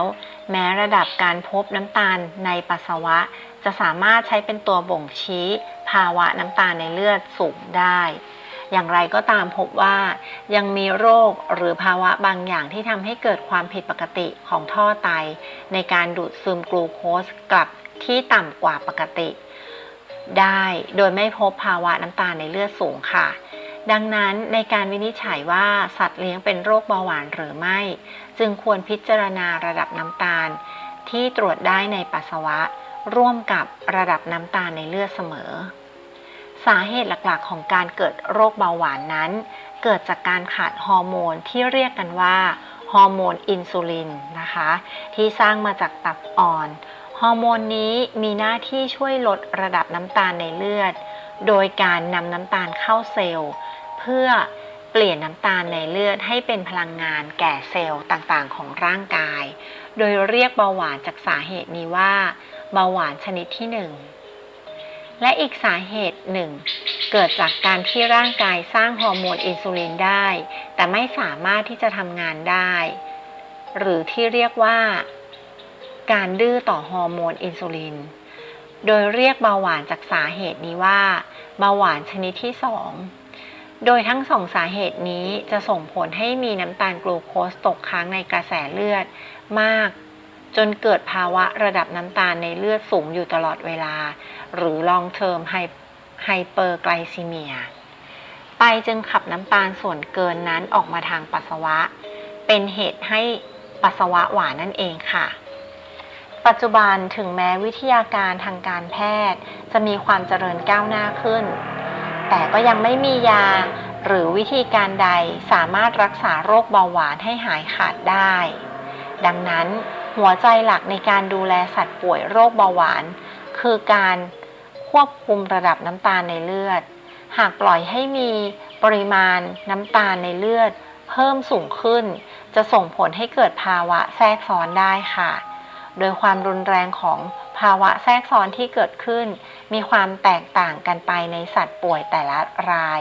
ขึ้นอยู่กับระดับน้ำตาลในเลือดและระยะเวลาที่เป็นเบาหวานหากสามารถควบคุมระดับน้ำตาลในเลือดให้ใกล้เคียงกับระดับปกติได้มากเท่าไหร่ก็จะช่วยชะลอและลดความรุนแรงของภาวะแทรกซ้อนเรื้อรังลงได้มากเท่านั้นภาวะแทรกซ้อนของโรคเบาหวานภาวะแทรกซ้อนแบบเฉียบพลันได้แก่ภาวะระดับน้ำตาลในเลือดต่ำภาวะโคม่าจากน้ำตาลในเลือดสูงและภาวะเลือดเป็นกรดจากคีโตนซึ่งทั้ง3ภาวะนี้จัดเป็นภาวะฉุกเฉินโดยสัตว์ป่วยโรคเบาหวานเนื่องจากเป็นอันตรายถึงชีวิตหากไม่ได้รับการรักษาอย่างทันท่วงทีค่ะ 2. ภาวะแทรกซ้อนแบบเรื้อรังเป็นภาวะที่เกิดขึ้นในระยะยาวโดยภาวะแทรกซ้อนที่เห็นเด่นชัดในสุนัขที่เป็นเบาหวานแบบเรื้อรังคือการเกิดต้อกระจกหรือคาทาแรกซึ่งเกิดจากการสลายน้ำตาลกลูโคสที่มากเกินในเลือดที่ไปเลี้ยงดวงตาโดยวิถีโพลีออลหรือโพลีออลพาธเวย์ค่ะและเปลี่ยนแปลงเป็นสารซอร์บิทอลและฟรุกโตสโดยสารเหล่านี้จะไปสะสมที่เลนส์ตาทำให้เลนส์ตาที่เดิมจากใสจะขุ่นขึ้นและบดบังแสงไม่ให้เข้าสู่ในตาทำให้ความสามารถในการมองเห็นแย่ลงค่ะนอกจากต้อกระจกแล้วในผู้ป่วยและสัตว์ป่วยเป็นเบาหวานระยะยาวที่มีการควบคุมระดับน้ำตาลไม่ดียังสามารถพบการเสื่อมสภาพของหลอดเลือดในร่างกายจากการสะสมของคราบไขมันหินปูนที่ผนังหลอดเลือดชั้นในจนหนานูนแข็งขาดความยืดหยุ่นทำให้รูของหลอดเลือดค่อยๆตีบแคบลงส่งผลให้ประสิทธิภาพของการลำเลียงออกซิเจนและสารอาหารที่ผ่านทางหลอดเลือดไปยังเซลล์ของเนื้อเยื่อลดลงด้วยค่ะซึ่งแบ่งความเสื่อมของหลอดเลือดตามอวัยวะของร่างกายออกเป็น 2.1 ภาวะแทรกซ้อนที่หลอดเลือดขนาดเล็กที่ไปเลี้ยงอวัยวะสำคัญทำให้อวัยวะเหล่านั้นผิดปกติได้แก่ภาวะแทรกซ้อนที่จอประสาทตาทำให้จอตาบวมและเริ่มมีอาการตามัวในระดับที่รุนแรงและเกิดเลือดออกในตาทำให้เห็นเงาดำบังเวลามองภาพในกรณีที่เกิดพังผืดจะมีการดึงรั้งจอตาจนจอตาลอกทำให้ผู้ป่วยและสัตว์ป่วยมีความสามารถในการมองที่แย่ลงและอาจรุนแรงจนถึงขั้นตาบอดได้นะคะอีกภาวะหนึ่งนะคะนั่นก็คือภาวะแทรกซ้อนที่ไตหรือโรคไตจากภาวะเบาหวานเป็นภาวะแทรกซ้อนเรื้อรังที่พบได้บ่อยโดยภาวะระดับน้ำตาลในเลือดสูงเป็นระยะเวลานานนั้นจะทำให้ผนังหลอดเลือดขนาดเล็กจำนวนมากบริเวณไตเสียหายทำให้การทำหน้าที่ของการกรองของไตเริ่มเสื่อมลงเป็นเหตุให้โปรตีนซึ่งเป็นสารที่มีขนาดโมเลกุลขนาดค่อนข้างใหญ่เล็ดลอดผ่านผนังหลอดเลือดที่ไต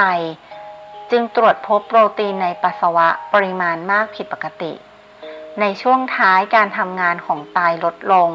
ซึ่งหากไม่ได้รับการรักษาที่ถูกต้องจะส่งผลทำให้การทำงานของไตเสื่อมลงจนถึงขั้นเกิดภาวะไตวายเรื้อรังได้นะคะภาวะแทรกซ้อนที่3นะคะ นั่นก็คือภาวะแทรกซ้อนเรื้อรังที่เส้นประสาทหรือภาวะเส้นประสาทเสื่อมจากโรคเบาหวานค่ะซึ่งแบ่งได้เป็น2ชนิดใหญ่ๆก็คือ1ชนิดเส้นประสาทของร่างกายเสื่อมโดยชนิดของเส้นประสาทที่ได้รับผลกระทบนั้นมีอยู่2ชนิดก็คือเส้นประสาทขนาดเล็กและเส้นประสาทขนาดใหญ่กรณีที่เส้นประสาทขนาดเล็กซึ่งปกติทำหน้าที่รับความรู้สึกเจ็บปวดและอุณหภูมิเกิดความผิดปกติจะทำให้ผู้ป่วยหรือสัตว์ป่วยเกิดอาการรู้สึกปวดแสบปวดร้อนเจ็บแปลบๆหรือรู้สึกคล้ายถูกทิ่มแทงด้วยของแหลมเวลาสัมผัสกับสิ่งต่างๆอาการเหล่านี้รบกวนต่อการดำรงชีวิตและทำให้คุณภาพชีวิตลดลงในขณะที่เส้นประสาทขนาดใหญ่ที่ทำหน้าที่รับรู้แรงกดและความสมดุลในการทรงตัวเมื่อมีความผิดปกติจะทำให้มีอาการชาหรือรู้สึกยิบๆตามตำแหน่งของเส้นประสาทหรือรู้สึกไม่มั่นคงโดยผู้ป่วยหรือสัตว์ป่วยที่มีความผิดปกติที่เส้นประสาทชนิดเส้นประสาทขนาดใหญ่จะมีความเสี่ยงของการเกิดแผลและติดเชื้อที่เท้ามากกว่าเพราะระดับความรู้สึกลดลงจนไม่รู้สึกเจ็บเมื่อเกิดเป็นแผลนั่นเองค่ะ 2. ชนิดเส้นประสาทอัตโนมัติที่ควบคุมการทำงานของระบบทางเดินอาหารระบบหัวใจและหลอดเลือดและการควบคุมการทำงานของกระเพาะปัสสาวะเสื่อมทำให้อวัยวะเหล่านั้นทำงานผิดปกติซึ่งอาจนำไปสู่การตายในผู้ป่วยบางรายได้โดยเฉพาะในรายที่เกิดความผิดปกติของเส้นประสาทอัตโนมัติที่ควบคุมการเต้นของหัวใจและหลอดเลือดเสื่อมโดยจะส่งผลทำให้หัวใจของผู้ป่วยและสัตว์ป่วยกลุ่มนี้ทำงานหนักจากการเต้นเร็วกว่าปกติร่วมกับการเกิดภาวะความดันโลหิตสูงอีกด้วยนะคะภาวะแทรกซ้อนที่หลอดเลือดขนาดใหญ่มีรายงานการพบคนมากกว่าในสัตว์ป่วยโดยความผิดปกติมักพบในผู้ป่วยโรคเบาหวานได้แก่โรคหลอดเลือดส่วนปลายอุดตันซึ่งเป็นปัจจัยส่งเสริมให้เกิดแผลที่เท้าผู้ป่วยโรคเบาหวานโดยเฉพาะในรายที่มีความผิดปกติเส้นประสาทชนิด large fiber neuron เสื่อมร่วมด้วยค่ะโรคหลอดเลือดสมองตีบตันจะทำให้สมองส่วนที่หลอดเลือดที่ตีบตันเลี้ยงอยู่นั้นเกิดภาวะขาดเลือดเป็นสาเหตุให้อวัยวะที่สมองส่วนนั้นควบคุมอยู่อ่อนแรงลงไปเกิดภาวะอัมพฤกษ์หรืออัมพาตทำให้เกิดการพิการหรือรุนแรงถึงขั้นเสียชีวิตได้โอกาสเกิดหลอดเลือดสมองตีบตันจะสูงมากขึ้นในผู้ป่วยผู้เป็นเบาหวานที่มีความดันโลหิตสูงร่วมด้วยค่ะโรคหลอดเลือดเลี้ยงหัวใจตีบและโรคหัวใจที่เกิดจากเบาหวานหมายถึงโรคหัวใจที่เกิดกับผู้ป่วยที่เป็นโรคเบาหวานซึ่งเมื่อเปรียบเทียบกับคนทั่วไปจะพบว่าผู้ป่วยที่เป็นเบาหวานจะมีความเสี่ยงในการเกิดโรคหัวใจสูงและมีระดับความรุนแรงกว่าผู้ที่ไม่ได้เป็นเบาหวานหลายเท่าค่ะโดยโรคหัวใจที่เกิดกับผู้ป่วยที่เป็นเบาหวานที่พบบ่อยได้แก่โรคกล้ามเนื้อหัวใจขาดเลือดโรคหัวใจล้มเหลวหรือหัวใจวายโรคกล้ามเนื้อหัวใจค่ะสำหรับผลแทรกซ้อนของโรคเบาหวานต่อโครงสร้างและการทำงานของหัวใจในสัตว์เลี้ยงนั้นมีการรายงานผลการวิจัยเกี่ยวกับผลแทรกซ้อนของโรคเบาหวานต่อโครงสร้างและการทำงานของหัวใจในสัตว์เลี้ยงที่น่าสนใจที่จะขอยกขึ้นมากล่าวถึง2ชิ้นด้วยกันค่ะโดยงานวิจัยชิ้นแรกเป็นของคุณไพเรียร่าและคณะในปีคริสตศักราช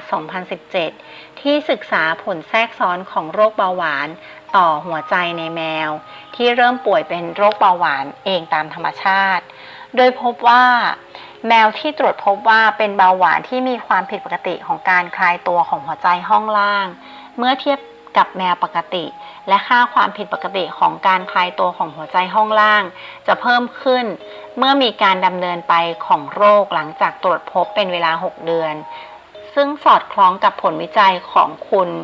วิชิตและคณะในปีคริสตศักราช 2018 ที่ได้ทำการศึกษาเปรียบเทียบการเปลี่ยนแปลงของโครงสร้างและการทำงานของหัวใจในกลุ่มสุนัขที่ป่วยเป็นโรคเบาหวานที่เกิดขึ้นเองตามธรรมชาติในระยะเวลาไม่เกิน1 ปีกับกลุ่มที่เป็นโรคเบาหวานเกิน1 ปีโดยผลการวิจัยพบว่าในกลุ่มสุนัขที่เป็นโรคเบาหวานเกิน1 ปีจะมีการเปลี่ยนแปลงของโครงสร้างหัวใจโดยพบการหนาตัวขึ้นของผนังหัวใจห้องล่างซ้ายร่วมกับความผิดปกติของการคลายตัวของหัวใจห้องล่างเมื่อเทียบกับสุนัขที่ป่วยเป็นโรคเบาหวานในระยะเวลาไม่เกิน1 ปีอย่างไรก็ตามในสุนัขกลุ่มที่เป็นโรคเบาหวานเกิน1 ปีนั้นยังไม่พบการเปลี่ยนแปลงของการบีบตัวของหัวใจห้องล่างหรือการเปลี่ยนแปลงของค่าเอนไซม์การทำงานของหัวใจที่บ่งชี้ภาวะกล้ามเนื้อหัวใจถูกทำลายหรือเสียหายจากรายงานผลการวิจัยที่กล่าวมาข้างต้นอาจพอกล่าวได้ว่าสัตว์ป่วยที่เป็นเบาหวานในระยะยาวนั้นจะพบการเปลี่ยนแปลงของโครงสร้างและการทำงานบางอย่างของหัวใจได้แต่อาจยังไม่ได้ทำให้เกิดโรคกล้ามเนื้อหัวใจขาดเลือดโรคหัวใจล้มเหลวหัวใจวายหรือโรคกล้ามเนื้อหัวใจเช่นเดียวกับที่พบในคนเนื่องจากภาวะดังกล่าวนี้จะใช้เวลาในการพัฒนา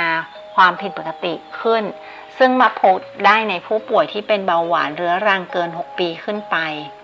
แม้จะยังไม่มีรายงานการเกิดโรคกล้ามเนื้อหัวใจขาดเลือดโรคหัวใจล้มเหลวหรือหัวใจวายหรือโรคกล้ามเนื้อหัวใจในสัตว์ป่วยเบาหวานแต่หากสัตว์เลี้ยงป่วยเป็นโรคเบาหวานเรื้อรังเกิน6 ปีขึ้นไปร่วมกับการควบคุมระดับน้ำตาลในเลือดที่ไม่ดีพอนั้นอาจมีความเสี่ยงที่จะเกิดความผิดปกติของหัวใจได้เช่นเดียวกับคนค่ะสรุปในสัตว์เลี้ยงที่ป่วยเป็นโรคเบาหวานมีโอกาสพบภาวะแทรกซ้อนต่างๆได้เช่นเดียวกับในคนอย่างไรก็ตามหากสัตว์เลี้ยงได้รับการดูแลควบคุมระดับน้ำตาลในเลือดให้อยู่ในช่วงปกติหรือใกล้เคียงกับปกติอย่างเข้มงวดโดยการหมั่นพาสัตว์ป่วยของท่านไปตรวจวัดระดับน้ำตาลในเลือดทั้งแบบทางตรงและการตรวจระดับน้ำตาลเฉลี่ยย้อนหลังร่วมกับการตรวจร่างกายการติดตามอาการทางคลินิกในสัตว์ป่วยตามที่คุณหมอนัดเป็นประจำเป็นสิ่งสำคัญที่สุดในการรักษาโรคเบาหวานและเป็นการป้องกันภาวะแทรกซ้อนต่างๆที่กล่าวมาข้างต้นอีกด้วยนะคะค่ะนี่ก็จะเป็นเรื่องเกี่ยวกับภาวะแทรกซ้อนของโรคเบาหวานในสัตว์เลี้ยงนะคะซึ่งเขียนโดยสัตวแพทย์ผู้ช่วยศาสตราจารย์สัตวแพทย์หญิงดร.ประภาวดีไพลินค่ะซึ่งอาจารย์เป็นอาจารย์ประจำภาควิชาชีวศาสตร์ทางสัตวแพทย์และสัตวแพทย์สาธารณสุขคณะสัตวแพทยศาสตร์มหาวิทยาลัยเชียงใหม่ค่ะหากท่านผู้ฟังสนใจที่จะอ่านบทความทั้ง2เรื่องนี้นะคะหรือเรื่องอื่นๆด้วยก็ได้นะคะท่านผู้ฟังสามารถที่จะเข้าไปหาอ่านในวารสารสัตวแพทย์เชียงใหม่เพื่อชุมชนค่ะโดยท่านผู้ฟังสามารถที่จะเข้าไปที่เว็บไซต์ของคณะสัตวแพทยศาสตร์มหาวิทยาลัยเชียงใหม่และเข้าไปตรงบริเวณที่เป็นเอกสารเผยแพร่นะคะก็จะมีวารสารสัตวแพทย์เชียงใหม่เพื่อชุมชนซึ่งเป็นหนึ่งในวารสารที่ท่านฟังสามารถดาวน์โหลดออกมาอ่านได้นะคะซึ่งที่ดิฉันอ่านให้ไปเมื่อในรายการนี้นะคะก็จะเป็นบทความเรื่องที่3และเรื่องที่4ของวารสารสัตวแพทย์เชียงใหม่เพื่อชุมชนของฉบับปีที่8ฉบับที่1ค่ะซึ่งเป็นฉบับประจำเดือนมกราคมถึงเดือนมิถุนายนปีพุทธศักราช 2564 หรือปีนี้เองนะคะท่านผู้ฟังก็สามารถที่จะหาอ่านออนไลน์กันได้เลยนะคะหรือถ้าอยากจะฟังบทความเรื่องต่อๆไปท่านผู้ฟังก็ติดตามฟังดิฉันได้นะคะในสถานีวิทยุช่องนี้นะคะในวันพฤหัสบดีหน้าเวลาก็ประมาณบ่าย 2 โมงกว่าๆค่ะท่านผู้ฟังสำหรับในวันนี้นะคะดิฉันก็ขออนุญาตจบตรงที่2บทความนี้นะคะแล้วก็สำหรับสัปดาห์ถัดไปดิฉันก็จะอ่านบทความ เรื่องอื่นๆให้ท่านผู้ฟังนะคะแล้วก็สำหรับวันนี้นะคะท่านผู้ฟังดิฉันมีแถมค่ะก็มีแถมเรื่องเกี่ยวกับโควิด -19 ส่งผลร้ายต่อสมองของเราอย่างไรนะคะซึ่งบทความเรื่องนี้นะคะดิฉันนำมาจากนิตยสาร National Geographic ฉบับภาษาไทยนะคะฉบับประจำวันที่ 27 สิงหาคมปีนี้เองค่ะท่านผู้ฟังสดๆใหม่ๆเลยเดือนที่แล้วนี่เองค่ะเดี๋ยวดิฉันจะขออนุญาตอ่านให้ท่านผู้ฟังฟังไปเลยนะคะนักวิจัยพบว่าแม้แต่ผู้ที่มีอาการติดเชื้อที่ไม่รุนแรงสามารถมีอาการถึงขั้นเปลี่ยนชีวิตหรือส่งผลให้ความสามารถในการรับรู้ของสมองเสื่อมสภาพลงไปได้ค่ะฮันนาเดวิสชาวนิวยอร์กอายุ32ปีได้รับเชื้อโควิด -19 ในช่วงเดือนมีนาคมปีคริสตศักราช 2020 หรือปีที่แล้วนะคะท่านผู้ฟังอันเป็นช่วงแรกของการระบาดแต่อาการของเธอไม่ได้เป็นไอหรือไข้แต่กลับเป็นการที่เธออ่านข้อความที่เพื่อนส่งมาไม่ได้ค่ะเธอรู้สึกมึนงงสับสนและนอนไม่หลับจากนั้นจึงมีภาวะปวดศีรษะฉับพลันและมีอาการสมาธิสั้นจนไม่สามารถทำกิจวัตรประจำวันได้เช่นการทำอาหารหรือการเดินข้ามถนนได้ค่ะเดวิสเป็นหนึ่งในผู้ป่วยโควิด -19 ซึ่งมีจำนวนราว30%ที่มีอาการทางประสาทหรืออาการทางจิตเวชจากการประเมินของสถาบันสุขภาพแห่งชาติสหรัฐอเมริกาโดยปัญหาความสามารถในการรับรู้นี้สามารถเรื้อรังได้เป็นหลายสัปดาห์หรือหลายเดือนหลังจากเริ่มได้รับเชื้อค่ะเมื่อปีคริสตศักราช 2020 หรือปีที่แล้วนะคะโรงพยาบาลและระบบสาธารณสุขหลายแห่งในสหรัฐอเมริกาได้เปิดคลินิกผู้ป่วยที่เคยติดเชื้อโรคโควิด -19 เพื่อรักษาผู้ป่วยที่เคยติดเชื้อโรคโควิด -19 ที่มีอาการร้ายแรงที่แม้จะผ่านการรักษามาแล้วแต่ร่างกายยังมีผลกระทบจากการติดเชื้ออยู่อย่างไรก็ตามคลินิกเหล่านี้เต็มไปด้วยผู้ป่วยที่ไม่ได้อยู่ในโรงพยาบาลแต่มีอาการต่อเนื่องเช่นกันซึ่งอาการนี้รวมไปถึงภาวะสมองล้าและปัญหาด้านการรับรู้ค่ะเราคาดว่าผู้ที่เคยรักษาอยู่ในห้อง ICU จะต้องใช้เวลาในการฟื้นฟูนานมากๆแต่ก็น่าแปลกใจอย่างยิ่งว่าผู้ที่ไม่เคยรักษาในโรงพยาบาลก็มีปัญหาอาการเหล่านี้เป็นเวลานานเช่นเดียวกันครับวอลเตอร์โฮโรเซตผู้อำนวยการสถาบันความผิดปกติด้านประสาทวิทยาและหลอดเลือดสมองซึ่งเป็นส่วนหนึ่งของสถาบันสุขภาพแห่งชาติกล่าวเขากำลังพยายามทำการศึกษาเพื่อหาคำอธิบายในทางชีววิทยาว่าเหตุใดอาการเหล่านี้ถึงยังไม่ดีขึ้นแม้จะผ่านเวลามานานนับเดือนค่ะสิ่งที่ยังคลุมเครืออยู่ในขณะนี้ก็คือมีผู้ป่วยที่สามารถหายจากอาการนี้ได้ในที่สุดเป็นจำนวนเท่าไหร่และคนที่ยังคงมีอาการที่เกิดขึ้นในระยะยาวมีมากน้อยเพียงใด1 ปีครึ่งถัดมาเดวิสทำงานได้เพียง 2-3 ชั่วโมงต่อวันเนื่องจากอาการสมองล้าสูญเสียความทรงจำระยะสั้นและปัญหาด้านการรับรู้อื่นๆเธอได้รับการวินิจฉัยว่ามีอาการ post viral dysautonomia หรือความผิดปกติทางด้านระบบประสาทที่ก่อให้เกิดอาการวิงเวียนหัวใจเต้นหายใจหอบถี่ในตอนลุกขึ้นจากท่านอนหรือท่านั่งซึ่งบางครั้งต้องรักษาด้วยการให้ยาฟูโดคอร์ติโซนยาคอร์ติโคสเตอรอยด์หรือมิโมดีนที่ใช้ลดความดันเลือดค่ะฉันไม่เคยมีประสบการณ์แบบนี้มาก่อนในชีวิตดาวิสกล่าวและเสริมว่าร่างกายของคุณจะรู้สึกว่ามันจวนจะแตกสลายและสูญเสียการรับรู้ของตนเองค่ะ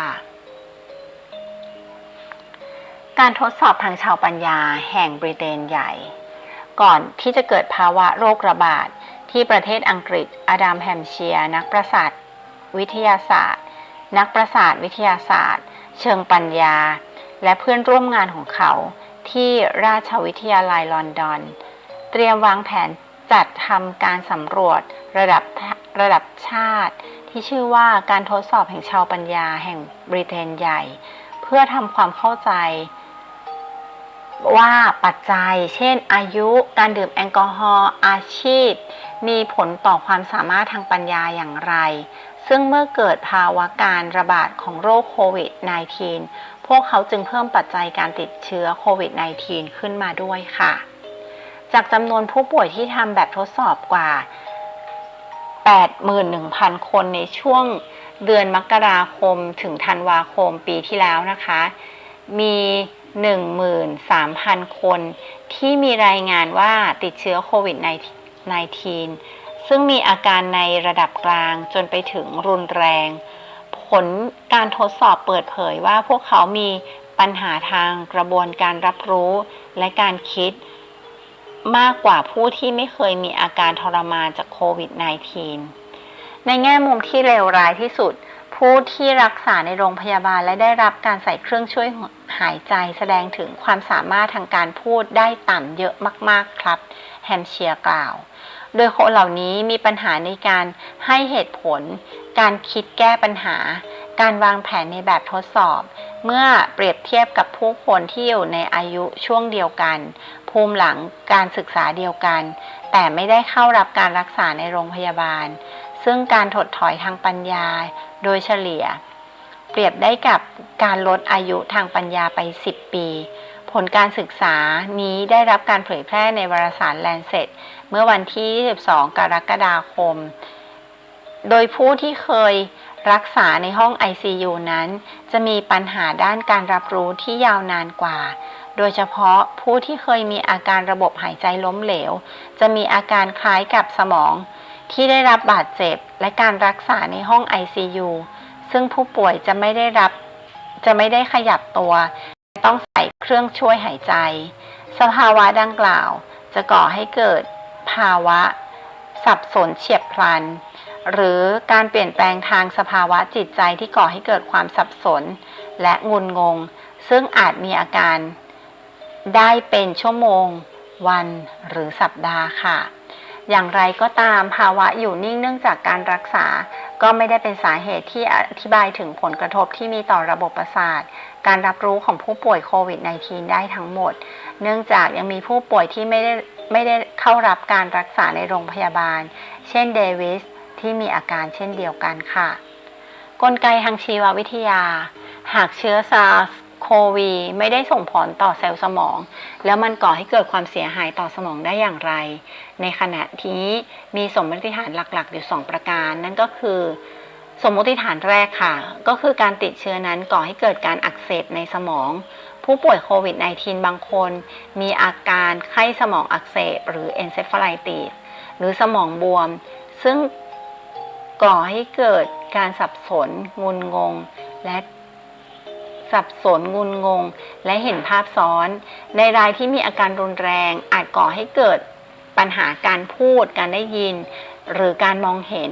ซึ่งถ้าไม่ได้รับการรักษาผู้ป่วยก็จะมีปัญหาทางด้านการรับรู้ที่รุนแรงขึ้นโดยไวรัสเช่นเวสไนล์ไวรัสหรือไวรัสซิก้า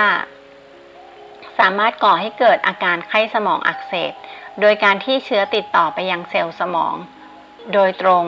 แต่การที่เชื้อโควิด -19 ก่อให้เกิดการอักเสบในสมองได้อย่างไรนั้นยังไม่มีคำตอบที่ชัดเจนค่ะสมมติฐานข้อที่2ก็คือเชื้อโควิด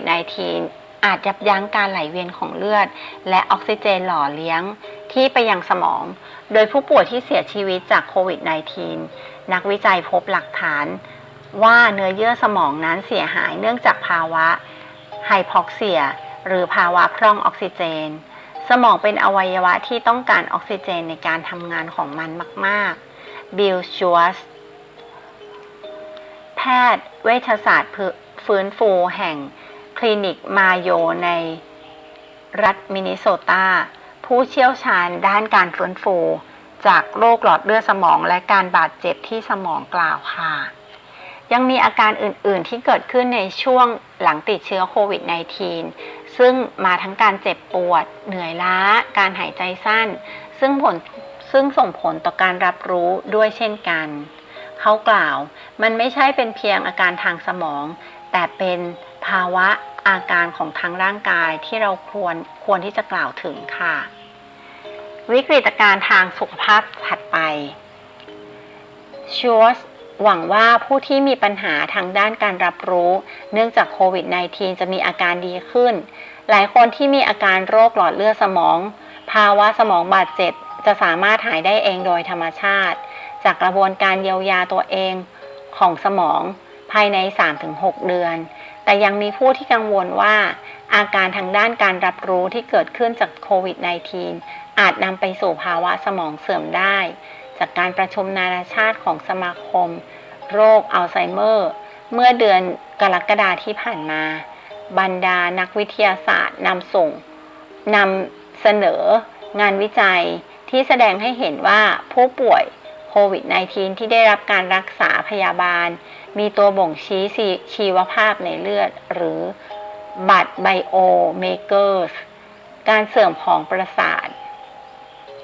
และการอักเสบที่เกี่ยวข้องกับโรคอัลไซเมอร์ซึ่งเป็นงานวิจัยยังไม่ได้รับการประเมินจากผู้เชี่ยวชาญนะคะอีเธอร์สไนเดอร์รองประธานด้านความสัมพันธ์ทางการแพทย์กับวิทยาศาสตร์แห่งสมาคมโรคอัลไซเมอร์เตือนว่าผลการศึกษานี้ไม่จำเป็นต้องหมายความว่าผู้ที่ได้รับเชื้อโควิด -19 จะมีแนวโน้มที่จะเป็นโรคอัลไซเมอร์หรืออาการสมองเสื่อมประเภทอื่นๆเสมอไปเรากำลังพยายามทำความเข้าใจความเชื่อมโยงเหล่านี้เธอกล่าวค่ะในขณะนี้ยังไม่มีการรักษาแบบเจาะจงต่อภาวะสมองล้าที่เกิดขึ้นจากโรคโควิด -19 การสูญเสียความทรงจำหรือผลกระทบด้านการรับรู้อื่นๆอย่างไรก็ตามแพทย์ได้ชี้วิธีการบำบัดทางความคิดกิจกรรมบำบัดหรือการแก้ไขทางการพูดเพื่อรักษาอาการเหล่านี้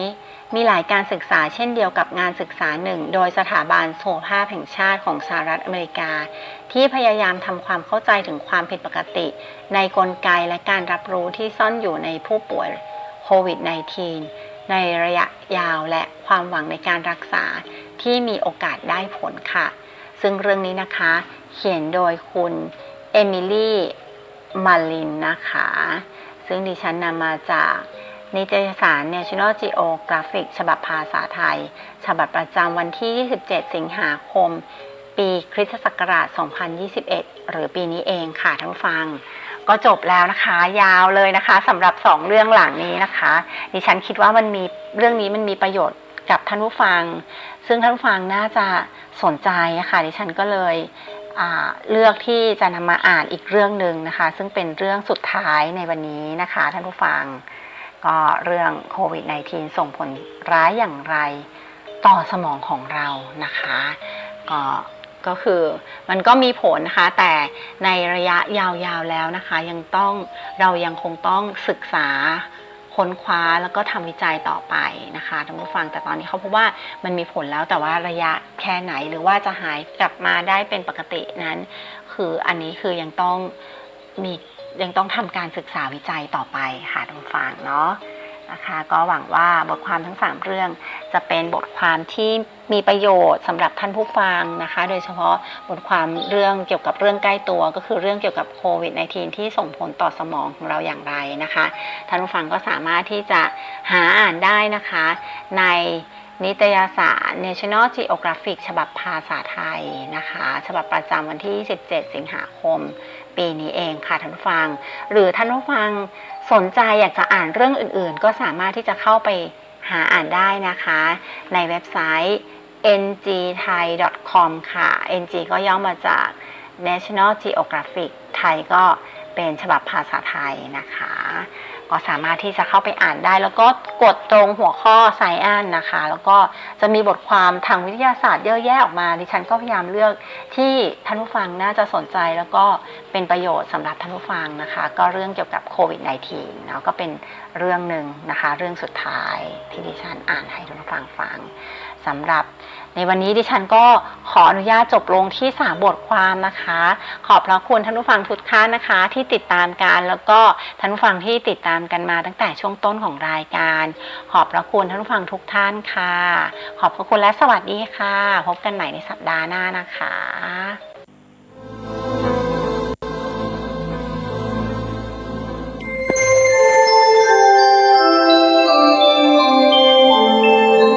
ขณะนี้ท่านกำลังฟังสถานีวิทยุกระจายเสียง FM 104.5 เมกะเฮิรตซ์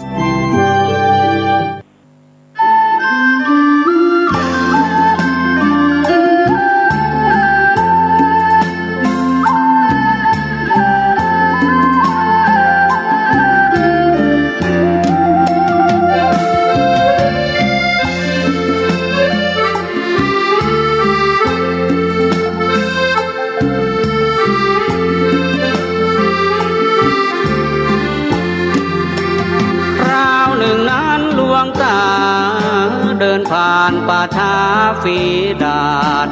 คนล้มตายเกลื่อนกลาดนันเน็ตอนาจใจหมู่บ้านร้อยหลังคาต่างพากันแตกหนีตายทิ้งบ้านร้างเรียงรายหนีตายไม่ห่วงหลัง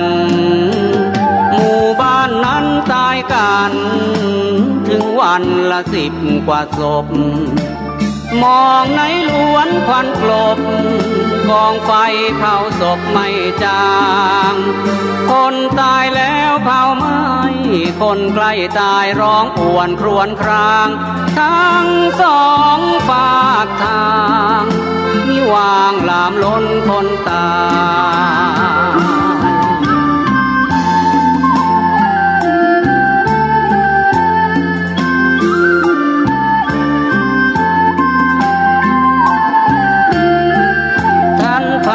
ไปพักกระท่อมน้อยคนทราบข่าวต่างทยอยรุมล้อมมาคอยพึ่งอาศัย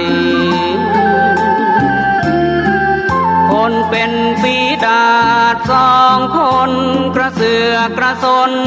มาใกล้มีคนคอยกันไว้ห้ามเข้าไปในเขตนั้น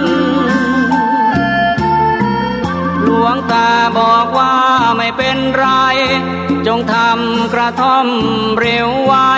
ให้เขาอาศัยอยู่ด้วยกันแล้วให้ทุกคนสงบตนอย่าพลุกพล่านอย่าเฮฮาจงพากันไหว้พระสวดมนต์ทุกวันไป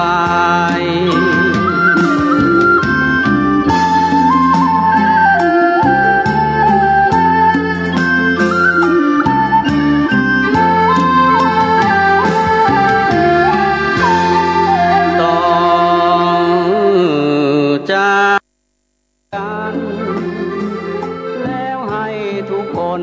สงบตนอย่าพลุกพล่านอย่าเฮฮาจงพากันไหว้พระสวดมนต์ทุกวันไป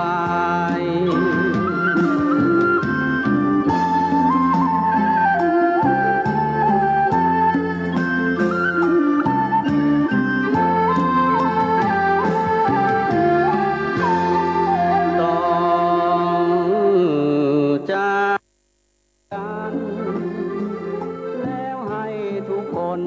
สงบตนอย่าพลุกพล่านอย่าเฮฮาจงพากันไหว้พระสวดมนต์ทุกวันไป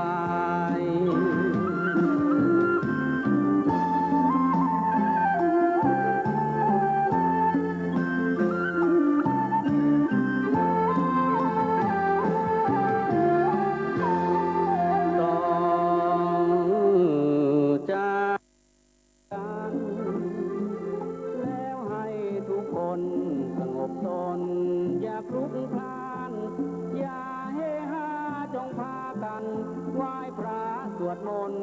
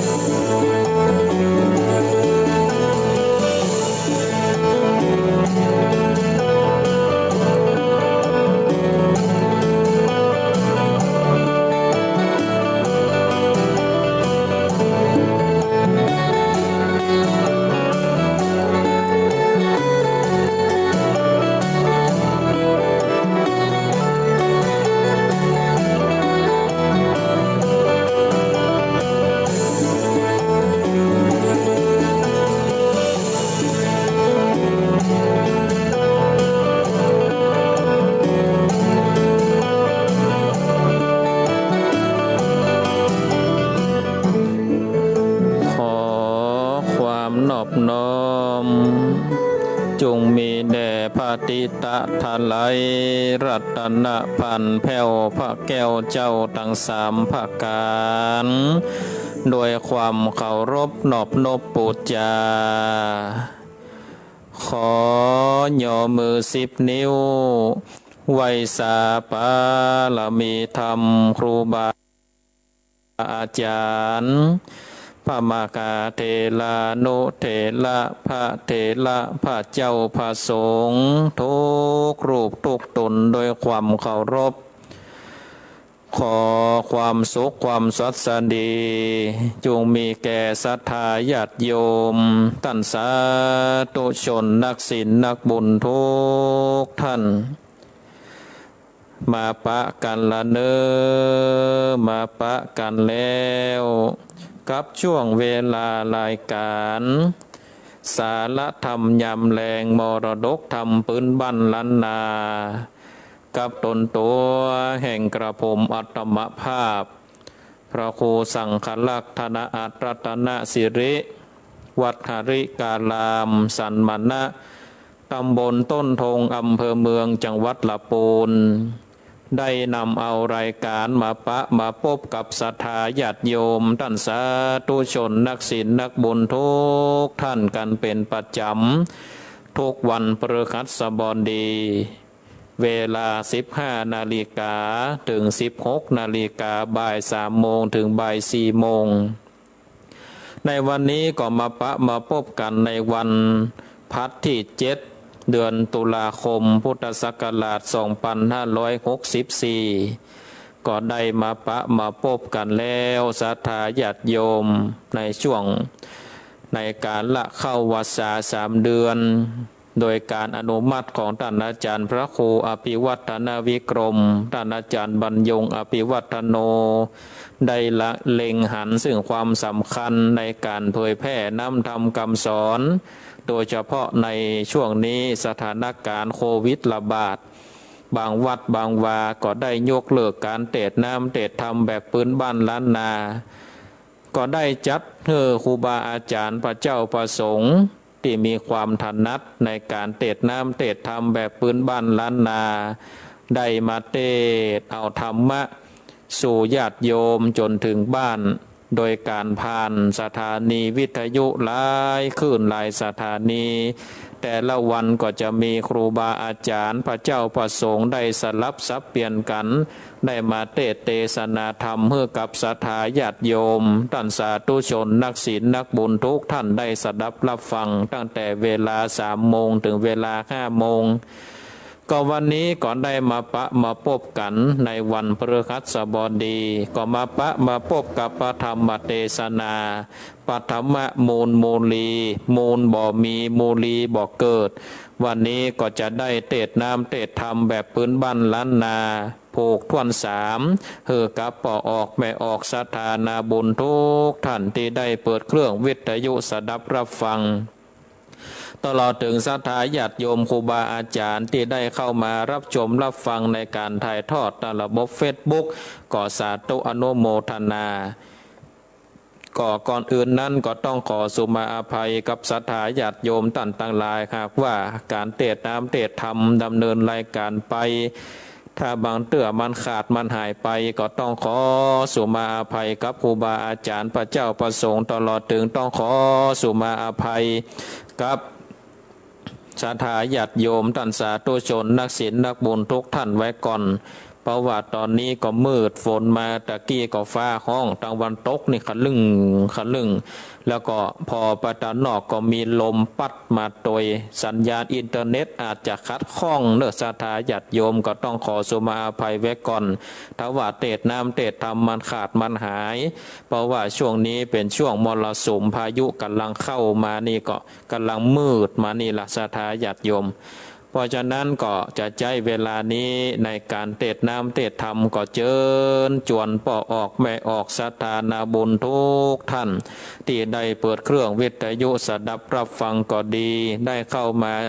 รับชมรับฟังในการถ่ายทอดทางระบบอินเทอร์เน็ตก็ดีแล้วก็ฟังทางระบบออนไลน์ก็ดี ก็เจิญจวนปอออกไม่ออกสถานาบุญทุกท่านได้ตั้งอกตั้งใจสดับรับฟังพระธรรมเทศนาแบบพื้นเมืองเหนือปฐมมูลมูลีมูลบ่มีมูลีบ่เกิดผูกทวนสามเป็นลำดับต่อไป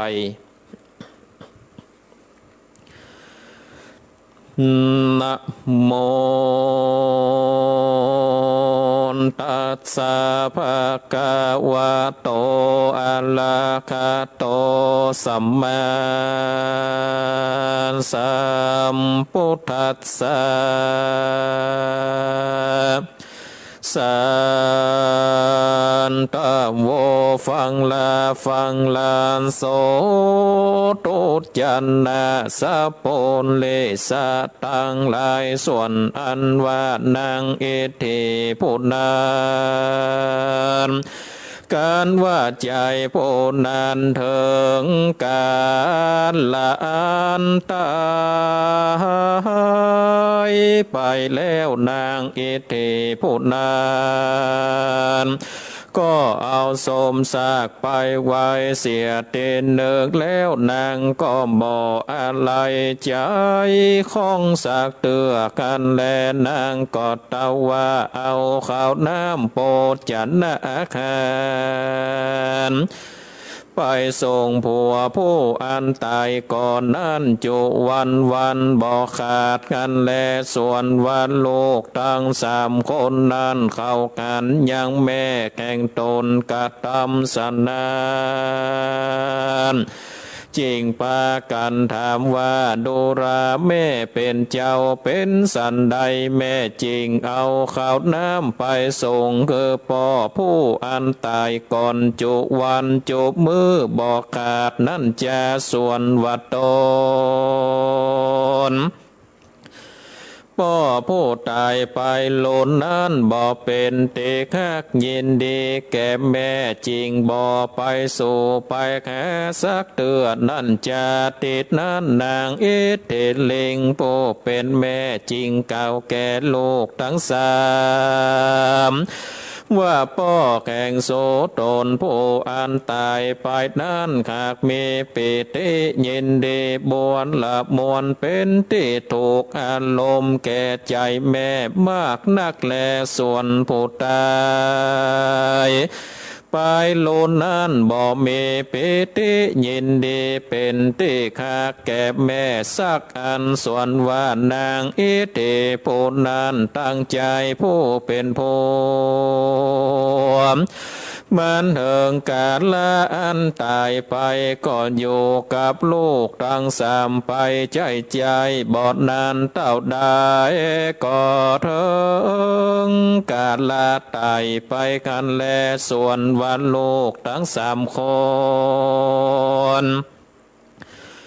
นั่นก็เอาซากผีตายอันเป็นแม่ไปไว้ที่ป่าช้าแห่งเดียวกันกับพ่ออันตายไปทั้ง2เมื่อก่อนนั่นแลโดลาโกทัญญเทนในการลาแต่นั้นไปนาอันว่าลูกแห่งนางอิทิตั้ง3 คนนั้นก็เกิดมีลูกได้13 คนเป็นชาย10 คนเป็นหญิง3 คนก็มีแลกันว่าขึ้นใหญ่มามีอายุได้ขวบปีลูกผู้เกิดมาขวบที่นั้นเล่าพ่อแม่เจ้าเอาของเล่นต่างๆมาเกิดเล่นก็บ่เล่นเอาซะตัวน้อยตัวใหญ่ตั้งหลายมาเกิดเล่นก็บอดเล่นก่อนเต่าว่าของใครอยู่สันเดียวยามนั้นเขาก็เอาโนตัวหนึ่งมาเกิดเล่นเด็กน้อยผู้นั้นก็ลวดบอกของใครมีใจจมจืนยินดีก็เอาหนูมาเล่นแล้วก็เอาอาหาร หนูกินจิ้มแลส่วนวัดนางผู้เป็นแม่แข่งเขานานก็หันยังโลกแข่งตนเอาอาการหนูกินดังจริงกล่าวว่าโมสิกาพุนจาว่าอันแต่นั้นมาคนต่างหลายโลกละยิ่งใจจริงกฎหมายใส่ชื่อว่าใจก็เพื่ออันแลส่วนโลกผู้ตวนสองการเกิดมาเข้าขาโคแล้วจริงเอางัวมาเกินเล่นจริงใส่ชื่อว่าเป่าก็เพื่ออันแลส่วนโลกผู้ตวนสามนั่นเล่าเขาก็เอาหยังเสือมาคือเล่นจริงใส่ชื่อว่ายีว่าอันแลส่วนโลกคนเทศีนั้นเกิดมาเขาก็เอาการตายมาเกินเล่นใส่ชื่อว่าเมาว่าส่วนลูกคนโหคนแห่นั้นเกิดมาเอานาคมาเกินเล่นจริงใส่ชื่อว่าสีว่าอันแลส่วนลูกตวนหกนั้นเกิดมาเขาก็เอางูมาคือเล่นแล้วจริงใส่ชื่อว่าใส่ว่าอันส่วนโลกตวนเจ็ดนั้นเกิดมาเขาก็เอามาเกินเล่นแล้วจริงใส่ชื่อว่าสังแงว่าอันส่วนว่าโลกคนตวนแปดนั้นเกิดมาเขาก็เอาแปะมาเกิดเล่นแล้วจริงใส่ชื่อว่าเม็ดก็เพื่ออันแลส่วนโลกคนตวนเก้าเขาก็เอายังวอกลิงมาเกินเล่นแล้วจริงใส่ชื่อว่าสันว่าอันส่วนโลกคนตวนสิบนั้นเกิดมานั้นแล้วสองพ่อแม่เจ้าก็ปากันเอาไก่มาเกินเล่นแล้วจริงใส่ชื่อวันเล่าก็เพื่ออันแหละนาส่วนโลกคนตน11นั้นเกิดมาเขาก็เอาโสนาคาเจอว่ามาก็มาใส่ชื่อว่าเศษก็เพื่ออันแลส่วนโลกคนตน12เกิดมาเขาเอาจ้างมาเกินเล่นแล้วจริงใส่ชื่อว่าใกล้ว่าอันแลส่วนว่าพ่อแม่ตั้งสองก็การจ้างตัวนานเอางวง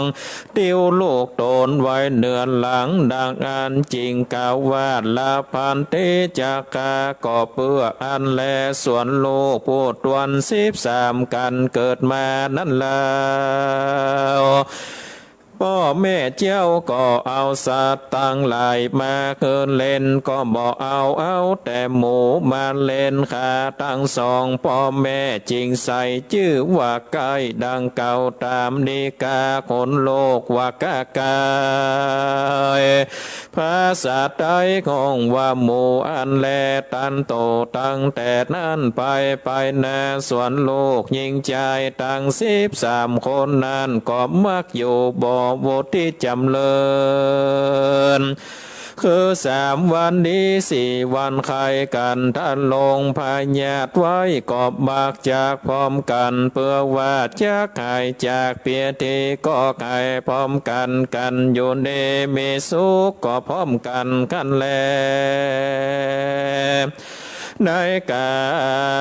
รละยามมานั้นขาดทั้งสองผัวเมียอันเป็นพ่อแม่ก็จริงเจียนจาการว่าโนลาเจ้าอันว่ามนุษย์สันโลกเขานี้เล่าเกิดมามากจากตาลงเปียที่พันญาติได้ลำบากมากนักจากมอลานาไปใจหานเตียงมันบ่อนได้กวนลาตั้งสองก็ตำยังป่าปากากาคือถูกต้องยังป่าคนตาละกันนาจะตาว่าอัดแล้วขาดทั้งสอง ก็แต่งแปลงยังเตโจอาโปวานโยธาตุไว้ในลอยสีนานเกิดแล้วยังปาโคนตาละขาดนาอันทางการทาเกิดปูนปานสุขสาวติจานอังการและลาโหเกตก็เพื่อเกินได้โวทิจำเลินก็เพื่ออันแลตันโตเทนเตบ่มเพนโดนลาโกตัญญาตั้งแต่นั้นไปนาส่วนว่าพ่อแม่แข่งเจ้าเขานั้นก่อนถึงกาลาเสียงขายก็ตายไปกันแลส่วนลูกทั้ง13 คนนั้นก็ปากันแปลงไม่กันหามเอาศพซากพ่อแม่ไว้ที่หนึ่งก็ตัดเอาไม่ต้องหลางไปปลูกไม้ไว้เป็นนิมิตปัจจาก็เพื่ออันแลส่วนอันว่าพี่น้องทั้ง13 คนนั้นกันพ่อแม่โจติตายไปแล้วก็ปากันอยู่สามัคคีมีใจคักแป้งกันบ่เบียดเบียนกันอยู่ต่อมาบ่เมินนานก็มีใจผู้หนึ่งอายุได้21 ปีก็มาตัดลงยังเปียที่พญาตมากนักยังบ่มีผู้ใดหูยังยาอันจากอักษาและขาดยังโคตรลาและใส่ยาบ่ได้สักคนและคนยิ่งใจอันเป็นพี่น้องกอดเต้าเวตาแน่สงสารสิ่งเดียวอันใจผู้ตัดลงพญาตนั้นก็เต้าว่าไก่จักไต่กันแลในกาลละนั้นเขาก็เอาสานตัวได้มาปล่อยอันว่าพญาตโลกาก็บอกให้ไม้แขวนติดนั้นเขาก็เอาหนูมาปล่อยแล้วอันพญาตโลกาแข่งใจผู้นั้นก็ลวดหายไปกันแลทัดนั่นไปแถมเล่ายังมีใจแถมผู้หนึ่งอายุได้30 ปีก็มาตาลงยังเปียเทเจ็บไข้ใดพญาตมากนักเขาก็เอายางหุงมาปล่อยก็บอกหายเต้นนั้นเขาก็เอางัวมาปล่อยจริงหายจากเปียติโลกาดนั่นแหละทัดนั้นมาแต่เล่ายังมีหญิงผู้หนึ่งอายุได้10 ปีกันมาเจ็บไข้ใดพญาตมากนักเขาต่างหลายอันเป็นวงศาปิดน้องก็ปากันเอาสัตว์นานามาปล่อยเปียติโลกาก็บอกไก่สักเดือดที่นั่นเขาก็เอาเสือมาปล่อยจริงจากหายยังเปียที่โลกาอันนั้นทัดนั่นไปแถมเล่ายังมีใจผู้หนึ่งอายุได้16 ปีก็มาเป็นพญาตได้ลำบากมากนาเขาก็ปากันเอาสัตว์ตัวน้อยตัวใหญ่นั้นนามาปล่อยอันว่าพญาตนั้นก็บอกให้ไม้แขวนติดนั้นเขาก็เอากาตายมาปล่อยกันแลใจผู้นั้นก็ลวดหายจากเปียที่โลกาอยู่โวที่จำเลินดังเก่าก็มีแลในกาลละนั้นพี่น้องยิ่งใจอันเป็นลูกแห่งนางอิติตั้งหลาย13 คนก็กากหูยังสภาวะแล้วกันว่าโปกาละผู้ใดได้ถลงเปียติโลกาเจ็บไข้ดังอันเขาก็ปากันเอาสัตว์ตัวอันพ่อแม่แห่งตนเอามาคืนเล่นแล้วใส่ชื่อไว้แต่ก่อนนั้นมาปล่อยก็หายจากเปียติโลกาอยู่ดีมีสุขบุตรจำเลินในกาลนั้นจริงได้ชื่อว่าสากตัวอาสลายซึ่งอัตตาคือ กาย อย่างเปียติโลกาตังมวลก็มีอายุมั่นยืนยาวสืบไปแลดูราสะปุริสะทั้งหลายในกาลต่อมาคนยิ่งใจมวลหมู่อันเกิดมาอยู่ภายหลังจริงใดกฎหมายเป็น12 ปีนักสัตว์กันแลกันว่าปูกันละผู้ใดเกิดมาในปีนั้นเขาก่อนจักเอานามศาสตร์นั้นมาเป็นนามจัตตาปีเกิดก็เพื่อเกินใดหูว่าคนผู้นั้นเกิดมาเมื่อยามใดเหตุว่ายังบ่ได้นับปีเดือนวันกันเตือนแลแถมประการหนึ่งเล่าก็เพื่อจะคือโปงกาลาอันเกิดมานั้นได้อยู่โวที่จำเริญโดยอายุปีเดือนวันบ่มีพญาปิยติโลกานั่นแลผู้มีพญาจุงพิจารณาเอาเตว่าอันโดนลาโกทัญญาในกาละยามนานคนตั้งหลายมวลหมู่ก็ปากันอยู่สวนสันเดบ่มีโลกาพยามาเบียดเบียนบ่มีกรรมอันพิษเถียงกันสร้างเตือนแลกาละมาไปนาคนยิ่งใจลางพ้องนั้นก็มีใจกาหยาบกาตำบาปกรรมมากนาเกตบ่มีผู้จักมากรรมมากล่าวบอกโหจักบนจักบาปพ้องก็คาฟันบันมั่งกันพ้องก็เป็นจู้สมสู่กันดังหมูแม่พ้องก็ลักเอาของท่านมาเป็นของตัวพ้องก็มีวาจาหยาบจายอมพิษเตียงการฆ่าฟันบันมั่งกันตายไปก็มีแลอันคนใจบาปนั้นก็ตายกันไปมากนักส่วนคนใจบุญมวลหมู่อันมีพยาหูยังบาปบุญคนโตดนั้นก็บ่มีพยาสั่งสักอันก็เต้าปะกันอยู่ทรงสวรรค์สันดีก็มีกันแล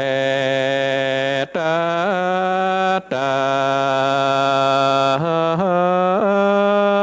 ในกาลนั้นยังมีขโกนอันหนึ่งมีลูกใจผู้หนึ่งไว้ยังมีอายุได้7 ปีใจผู้เป็นพ่อก็ได้โจที่ตายไปกันแลติดนั้นญาติกาปิดน้องทั้งหลายก็ปาการมาครับเด็กใจผู้นั้นเฮือหนีไปกันแลโสตานละโกอันว่าตาละกาเด็กน้อยผู้นั้นก็แก่ติเปิงอาสาไหลบอดใดก่อนหนีเข้าไปสู่ป่าไม้อยู่แข่งหนึ่งก็อาสาไหลเซิงต้นไม้ตามแบกเป็นที่อยู่กันแลอันว่ายิ่งใจน้อยผู้นั้นก็เต่าล่ำเพิงหาดยังพ่อและแม่แข่งตนโยใจก็ลวดบ่กินข้าวและโลกไม้หัวมันสักอันก็เต้ามีนาอันเต็มไปโดยน้ำตาก็นั่งอยู่ปื้นเก่าไม้กันแลแล้วก็หลับตาเป็นดังเจ้าภิกขุตนเธอวิปัสสนากรรมฐานกันแลในเมื่อเจ้าได้ปฏิบัติตนสันนานพิจารณาดูก็รู้ว่าอันนี้เป็นมลอันนี้เป็นบาปอันนี้เป็นทุกข์อันนี้เป็นสุขเต้ามีใจคุณแน่อยู่ใจการว่ามีสัตว์ตัวน้อยตัวใหญ่มีตนว่านกหนูเดินจอดแม่ถึงที่นั่นมันก็เอาของอันโกนกิ้วโกนกินคือกันแลส่วนว่าสัตว์ทั้งหลาย อันเข้ามาหามันนั้นก็บอกกาตามค่ายขิงสามันสันใดก็เต้าล่ำเปิงเถิงโศกทุกข์และบาปบนอยู่ใจใจนับอ่านได้เมื่อนานก็ถึงกาลละอันตายอาทะในกาลนานส่วนเตจาอันใดปฏิบัติแม่นชอบกองธรรมแห่งอาลีญาเจ้าอันนั้นก็ได้เอาตนไปเกิดเป็นเทวบุตรตนเลิศรักษาอยู่ไม่สาเขียนต้นใหญ่พระโกจือไว้ว่าปันตามาเตโวก็มีแลเขตใดและอันจากนี้โดยมีแต่แลในโลกันธาตุทั้งมวลนี้ก่อนเต้าว่ามีแต่เทวโบ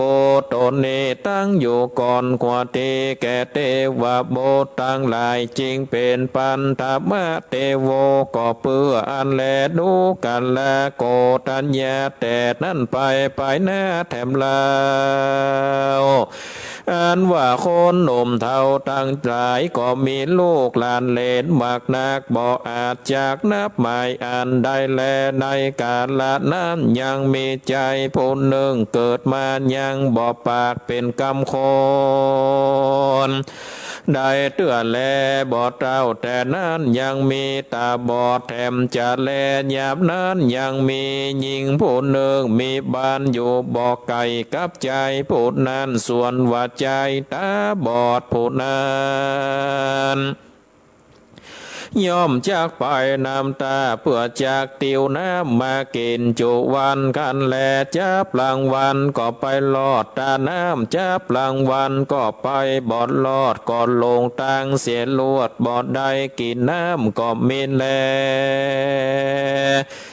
ส่วนว่านางผู้นั้นมันก็มีใจคุณนายังใจผู้ตาบอดนั้นมันก็ไปเพี้ยวกวาดหนต่างแล้วก็เอาเครือหวายมาโคตรขึงเป็นหาว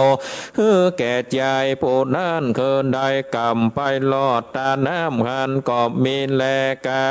รละไปนากันว่ายิงผู้นั้นจุติตายจากอัตตภาวะแข่งตนโดยเตจาอันใดปั้มเป่งกองอันดีแล้วก่อนได้เอาตนไปเกิดเป็นเทวดาคักษาอยู่ไม่ยมหินใหญ่ตนหนึ่งพระโกฏจิวามูลเทวดาก็โดยเขตแห่งเป็นเทวดาตนเก้าปันตมาหัวเตนั่นแลแต่นั่นไปนานั่นเล่าคนหนุ่มเทาลางพ้องก็กระทำกรรมบาปหยาบจากันว่าเขาภาคนาตายไปก่อนได้เอาตนไปมกใหม่ในนาโลกอเวจีปุ่นแลลางเตื้อก็กระทำบนตานกันเขาตายจากชาติอันเป็นคนก็ได้เอาตนไปในกองฟ้าเลิศเมืองสวรรค์สวยสัมปติสุขก็มีแลดูแลโกตัญญาเทนในกาลนั้นส่วนอันว่าปัตมามูลกับอันนั้นก็ตั้งอยู่แม่เมินนานบ่มั่งสร้างเตือนแลตันตาในกาลนั้นโลกเจตนาปัจจญาสองตัวผู้เป็นตนเป็นเก้าโลกจริงเจียนจากันว่าดูราเจ้าเคยอายังกาโลอันว่าโลกอันนี้ก็ตั้งมาเป็นกาละอันเมินนานนักกวนลาทั้งสองจากมั่งกับเสียเกิดแล้วโดยไฟจัดแลเจตามเพตยงพิว่าเขาบ่อาจมั่งกับเสียดังอันใดกาลาไปนาสัตตโลกทั้งหลายอันเกิดมาแล้วตายแล้วเกิดอยู่ใจเขาจักอ่านอย่างกับและกับแห่งสันตโลกอันสร้างโพธิสมปานบอดใดคือว่ากับนั้นกับนี้บอดใดแล้วว่าอันขาดทั้งสอง อันเป็นผู้เก่าโลกหัวตีก็ปากันตั้งไว้ยังโสดลานสามมากาพรม16 จานแล้วขาทั้งสองจริงกะตามแต่งแปลงยังจ้างแก้วมโนศิลาตรวจนานบอกคือหายใจเข้าออกได้แล้วว่าอันยามนานจ้างแก้วมโนศิลาตัวนั้นก็หายใจเข้าออกบอดใดก็มีแลตันตาในกาดละนานมากาเมกะคือว่าฝนหาใหญ่อันถ้าลงไว้นั้นก็บอกเกิดมีคืนใดยามนั้นพระโสลิญาอาทิตย์ดวงอันใหญ่นั้นก็เกิดเป็นไฟคอนมากนากันว่าพระจันตาวิมานเข้ามากาพระอาทิตย์นั้นไฟก็ไม่พระจันตาวิมานคือเป็นไฟไปกันแลก็ไม่ลุกลามไปกายังวิมานกาทั้งหลายไปตามลำดับคืออาการโปนปานทรงตาลามตอนเต้าถึงวิมานเสาจันแลสุลิเยจามากาสมุนตาดูกาลาโกทัญญาในกาลละเมื่อพระโสลิญาอาเตตโลกเป็นเปลวดังอันยามนั้นนามมาคาสามุททั้งหลายก็จะหายเหือดแห่งไปอันว่าปัทเวคือแผ่นดินและปูดอยก็จะเป็นไฟโลกเป็นเปลวโดยลาสามีแข่งพระโสลิญาอาเตตตั้งแต่แผ่นดินขึ้นไปถึงจันมาคาพรมอันมีชื่อว่า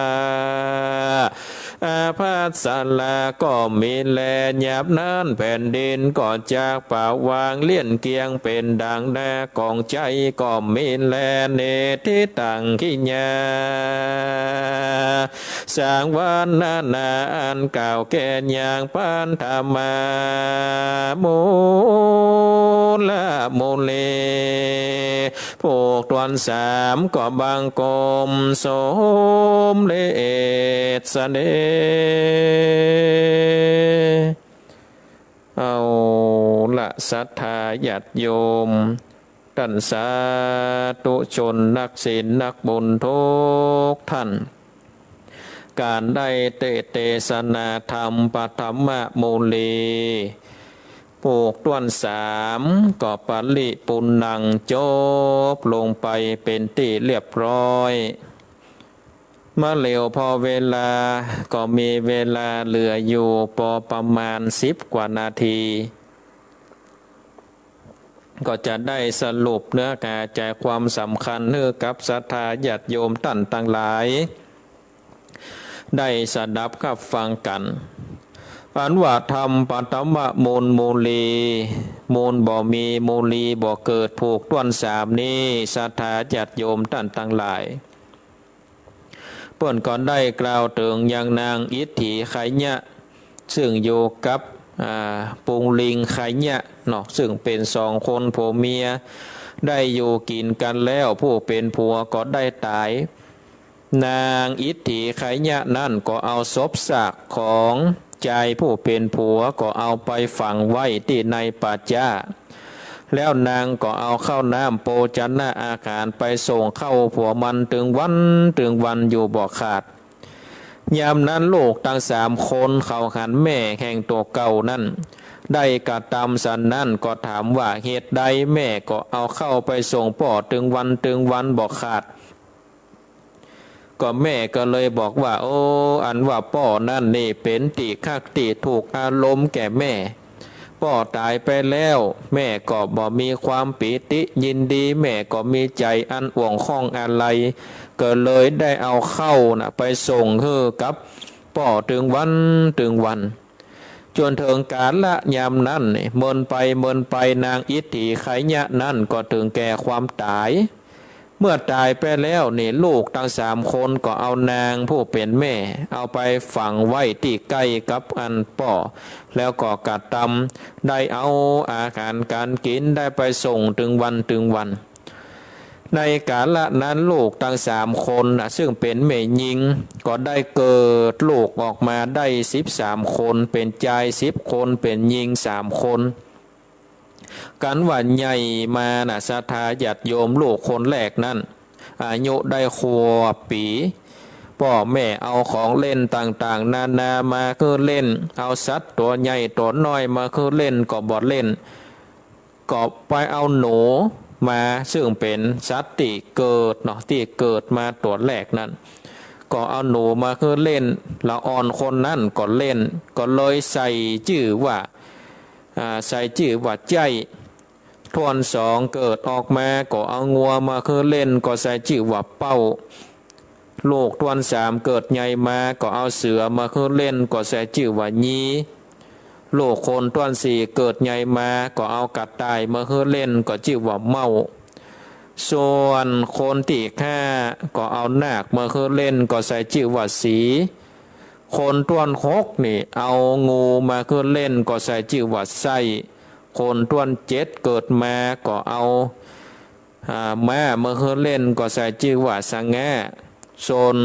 ลูกคนทวน8เกิดมาเอาแปะมาคือเล่นก็ใส่ชื่อว่าเม็ดส่วนลูกคนทวน9ก็เอาวอกมาคือเล่นก็ใส่ชื่อว่าสันคนทวน10เกิดมาพ่อแม่ก็ปากันเอาไก่มาคือเล่นก็ชื่อว่าเล่าคนทวนที่11เกิดมาก็เอาสุนัขขาก็คือว่าหมามาคือเล่นก็ใส่ชื่อว่าเซตคนทวนที่12เกิดมาเอาจ้างมาคือเล่นก็ใส่ชื่อว่าไก่ส่วนคนที่13เกิดมาเนาะเอาสัตว์เล็กสัตว์ใหญ่เอาสัตว์ต่างหลายมาคือเล่นก็บ่เล่นก็เลยเอาหมูมาคือเล่นก็เลยใส่ชื่อว่ากาไก่เหมือนกันเนาะไก่เหมือนกันจ้างก็ไก่หมูก็ไก่คนเมืองก็เลยเอาจ้างกับหมูนี่เป็นปีนามเดียวกันตั้งแต่ขั้นมานี่ลูกยิงลูกชายถึง13 คน3 วันดี4 วันไข้กินยาอันใดก็บ่ฮู้จักหายเพราะว่าในสมัยนั้นนี่ก็ยังบ่มีหงยุกหงยาบ่มีอะหยังเตื้อพ่อแม่ตั้งหลายก็มาเกิดว่าเนี่ยได้เขาเจ้าตั้งหลายก็ถึงมาทะลงยังเปียติโลกาตั้งหลายจะเป็นเมื่อยเป็นไข้3 วันดี4 วันหายเนี่ยอันใดก็บ่ฮู้จักหายก็บ่ฮู้จะเนี่ยอันใดศรัทธาญาติโยมก็เลยเอาเตโจอาโปธาตุนั่นนี่มาคิดคำนวณมาตั้งเพื่อเป็นพุทธพัสสุขเสาร์ติดจันทร์อังคารลาหูเกตเพื่อเพื่อได้อยู่วุฒิจำเริญวันก็บังเกิดขึ้นตั้งแต่ขั้นมาศรัทธาญาติโยมท่านทั้งหลายเมื่อวันได้เกิดขึ้นกันว่าพ่อแม่ตายลูก13 คนก็ปากันแปลงไม้กามหามเอาศพซากพ่อแม่ไว้เอาไม้ทองหลางไปปลูกไม้ไว้เป็นนิมิตปาจ้าส่วนว่าพี่น้องทั้ง13 คนกันว่าพ่อแม่ตายไปแล้วก็ปากันอยู่สามัคคีมีใจฮักแปลงกันอยู่ต่อมาก็มีชายคนหนึ่งอายุได้21 ปีมาทะลงยังเปียทิพญาตบ่มีอันใดยาอันใดที่จะมารักษาได้บอกว่าจะเป็นโหราจตาจะว่าจะเป็นไสยศาสตร์ทั้งหลายก็บ่มีเตื้อในสมัยนั้นคนยิงใจอันเป็นปี้นั่นก็เต้าทุกขเวทนาก็มาลำเปิงว่าโอ้ใจผู้นั่นใกล้จะตายแล้วจะแย่อันใดเอาสัตว์ตัวใดมาปล่อยก็บ่หายก็เลยเอาหนูมาปล่อยเปียติโลกาแห่งใจคนนั่นก็หายไปทัดนั่นมาใจแต่คนหนึ่งมีอายุได้30 ปีมาทะลงยังเปียติโลกามาเจ็บไข้ได้ป่วย3 วันดี4 วันไข้เอาสัตว์ต่างหลายมาปล่อยก็บอกหายก็ปล่อยเอางัวมาปล่อยก็หายจากเปียติโลกายังมีแถมก็มีแม่หญิงคนหนึ่งอายุได้10 ปีก็ได้เจ็บไข้ได้ป่วยเขาต่างหลายกำนี้หู้แล้วว่าจะต้องเอาสัตว์น้ำปีนั่นมาปล่อยก็โดยเอาอันสัตว์เอาเสือเนาะเอาเสือมาปล่อยก็หายมีชายแถมคนหนึ่งอายุได้60 ปีก็ได้ทะลงยังเปียติโลกาก็เลยเอางัวมาปล่อยศรัทธาญาติโยมท่านทั้งหลายเมื่อแล้วเอาสัตว์น้ำปีมาปล่อยก็ทำให้ได้หายจากเปียติโลกาเพราะฉะนั้นนี่คนเฮานี่เมื่อได้ เมื่อได้เกิดมานี่เปิ้นได้กฎหมายเอา12นักสัตว์คือ1ชวดหนู2สลูงัว3คานเสือน่ะเป็นน้ำปีเกิดเพราะว่าตะก่อนนั้นเปิ้นยังบ่มีวันติดวันจันทร์เปิ้นยังบ่มีวันมันยังบ่มีวันที่ยังบ่มีเดือนก็ใส่กฎหมายว่าคนนั้นเป็นนามปีคนนั้นเกิดมาปีแปะคนนั้นเกิดมาปีจ้างคนนั้นเกิดมาปีงัวปีเสือเห็นเนาะแต่ว่าเปิ้นนับเป็นเนาะใจเป้ายีเมาสง่าเมษสาเล่าเนี่ยเปิ้นนับเป็นปีเมืองก็เพื่อได้รู้ว่าคนนั้นเกิดมาเมื่อใดเมื่อคนเฮาเกิดมาแล้วนี่ศรัทธาญาติโยมท่านทั้งหลายก็อยู่ใหญ่ขึ้นมาก็มีอายุขึ้นมาแล้วก็บ่มีเปียทิโลกาเกิดขึ้นมาเมินเข้านี่ศรัทธาญาติโยมท่านทั้งหลายเมินเข้านี่คนยิงใจทั้งหลายนี่กระทำความบดีบ่งามบอกว่าจะเป็นกะตำบาปเนาะมาปานาติบาตมาฆ่าฟันกันมาจุไหลหลอกลวงเปิ่นมาสมสู่กันมาลักเอาของเปิ่นกินเหล้าเมายาก็มีวาจาอันหยาบอันห้ายก็เนี่ยบาปเป็นคนใจบาปบางพ่องก็เป็นคนใจบุญสุนทานโหยังบาปยังบุญเนี่ยศรัทธาญาติโยมก็เลยแบ่งกันไปละคนบางหนึ่งบางพวกหนึ่งก็เนี่ยบาปบางพวกหนึ่งก็เป็นบุญสืบกันมาคนก็ตายกันพ่องคนก็เกิดมาพ่องตายพ่องเกิดมาพ่องจนคนนักขึ้นนะศรัทธาญาติโยมก็มีตาหลักกาเด็กน้อยคนหนึ่งอายุได้7 ขวบพ่อแม่มันตายพ่อแม่มันตายคนตาลายก็ขับไล่เขาว่าเป็นกันละกินีบ้านกันละกินีเมืองละอ่อนคนนั้นก็หนีเข้าป่าไม้ไปอาศัยบ้านไปสลายไม้ตะแบกเป็นที่แจ้งที่เปิงละอ่อนคนนั้นนี่ก็โอ้บากินข้าวกินน้ำผลหมากหลักไม้อันยังก็บากินนั่งรับตาเพราะว่ามีความทุกข์อกทุกข์ใจเนาะศรัทธาญาติโยมก็ตื่นนั่งรับตาเหมือนดังนั่งวิปัสสนามาพิจารณาว่าอันนี้เป็นบาปอันนั้นเป็นบุญอันนี้เป็นทุกข์อันนี้เป็นสุขพิจารณาไปสัตว์ตั้งหลายบ่เป็นนกเป็นหนูสัตว์จิ่งหิ่งห้อยที่อยู่ในป่าในดงก็เข้ามาใกล้เพราะว่าเป็นคนที่มีเมตตาธรรมเป็นคนที่มีจิตใจบ่เบียดเบียนไผสัตว์ตั้งหลายก็เข้ามาเมื่อได้อยู่รักษายังไม่นั่นแล้วนี่จนถึงกาลเวลาอันตายไปเมื่อตายไปแล้วก็เอาตนไปอยู่ยังไม่จะเคียนหรือว่าไม่สักเคียนหรือว่าไม่ตะเคียนน่ะพากฏชื่อว่าปฐมเตโวซึ่งเป็นเทวบุตรตนแรกในโลกก็เลยใช้ชื่อว่าปฐมเตโวแล้วอยู่ต่อมามนนานนั่นก็มีชายคนหนึ่งตาบอดอยู่บ้านอยู่บ่อไก่จากต้าน้ำก็เพื่อที่จะไปตักกินน้ำอาบน้ำถึงวันบางวันก็ไปหอดต้าน้ำบางวันก็บ่ไปถึงเพราะว่าได้หลงหนทางไปที่อื่นก็มีแม่หญิงคนหนึ่งมีใจเอ็นดูยังใจตาบอดก็ไปเพี้ยวไปถางเอาเครือเถาวันเอาเครือหวายมายึดมามัดเพื่อเป็นหาวเพื่อแก่ใจคนนั้นได้กำไปหอดต้าน้ำนั้นในเมื่อแม่หญิงคนนั้นได้กระทำบุญได้อุปถากช่วยเหลือยังใจคนนั้นเนาะได้ได้ดีแล้วก็ได้จุติตายจากภาวะอันแห่งตนก็ด้วยเตชะบุญที่ได้ปั่มเปงมาก็ไปเกิดเป็นเทวดารักษาโยไม้บรรยมหินก็ปรากฏชื่อว่ามูลเทวดาซึ่งเป็นเทวดาตนแรกในโลกนี้ตั้งแต่ขั้นมาคนหนุ่มเท่ายิงใจก็กัดตำบุญกัดตำบาปหยาบจ้ากันไปเขาก็เอากันไปตกมกไหมอยู่ในหม้อนรกอเวจีบางพ่องกัดตำบุญก็ได้ไปเกิดเอากำเนิดอยู่ในเมืองสวรรค์จันทร์ฟ้าในกาลนั้นนี่ปฐมมูลกัปก็บังเกิดขึ้นเมื่อปฐมมูลกัปบังเกิดขึ้นแล้วนี่โดยปัจจัยถึง2 ตัวคือเป็นอิทธิและปุริสะทั้ง2 คนเขาก็มากึดใจว่าตั้งแต่โลกนี่เกิดมานี่มีตึงบอกว่ามีตึงบุญมีตึงบาปพอสมควรที่จะมั่งกับให้ดีกานี่การว่ามั่งกับแล้วนี่ ก็เลยคิดว่าถ้าว่าเฮามั่งโลกนี้ไปสัตว์สิ่งหิ่งห้อยตั้งหลายก็บ่มีที่อยู่คนที่เป็นบุญก็บ่มีที่อยู่ก็บ่อาจจักนับแผ่นดินได้ก็เลยเอาจ้างมโนศิลาน่ะที่ได้หมุนตัวเก่านั่นนะเอาเฮือจ้างนั่นบ่หายใจศรัทธาญาติโยมท่านทั้งหลายเมื่อจ้างนั่นบ่หายใจนี่จ้างนั่นก็หมุนตัวเก่าบ่ได้เนาะหมุนตัวเก่าบ่ได้เมื่อหมุนตัวเก่าบ่ได้แล้วก็ทำให้ฟ้าฝนก็บ่ตกต้องตามฤดูกาลพระสุริยะอาทิตย์มันบ่มีน้ำไฟก็ไหม้ล่ะมันฮ้อนขึ้นฮ้อนขึ้นฮ้อนขึ้นจนเป็นดวงไฟใหญ่พระจันทร์ก็เข้าไปใกล้พระอาทิตย์ก็ไหม้ศรัทธาญาติโยมทั้งหลายไหม้ไปแล้วก็ลุกลามไปยังวิมานของกักหะเจ้าทั้ง8คืออาทิตย์จันทร์อังคารพุธพระศุกร์เสาร์ราหูเกตไหม้ไปหมดพระสุริยะก็ทำให้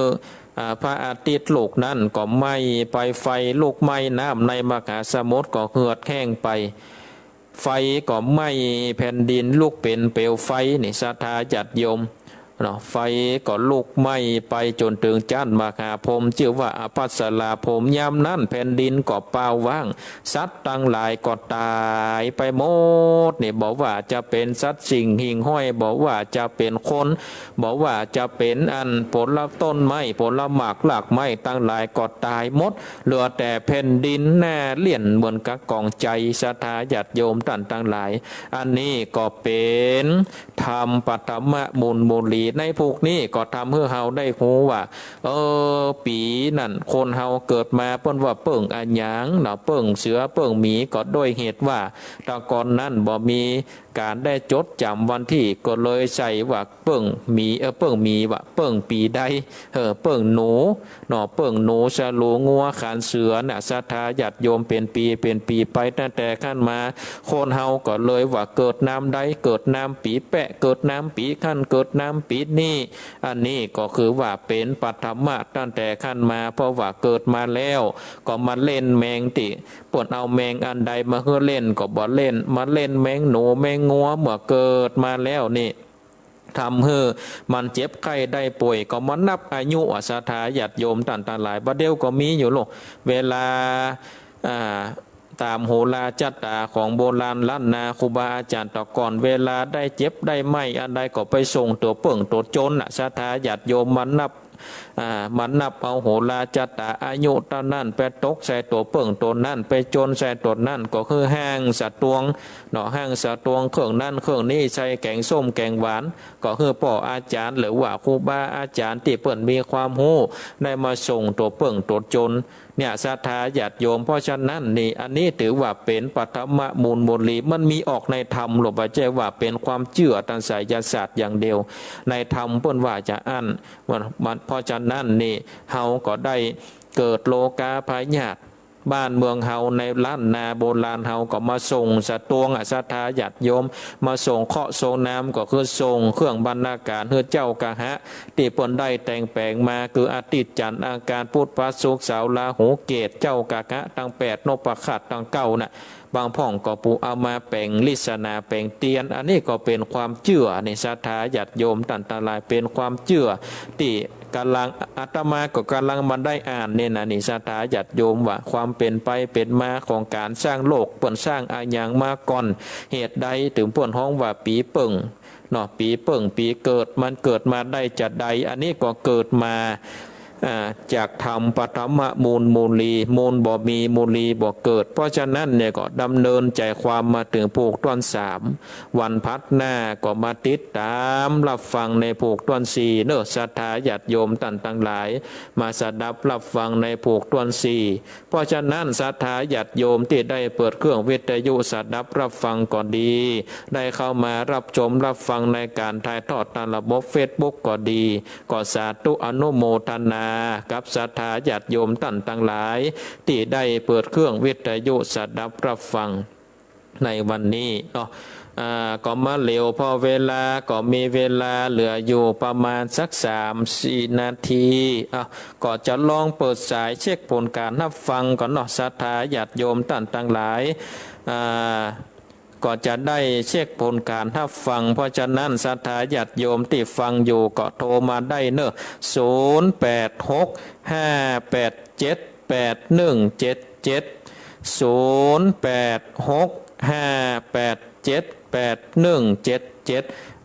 โทรมาเรามีเวลาเหลืออยู่ประมาณ5 นาทีเนาะศรัทธาญาติโยมก็โทรมาแจ้งผลการรับฟังโทรมาโทรมาจ่าได้เนอะศรัทธาญาติโยมโทรมาโทรมาจ่าได้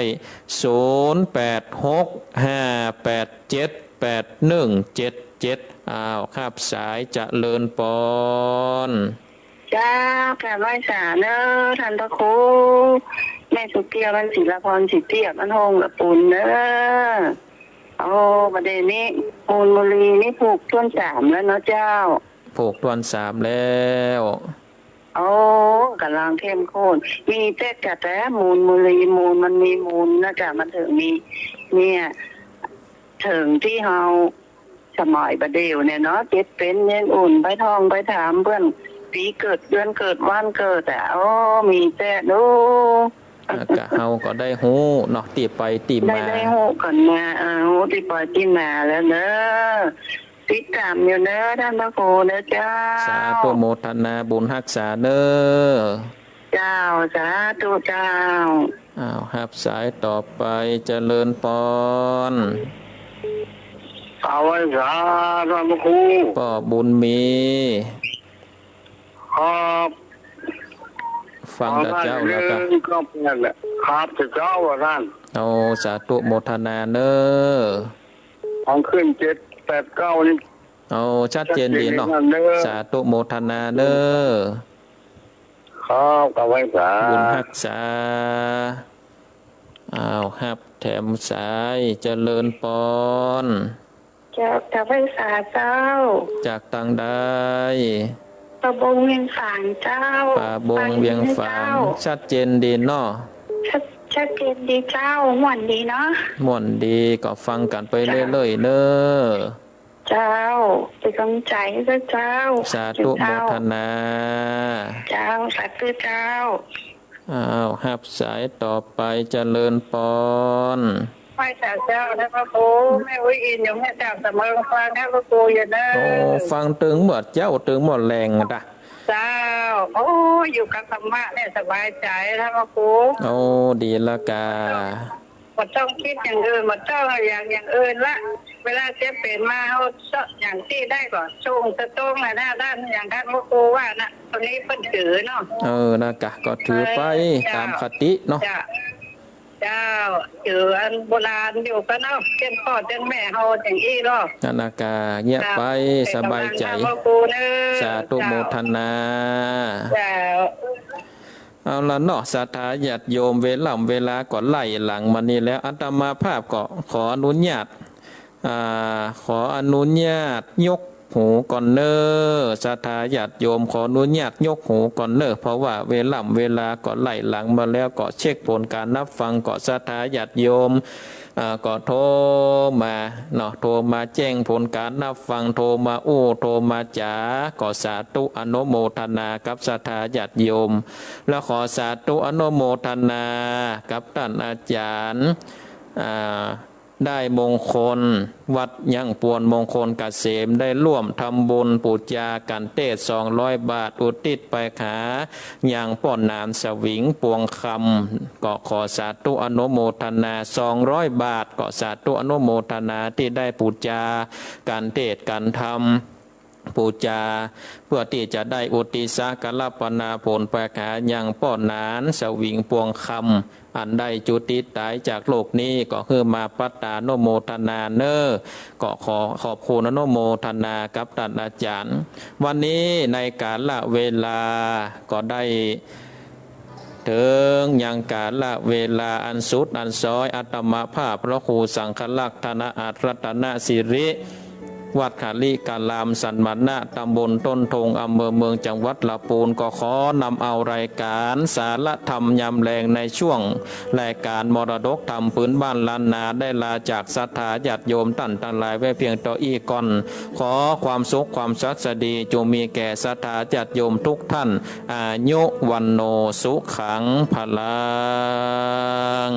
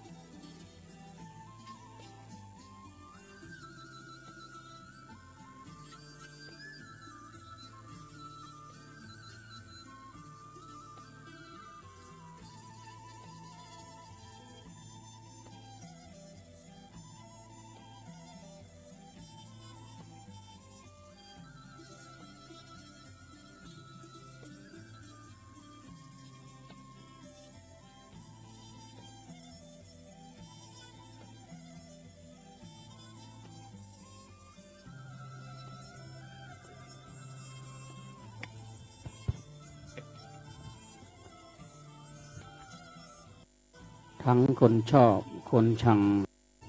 มีกันทั้งหมดล้วนเป็นกฎธรรมชาติไม่อาจฝืนขอให้เรามีสติมีจุดยืนคนนับหมื่น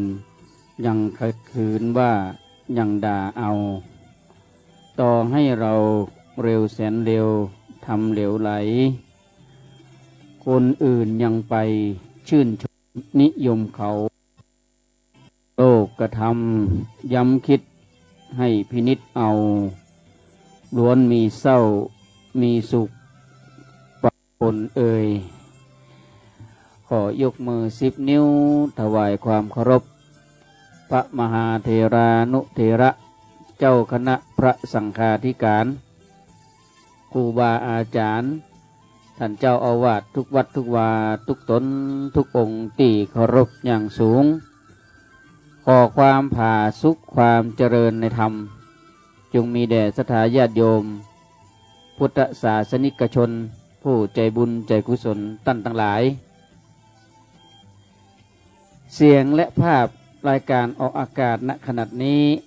ก็เป็นเสียงของรายการสารธรรมยามแรงในช่วงของ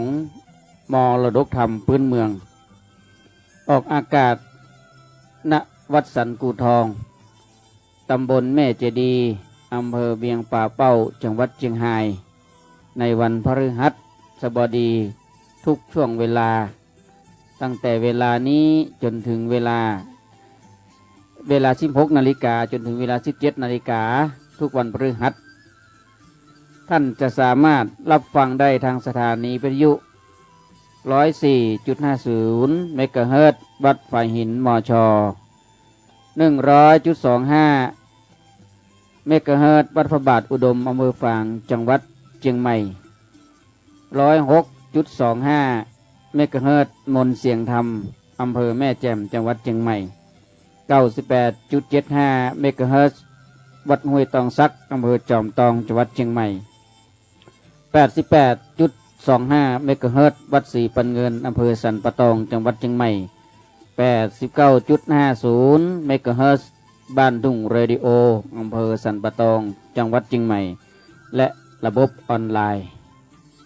วันนี้ตนตัวก้าวกระผมอาตมาภาพพระประหลัดจำนันสุธีโลเจ้าอาวาสวัดสันกูทองเป็นผู้ดำเนินรายการ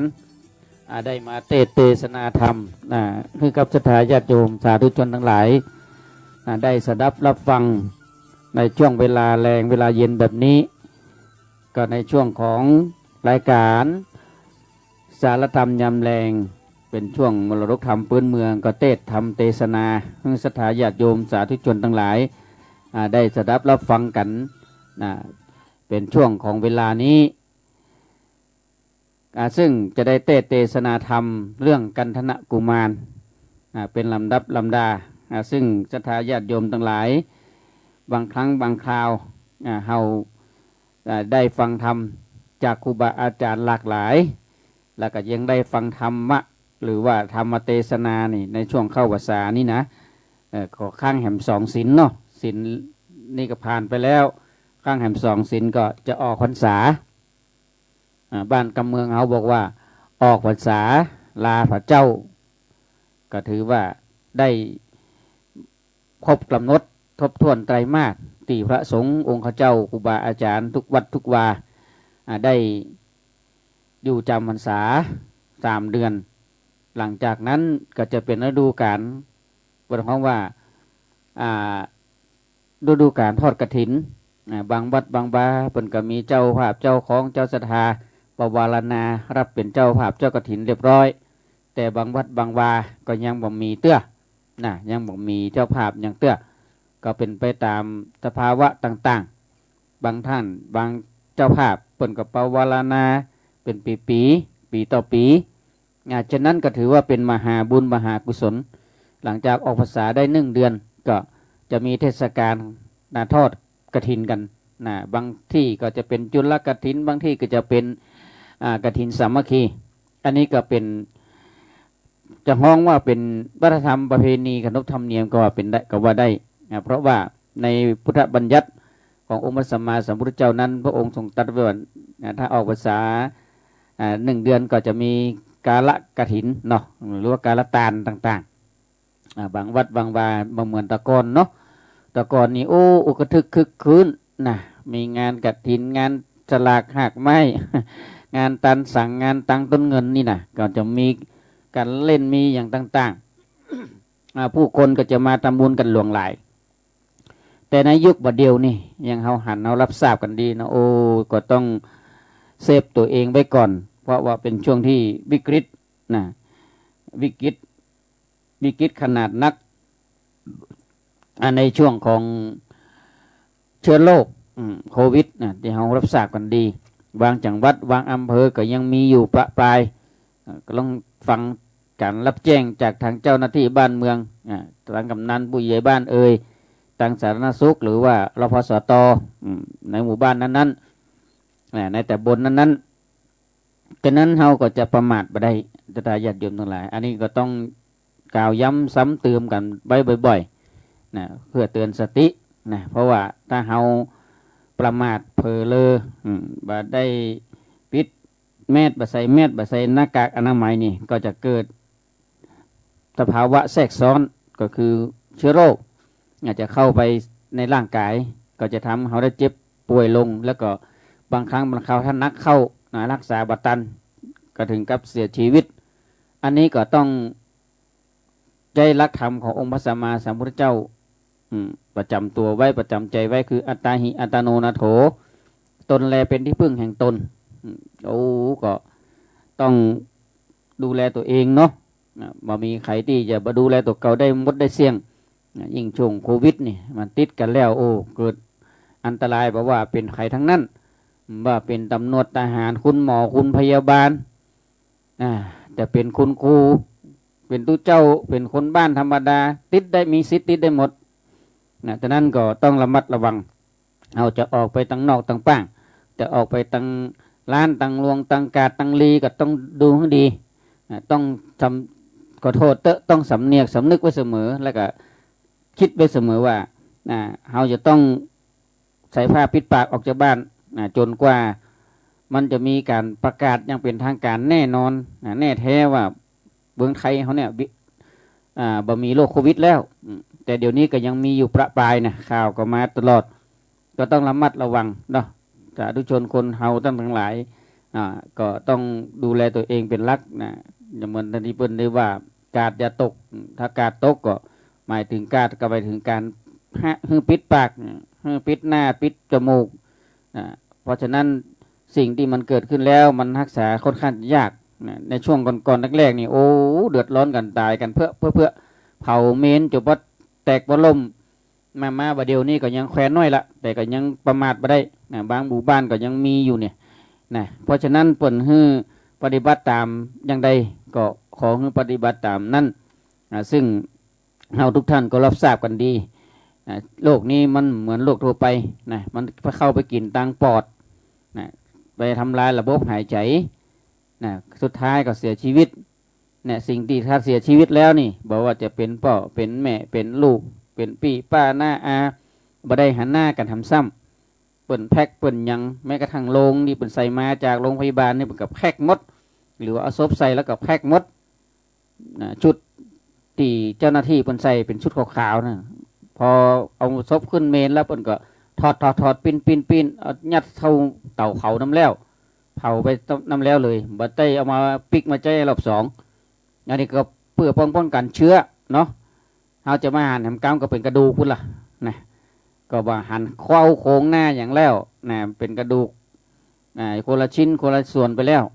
อันเนี้ยต้องระมัดระวังเจ้าทายาทโยมบางทีบางท่านนี่เป็นคู่ผัวตัวเมียกันเนาะอยู่กันมาเป็น10 20 40 50 ปีพอตายปุ๊บบ่ได้หันหน้ากันเลยมันเป็นอย่างเอี้ยเนาะเพราะฉะนั้นก็ต้องระมัดระวังในส่วนของการดำเนินชีวิตทุกวันนี้ใจความระมัดระวังเป็นพิเศษในช่วงของวิกฤตโควิดหลายๆประเทศหลายบ้านหลายเมืองก็เจอกันเหมือนกันหมดแต่เราจะต้องดูแลตัวเองเป็นหลักต้องมีหน้ากากอนามัยล้างมือด้วยเจลหรือว่าสบู่น้ำสะอาดเวลารับประทานอาหารก็ให้มันเป็นของร้อนมีกินช้อนกลางตัวอย่างต่างๆเนี่ยมันก็จะบ่ทำให้เราได้ติดเชื้อง่ายถ้าเรามีสมุนไพร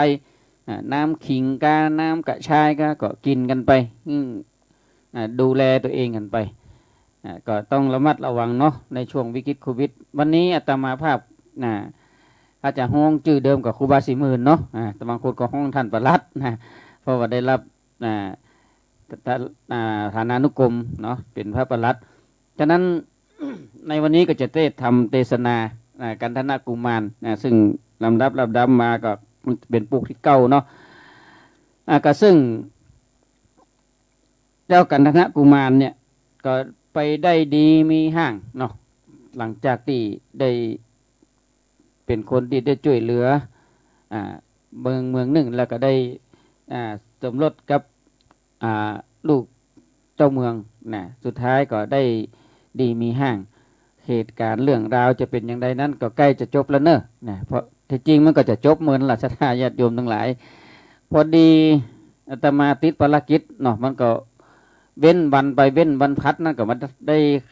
ออกรายการมาได้เตะก็เว้นไปแหมติดแหมอีน่ะ ก็เรือสองผูกก็ได้ก็บ่เป็นหยังนะโอกาสวันพฤหัสหน้านี่ก็จะจบแต่ละแล้วก็อาจจะมีเรื่องอย่างใหม่นะวันพฤหัสหน้าจะมาแจ้งให้ผมกำเนาะในช่วงของรายการสารธรรมยามแรงต้องกราบขอบพระคุณพระเดชพระคุณท่านพระครูอภิวัตรพัฒนวิกรมหรือว่าพระอาจารย์บรรยงที่ได้ให้โอกาสและได้ให้เวลาที่ได้มาแสดงพระธรรมเทศนาเพื่อเป็นธรรมบรรณาการให้แต่ได้ทายาทโยมสาธุชนคนใจบุญทั้งหลายรับชมรับฟังต่างอยู่บ้านอยู่จองบอกว่าจะเป็นสถานีวิทยุฝ่ายหินมชสถานีวิทยุพระบาทอุดมอำเภอฝางและบ่อสาวาก็ดีมนเสียงธรรมแม่แจ่มก็ดีห้วยตองซักอำเภอจำตองนี่ก็ดีวัดศรีปันเงินสันปะตองเนาะวันทุ่งเรดิโอสันปะตองเชียงใหม่ก็ดีและระบบออนไลน์นั้นก็นับว่าเป็นสิ่งที่ดีที่งามที่พระเดชพระคุณท่านพระครูอภิวัตรพัฒนิกรมนั้นท่านได้เล็งถึงความสำคัญนะว่าช่วงเวลาที่มันจะทิ้งเปล่าเนี่ยก็นิมนต์ครูบาอาจารย์พระสงฆ์องค์เจ้ามาเทศนาธรรมนะให้สถาญาติโยมฟังธรรมนี้บางครั้งเขาได้ฟังผ่านมาเป็นหลายปีละ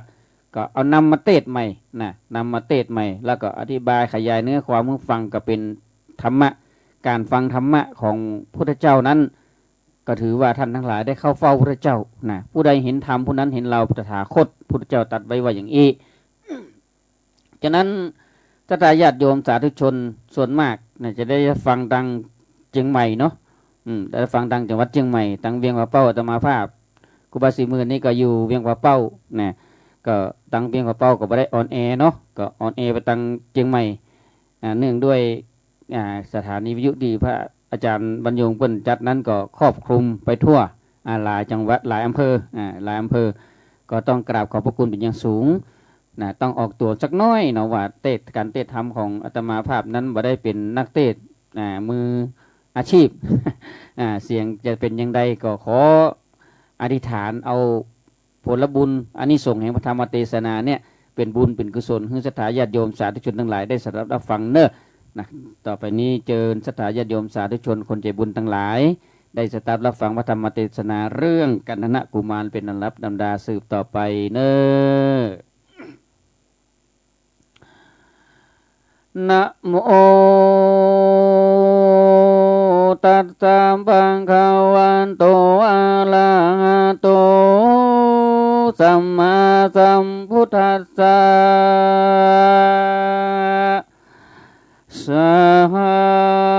นตังวนดุลาสัมปุริสาตั้งหลายมีใจไปลิงน้อมมานั่งพร้อมฟังธรรม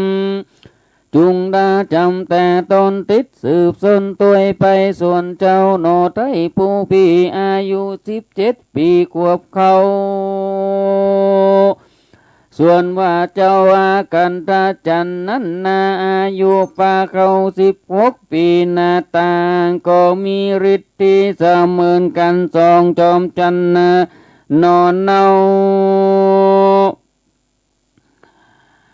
แม่นเป็นลูกเจ้าปุลีก็มีวาจาดีบ่ไรบ่ด่าไปคนใดจุมคนในหนุ่มเต้าอามาเก้าและเสนา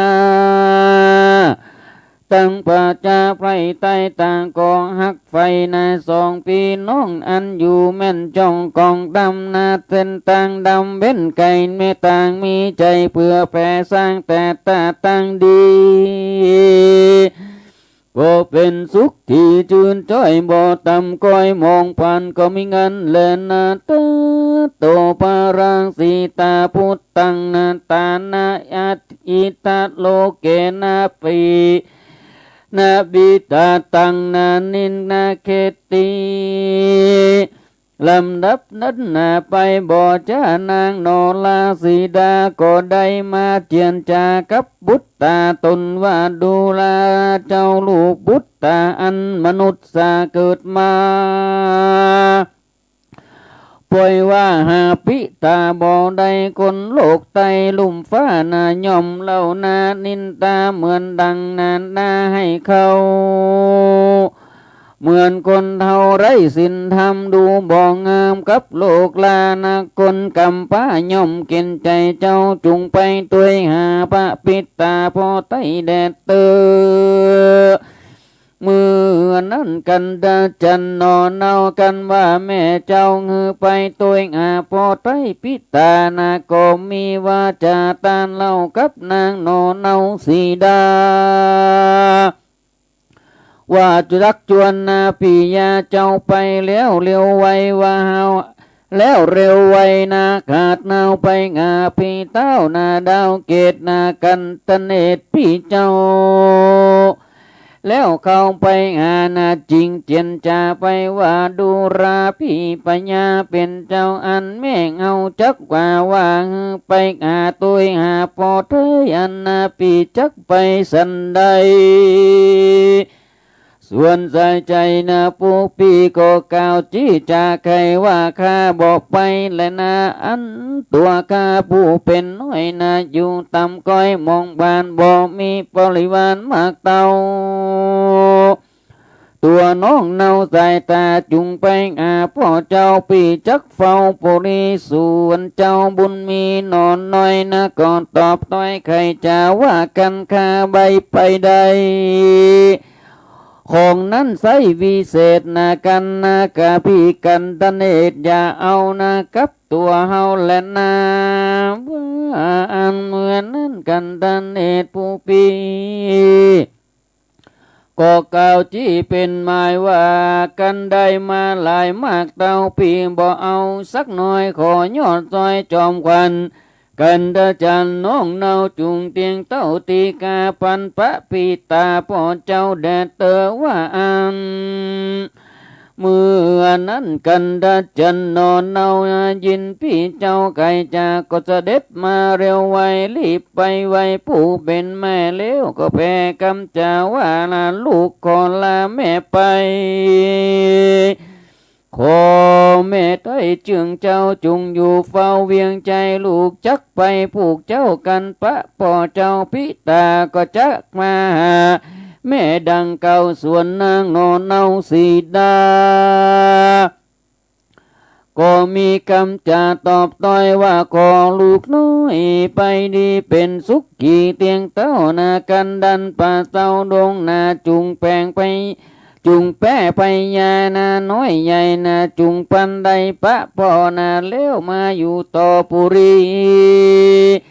จุงมีฤทธิ์ที่องค์อาจศัตรูขยาดเก่งกว่าก็มีงานและนาปุณนันติวันเสกันวันลุนและรุงสายฟ้าปุ่งนาแจ้งส่องไปตามจองโลกาเจ้านอลาจันงากันดาจันเสร็จปันบ่จะรีบเอาไว้นาเตียวไปเข้าป่าไม้รอมกาหนตั้งหาบ่ได้นาลัดไปตั้งไตจอยไว้คนเดียวปล่อยนาลัดเถืองทองบุบุญนาตองนาดงดำนาสัตว์ให้นำอยู่สร้างมีมากอ้างเรือลายคือจ้างปังไปเป็นหมู่มาลาอยู่เป็นจุมกวางเขางุ้มกินยานาเสือตัวกามีลายนามันบ่มามันบอกกายมาขีนาเอากันนี่ภาคนาเจ้านอลาเตียวไปโจนตาวันใสตำก้อยรับเหลี่ยมดอยนา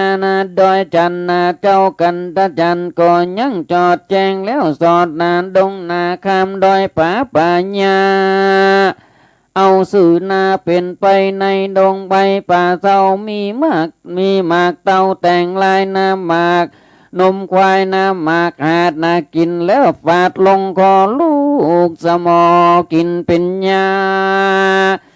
มีนำนาบอดน้อยเจ้าหยอดซอยกันตาจันกันว่าหันน้ำมีไก่เก่าก็ใส่เอากินนานอนนรินหนุ่มเนาเลิศป่าเศร้าถึงวันก็ไปหันใส่โบกกรณีดอกบัวมีสนตานนาดอกพันบานสะพรูนาจังก่อนอยู่ใหญ่ใหญ่ออกดอกลานลายพร้อมรำนาเหลืองแดงจ้ำนาลายสีกินหอมมีเอาใจกลางน้ำใสโบกกรณีปูปามีลายมูลาเล่นอยู่ไปมา ในวันนาป่าไม้เจ้าลงไปนาตาราบนาแล้วลงอาบคัดสีกายาดีสวยนาเจ้านอลาเร็วปันรีบไปพันไตเต่าแล้วก็เข้าไปยังจอดหน้าต่อเต่าหลอดลงแรงตาวันแดงต่ำก้อยเจ้าหนอน้อยบุญมีนอนกลางดงรีเตือนต้องนอนกลางห้องอิ่มมาปานเจ้ากูมานนอไตก็น้อมไว้อินตาว่าโคเมตตาตัวข้างอันนาปิตาริรัมจาก่าวต้อยมีบ่น้อยนา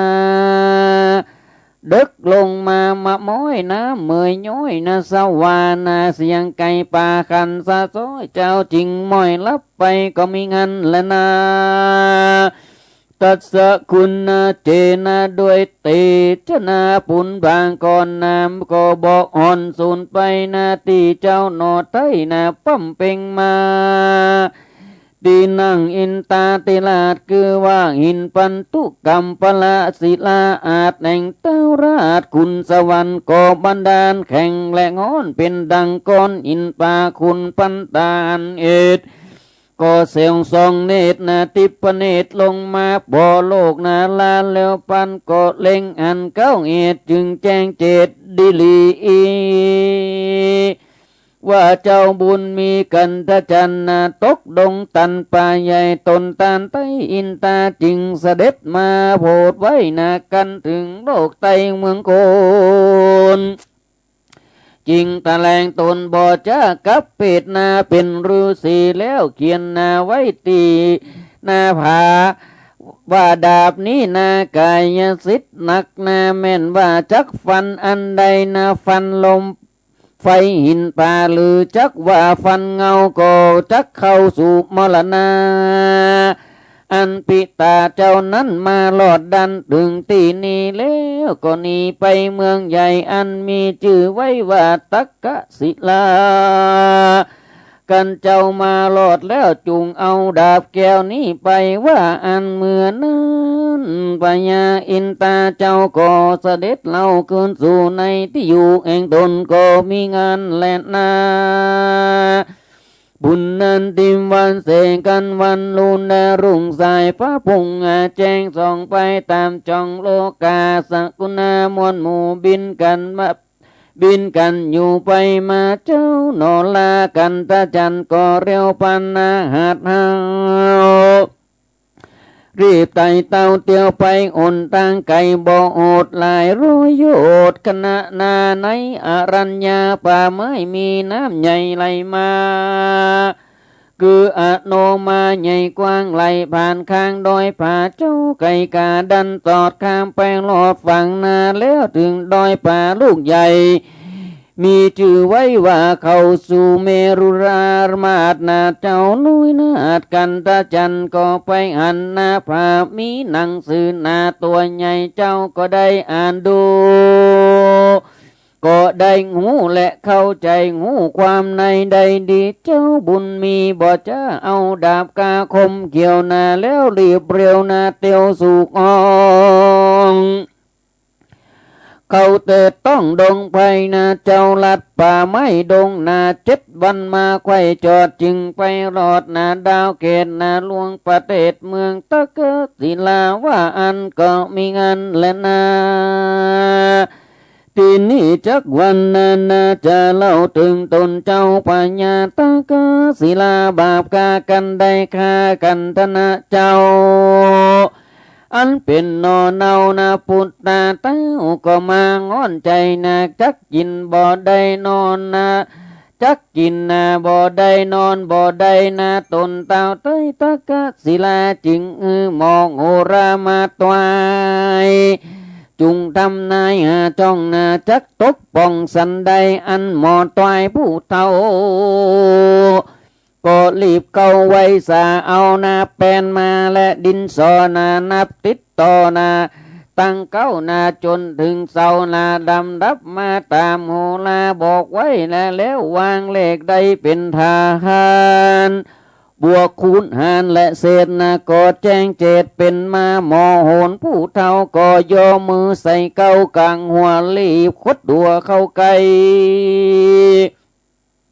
แล้วก็ใครบอกเราว่าต้านนาปินเตาบอกไว้นะนาวะขอได้มาหาถึงจะตามหาราชเจ้าราหูเข้าร่วมมานาลักกนาเสาอยู่นาอังคารตัวกาอยู่หลังนาสัตตัวมาระวังแวดล้อมเข้ามาอ้อมตุกไปนาโจกตั้งหลายอันนี้ต่างก็นี้ไก่กาบ่มีสั่งมากันไว้ตนเต่าเต้ยสักอันรอยกรรมตันบ่จ้าวันไปนาเจ้าไงนาบ่อันก็ควายและคำนาจักร้อมร่ำมารอยว่าจักมีใจผู้หนึ่งหมายมารอดนาเก่ามาเจาะมาจอดคันตะสีมาเมืองเอาละจ้าแตกมั่งนาพระเจ้าจ้างจักเสียตนบ่ญาจ้าเลยนาตั้งสุดตัวราชาส่วนพญาตากาศีลาฟังหมอลากาวต้อยมีบ่อน้อยนาอันว่าปัญญาเจ้าฟ้าเหงื่อย้อยนาเสียสีนานึกถึงกรรมบดีมนเศร้าอันตนเจ้ากระทำมาคือได้ฆ่าพุทธเจ้าเลยโศกเศร้ามองใจตนเต้าไทยตะกะศิลาก็มีวาจาต้านเล่าอามาตย์เก้าและเสนา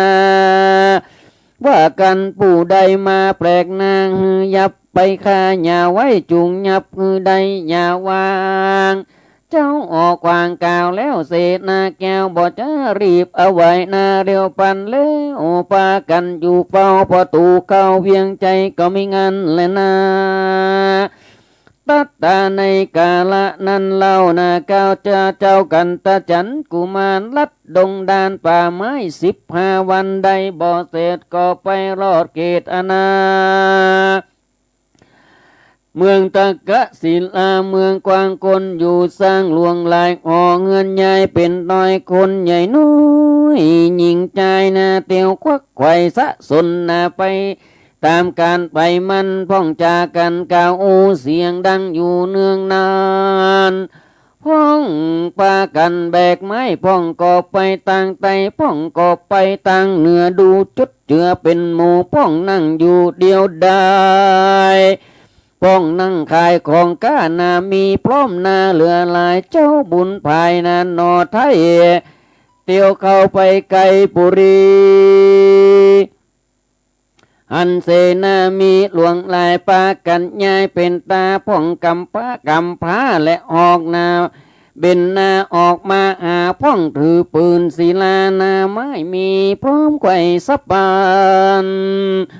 ในกาละนั้นอามาตย์เก้ากันหันเจ้ากันทจันนาก็เร็วปันนาวหาดหาวรีบบอกเต้าพญาว่าผู้ค้าตั้งหลายได้อันใจหนุ่มเนามันได้เข้ามาอยู่อาณาเขตสีมาเมืองเอาลาตนเต้าเจ้ากักดิลาก็ล่ำเปิงหมอตายนักว่าจักมีใจมาจริงมีว่าจานาตาเล่ากับมาดเก้าผู้ใหญ่ว่าจุงให้กองใจดังไปทั่วต้องนาดังตัวงองอนาตักกะศิลาเมืองใหญ่เจ้าไว้ประจาตั้งโยตาอาจกานาจุงพร้อมนาเตรียมไว้นาคือปืนใหญ่นากาบศิลาหอกคมจานาไม้และปืนไฟนาปืนป่าว่าจุงยาคือขาดตนเตระอาจปัญญาก็โยธาตั้งหลายไปยับใจหนุ่มน้อยโยธาเป็นร้อยเป็นพันนาเขาฟุงนั้นบอนจ้าก็ถือดาบพระหอกดาบเรือมาบต่อตาเลี้ยวก็มาเว้นหลบปากันออมเจ้าไว้บ่ใดออกไปแล้วก็เข้าใส่ไล่ฟาดฟันเจ้ากันดาจันบ่จ้านากันเข่าฟั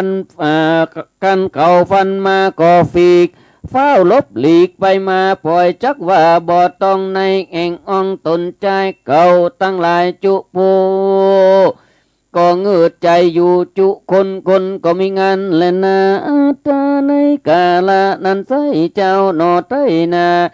จันดาบุญมีนะกอดทอดดาบดีเงือทาถือดาบกากายสิทธิ์อันมีฤทธิ์องค์อาจเจ้าก็ฟาดฟันบ่จ้าแสงดาบกาคมใสก็ต้องไปวัดบาทถูกคอขาดตายไปโยตาลายม้วนมุงบ่เหลืออยู่คนใดส่วนเต้าอาไทยตักกะศิลากันอันโยตาตั้งหลายปากันตายพรากนาเต้าก็โกรธตาจนนาเบียวนาเลโอกาสเคี้ยวงาดนาเรียกอมาตต่างตาว่าจุงนักหาโยธาไว้จัดมือได้หมื่นปลายร้อยนาจักไปลบใจน้อยแปลกนาตนเจ้าฟ้าตะกันศีลาก็สวดมนต์ญาวิเศษกับกายเพศบ่จ้ามีแขนและนาเป็นปานส่วนมือนั้นนะกำดาบกานาเต้าบ่จ้าสับปันว่าจักไปนาฟันฟาดคานาส่วนนาเจ้านอลากันตะจันกันอ่านว่าพญาตะกะศิลาอาจเอากันนากันตะจันเจ้าก็ดอยนี่เจ้าปุรีใจบามก็เงือดาบดาฟันส่วนกันตะจันกุมารก็เอาดาบจึงคานหับไว้แสงดาบนาไปถูกใส่ดาบพญาใจบาปนาดาบก็เลยว่าพุดไปแล้วตกใส่คอพญาลูดนาโมละนาก้อยขาดชีวิตขาดตายไปก็มีหันแลนาเดินจันนาอันว่าคนตั้งหลายนั้นยิงใจหนุ่มเต้าอามาตเก้าและเสนาตั้งโยตามวลหมู่กันเขางูขี้ญาว่าเจ้าพญาตนตายนะเขาตั้งหลายจุผู้ก็คืนมาอยู่ที่เก่าตะกะศิลาเล่าเวียงใจวนไปในและนอกนะอันอยู่นะดาวขอคันนะ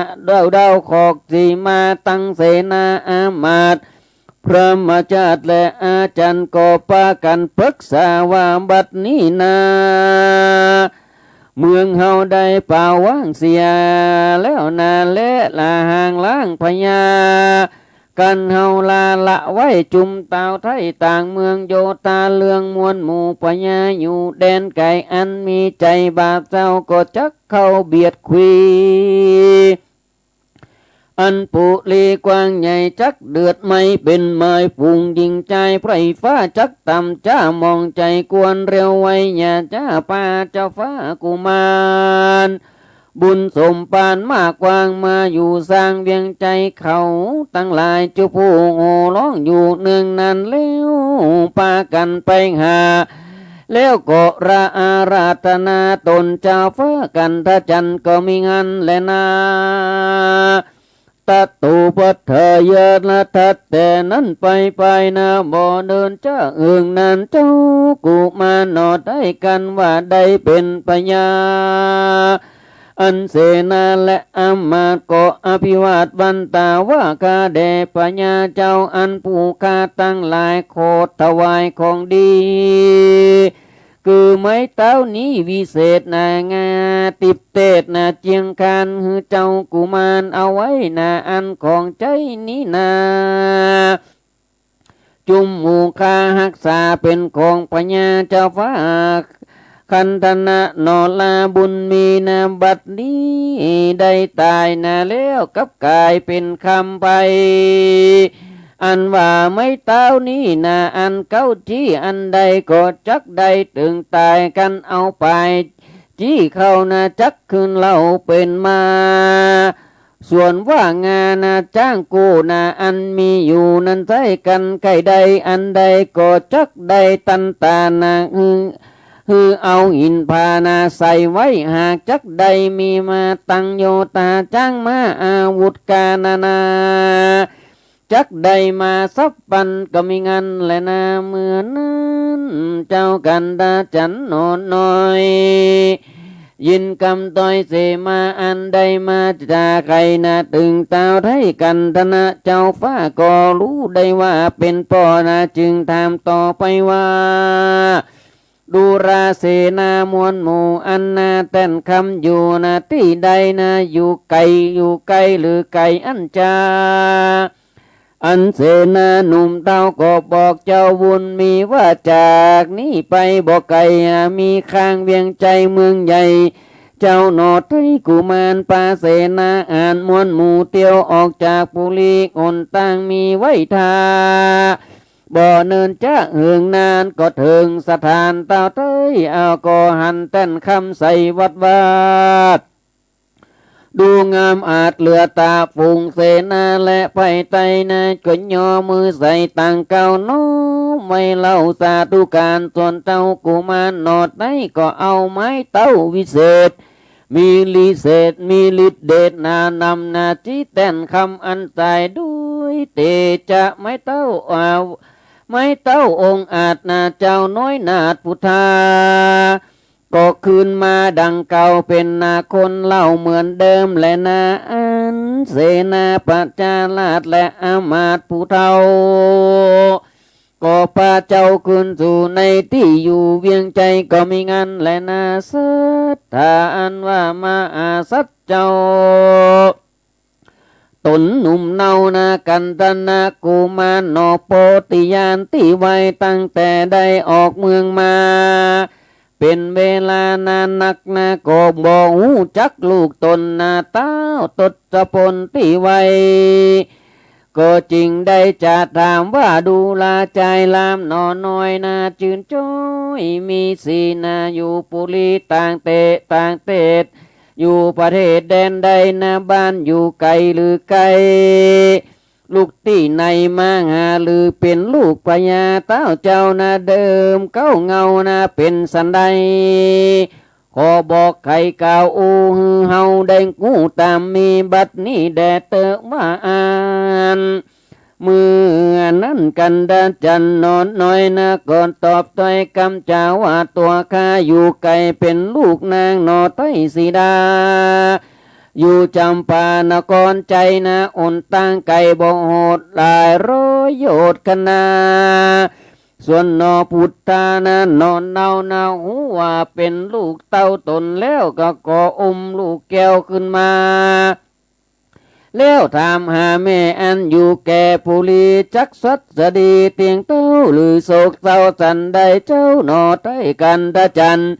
ก็บอกปันพ่อเจ้าตั้งแต่เก้าถึงไปด้วยปริยายลายลากันตนาหากฟังแล้วใจปองเผาเจยบาน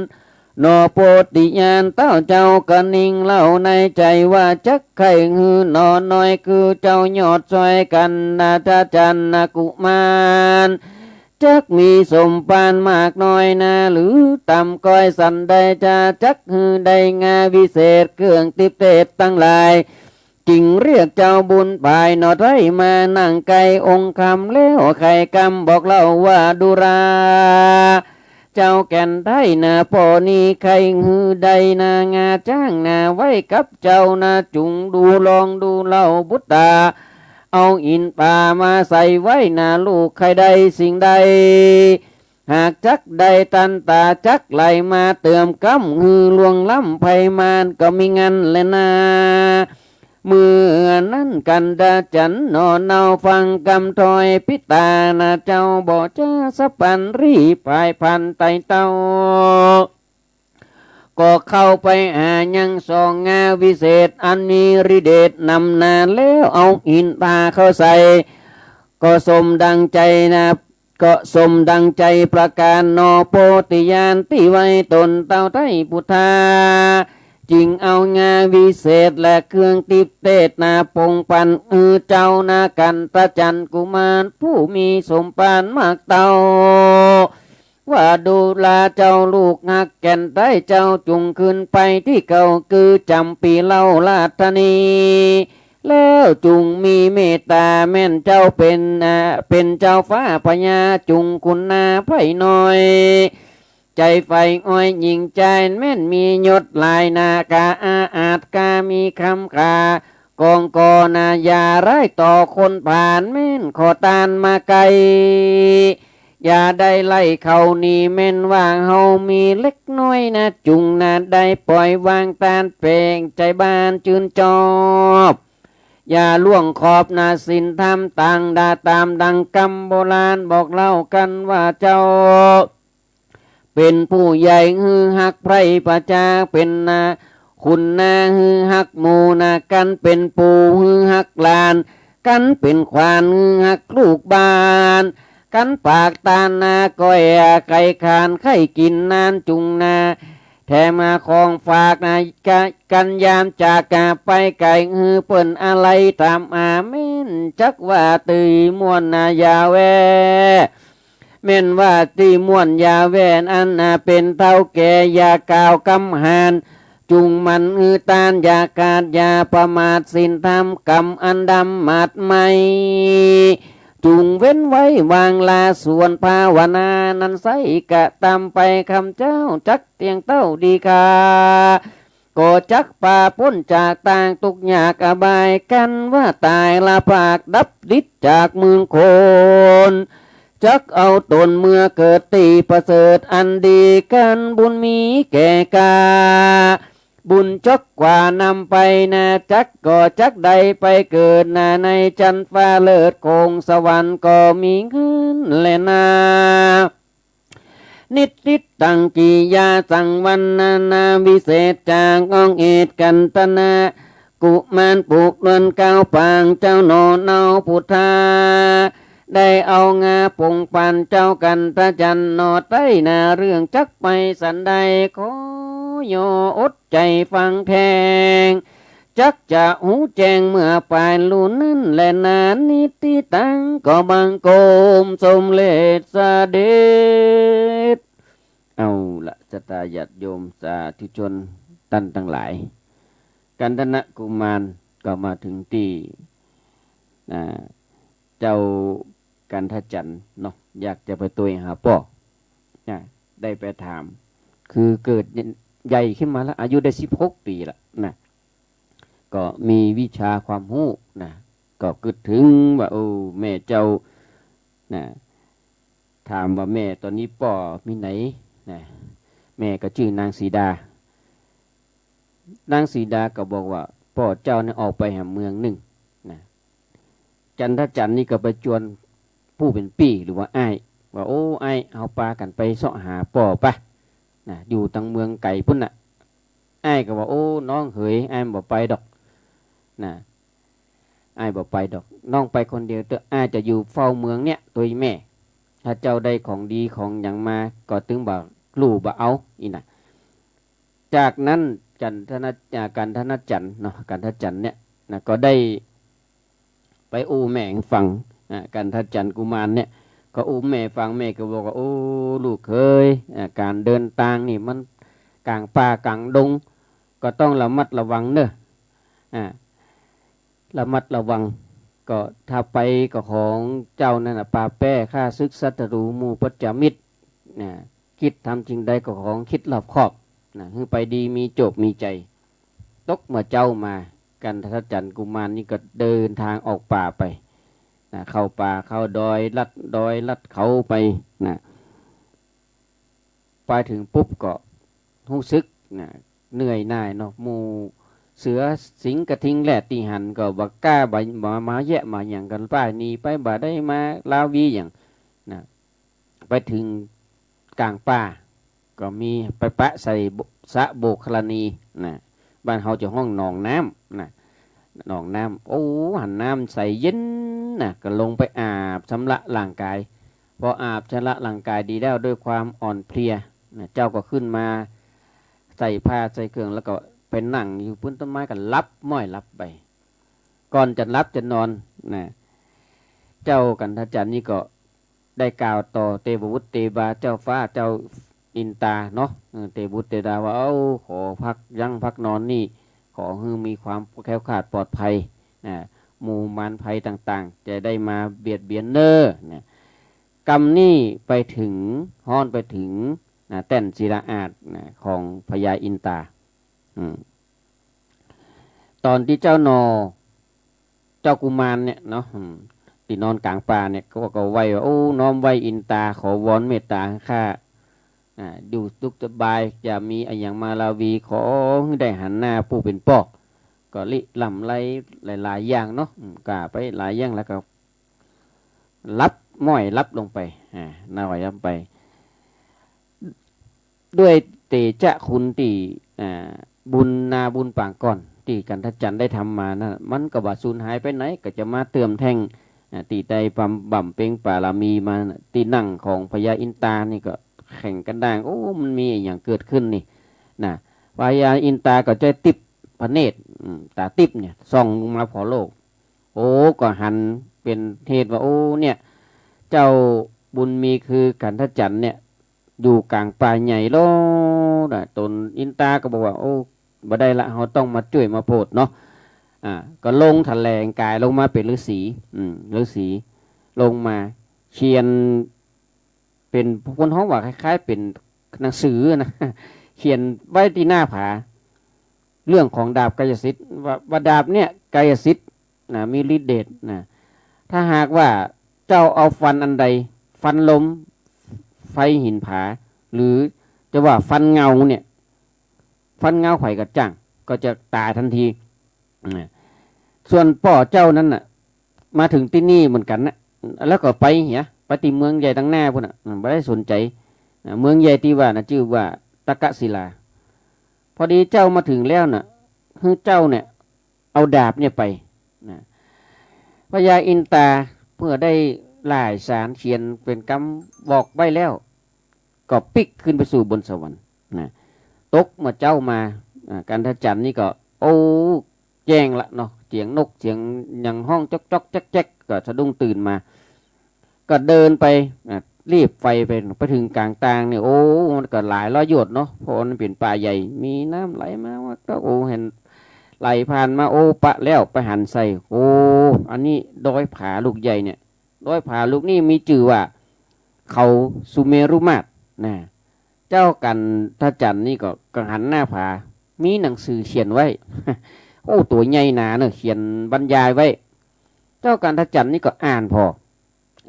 แล้วก็เข้าใจหูเรื่องหูความเข้าใจได้ดีก็ได้เปียเอาดาบเนี่ยดาบดิบเนี่ยดาบวิเศษเนี่ยนะฝั่งเตียวลัดป่าลัดเขาไป7 วันถึงมาพดมาลอดเมืองตะกศิลาเมืองตะกศิลานั้นมีพญามีเจ้าพญานี่เป็นคนที่สวกเป็นคนที่บาปเนาะได้ฆ่ากันทนะเจ้าซึ่งปู่เป็นป่อเนี่ยของกันทจันเนี่ยได้ฆ่าไปละเจ้าเมืองตะกศิลาก็ฮ้อนอกฮ้อนใจกินบ่ได้นอนบ่หลับก็จึงฮื้อหมอ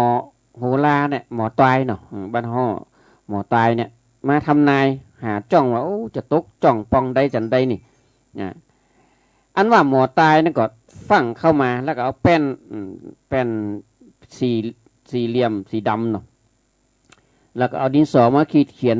นับเลขลงอย่างลำดับมาเป็นฐานบวกลบคูณหารเหลือเศษก็หู้ได้ทันทีว่าโอ้ข้าเดป่อพญาเหยประเดี๋ยวนี้นะเมืองตะกศิลาเนี่ยจะมีเคราะห์ใหญ่เนอะเข้ามาถึงเจ้าพญาเนี่ยป่อพญาเนี่ยลาหูเข้าลัคนาเสาอยู่หน้าอังคารตัวก้าอยู่หลังศัตรูมาแล้ววังแวดล้อมมดมาอ้อมอยู่เมืองตะกศิลาทุกผลทุกปลายโจกตั้งหลายที่เคยมีเนี่ยก็หนีมดบางบเรือสักอย่างแล้วก็มีอย่างกั้นไว้ได้มีอย่างตดกั้นไปได้แม้เต้าไทยก็บลอดบะอันคงจะเป็นกรรมตันบันปลายหน้าเนี่ยหรือว่าแมลงมาขำมันจะมาพร้อมกันเข้ามาหาพร้อมกันโอ้เจ้าตะกศิลานี่ก็บอกว่าจะเยอะใดฟังหมอตายบอกแล้วก็มีความฮ้อนอกฮ้อนใจเหงื่อไหลพักนึกถึงกรรมบดีที่ตนเคยได้กระทำมาก็คือได้ฆ่าหนอโปติยานคือเจ้ากันทนะกุมารเนี่ยได้ฆ่าก็เลยโศกเศร้าหมองใจตนเต้าตะกศิลาก็โอ้ยะใดนี่ก็สั่งให้ นะสั่งให้อามาตย์เสนาทหารทั้งหลายเนี่ยหมู่สู่เจ้าจงฟังนะถ้าหันคนแปลกหน้าฮึยับฆ่าเลยจะไปเอาไว้ฮึยับไว้นะเสนาหมู่นั้นก็รับพระราชองค์การเนาะอยู่เฝ้าอยู่ประตูใจเนี่ยพระนะในวันนั้นเจ้ากันทักจันกุมารเนี่ยออกป่าออกดอยออกเขามา15 วันเนี่ยพดออกมาในเมืองนี่อยู่ดีตากศิลาก็ดีพอดีเลยนะหันคนตู้หนักขนาดห่อเฮือนนี่ยายเป็นถ้อยเป็นถ้อยเหมือนยิงปอดใจนี่เตียวควักไข่กันมาเพราะไปแยกการไผ่มันบางคนก็กล่าวอู้กันเสียงดังนึงนั้นบางคนก็แบกไม่แบกหลวงพ่องป้องก็ไปตั้งใต้ป้องก็ไปตั้งเหนือนะป้องก็นั่งพร้อมได้นะป้องก็นั่งขายของเป็นปก้าขายของเจ้ากันทจันนี่ก็เตียวเข้าไปใกล้เมืองใกล้พระราชวังในเมืองปุรีคือพระราชวังเนี่ยหันเสนาหลายมันอย่างมันนักเตะนักว่านี่กำดับเงื่อมไปเงื่อมมามีพ่องก็ถือปืนหน้าไม้มีพ่อมดนะอามาตย์หันเจ้ากันทจันนี่เข้ามาก็ฟังล่นไปบอกเจ้าพญาว่าข้าได้หารใจหนุ่มเนี่ยมันเข้ามาอยู่ในเมืองเขาลำเดียวเนี่ยใกล้จะถึงประตูเมืองละประตูนี่แหละตนเต้าตากศิลานี่ก็มากึดตึงหากรรมของหมอตายว่าถ้าจะเตะว่าจะมีใจมาหาเนี่ยอาจจะมีอย่างก็บอกขึ้นเสนามาดให้กองใจคือตีกองหลวงตุ้งตั้งตุ้งตั้งตุ้งตั้งนี่นะคือดังไปทั่วต้องเมืองตากศิลาเนี่ยคือเจ้าประจาแล้วก็หมู่โยธาทั้งหลายคือพร้อมหน้าเตรียมไว้บางคนก็ถือปืนใหญ่ดาบพ่องทอกพ่องหน้าไม้ปืนผาหน้าไม้ห้องว่าคือเตรียมไว้อย่าให้ขาดตนเต้าพญาเนี่ยก็คือโยธาทั้งหลายเนี่ยอย่างเพิ่นจะไปลบฆ่าศึกนี่คนมาคนเดียวน่ะคนเข้าเมืองมาคนเดียวคือไปยับใจหนุ่มน้อยน่ะโยธาคือทหารน่ะเป็นร้อยเป็นพันหมู่นั่นก็ฟังเอาดาบเอาผ้าอันเลื่อมมับเนี่ยมาแวดมาล้อมเจ้ากันทจันไปพอเขาเข้าฟันไฟมาเจ้ากันทจันนี่ก็จักดาบสลีกันใจนี่แหละดาบวิเศษนะฟ้าวลบหลีกปีกไปฟัน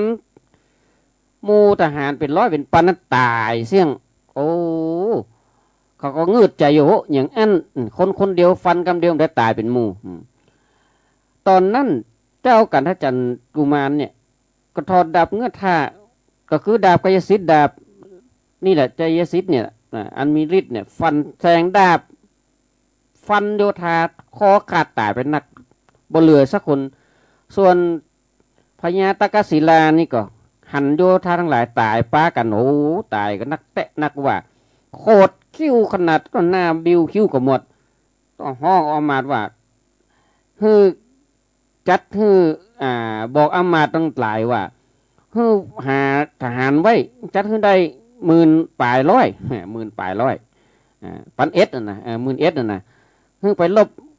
จ่ายไปนะตนเจ้าพัตกิลาก็ฟังสวดมนต์คาถากับกายเป็ด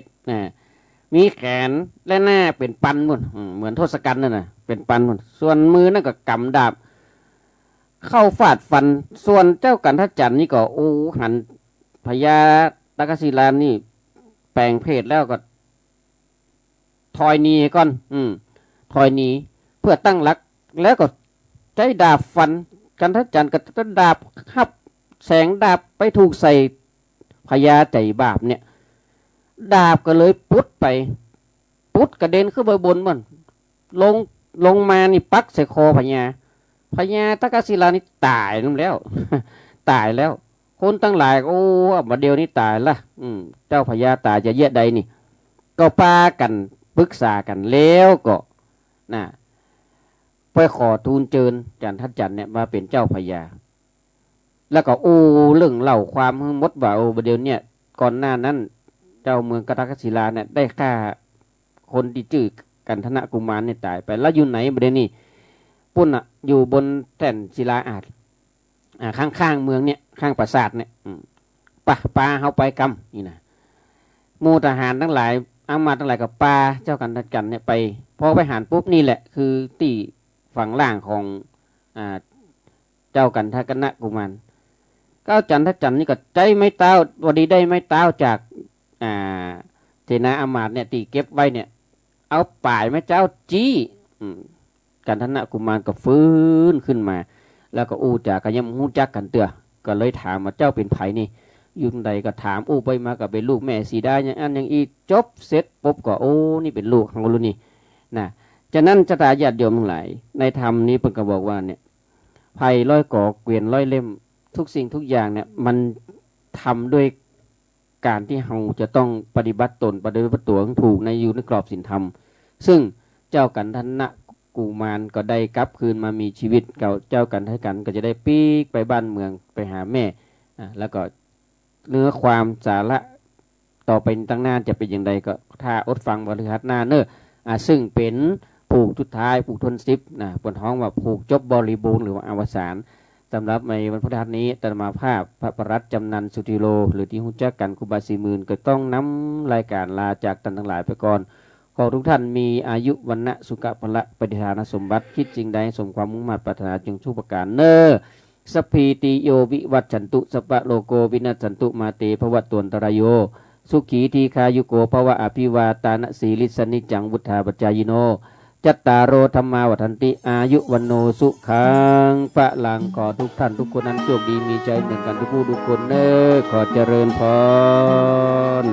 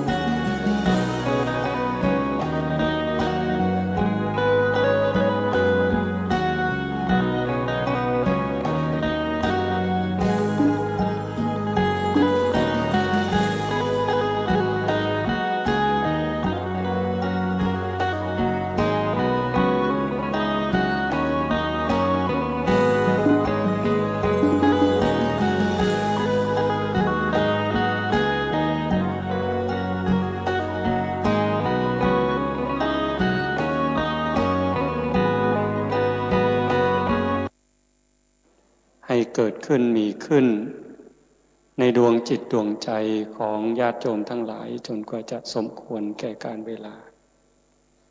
ก็ขอเจริญพรญาติโยมผู้ที่ประนมมืออยู่ได้วางมือลง วางมือไว้บนตักนั่งเจริญสมาธิภาวนาปลุกเสกตัวเองเพื่อสุขภาพโยมดับเทียนจะดีกว่าสุขภาพของโยมนั่นแหละถ้าไม่เชื่อก็ปล่อยไว้เดี๋ยวพรุ่งนี้จะได้ไข้ดีไม่ดีตายด้วยซ้ำถ้าจะมาโดนเพียงแค่2 นาทีก็จะเจ็บคอเพดานแห้งอีก1 ชั่วโมงต่อมาก็จะไข้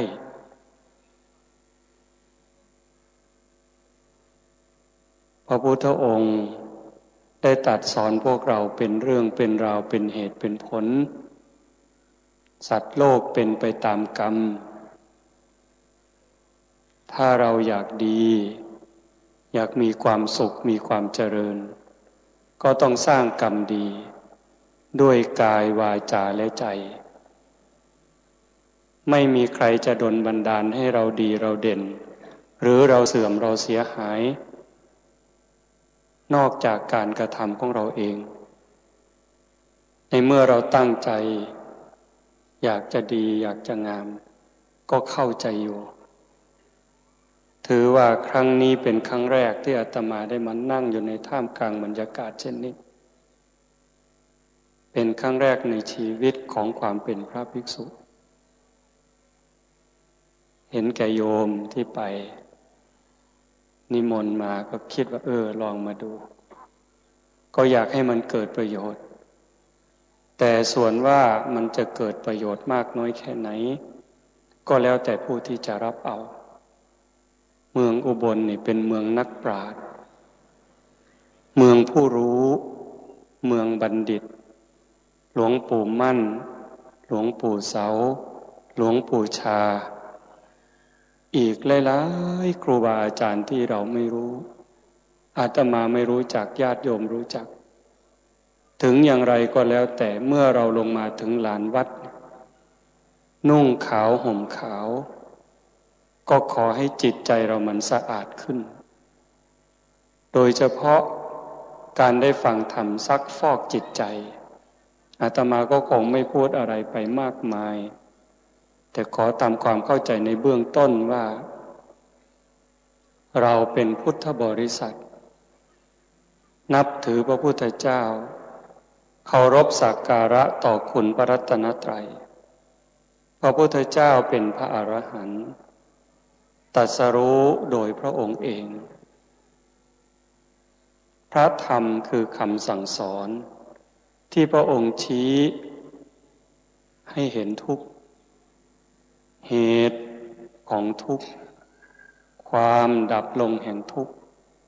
ทางดำเนินไปสู่ความดับทุกข์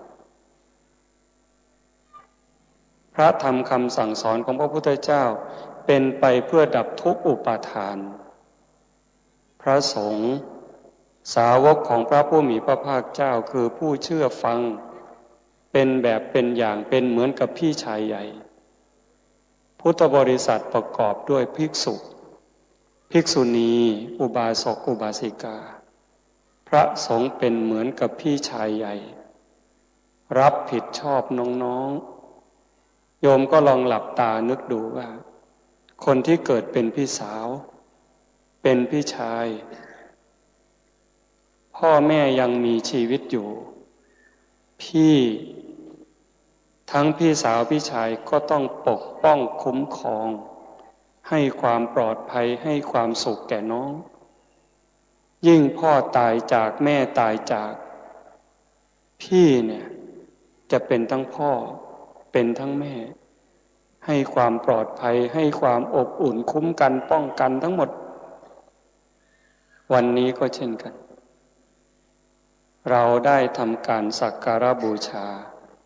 ต่อคุณพระรัตนตรัยอาตมาก็นั่งฟังอยู่ในรถแม้แต่เวลานี้ญาติโยมทั้งหลายก็เหมือนกับว่าเราจะสรรเสริญคุณของพระพุทธเจ้าน้อมเอาบุญน้อมเอาบารมีของพระพุทธเจ้ามาไว้ที่ตัวแต่พระพุทธเจ้าบอกว่าพระพุทธเจ้านั้นองค์จริงๆอยู่ที่ใจทุกคนพระพุทธเจ้าองค์แท้องค์จริงก็อยู่ที่ใจเราถ้าเราทั้งหลายมีความเคารพเทิดทูนสักการะบูชาต่อคุณพระพุทธเจ้าคือปฏิบัติตามพระธรรมคำสั่งสอนพระธรรมพระวินัยแล้วเราทั้งหลายเนี่ยพากันบูชาคุณของพระพุทธเจ้าหลายๆเรื่องหลายๆอย่างตั้งแต่อามิสบูชาดอกไม้ธูปเทียนปัจจัยสี่จีวรเครื่องนุ่งห่มอาหารบิณฑบาตที่อยู่ที่อาศัยยารักษาโรคสิ่งเหล่านั้นส่งผลถ้าเราทำด้วยความศรัทธาทำด้วยความเลื่อมใสทำด้วยความตั้งใจ ไม่คลางแคลงเลย ก่อนให้ขณะให้หลังให้ด้วยความศรัทธาให้ด้วยความเคารพให้ถูกการถูกสมัยให้ด้วยจิตหวังอนุเคราะห์ให้ด้วยการไม่เบียดเบียนเพียงแค่ทานเนี่ยพูดทั้งคืนก็ไม่จบอานิสงส์ที่จะส่งผลมาให้ผู้ที่บูชาด้วยอามิตรนั้นมีความร่ำความรวยความสวยความงามในเมื่อตกทุกข์ได้ยากได้รับการช่วยเหลือได้ใช้แต่สิ่งของที่ประเสริฐงดงามมีคุณมีค่า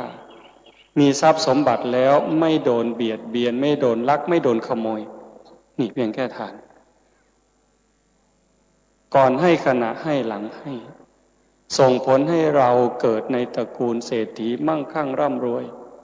บางคนรวยตั้งแต่เกิดรวยตั้งแต่อยู่ในท้องให้เหมือนกันเนี่ยของสิ่งเดียวกันเนี่ยบางคนมาร่ำรวย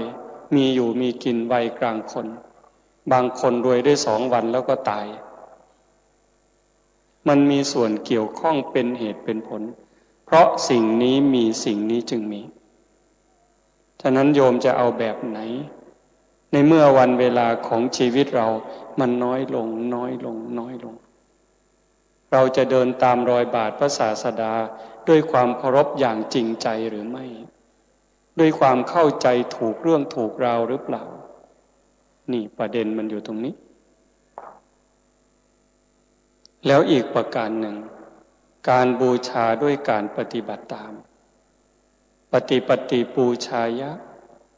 อันนี้เป็นการบูชาที่พระพุทธองค์ทรงสรรเสริญและก็ยกย่องตรัสไว้ในมหาปรินิพพานสูตรผ่านพระอานนท์โยโคอานันทะภิกขุวาภิกขุนีวาอุปาสโกวาอุปาสิกาวาดูก่อนอานนท์ผู้ใดจะเป็นภิกษุก็ตามภิกษุณีก็ตามอุบาสกก็ตามอุบาสิกาก็ตามธรรมานุธรรมะปฏิปันโนวิหารติสามีจิปฏิปันโนอนุธรรมจาริงถ้าบุคคลนั้น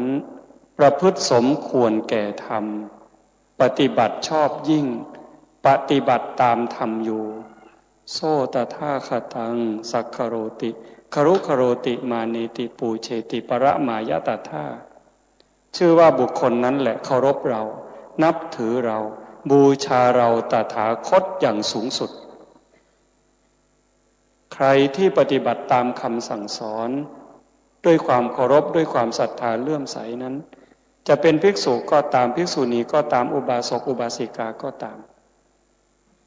ถ้าหากประพฤติสมควรแก่ธรรมปฏิบัติชอบยิ่งปฏิบัติตามธรรมอยู่นั่นแหละคือการเคารพบูชาอย่างสูงสุดประเสริฐที่สุดเพราะพระพุทธศาสนานั้นเชื่อกรรมกรรมวาทีวิริยะวาทีเชื่อกรรมเชื่อการกระทำคนจะล่วงพ้นจากทุกข์ได้เพราะความภาคเพียรบากบั่นของบุคคลผู้นั้นเองวันนี้ถ้าใครอยากได้สิริอยากได้มงคลอยากได้บุญกุศลเต็มที่เนี่ยก็พยายามทำใจให้มันโล่งที่สุดไม่ต้องหวังสิ่งศักดิ์สิทธิ์ใดๆจะมาดลบันดาลเราถ้าใจโยมศักดิ์สิทธิ์จิตใจตั้งมั่นนั่นแหละสุดยอดมงคลพิธีกรรมไม่เกี่ยวกันเลย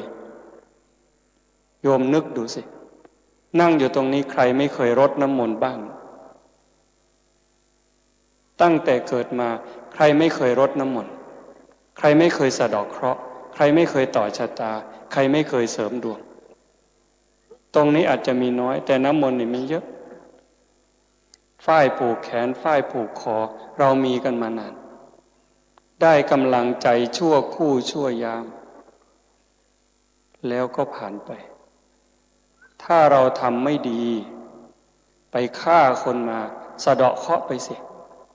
รดน้ำมนต์ไปสิเสริมดวงไปสิไปไหนคุกตารางถ้าเล่นการพนันมั่วสุมอบายมุขว่าไปเถอะ พิธีกรรมจะยิ่งใหญ่ขนาดไหนก็ว่าไปเถอะความฉิบหายน่ะมีแน่นอนแต่ถ้าโยมอยู่อย่างนี้เข้าวัดรักษาศีลได้มากได้น้อยก็พยายามให้เต็มกำลังตนเองมีการให้ทานมีการรักษาศีลเจริญภาวนาบ่มจิตบ่มใจตนเองให้มีสติสัมปชัญญะเท่าทันอารมณ์เมื่อมีการกระทบระหว่างตากับรูปหูกับเสียงจมูกกับกลิ่นลิ้นกับรสกายสัมผัสใจนึกคิดรักษาใจเอาไว้มีสติสัมปชัญญะทันเมื่อมีการกระทบของตาหูจมูกลิ้นกายใจไม่หวั่นไหวไม่เอียงไม่ขึ้นไม่ลงรักษาจิตให้เป็นปกติโยมจะไม่เสียสุขภาพกับสุขภาพกายไม่เสียสุขภาพจิตไม่เสียยิ่งอย่างขณะที่ฟังธรรมถ้าใครยืดตัวตรงๆมือจะวางบนตักก็ได้วางบนเข่าก็ได้หลับตาก็ได้ลืมตาก็ได้ถ้าหลับตาก็หลับตาเบาๆหายใจให้เป็นระเบียบหายใจเข้ารู้หายใจออกรู้ไม่เร่งไม่ร้อนวางสติไว้ที่จุดลมกระทบจะนึกถึงพระพุทธองค์ใช้คำว่าพุท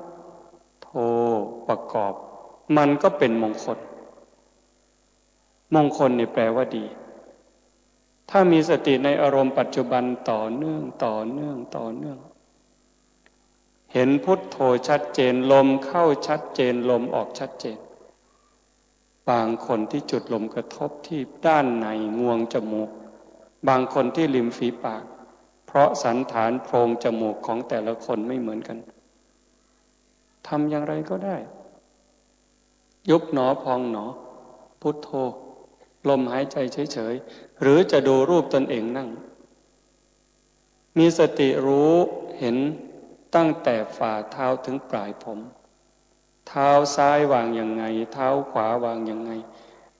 มือซ้ายมือขวาวางยังไงกายเราตั้งตรงไหมหลับตาก็ได้นึกถึงรูปตนเองนั่งเหมือนดูคนอื่นนั่งให้มันชัดเจนอยู่ในความรู้สึกเมื่อโยมมีสติชัดเจนเห็นรูปตนเองนั่งชัดหรือเห็นลมเข้าลมออกชัดผู้เสิร์ฟน้ำไม่ต้องเข้ามานะเห็นชัดเจนอย่างนี้ปั๊บ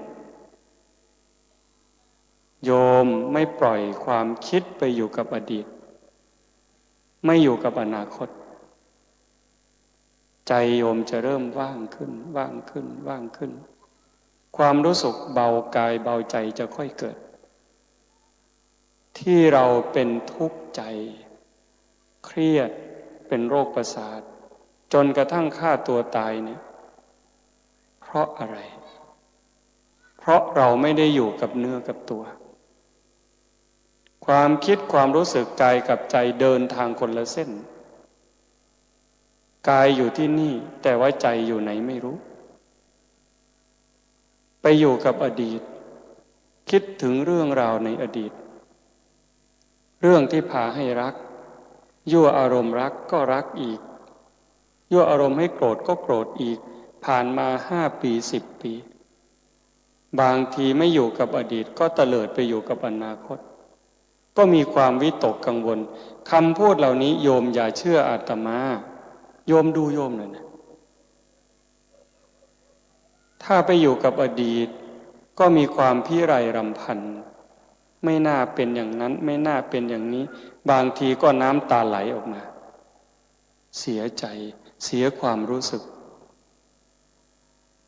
ถ้าคิดไปถึงอนาคตจะเป็นอย่างนั้นไหมจะได้อย่างนี้หรือเปล่าก็วิตกกังวลนอนไม่หลับอีกดีใจก็นอนไม่หลับเสียใจก็นอนไม่หลับแล้วจะทำอย่างไรล่ะจะใช้พิธีกรรมยังไงล่ะแต่ถ้าโยมย้อนมาดูตัว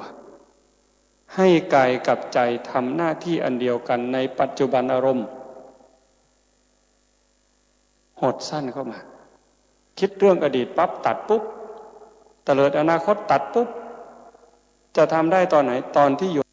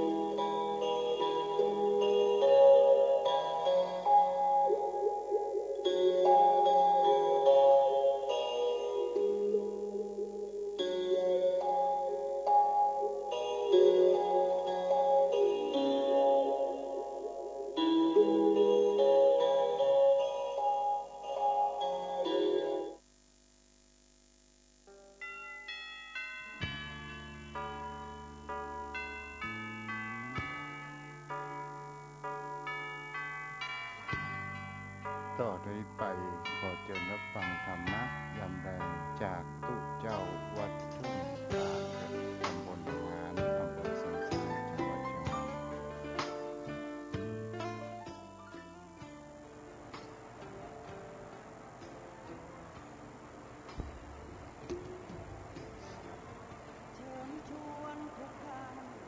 ขอยกมือ10 นิ้ว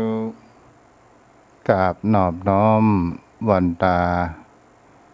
น้อมระลึกถึงอย่างพระผู้มีพระภาคเจ้าอรหันตสัมมาสัมพุทธเจ้าผู้ตรัสรู้ชอบได้โดยพระองค์เองด้วยเสียงกล่าวของข้าพเจ้าขอ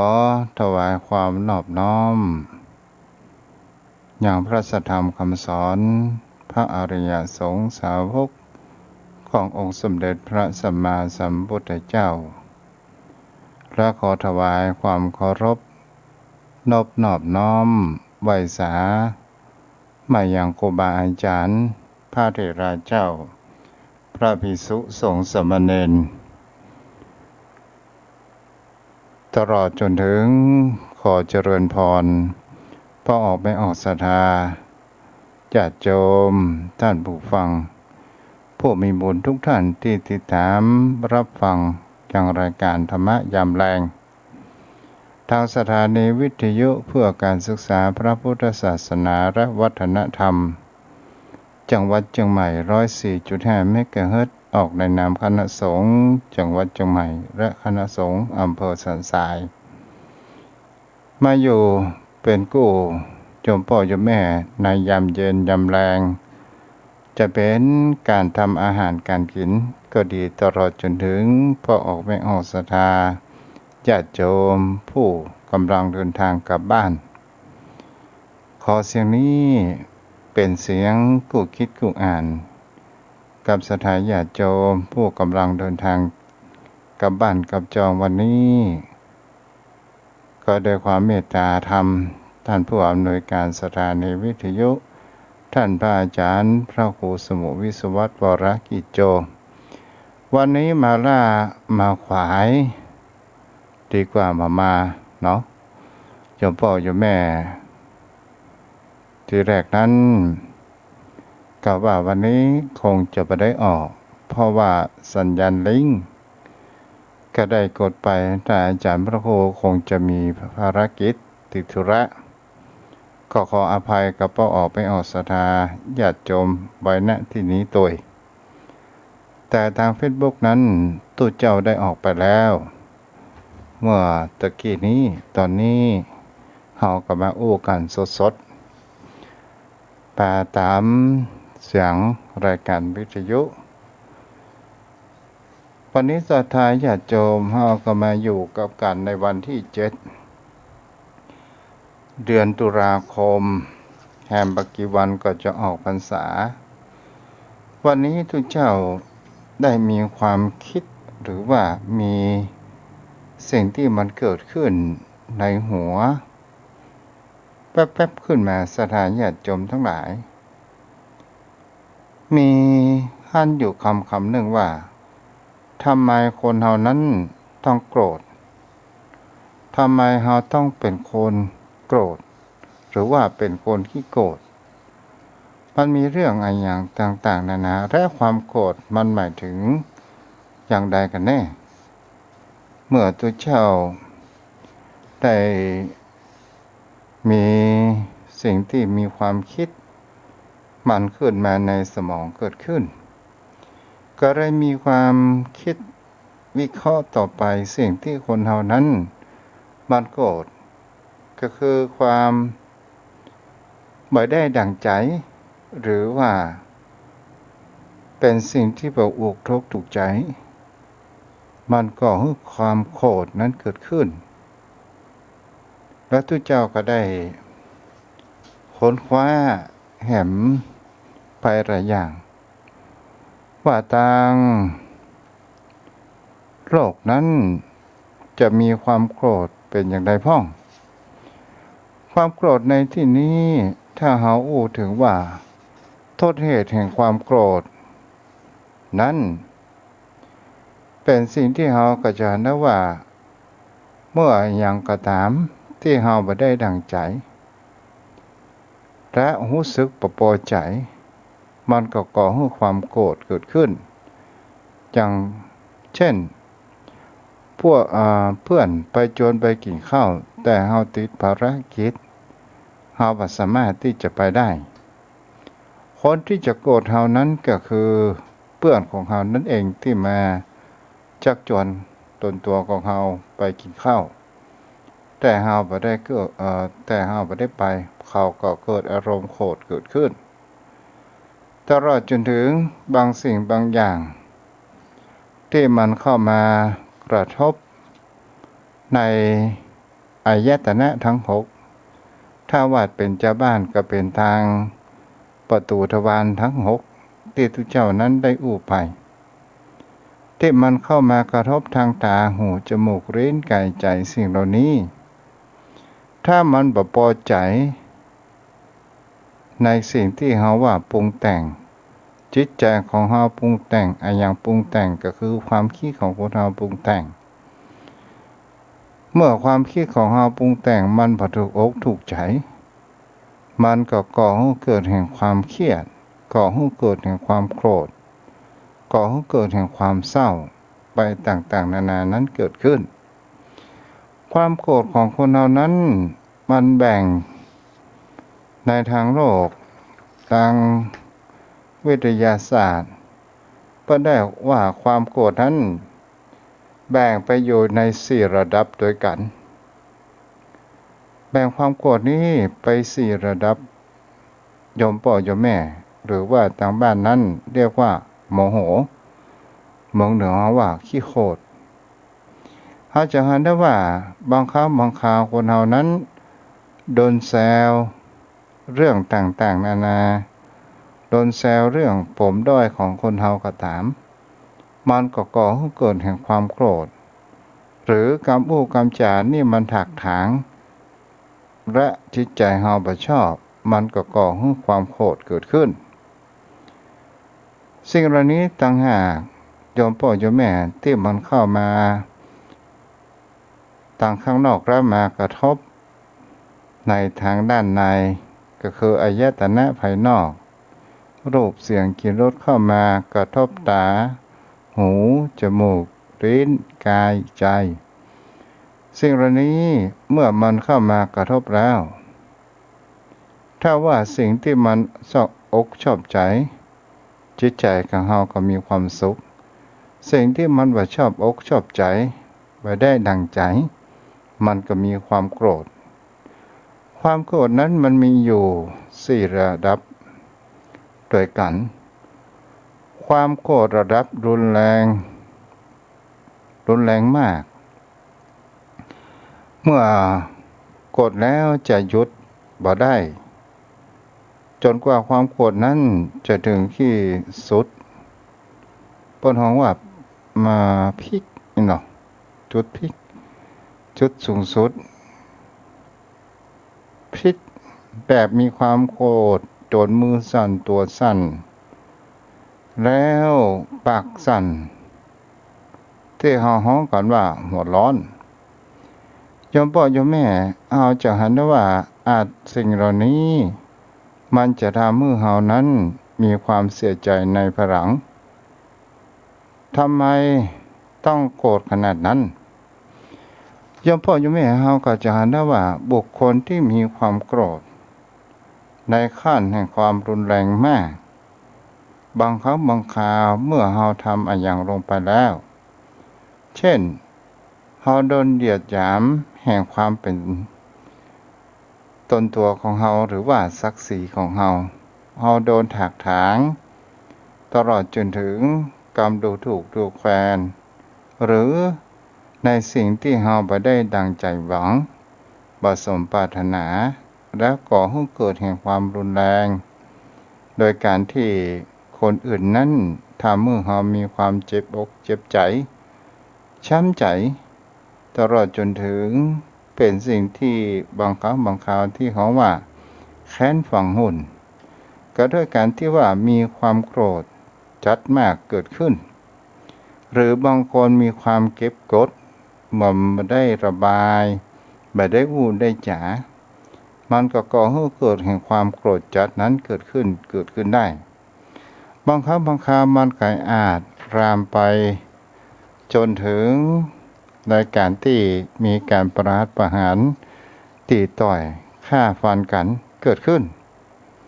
ตอนสุดท้ายก็จะต้องมีคำว่ากินแหนงหรือมีสติแล้วมันก็จะก่อให้เกิดความกินแหนงในภายหลังนั้นก็คือคำว่าทำไมคนเราต้องโกรธถึงขนาดนี้ทำไมตัวของเรานั้นโกรธขนาดนี้จนเสียทำให้เสียทั้งครอบครัวและเสียทรัพย์สินเงินทองต่างๆนานาเกิดขึ้นประการที่สองนั้นก็คือความโกรธที่ยังเกิดต่อเนื่องหมายถึงสิ่งเหล่านี้ความรู้สึกที่มันเกิดขึ้นจากอดีตเหมือนอารมณ์ความโกรธนั้นยังไม่หมดไปก็คือเหมือนกับควันไฟมันยังไม่หมดเชื้อนั่นเองเช่นเคยโดนครูเปิดห้องว่าโดนครูตัดผมหน้าต่อเสาธงเป็นระยะเวลา10 ปีที่ผ่านมาแต่ยังมีความรู้สึกแห่งความโกรธความบ่พอใจมีอารมณ์โกรธอยู่อันนี้ก็เรียกว่าที่เฮาฮ้องว่าแค้นฝังหุ่นนั่นเองเนี่ยละศรัทธาญาติโยมทั้งหลายตัวนี้ก็เป็นความโกรธที่มีความต่อเนื่องบางครั้งบางคราวคนเฮานั้นมีได้รับความโกรธความเหยียดหยามจากเพื่อนจากฝูงในอดีตที่ผ่านมาแล้วก็เก็บความโกรธนี้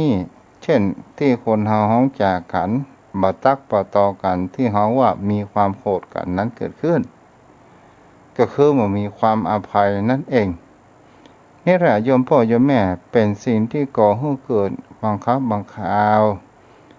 เฮาจะหันได้ว่าจะไปตักเขาเด้อลูก บ้านนั้นจะไปตักเขาอีพ่อจ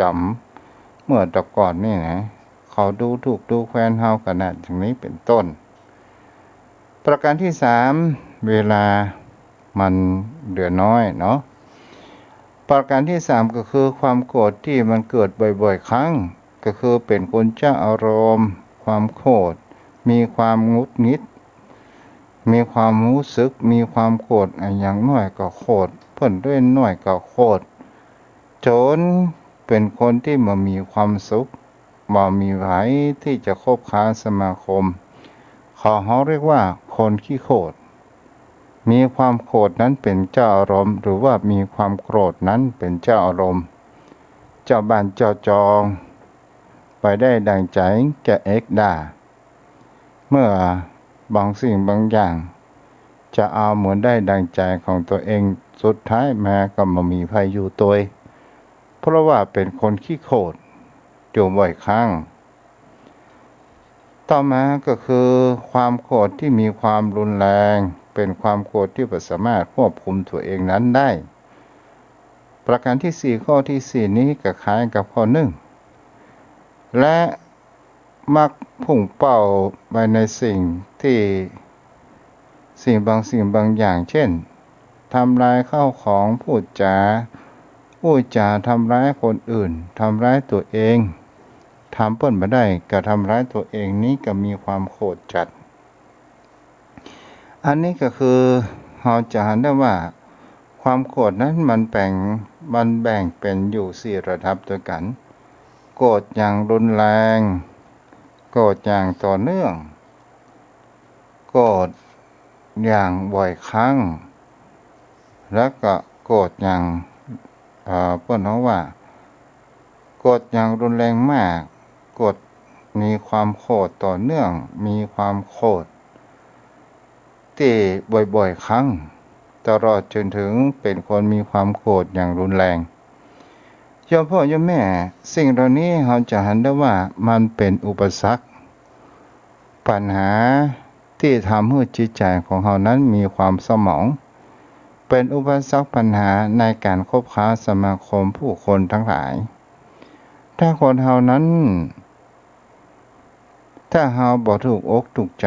เฮาลองมาสำรวจวันๆหนึ่งนั้นเฮามีความโกรธสักกี่ครั้งแล้วเฮานั้นได้มีสติแล้วมีความคิดนะครับว่ามีความกินแหนงในภายหลังนั้นหรือไม่นี่แหละโยมพ่อโยมแม่บางสิ่งบางอย่างที่พระองค์นั้นบอกไว้ว่าความโกรธนั้นต้นนั้นลำต้นขมปลายหวานหมายถึงคำว่าเมื่อเราได้ระบายแล้วมันก็มีความปลดโปร่งปล่อยตอนสุดท้ายมันก็จะต้องความคิดความอ่านจิตใจของเรานั้นมันก็จะต้องมีความกินแดงในภายหลังนั้นเองศรัทธาญาติโยมทั้งหลายถ้าเราจะทำอย่างใดถ้าว่าตามพระพุทธศาสนาก็บอกว่า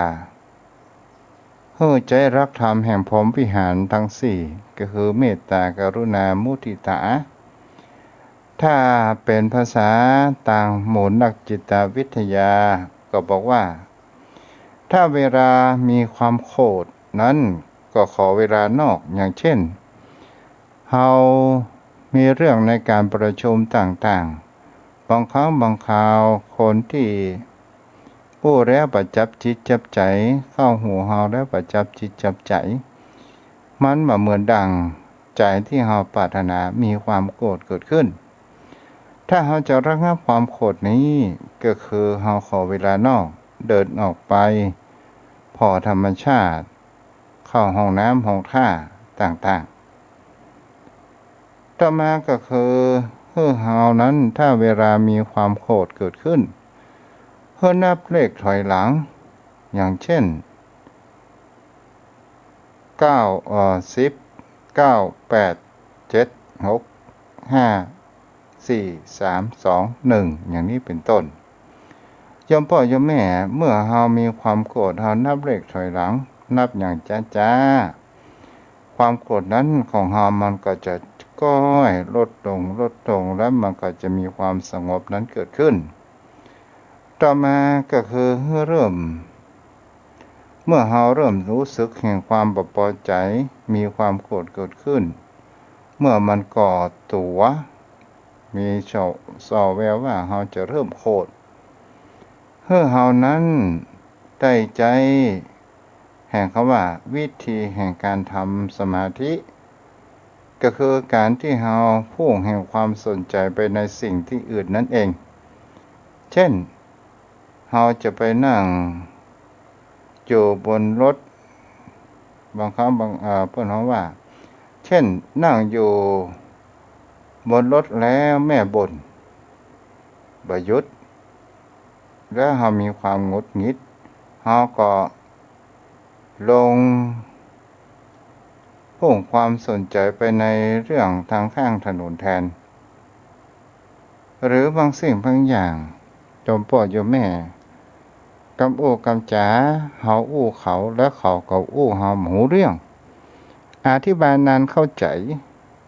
และเฮาเกิดความโกรธเฮาก็จะต้องมีการทำสมาธิในที่นี้ก็คือมีความเปลี่ยนแปลงแห่งความสนใจไปในทางที่อื่นอย่างนี้เป็นต้นหรือถ้าเราทำสมาธิก็เป็นสิ่งที่ดีเกิดขึ้นนั่นเองก็คือเปลี่ยนแปลงเป็นความสนใจนั่นเองต่อมาสิ่งที่จะทำให้ความโกรธเราระงับได้นั้นก็คือหยุดคิดทุกสิ่งทุกอย่างว่ารู้ตัวว่าเรามีความโกรธเกิดขึ้นเราจะเห็นได้ว่าความโกรธก่อให้เกิดแห่งความตัวสั่นก่อให้เกิดแห่งความเลือดขึ้นหน้าและก่อให้เกิดจะทำร้ายตัวเองต่างๆเราก็หยุดคิดสิ่งเหล่านี้สิ่งที่มันจะเกิดขึ้นหรือเป็นสิ่งที่เรานั้นใจลมหายใจใจรับธรรมของพระพุทธองค์พรหมวิหารทั้งสี่ตลอดจนถึงทำสมาธิหรือว่าสูดลมหายใจเข้าลึกๆและปล่อยลมหายใจออกยาวๆความรู้สึกความโกรธของเรานั้นเราก็จะเริ่มรู้ตัวและจะมามีความก่อให้เกิดแห่งความร้ายกาจและเราจะไปได้รับความเสียหายต่างๆนานานั้นเกิดขึ้นได้นี่ระยมพ่อโยมแม่จะเห็นได้ว่าความโกรธนั้นตัวเดียวก่อให้เกิดแห่งความเรื่องราวเรื่องร้ายต่างๆนานานั้นเกิดขึ้นกับตัวของเราด้านได้แต่ถ้าว่าบุคคลผู้ที่ได้ฝึกดีแล้วพัฒนาจิตใจของเราในการที่เรานั้นเป็นคนที่มีคำว่าใจรับธรรมขององค์สมเด็จพระสัมมาสัมพุทธเจ้าก็คือพรหมวิหารทั้งสี่เมตตากรุณามุทิตาอุเบกขาตลอดจนถึงนักจิตวิทยาก็คือในการที่เรานั้นแบ่งเบนความสนใจไม่ทางอื่นและรู้จักแห่งคำว่าเหตุผลความโกรธแล้วมันได้อะไรอย่างขึ้นมาพ้องมันได้รับความเสียหายอย่างใดอย่างหนึ่ง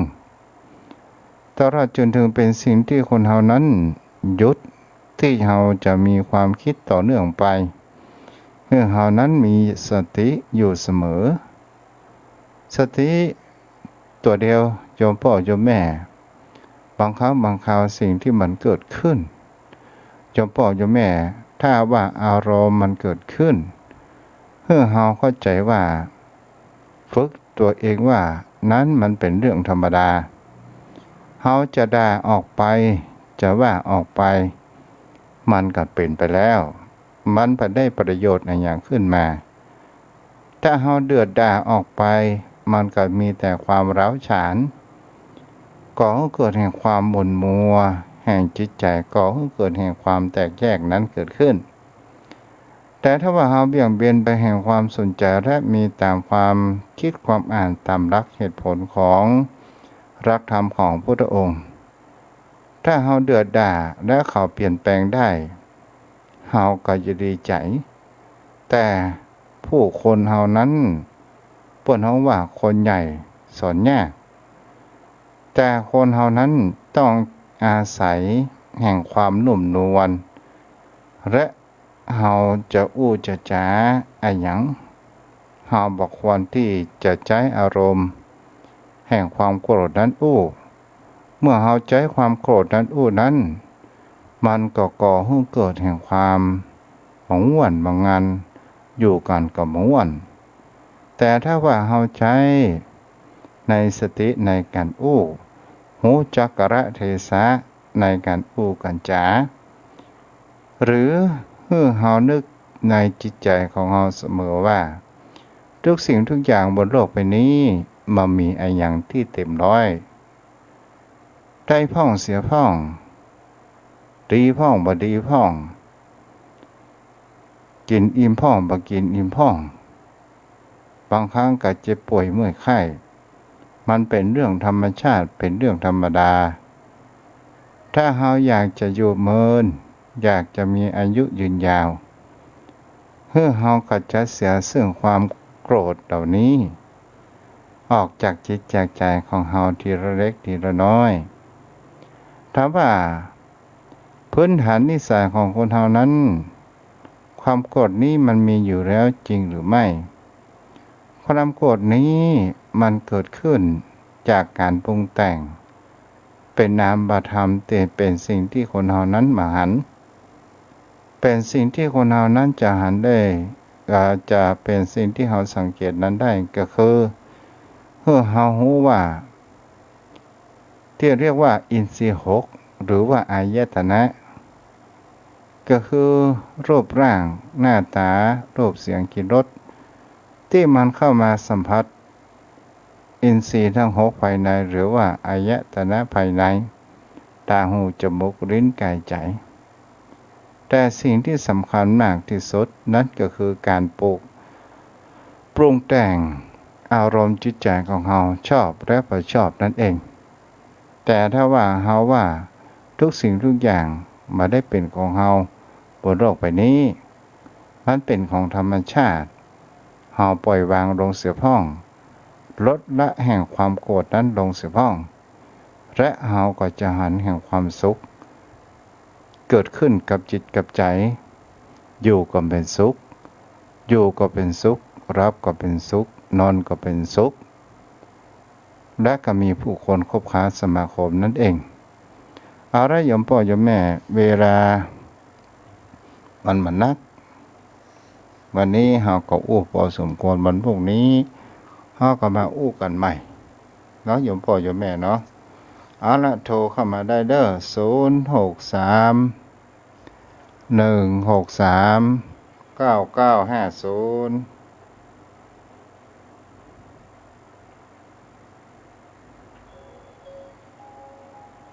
063-163-9950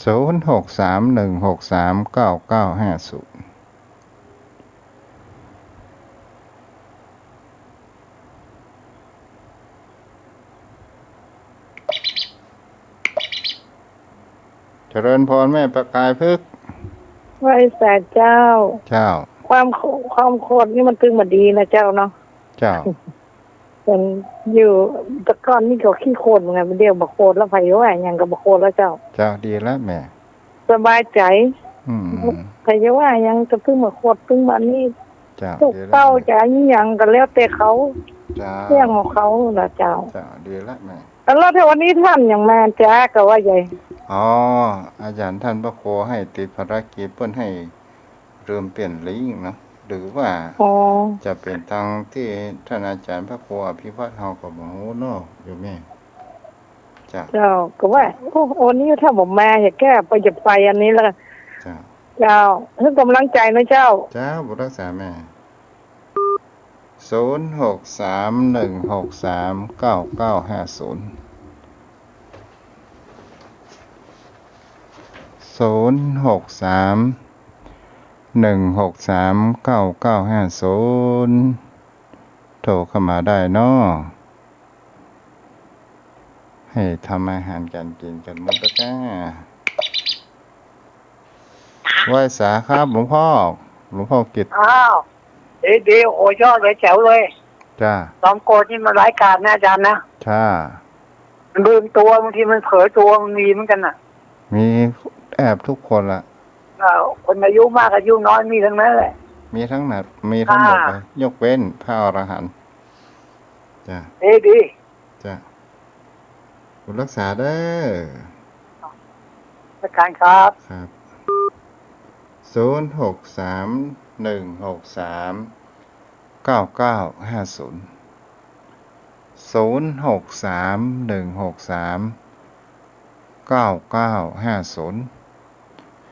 เดือนนี้เดือนตุลาฝนจะไปหนาวจะมา จะหนาวขนาดไหนมันเป็นเรื่องของอนาคตเป็นสิ่งที่เรามาฮู้ฝนจะไปหนาวจะมา เมื่อหนาวไปร้อนก็จะมาความร้อนก็เป็นสิ่งที่คนเรานั้นก็ไม่ชอบบางคนนั้นก็ชอบอากาศร้อนแต่คนเรานั้นต้องการแห่งความพอดีตลอดปีอยากจะให้อยู่ที่25องศาโยมพ่อโยมแม่มาหนาวมาร้อนมักพอดีเนี่ยแต่มันก็เป็นไปบ่ได้มันก็บ่เหมือนดังใจเฮาที่เฮาคิดปรารถนาก็มีบางคนบอกว่าบ่อยากจะให้ฝนตกเลยเพราะว่าพี่น้องทางภาคกลางเฮาก็บอกว่าไผจะไปห้ามธรรมชาติได้ใครจะไปสั่งธรรมชาตินั้นได้มันถึงบ่เหมือนดังใจเฮาโทรเข้ามาเด้อ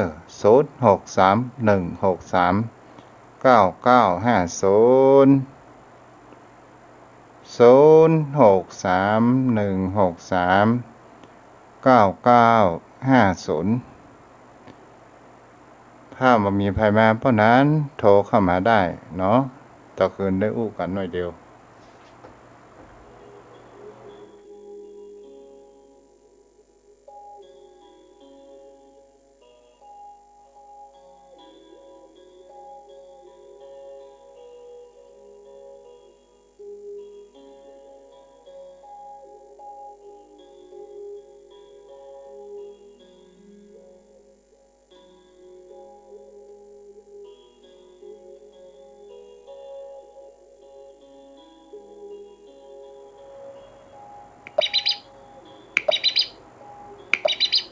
เจริญพรพระนาน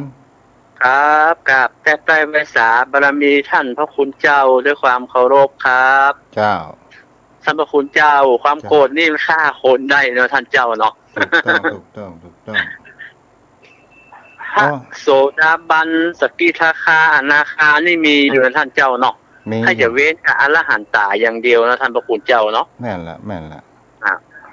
มันจะได้หาอู้ถึงความโกรธเนี่ยมันก็เป็นอุปนิสัยของแต่ละคนเหมือนกันนะท่านเจ้าบางคนมันก็ขี้มิ่งขี้โคตรแต่นะบอกว่าอันใดเป็นกำแต่กำเล่นมันโคตรอย่างเดียวเป็นอุปนิสัยแต่เดิมแต่บางคนมันก็ยิ้มแย้มแจ่มใสก็บอกให้โคตรมันก็เป็นสักคนนะท่านเจ้าเนาะแม่นบางครั้งมันก็เป็นจริตเนาะแม่นแล้วทั้งคนก็คนอู้แต่อู้เล่มก็แค่หัวบ่โคตรบ่เกลียดหยังเนี่ยแต่บางคนนี่อู้ดึงได้โคตรอย่างเดียวนะเป็นอุปนิสัยเขาครับวันนี้ก็ได้ฟังพระธรรมคำสอนท่านเจ้าได้สรรหาเป็นธรรมบรรณาการช่วงไม่แรงแล้วท่านเจ้าเนาะถูกแล้วเนาะครับได้ฟังบันไดท่านเจ้ามีเรื่องอะไรอย่างสนทนาทำกันพวกเพราะนั้นท่านพระคุณเจ้าได้อธิบายอย่างแจ่มแจ้งได้เข้าใจง่ายฟังได้ทุกระดับชั้นครับท่านเจ้าฟังแล้วนำไปประพฤติปฏิบัติสมควรกับอัตภาพก็จะได้ประโยชน์โสติผลครับท่านพระคุณเจ้าทุกอย่างธรรมะที่ท่านเจ้านำมาเป็นบรรณาการอธิบายนะเป็นธรรมะที่ดีทั้งนั้นคำสอนของพุทธเจ้าครับแต่ว่ามันจะเกิดประโยชน์นั้นมันอยู่ที่คนปฏิบัติแห่งกรรมท่านพระคุณเจ้าประเดี๋ยวนี้เราจะหันได้ว่าคนเรามีความขี้โกรธขี้มิ่งขนาดเนาะมันมีหลายเรื่องหลายอย่างท่านเจ้ามันเชื่อมันก็สภาพเศรษฐกิจมันรัดตัวมันก็ทำให้มีความเครียดอยู่ในตัวท่านเจ้า อย่างโรคโควิดเนี่ยครับท่านพระคุณเจ้าพอบางคนหน้าตาแบบยิ้มแย้มแจ่มใสถ้าเฮาเกิดไปมันเต้าเดียวกันหมดมันจะเป็นกะเฮาแล้วท่านเจ้าเนาะแต่บางสิ่งบางอย่างถ้าเฮาคิดว่าเฮาโกรธเฮาเครียดแล้วมันได้ประโยชน์เนี่ยขึ้นมามันก็น่าคิดเหมือนกันนะเนาะโอ้ท่านเจ้าคิดหาประโยชน์แทบจะบ่มีอย่างเลยนะครับ ความโกรธท่านพระคุณเจ้าลองว่าเหรอมันมีตัดใดหั่นประโยชน์โสธิผลของมันก็ดูมันบ่มีอย่างเลยครับ ที่จะทำให้เกิดประโยชน์จากความโกรธยังผู้เจ้าทองว่าเหรอก็ท่านเจ้าตำน้ำพริกอย่างเดียวอะคนที่โกรธอีกแต่ก็หา คือมันตำน้ำพริกฮะมันตึงได้มันถึงปันเหลือกเปิ้นว่าอ่านนะท่านเจ้าตุลุงทองนะครูบาเจ้าอันวัดโสภณารามเปิ้นอู้ว่าอ่านหรอกคนโคตรนี่บดีสักอย่างอ่ะมันดีอย่างเดียวว่าคือมันต่ำน้ำพริกเด้อมันปันเหลือกอีหรอกเพิ่นก็เข้าใจอู้นะท่านเจ้าเนาะเจ้าเพิ่นจังเข้าใจเรื่องอุปมาดีเนาะโอ้ถึงแม้จะเป็นคำที่ง่ายๆแต่ฟังแล้วก็มีคตินะอย่างของท่านเจ้าบาทองอ่ะพวกก็มีคติเตือนใจกูอย่างนะท่านเจ้าเป็นธรรมะชาวบ้านลูกเนาะครับธรรมะแบบชาวบ้านเข้าใจง่ายเลยครับคนเฮามันมีหลายระดับชั้นเนาะท่านเจ้าเนาะถูกต้องครับแล้วก็ถ้าเฮาอยากเอาที่มันเป็นอภิธรรมจิตเจตสิกมันคนมันบ่เข้าใจอ่ะมันก็ฟังก็บ่รู้เรื่องมันเหมือนเอาน้ำไปลดดินดากแต่มันก็บ่เข้าถึงในเอาไปเอามาเป็นเฮาอธิบายบ่เข้าใจเขาทั้งๆที่เป็นคำดีก็เข้าใจแต่ว่าคนฟังหมูเรื่องเอาไปเอามาเป็นว่าเฮาเตะบ่รู้เรื่องไปเหียน่ะ คือบางสิ่งบางอย่างนี่เพิ่นฮ้องว่าอยู่ที่กับบุคคลที่จะถ่ายทอดและหรือว่าสื่อสารเนาะครับสื่อสารถ้าเฮาสื่อสารจ้างมันก็บ่มีอะหยังอย่างกับตู้ลงทองเพิ่นสื่อสารจ้าง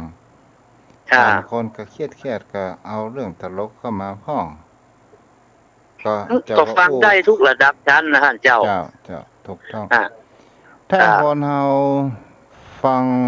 ธรรมะ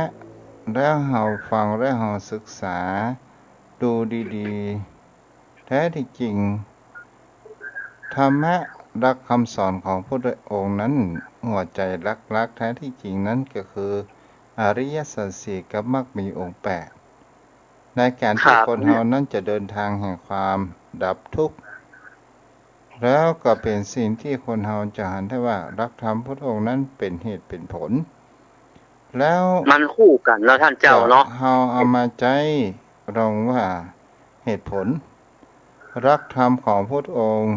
ก่อนที่พระองค์นั้นจะตรัสรู้ก็ได้หันแล้วว่าบนโลกใบนี้เป็นสิ่งที่เป็นของคู่กันมีกลางวันก็จะต้องมีกลางคืน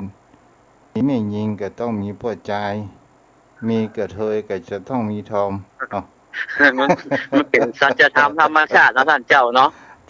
อันมันเป็นอันโลกของเขาคือโลกความเป็นอยู่ของเขาอู้ถึง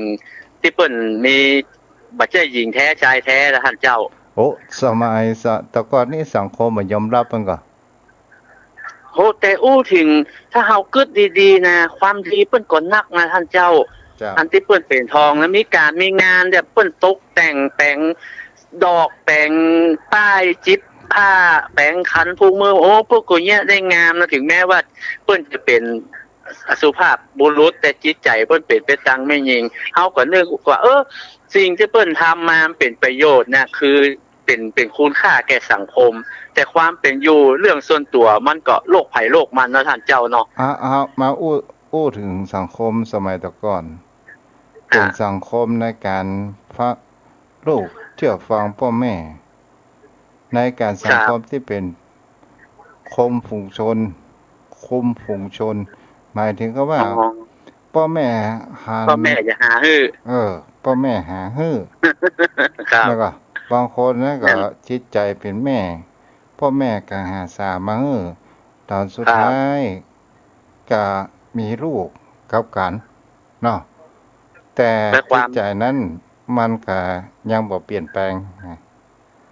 มันก็มีที่เจ้าก็หันเนาะ บางทีก็ทัศนคติบ่ตรงกันเพราะว่ามันเหลือกรรมพ่อแม่บ่ได้เนาะต้องเชื่อฟังพ่อแม่เปิ้นเอาฮือจะเป็นต้องเอาอะครับแต่คนแต่ก่อนพ่อก็นับถือเคารพพ่อแม่แต่นะพ่อแม่ว่าอย่างใดเนี่ยใดก็เอาตามพ่อแม่บอกพ่อแม่สั่งสอนเนาะท่านพระคุณเจ้าหันว่าคนผู้นี้สามารถที่จะพาลูกเขาไปได้ไปในทางที่ดีเพิ่นว่าโอ้เจ้ามาฮักกันจูบไปก็กำเดียวกับฮักกันละแม่นะคนอย่างคนแต่ก่อนเพิ่นก็ถือว่าลูกเหลือกรรมพ่อกรรมแม่มันบัดเจริญครับแล้วคนแต่ก่อนพวกก็ถือกันอย่างอันลูกเต้าก็กลัวว่าเฮาบ่เชื่อพ่อเชื่อแม่เกิดเป็นได้ไปพ่อแม่บ่ดูแลใจใส่ก็กลัวจะตกทุกข์ได้ยากนะท่านเจ้ามันเหมือนคนสมัยไปเที่ยวครับสมัยไปเที่ยวมันเอาตามจิตตามใจมันพ่อแม่ก็ว่าอย่างผมเคยฟังเท่าใดครับจะเฮาอู้ไปแล้วสังคมแต่ก่อนนี่เป็นสังคมที่พ่อแม่เป็นผู้ตัดสินให้ก็เป็นสิ่งที่ดีบางครั้งบางคราวก็หันแล้วบ้านเหนือบ้านใต้ห้องบ้านใต้แม่นห้องใช่บางทีก็พ่อแม่ฮู้จักเอาฮือห้องเลยครับเอาฮือกันเถียเนาะครับส่วนมากก็เป็นจะอ่านนะท่านพระคุณเจ้ามาแหมในยุคสมัยนั้นเป็นสังคมพิธีพิสารเนาะมันยังนับถืออยู่ครับเรื่องความเชื่อครับธงชาติและเพลงชาติไทยเป็นสัญลักษณ์ของความเป็นไทยเราจงร่วมใจยืนตรงเคารพธงชาติด้วยความภาคภูมิใจในเอกราชและความเสียสละของบรรพบุรุษไทยประเทศไทยรวมและเชื้อชาติไทยเป็นประชารัฐผ้าไทยของไทยทุกส่วนอยู่ดำรงคงไว้ได้ทั้งมวลด้วยแค่ล้วนหมายรักษาพันยินไทยนิรักสงบแต่ถึงรบไม่กล้าเอกราชจะไม่ให้ใครคุมขีสละเลือดทุกอย่างเป็นชาติทะเลถ้าเดินประเทศชาติไทยต้องเวทีชัยชโย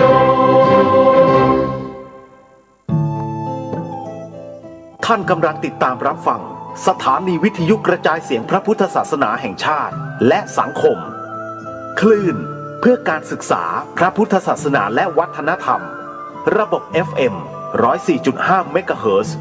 รายการต่อไปเป็นรายการพระไตรปิฎกลอยฟ้าดำเนินรายการโดยพระครูปริยัติยานุศาสตร์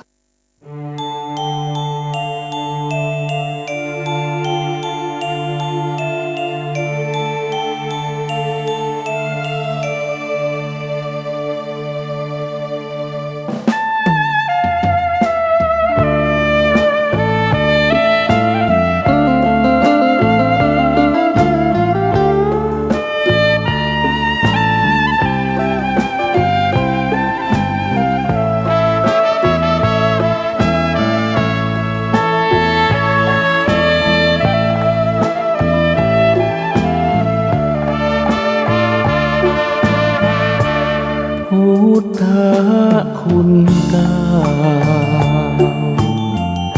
มาบอกมาเล่าฟังเป็นความรู้ข้อหนึ่งคืออรหังบุคคลที่ควรเชิดชูเพราะท่านเป็นผู้กิเลสไม่มีสัมมาสัมพุทโธผู้ลบความโง่ให้เราเหล่านี้ตรัสรู้ด้วยพระองค์เองแท้เสงฟ้าปัตภีก็200,000 ดีผู้คนบูชา3วิชาจารณาสัมปันโน4สุขโตรวมกันแปลได้เลยนะหมายถึงผู้รู้ประพฤติถึงธรรมล้ำค่าอีกสุขโตต่อมาผู้เสด็จไปด้วยดีโลกวิทูหมายถึงเป็นผู้แจ้งในโลกนี้ อนุตตโรปุริสัทธัมมาสารถิข้อ6ก็มีความแปลให้ฟังเป็นผู้ฝึกผู้สอนมนุษย์ได้ดีและก็ไม่มีผู้ใดเทียมเท่าสักครั้งข้อ7ศรัทธาเทวมนุษย์สานังศาสดาสอนสั่งมนุษย์และเทวดาพุทโธนี้ข้อ8ผู้หลีกแก้ไขปัญหาผู้รู้ผู้ตื่นเบิกบานก้าวนั้นข้อภควาผู้เลิศวิชายอดภคธรรม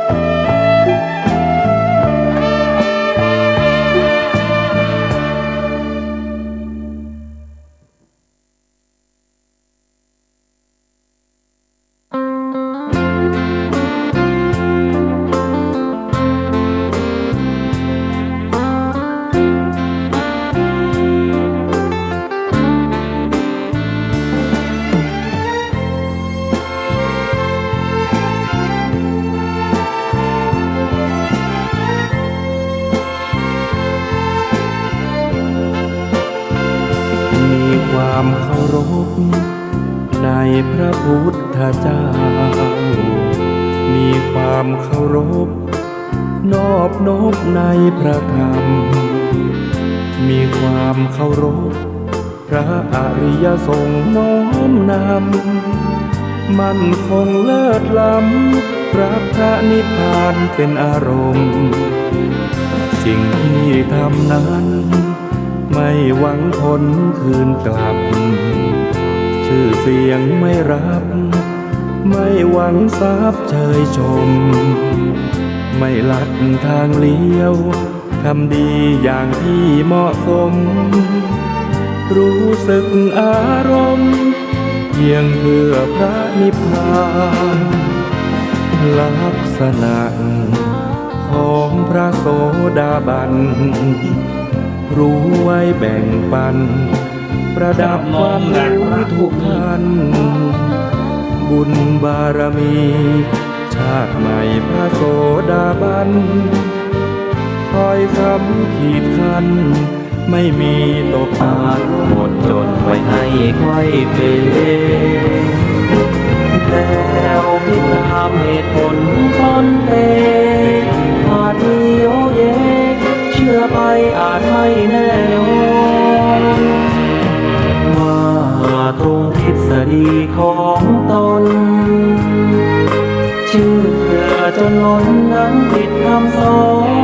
นเชื่อรูปลักษณ์นั้นควรสังวรแม้อาจารย์สอนใช่ว่าเชื่อหมดเลย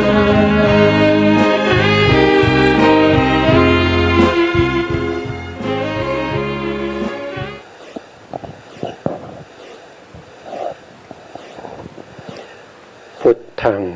สรณังกัจฉามิธัมมังสรณังกัจฉามิสังฆังสรณังกัจฉามิกราบนมัสการพระมหาเถระพระสังฆาธิการพระเถรานุเถระสวัสดีท่านผู้ฟังและผู้ชมทุกท่านที่ติดตามในรายการพระไตรปิฎกลอยฟ้าครั้งนี้เป็นครั้งที่109ก็ยังพูดถึงในเรื่องของสติปัฏฐาน4นะครับตอนนี้เราอยู่ในหมวดที่เป็นธรรมานุปัสสนาสติปัฏฐานแล้วก็อยู่ใน อาริยปัปพะอริยสัจปัปพะนะครับก็ซึ่งเป็นปัปพะที่เป็นธรรมานุปัสสนาเดี๋ยวผมดูนิดหนึ่งนะครับโทษทีนะโพชฌงค์เขาเรียกว่าสัจจะปัปพะนะครับโดยเมื่อกี้พูดผิดไป สัจจะปัปพะนะครับแล้วก็อยู่ในส่วนที่เป็นทุกขะนิโรธะอริยสัจเราเพื่อไม่ให้เสียเวลาเราไปดูรายละเอียดกันนะครับ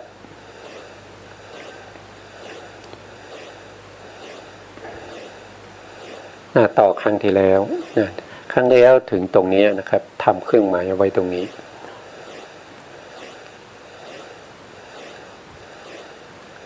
ทุกขานิโรธาอริยสัจในข้อธรรมข้อที่298ดูกัลลภิกษุทั้งหลายก็ทุกขานิโรธาอริยสัจเป็นไฉนความสำรอกและความดับโดยไม่เหลือความสละความส่งคืนความปล่อยวางความไม่มีอะไรในตัณหานั้นก็ตัณหานั้นเมื่อบุคคลจะละย่อมละเสียได้ที่ไหนเมื่อจะดับย่อมดับในที่ไหนที่ไหนเป็นที่รักที่เจริญใจในโลกตัณหานั้นเมื่อบุคคลจะละย่อมละเสียได้ในที่นี้เมื่อจะดับย่อมดับในที่นี้อะไรเป็นที่รักที่เจริญใจในโลกตาหูจมูกลิ้นกายใจเป็นที่รักที่เจริญใจในโลกตัณหาเมื่อบุคคลจะละย่อมละ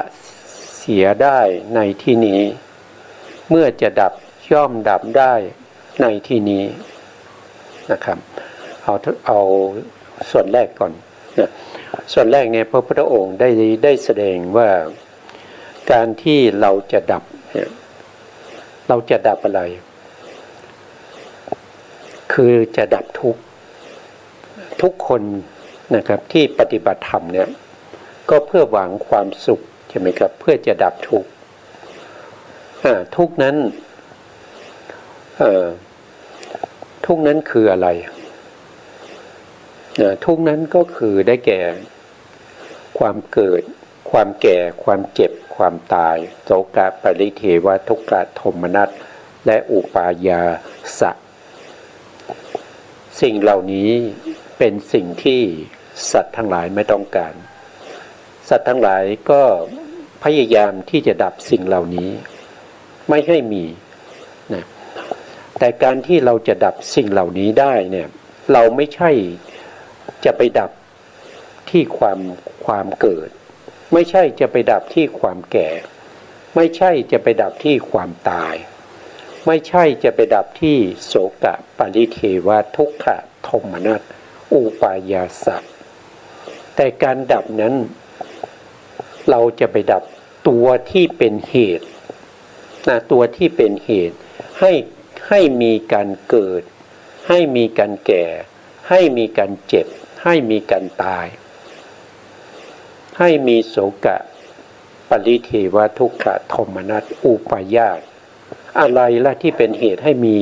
สภาวะของความทุกข์เหล่านี้สภาวะที่เป็นเหตุให้เกิดความทุกข์เหล่านี้เป็นต้นเหตุเพราะฉะนั้นเวลาเราจะดับเราก็ต้องไปดับที่ต้นเหตุเราไม่ใช่ไปดับที่ปลายเหตุไม่ใช่ว่าเราจะต้องไปดับที่ผลของมันซึ่งการทำอย่างนั้นเป็นการทำที่ไม่ฉลาดเป็นการทำที่เป็นเขาเรียกว่าเป็นความไม่ฉลาดก็เป็นความโง่นั่นเองนะครับความไม่ฉลาดคือความโง่ถ้าใครทำอย่างนั้น คนนั้นก็ไม่ใช่ชาวพุทธเพราะไม่รู้คำสอนของพระพุทธเจ้าพระพุทธเจ้าให้ดับที่ต้นเหตุของสิ่งเหล่านี้นั่นก็คือได้แก่ตัวตัณหาตัวยินดีตัวพอใจตัวที่เข้าไปยึดถือยึดมั่นว่าเป็นเราเป็นของเราเป็นอัตตาของเราแล้วเราจะดับตรงไหนล่ะก็ดับตรงที่พระพุทธองค์บอกนะที่เป็นที่รักที่เจริญใจในโลกคือตาคือหมายถึงว่าสิ่งที่เข้าไปยินดีชอบใจในตาอะไรเข้าไปยินดีชอบใจในตาสิ่งนั้นจะเป็นเหตุเป็นปัจจัยให้มีตาใหม่ในภพหน้าให้มีตาใหม่ในภพต่อไปสิ่งใดที่เป็นที่ชอบใจชื่นใจดีใจรักใคร่เจริญใจนั่นก็คือได้แก่หูได้แก่จมูก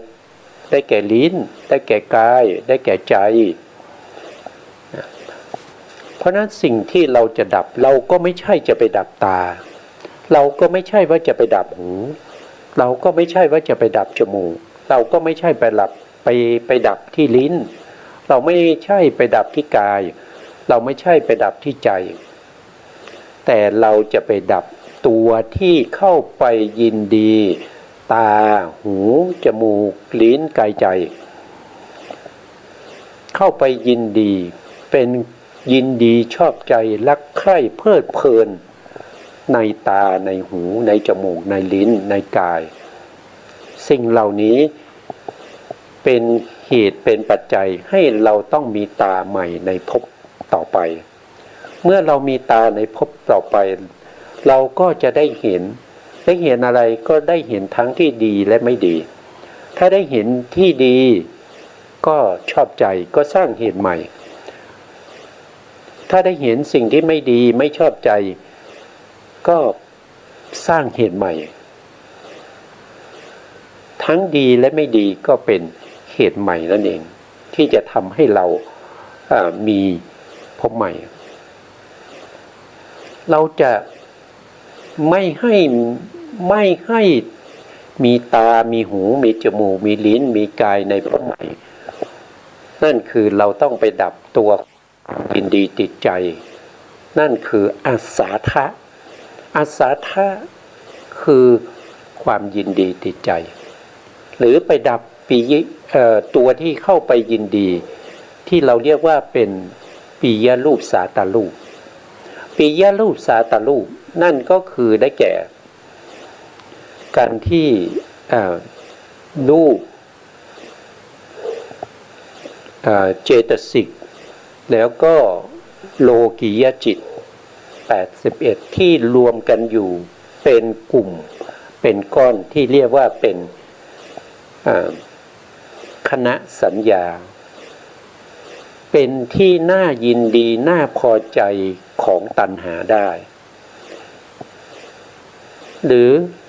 เป็นสภาวะที่เกิดสืบต่อกันไปเรื่อยๆโดยเป็นกลุ่มเป็นก้อนที่มันเกิดสืบต่อกันไปที่เราเรียกว่าเป็นสันตติบัญญัติเมื่อมีคณะบัญญัติมีสันตติบัญญัติก็เป็นที่ยินดีชอบใจของตัณหาและกิเลสทั้งหลายตัวตัณหาและกิเลสทั้งหลายนั้นเป็นตัวที่เราจะต้องทำการละเราจะละได้อย่างไรนั่นก็คือเราจะละได้ด้วยการรู้ความจริงการรู้สัจธรรมความจริงของสภาวะเหล่านี้เมื่อเราเห็นความจริงเข้าใจในสภาวะความเป็นจริงเหล่านี้เราก็จะไม่เข้าไปยึดติดไม่เข้าไปยินดีพอใจเพราะเราเห็นว่าสิ่งเหล่านี้ เป็นเหตุให้เราต้องเวียนว่ายตายเกิดเป็นสิ่งที่ทำให้เราต้องเกิดแก่เจ็บตายถ้าเราไม่มีการถ้าเราดับตัวที่เป็นเหตุได้เราก็ไม่ต้องเกิดเมื่อเราไม่ต้องเกิดความแก่ก็ไม่มีความเจ็บก็ไม่มีโสกะปริเทวทุกขโทมนัสก็ไม่มีการเกิดนั่นแหละเป็นที่รองรับของสภาวะของความทุกข์ทั้งหลายเพราะฉะนั้นเราก็จะต้องมีการเข้าไปรู้ความจริงของสภาวะสิ่งเหล่านี้จนสามารถที่จะละคายความยินดีสภาวะธรรมเหล่านี้ได้เราจะรู้ความจริงได้อย่างไรเราก็รู้ว่าในขณะที่เราเห็นใช่ไหมครับเรามีตานะเรามีตาของเรากระทบกับรูปคือสีที่มากระทบสีที่ติดอยู่กับวัสดุสิ่งของหรือว่าสัตว์ทั้งหลายเมื่อมีแสงส่องมาก็สะท้อนเข้ามาที่ตาสะท้อนเข้ามาที่ตาก็กระทบกับจักขุประสาททำให้ภวังคจิตเกิดการหวั่นไหวแล้วก็ตัดกระแสภวังค์ปัญจทวาราวชนะจิตเกิดขึ้นปัญจทวาราวชนะจิตเกิดขึ้นอาวชนะรูปารมณ์ที่กระทบกับจักขุประสาทแล้วก็ดับไปเป็นเหตุเป็นปัจจัยให้เกิดจักขุวิญญาณจักขุวิญญาณเกิดขึ้นโดยอาศัยจักขุประสาทเป็นที่อาศัยเกิดแล้วก็เห็นรูปารมณ์แล้วก็ดับไปแล้วก็สัมปติชนะจิตก็เกิดขึ้นมารับการเห็นของจักขุวิญญาณคือรับรูปารมณ์นั้นแล้วก็ส่งต่อดับไปแล้วก็ก่อนที่ดับก็ส่งต่อให้สันติละนะสันติละนะรับมาแล้วก็ไต่สวนแล้วก็ดับไปส่งต่อให้แก่โวทัพพนะโวทัพพนะรับมาแล้วก็ตัดสินว่าเป็นรูปารมณ์ที่ดีไม่ดีเป็นรูปารมณ์ที่มีกำลังหรือว่ากำลังอ่อนแล้วก็ทำการตัดสินด้วยความรู้ความสามารถที่สะสมมาในมโนทวาราวชนจิตที่ทำหน้าที่โวทัพพนะนั้นถ้ามีการสะสมในคำสอนในปริยัติธรรมของพระสัมมาสัมพุทธเจ้าก็จะทำให้เกิดมีโยนิโสมนสิการณตรงนี้แล้วก็ดับไปชวนาจิตก็จะเกิดต่อชวนาจิตที่เกิดขึ้นนี้จะเป็นกุศลเพราะว่ามโนทวาราวชนะจิตนั้นมีโยนิโสมนสิการทำให้ชวนาที่เกิดต่อจากตัวเองเป็นกุศลไปรู้รูปารมณ์นั้นเหมือนกันแต่ถ้าเป็นอารมณ์ที่มีกำลังก็จะมีตถาลัมมนะเกิดอีกสองขณะก็รู้รูปารมณ์เช่นเดียวกันแล้วก็ดับไปก็ลงสู่วิถีอันนี้คือความจริงสัจธรรมไม่มีเราอยู่ในนั้นเลยนะไม่มีเราอยู่ในนั้นเลยแล้วก็ไม่มีตัวตนด้วยสิ่งที่เห็นเป็นสีแค่จุดเดียวในหนึ่งวิถีที่เป็นจักขุวิถีมีสีแค่จุดเดียวเท่านั้นสีนั้นก็ไม่ได้บอกว่าเป็นผู้หญิงผู้ชายไม่ได้บอกว่าเป็นภาพเป็นชีไม่ได้บอกว่าเป็นวิหารศาลาเห็นแค่จุดเดียวแล้วเราจะเข้าไปยินดีทำไมใช่ไหมครับ เมื่อเราไม่เข้าไปเมื่อเรามีความรู้ความเข้าใจอย่างนี้ก็ทำให้มโนทวาราวชนะจิตที่ทำหน้าที่โวทัพนานั้นมีโยนิโสมนสิการชวนาเกิดขึ้นมาก็เป็นกุศลอย่างนี้ก็คือดับอะไรดับกิเลสทั้งหลายในชวนาจิตแต่ถ้ามโนทวาราวชนะจิตที่ทำหน้าที่อาวชนะไม่มีสัจจญาณไม่เคยได้ยินได้ฟังคำสอนของสัตตบุรุษไม่เคยได้ยินได้ฟังคำสอนของพระสัมมาสัมพุทธเจ้าก็จะมีอโยนิโสมนสิการแล้วชวนาที่เกิดต่อจากตรงนั้นก็จะเป็นอกุศลจิตเมื่อเป็นอกุศลจิตก็เป็นมีกิเลสกิเลสก็จะนำไปเกิดในอบายก็จะเป็นลักษณะอย่างนี้ถ้าเป็นกุศลนั้นก็นำไปเกิดในสุคติภูมิ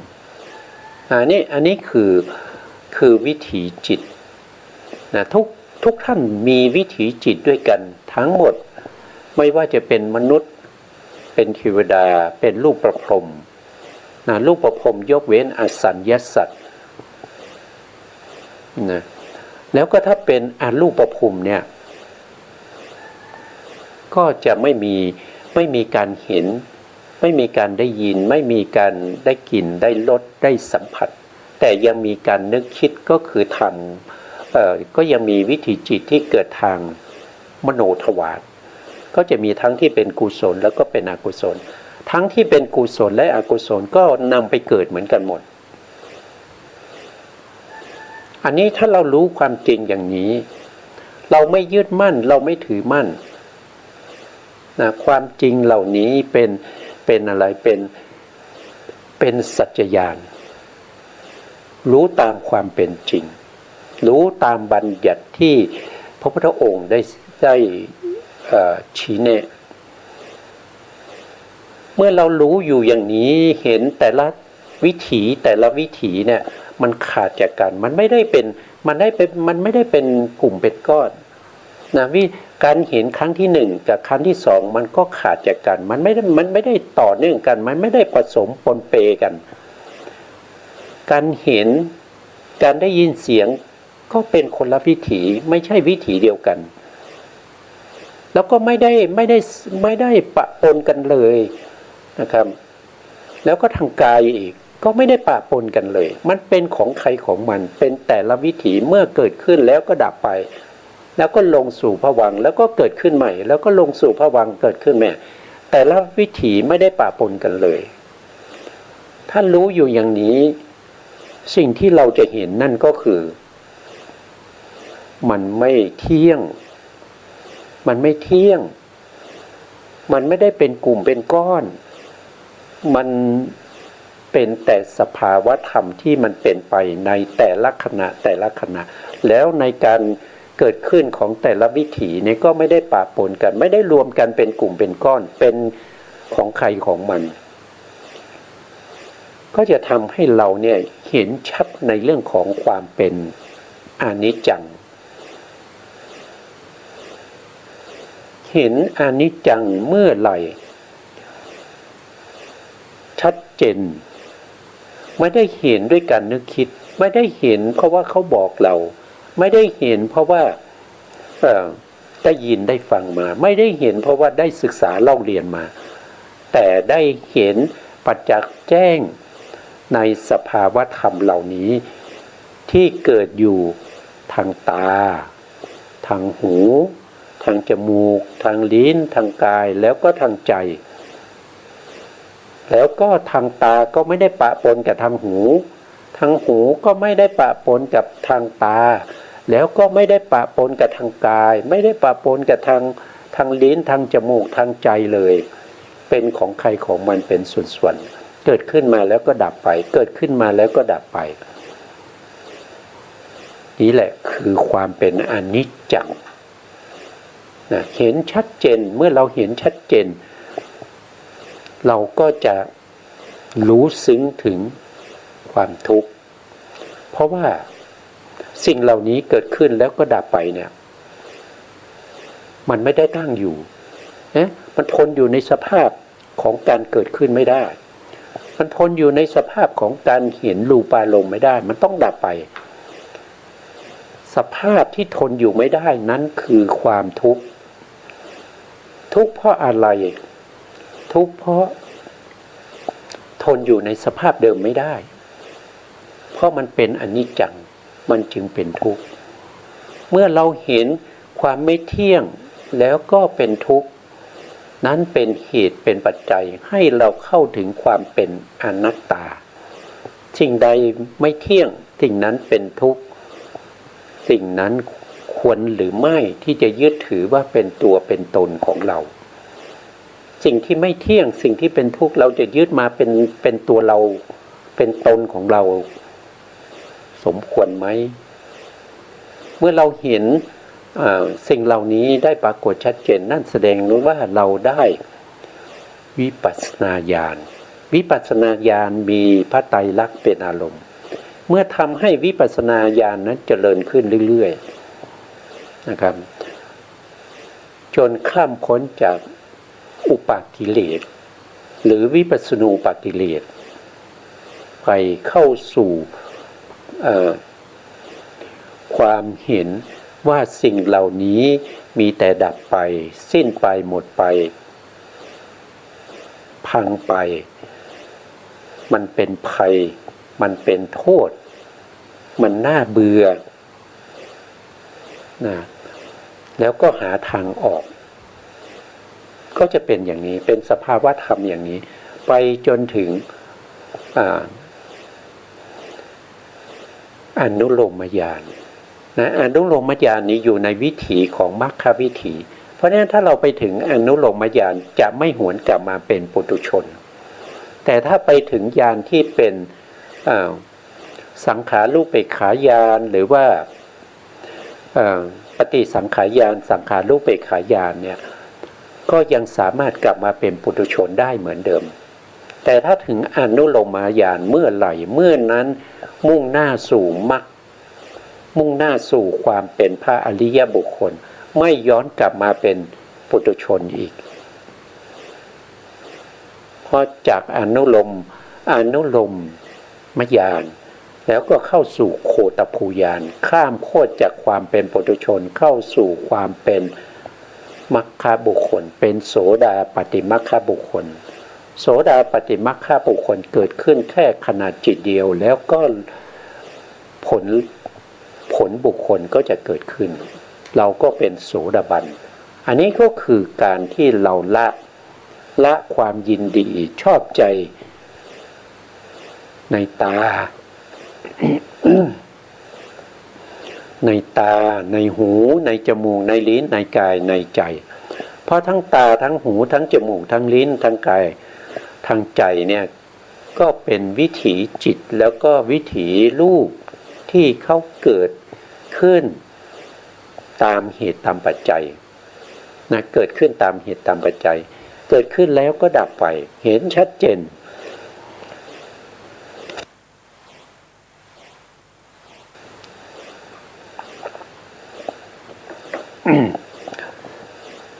เห็นสภาวะธรรมเหล่านี้ได้ชัดเจนแต่ถ้าเราไม่เข้าใจในวิถีเนี่ยเราไปนึกคิดเอาเองใช่ไหมเราไปนึกคิดเอาเองว่ามันดับอย่างนี้มันเกิดอย่างนี้อันนั้นมันไม่ใช่วิปัสสนาแต่วิปัสสนาจะต้องเห็นแจ้งเห็นจริงอย่างนี้ที่กล่าวไปจะเห็นแจ้งเห็นจริงได้ต่อเมื่อเรามีสมาธิที่เข้าถึงอุปจารสมาธิไม่ว่าจะเป็นคณิกะสมาธิที่มีกำลังเทียบเท่ากับอุปจารสมาธิหรือว่าเป็นตัวอุปจารสมาธิก็สามารถจะเห็นรูปนามเกิดดับตามเหตุตามปัจจัยได้ด้วยการประจักษ์แจ้งด้วยการเฉพาะหน้าอันนี้ก็ให้เราเข้าใจว่าหนึ่งก็คือให้เราเข้าใจตัวที่เราจะละคือตัวที่เหตุทำให้เกิดทุกข์แต่เหตุที่ทำให้เกิดทุกข์นั้นเขาเกิดขึ้นมาเพราะเขาอาศัยตา อาศัยหูอาศัยจมูกอาศัยลิ้นอาศัยกายแล้วก็อาศัยใจเป็นไปถ้าไม่มีตาหูจมูกลิ้นกายใจความยินดีพอใจความชอบใจความเข้าไปยึดมั่นถือมั่นว่าเป็นของเราเป็นเราเป็นของเราเป็นอัตตาของเราก็จะไม่เกิดขึ้นนี่ก็เป็นอันนี้ต้องพูดถึงการประหารประเภทที่เป็นสมุจเฉทประหารเพราะเราพูดถึงทุกขนิโรธสัจทุกขนิโรธสัจคือพระนิพพานเพราะฉะนั้นการเห็นพระนิพพานครั้งแรกนั่นก็คือการประหาร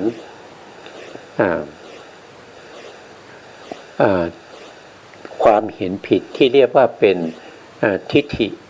ทิฏฐิประกอบอยู่ในจิตที่เป็นโลภะมูลจิตอยู่4 ดวง4 ดวงนั้นจะเกิดขึ้นไม่ได้อีกต่อไปเพราะถูกประหารด้วยโสดาปัตติมรรคด้วยความเป็นสมุจเฉทและอีกอันหนึ่งที่ท่านประหารนั่นก็คือได้แก่วิจิกิจฉาสัมปยุตตจิตจิตที่มีความสงสัยก็เกิดขึ้นไม่ได้อีกต่อไปโสดาบันนอกจากประหารทิฏฐิประหารวิจิกิจฉาความลังเลสงสัยแล้วโสดาบันโสดาปัตติมรรคก็ยังประหารมัชฌริยะมัชฌริยะคือความตณีนะครับแล้วก็ประหารอุทธัจจะกุกุจจะคือความรำคาญใจรำคาญใจในอกุศลที่ทำไปแล้วรำคาญใจในกุศลที่ยังไม่ได้ทำก็จะไม่เกิดแก่โสดาบันอีกนะครับผู้ที่ได้โสดาปัตติมรรคแล้วก็เป็นโสดาบันเนี่ยหนึ่งก็คือไม่มีความเห็นผิด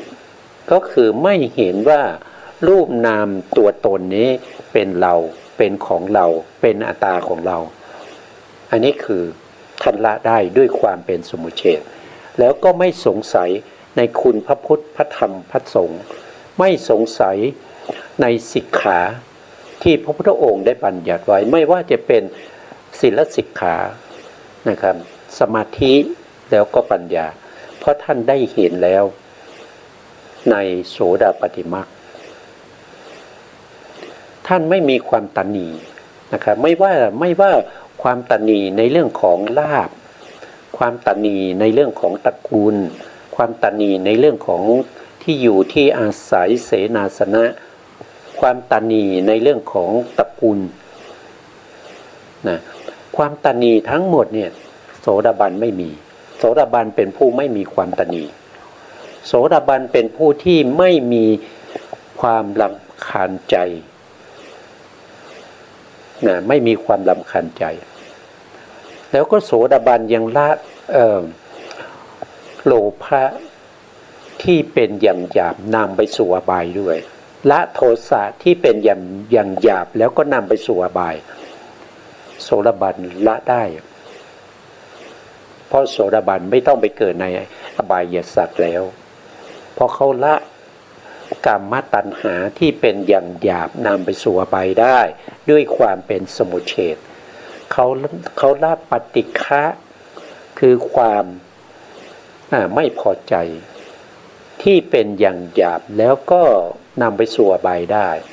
แต่ในส่วนที่เป็นอย่างหยาบไม่นำไปสู่อบายเขาละไม่ได้อย่างเช่น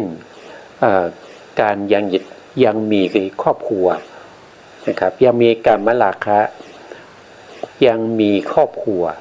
ยังมีสามีมีภรรยาโสดาบันยังมีอยู่นี่เป็นอย่างหยาบนะแต่เป็นไปในประเภทที่ไม่นำไปสู่อบายก็คือไม่ผิดศีลนะครับไม่ผิดศีลในเรื่องของกามเมนี่คือคุณสมบัติของโสดาบันถ้าใครเป็นโสดาบันแล้วมีความตณีเห็นได้ชัดว่าเขาตณีเห็นได้ชัดว่าเขารำคาญใจในกุศลที่ยังไม่ได้ทำในอกุศลที่เขาทำไปแล้ว อย่างนี้เนี่ยเรารู้ได้ทันทีว่าเขาเป็นโสดาบันแต่อะไรแต่คำประกาศเท่านั้นเองเขาไม่ได้เป็นโสดาบันด้วยคุณธรรมนะไม่ได้เป็นโสดาบันโดยคุณธรรมนะอันนี้ก็คือเราสามารถที่จะละตัณหาคือความยินดีความชอบใจความรักความเจริญใจที่มีในตาในจมูกในลิ้นในกายในใจถามว่าโสดาบันยังมีอยู่ไหมโสดาบันยังมีอยู่นะครับเพราะว่ามันเป็นกรรมตัณหาที่เป็นอย่างหยาบแต่ไม่นำไปสู่อบายยังมีอยู่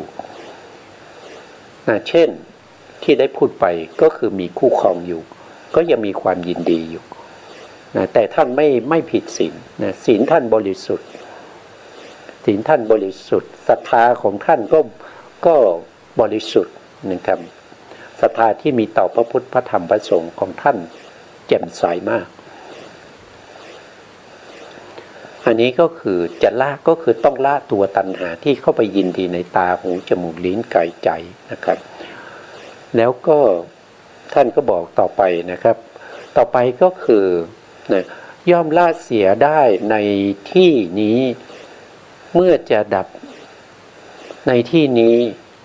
รูปนะครับรูปแล้วก็เสียงรูปนี้ก็คือรูปารมณ์นั่นเอง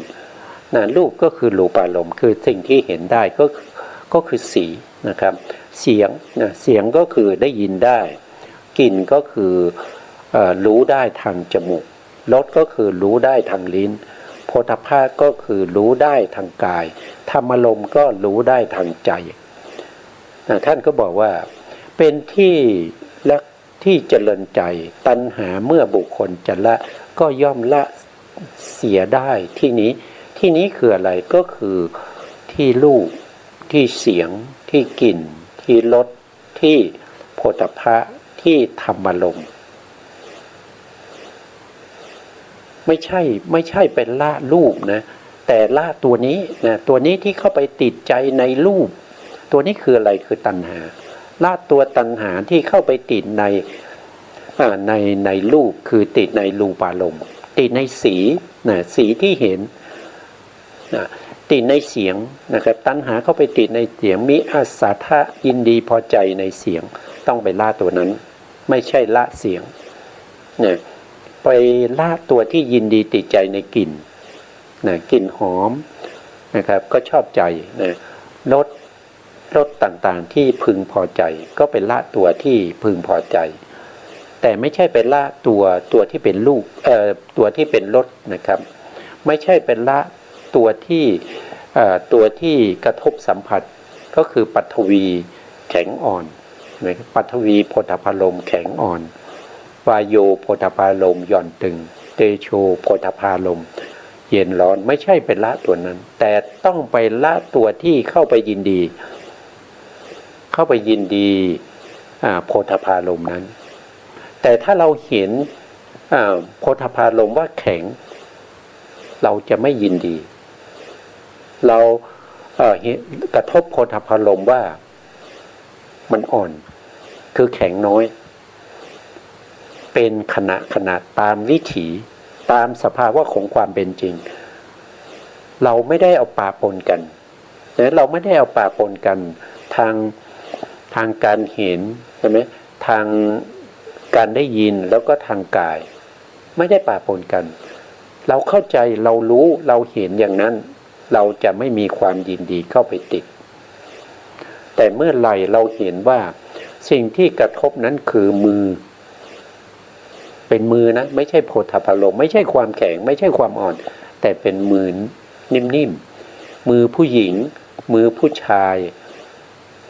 พระนะครับไปถูกมือของภิกษุณีสามเณรีหรือว่าไปถูกของอุบาสิกาแม่ชีอย่างเงี้ยเมื่อมีการกระทบแล้วก็มีจิตรู้นะครับมีจิตรู้ว่าทางธรรมารมณ์เนี่ยก็ไปรู้ว่าสิ่งที่กระทบนะเป็นมือผู้หญิงอย่างเงี้ยอันนี้ตัณหามาแล้วตัณหาติดแล้ว แต่ถ้าไปกระทบกับมือที่เราไม่ชอบไม่ชอบนะก็จะรู้ถึงความไม่พอใจเกิดขึ้นแล้วเราละไม่ได้เพราะว่าเขาเกิดขึ้นนะครับแต่ถ้าเรารู้เฉพาะแข็งอ่อนเราจะไม่ยินดีเพราะเราไม่มีการที่จะไปนึกคิดว่าเป็นผู้หญิงผู้ชายนุ่มๆนี่เป็นผู้หญิงแข็งๆนี่เป็นผู้ชายเราไม่ได้มีจิตนึกคิดไปอย่างนั้นนะถ้าเราไม่มีสัตว์บุคคลมาเกี่ยวข้องเป็นแต่สภาวะของความเป็นธาตุทรงไว้ซึ่งสภาวะของตนอย่างนี้เราจะไม่ติดเราจะไม่เข้าไปติดแต่ถ้าเราเห็นแล้วเรารู้ได้เมื่อไหร่ว่าสิ่งเหล่านี้มันเป็นกลุ่มเป็นก้อนเป็นคณะสัญญาเป็นสันตติบัญญัติเมื่อนั้นแหละมีปัญหาแล้วทุกวันนี้ที่มีปัญหาก็เพราะว่าเราเห็นสิ่งเหล่านี้รวมกันอยู่เป็นกลุ่มเป็นก้อนเป็นคณะแล้วไอ้กลุ่มก้อนเนี่ยมันก็เป็นอารมณ์ให้แก่กิเลสทั้งหลายได้แต่ถ้าเรากระจายออกมาอย่างเช่นผู้หญิงเนี่ยถ้าเราถลกหนังออกมาเอาหนังไปกองไว้ที่หนึ่งใช่ไหมครับแล้วก็เฉือนเอาเนื้อไปกองไว้อีกที่หนึ่งเอาเอ็นมากองไว้ที่หนึ่งกระดูกมากองไว้ที่หนึ่งถามว่าคุณยินดีพอใจในหนังของผู้หญิงนั่นไหมคุณยินดีพอใจในเนื้อที่เฉือนมากองไว้ตรงนี้เป็นเนื้อของนางสาวจักรวาลนะครับนางงามจักรวาลเนี่ยมากองอยู่ตรงนี้คุณยินดีพอใจไหมคุณยังชอบใจไหมนะยินดีพอใจในเนื้อของเขาที่เฉือนมากองไว้เป็นกองๆอย่างนี้หรืออันนี้เรายังไม่ได้แยกย่อยไปตามความเป็นจริงนะเนื้อหนังพวกนี้มันก็ยังอยู่ในช่วงที่เป็นบัญญัตินะมันยังอยู่เป็นกลุ่มนะแต่มันเป็นกลุ่มเล็กๆแต่ถ้าเราเข้าไปเห็นสภาพของความเป็นจริงของหนังใช่ไหมสิ่งที่เราเห็นนั้นมันเป็นแค่สีแต่การเห็นแต่ละครั้งในวิถีหนึ่งเนี่ยแค่จุดเดียวมันไม่ได้บอกเลยว่าหนังนี้เป็นของนางงามจักรวาล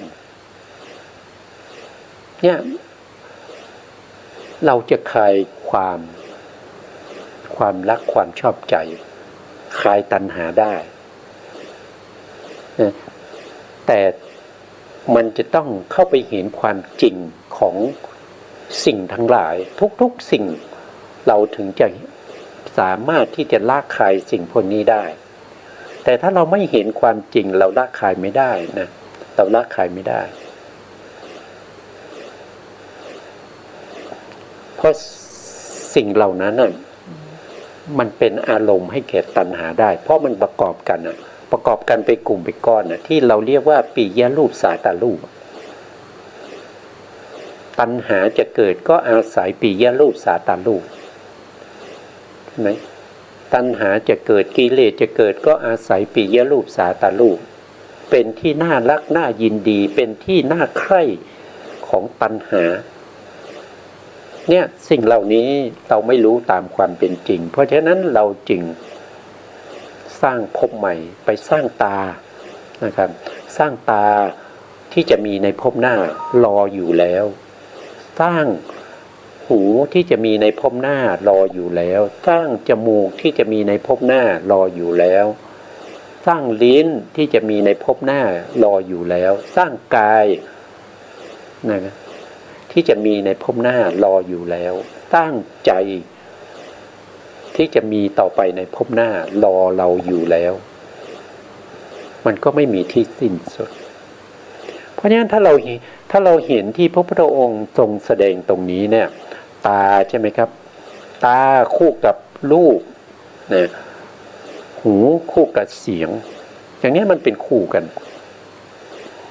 เพราะมันคู่กันนี้แหละเขาเรียกว่าเป็นอายตนะ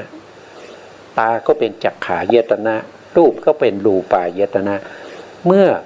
ตากับรูปกระทบกันก็จะเกิดเป็นจักขุวิญญาณ ธรรมะ3อย่างประชุมกันก็จะเป็นผัสสะนะครับเดี๋ยวเราจะเห็นต่อไปนะครับต่อไปนะครับเราเมื่อเราเข้าใจตรงนี้แล้วเราก็ต่อนะครับต่อไปเมื่อจะดับเนี่ยมาละตามาละจักขูวิญญาณมาละนะเมื่อจะดับย่อมดับได้ในที่นี้ก็คือดับอะไรดับรูปเสียงกลิ่นรสที่มีตัวตัณหาที่มีกิเลสเข้าไปติดนะที่เราดับไอตัวกิเลสที่เข้าไปติดก็ดับได้ที่ตาตัณหาหรือกิเลสที่เข้าไปติดตาก็ดับที่ตาดับอะไรดับกิเลสตัณหาที่ไปติดในตา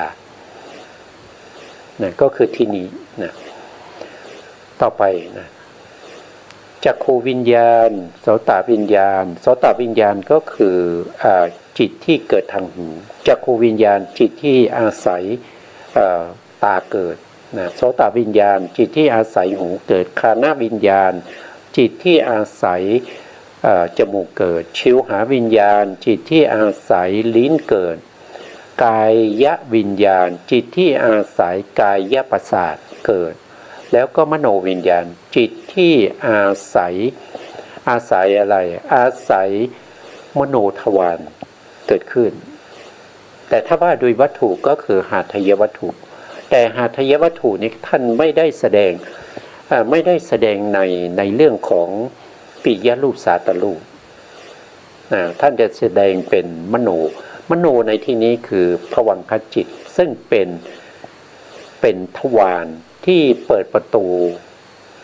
ให้มโนวิญญาณออกไปรู้ธรรมอารมณ์ไปรู้ธรรมอารมณ์ธรรมอารมณ์เวลากระทบก็กระทบกับมโนทวารก็คือภวังคจิตนะธรรมอารมณ์ไม่ได้ไปกระทบที่หาทายวัตถุหาทายวัตถุคือรูปหนึ่งที่อาศัยอยู่ที่ก้อนเนื้อหัวใจรูปนั้นเป็นที่อาศัยเกิดของมโนธาตุแล้วก็มโนวิญญาณอาจจะอยู่ตรงนั้นเวลาที่อารมณ์กระทบที่จิตที่เป็นภวังคจิตไม่ได้กระทบที่หาทายวัตถุแต่ถ้าเป็นทางตาเนี่ยรูปารมณ์คือสีเวลากระทบเนี่ยท่านจะกระทบกับประสาทตาเลยก็คือรูปกระทบกับรูปนะแต่ถ้าเป็นทางใจเนี่ยก็คือธรรมอารมณ์นี่มีทั้งรูปและนามเวลากระทบกับจิตไม่ได้กระทบกับรูปจิตนั้นคือภวังคจิตสภาวะเขาเป็นอย่างนี้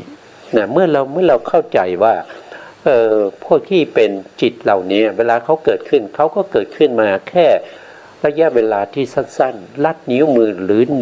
นิ้วมือหนึ่งเนี่ยเกิดดับไปตั้งแสนโกฏถ้าว่าโดยเวลาปัจจุบันก็คือถ้า1 วินาทีเนี่ยจิตจะเกิดดับไปถึง400,000 โกฏด้วยกันเกิดขึ้นดับไปเกิดขึ้นดับไปถึง400,000 โกฏดวงนะครับคือจิตเกิดขึ้นดับไปถึง400,000 โกฏดวงใน1 วินาทีแต่เมื่อเราเห็นอย่างนี้เราก็จะเห็นว่ามันไม่เที่ยงใช่ไหมมันไม่เที่ยงนี่ไม่ใช่ว่าพูดเอานะคือจะต้องเข้าไปเห็นจริงๆแต่การที่จะเข้าไปเห็นจริงๆก็ต้องมีสมาธิที่พูดนะก็คือสมาธิที่มีกำลังนะครับมีกำลังเป็นอุปจารสมาธิถึงจะเห็นสิ่งพวกนี้ได้ด้วยการประจักษ์แจ้งนั่นก็คือปัญญาที่เกิดขึ้นในมหากุศลญาณสัมปยุตเข้าไปเห็นนะเข้าไปเห็นไม่ใช่เรานะไม่ใช่เราเห็นนะ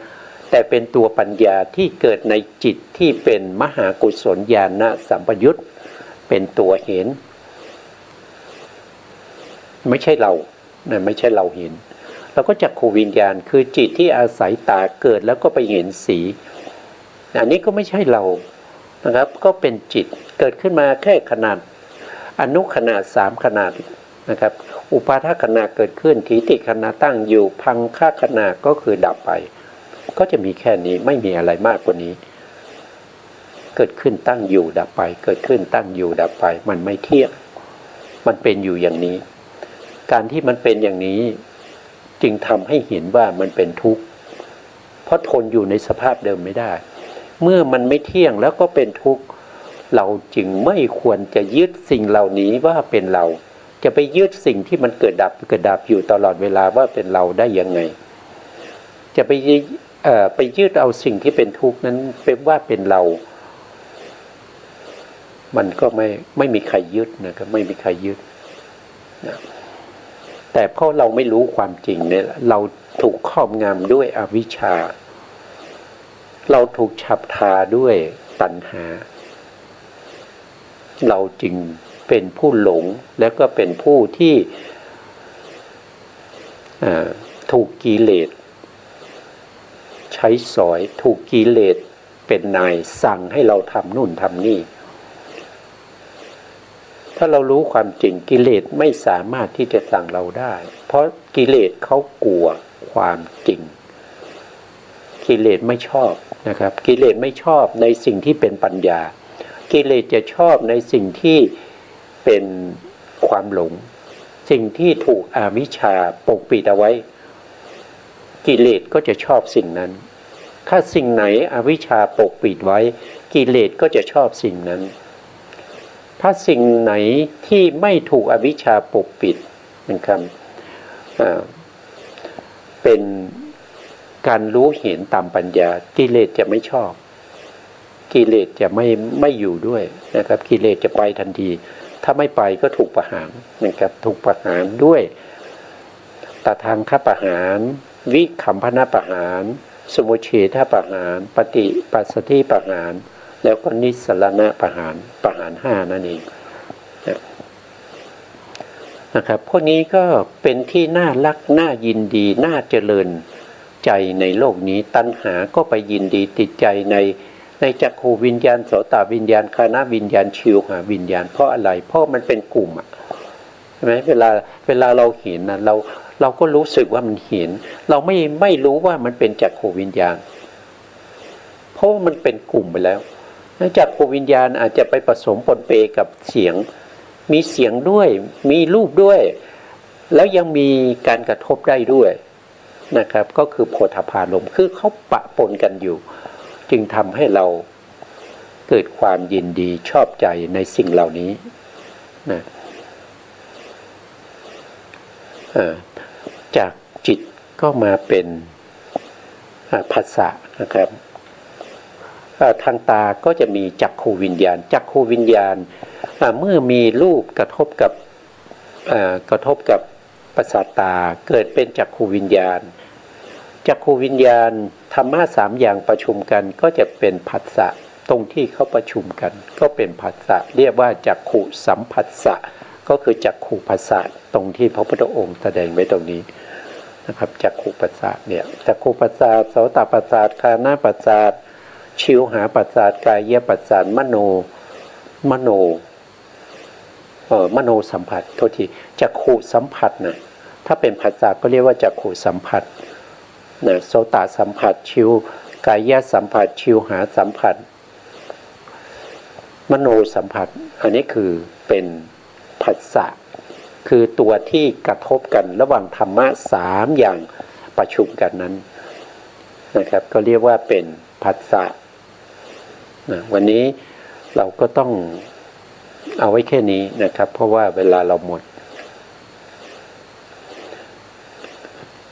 ก็การศึกษา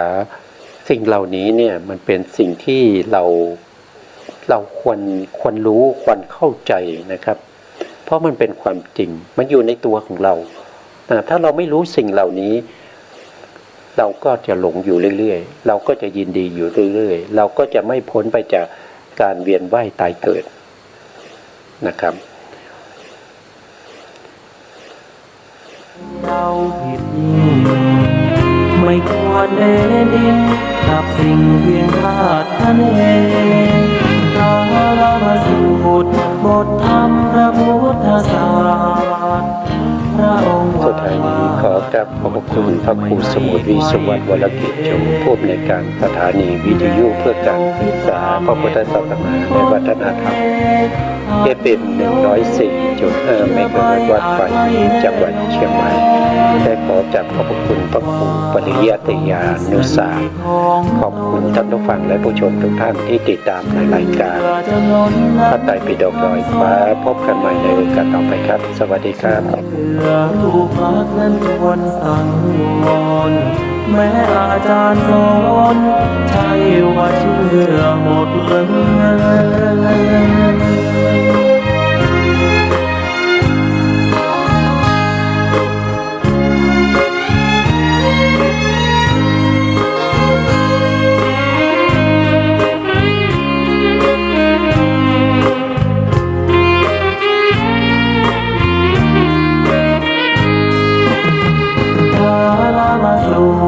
บทธรรมพระพุทธศาสตร์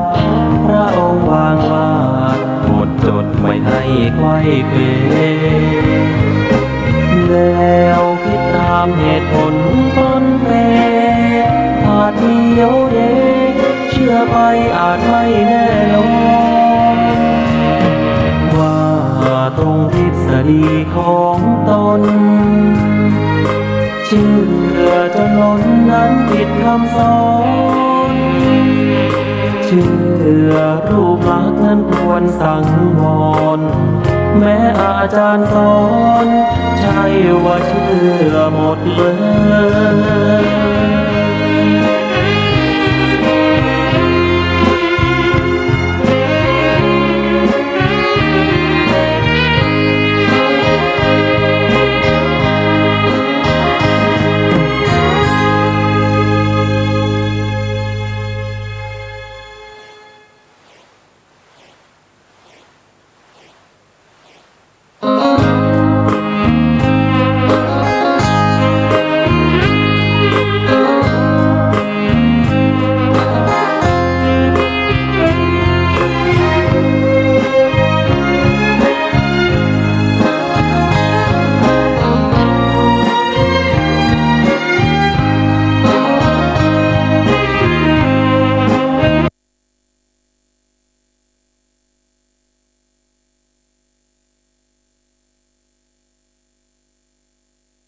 คนไทยปั้นแบรนด์ขายออนไลน์บน Amazon ได้เป็น100 ล้านเขาจะต้องรู้อะไรบ้างพร้อมแล้วจดครับสูตรลับหาของขายดีขายแพงได้ไม่ต้องกลัวตัดราคาโมเดลปั้นแบรนด์100 ล้านด้วยพนักงาน1 คนกลยุทธ์ได้ลูกค้าพร้อมซื้อทุกวันโดยไม่ต้องยิงแอดไม่ต้องทำคอนเทนต์ไม่ต้องขายท็อป 10 10 หมวดหมู่สินค้าขายดีมีของขายทุกวันไม่ต้องง้อซัพพลายเออร์ระบบโลจิสติกเทคนิคส่งของเร็วจนลูกค้ายอมจ่ายแพงใครบ้างที่ทำได้ไม่ว่าคุณจะเป็นพนักงานเงินเดือนไม่มีประสบการณ์หรือเจ้าของแบรนด์ที่มีสินค้าพร้อมขอแค่อายุเกิน20 ปีส่วนวิธีทำเรารวมมาไว้หมดแล้วในงานนี้สัมมนาออนไลน์เว็บบินาร์พรีวิวคอร์ส Amazon Jumpstart by PSO คอร์สเรียนที่ทำงานร่วมกันกับ Amazon Global Selling Thailand เพื่อผลักดันคนไทยสามารถขายออนไลน์ได้ในระดับโลกผ่านตลาดค้าปลีกออนไลน์ใหญ่อันดับ1ของโลก Amazon.com หลักสูตรที่เปิดมาแล้วกว่า3 ปีและเสียงตอบรับจาก Amazon Seller กว่า 1,500 คนมีโมเดลการขายของเยอะนะครับที่คนไทยยังไม่ได้ลองทำสัมมาเทวะปวัตเตนโตโลเกอปฏิวัติยังยะถาคาตาอุโภอันตาปฏิปฏิจมาทิมาจตุสวาลยสัจเจสุวิสุทธังญาณทัสสนังเทสิตังธรรมราเชนะสัมมาสัมโพธิกิตตนังนาเมนะวิสุตังสุตังธ ธรรมจักรปวัตตนังไวยากรณปาเทนะสังคีตันตัมพนามะเสเอวเมสุตังเอกังสมยังภควาภารณสิยังวิหารติอิสิปตเนมิขทาเยตาตระโคภควาปัญจวัคคีเยภิกขุอามันเตสิทเวเมภิกขเวอันตาปาปชิเตนะนะเสวิตาภายโยจายังกาเมสุกามสุขัลลิกานุโยโคหิโนคัมโมปุถุชนิโกอนาริโยอนาตสันหิโตโยจายังอาตกิลมัฏฐานุโยโคทุกโขอนาริโยอนาตสันหิโตเอเตเตภิกขเวอุโภอันเตอนุปคัมมมาชิมาปฏิปทาตถาคเตนะอภิสัมพุทธาจากขุกรณียานกรณีอุปสมัยอภิญญายสัมโพธายนิพพานายสังวัตติกตมาจะสาภิกขเวมาชิมาปฏิปทาตถาคเตนะอภิสัมพุทธาจากขุกรณียานกรณีอุปสมัยอภิญญายสัมโพธายนิพพานายสังวัตติอะยเมวะอริโยอาทังคิโกมาโคสัยยทิทังสัมมาทิฏฐิสัมมาสังกัปโปสัมมาวาจาสัมมากัมมันโตสัมมาอาชีวสัมมาวายามสัมมาสติสัมมาสมาธิอายังโคสาภิกขเวมาชิมาปฏิปทาตถาคเตนะอภิสัมพุทธาจากขุกรณียานกรณีอุปสมัยอภิญญายสัมโพธายนิพพานายสังวัตติอิทังโคปนะภิกขเวทุกขังอริยสัจจังชาติปิทุกขาชราปิทุกขามรณะปิทุกขังโสกปริเทวทุกขโทมนัสสุปายาสาปิทุกขาอาปิเยหิสัมปโยโคทุกโขปิเยหิวิปปโยโคทุกโขยามปิชังนลปฏิตามปิทุกขังสังคิเตนะปัญจุปาทานาขันธาทุกขาอิทังโคปนะภิกขเวทุกขสมุทัยโยอริยสัจจังยายังตัณหาปุโนภวิกานันทิราคะสหคตาตาตระตาตราปินันทินิสัยยทิตังกามตัณหาภวตัณหาวิภวตัณหาอิทังโคปนะภิกขเวทุกขนิโรธอริยสัจจังโยตัสสะเยวตัณหายะเสสวิราคนิโรธจากโคปฏินิสักโคมุติอนาลโยอิทังโคปนะภิกขเวทุกขนิโรธคามินีปฏิปทาอริยสัจจังอายเมวะอริโย อัฏฐานคิโกมาโคไสยทิทังสัมมาทิฏฐิสัมมาสังกัปปะสัมมาวาจาสัมมากัมมันโตสัมมาอาชีวะสัมมาวายาโมสัมมาสติสัมมาสมาธิอิทังทุกขังอริยสัจจันติเมภิกขเวปุพเพอนันโนสุเตสุธัมเมสุจักขุงอุทธปาทิญาณังอุทธปาทิปัญญาอุทธปาทิวิชชาอุทธปาทิอาโลโกอุทธปาทิตังโคปนิทังทุกขังอริยสัจจังปริญญายันติเมภิกขเวปุพเพอนันโนสุเตสุธัมเมสุจักขุงอุทธปาทิญาณังอุทธปาทิปัญญาอุทธปาทิวิชชาอุทธปาทิอาโลโกอุทธปาทิตังโคปนิทังทุกขังอริยสัจจังปริญญาตันติเมภิกขเวปุพเพอนันโนสุเตสุธัมเมสุจักขุงอุทธปาทิญาณังอุทธปาทิปัญญาอุทธปาทิวิชชาอุทธปาทิอาโลโกอุทธปาทิอิทังทุกขสมุทัยโยอริยสัจจันติเมภิกขเวปุพเพอนันโนสุเตสุธัมเมสุจักขุงอุทธปาทิญาณังอุทธปาทิปัญญาอุทธปาทิวิชชาอุทธปาทิอาโลโกอุทธปาทิตังโค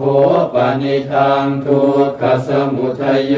อริยสัจจังปหาตาพันติเมภิกขเว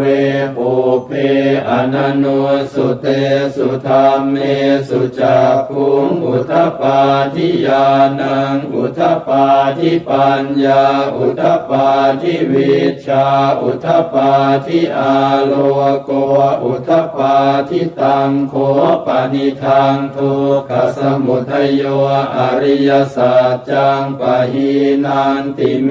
ภิกขเวปุพเพอนันโนสุเตสุธัมเมสุจักขุงอุทธปาทิญาณังอุทธปาทิปัญญาอุทธปาทิวิชชาอุทธปาทิอาโลโกอุทธปาทิอิทังทุกขนิโรธอริยสัจจันติเมภิกขเวปุพเพอนันโนสุเตสุธัมเมสุจักขุงอุทธปาทิญาณังอุทธปาทิปัญญาอุทธปาทิวิชชาอุทธปาทิอาโลโกอุทธปาทิตังโคปนิทังทุกขนิโรธอริยสัจจังสัจจิกาตาพันติเมภิกขเวปุพเพอนันโนสุเตสุธัมเมสุจักขุงอุทธปาทิญาณังอุทธปาทิปัญญาอุทธปาทิวิชชาอุทธปาทิอาโลโกอุทธปาทิตังโคปนิทังทุกขนิโรธ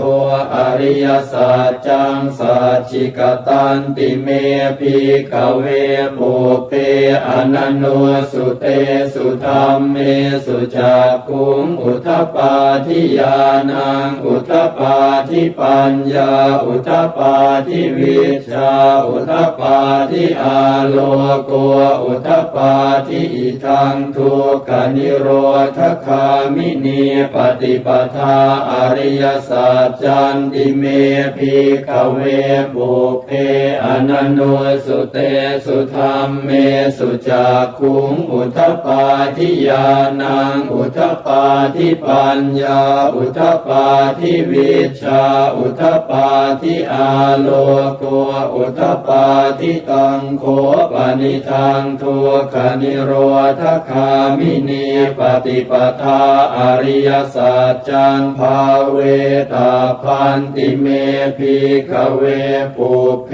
อนันโนสุเตสุธรรมเมสุจักขุงอุทธปาทิญาณังอุทธปาทิปัญญาอุทธปาทิวิชชาอุทธปาทิอาโล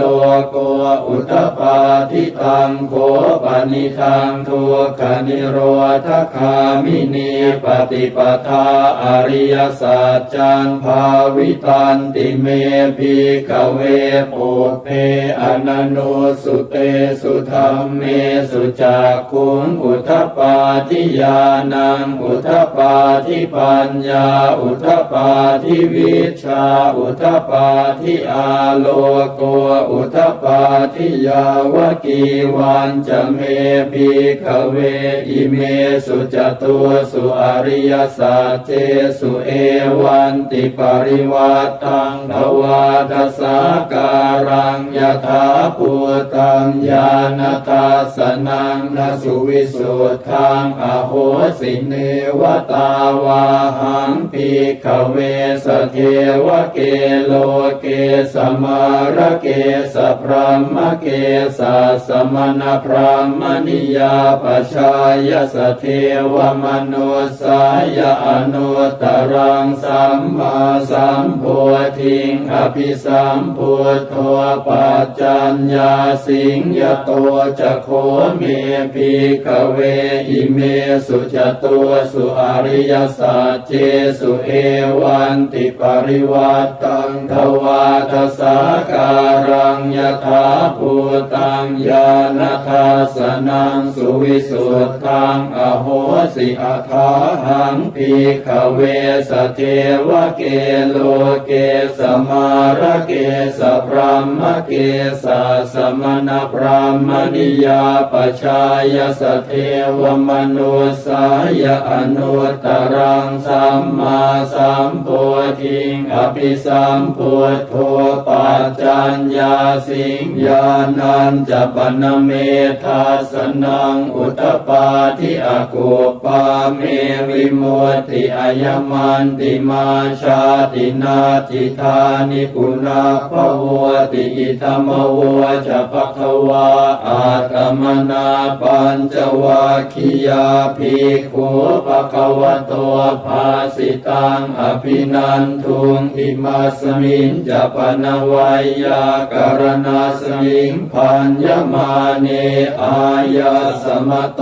โกนทัญญาสวิรชังวีตมลังธรรมจักขุงอุทธปาทิยังกินจิสมุทัยธรรมังสัพพันตังนิโรธธรรมันติปวาติเตจะภควตาธรรมจักเกภูมิมาเทวาสัทธมนุสาเวสุงเอตัมภควตาภาราณสิยังอิสิปตเนมิคทาเยอนุตตรังธรรมจักกังปวัติตังอาปฏิวัติยังสมเนนวาพรามเนนวาเทเวนวามาเรนวาพรามุนาวาเกณจิวาโลกัสมินเออุมมานังเอวานังสัทธังสุตวาจาตุมหาราชิกาเทวาสัทธมนุสาเว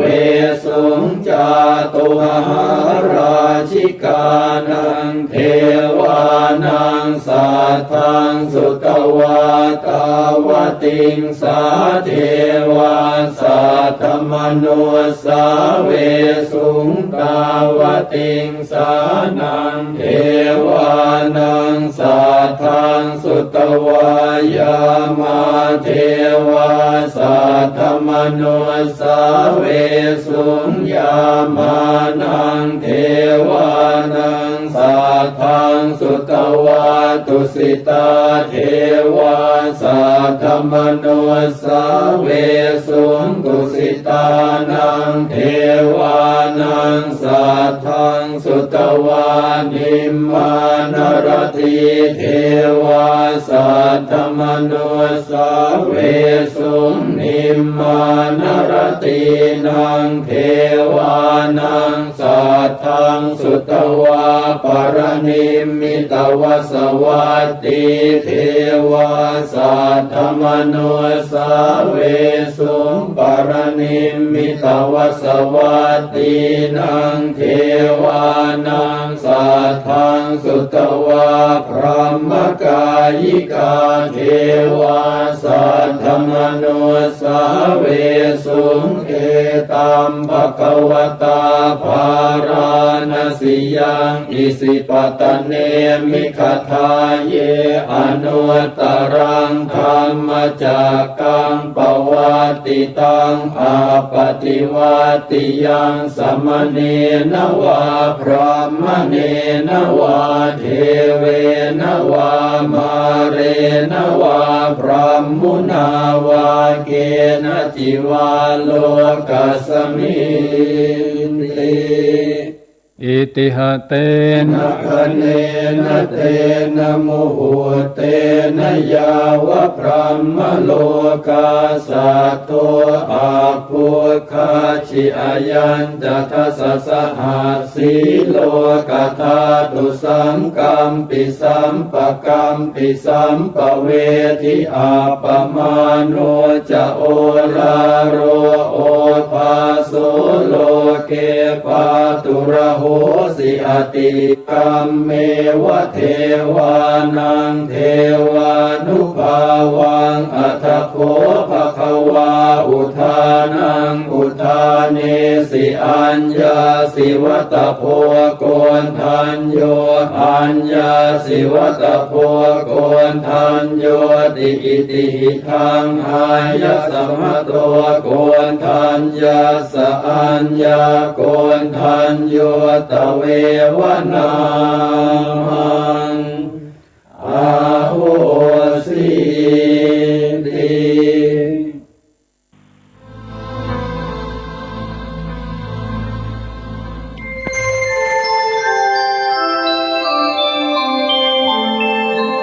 ขณะนี้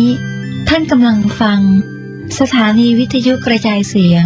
คลื่นเพื่อการศึกษาพระพุทธศาสนาและวัฒนธรรมระบบ FM 104.5 เมกะเฮิรตซ์ออกอากาศณวัดฝายหินตำบลสุเทพอำเภอเมืองจังหวัดเชียงใหม่โทรศัพท์053-226-058-053-810-406 053-943-691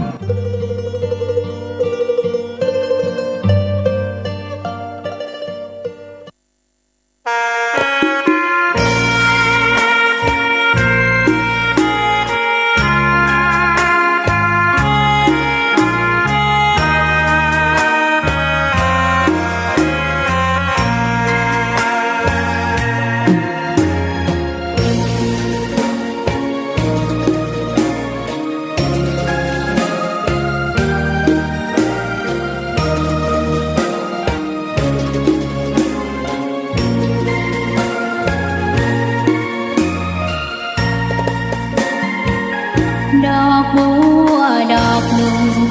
พึงจะ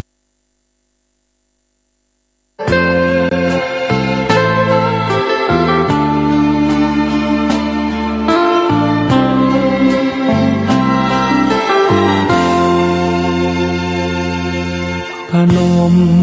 มือพร้อมขอก้มลงกราบใจมันยอมรับประดับไว้ในชีวิตชั่วลูกเลนหลานตราบนานละลึกความดีแม้สิ้นชีวิตความดีก็ยังยิ่งยง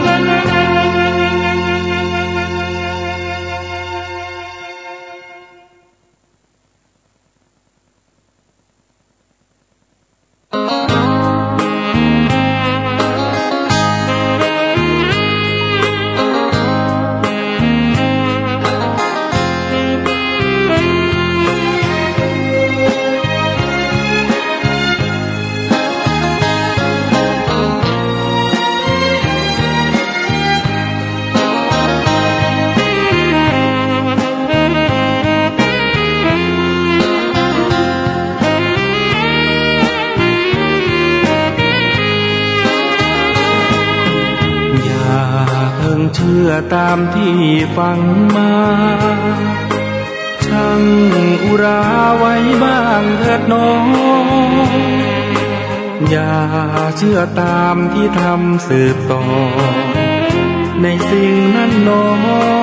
อาจจะไม่ถูกจริงอย่าเพิ่งเชื่อตามที่เล่าลืออย่าเชื่อถือตามบทอ้างอิงหากเชื่อโดยนึกเดาผิดยิ่งไม่ควรเอ็นอิงกับสิ่งเพียงคาดคะเนกาลามาสูตรบทธรรมพระพุทธศาสตร์พระองค์วางวาดหมดจดไม่ให้ไฟเควแนวคิดตามเหตุผลปนเปอาจมีโยเยเชื่อไปอาจไม่แน่นอนว่าตรงทฤษฎีของตนเชื่อจนล้นนั้นผิดคำสอนเชื่อรูปลักษณ์นั้นควรสังวรแม้อาจารย์สอนใช่ว่าเชื่อหมดเลย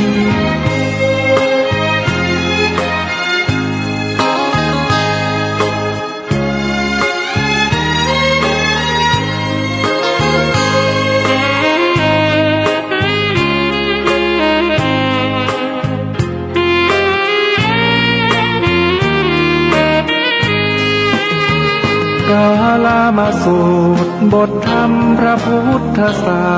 สตร์พระองค์วางวาดหมดจดไม่ให้ไฟเควแนวคิดตามเหตุผลปนเปอาจมีโยเยเชื่อไปอาจไม่แน่นอนว่าตรงทฤษฎีของตนเชื่อจนล้นนั้นผิดคำสอนเชื่อรูปลักษณ์นั้นควรพุทธคุณวางไว้กลางเกล้าเพื่อป้องกันเหล่าภัยดินสิ้นทั้งหลายธรรมคุณทูลวางไว้กลางใจเพื่อช่วยให้หูทั่วถึงชั่วดีสังฆคุณทูลไว้ในชีวิต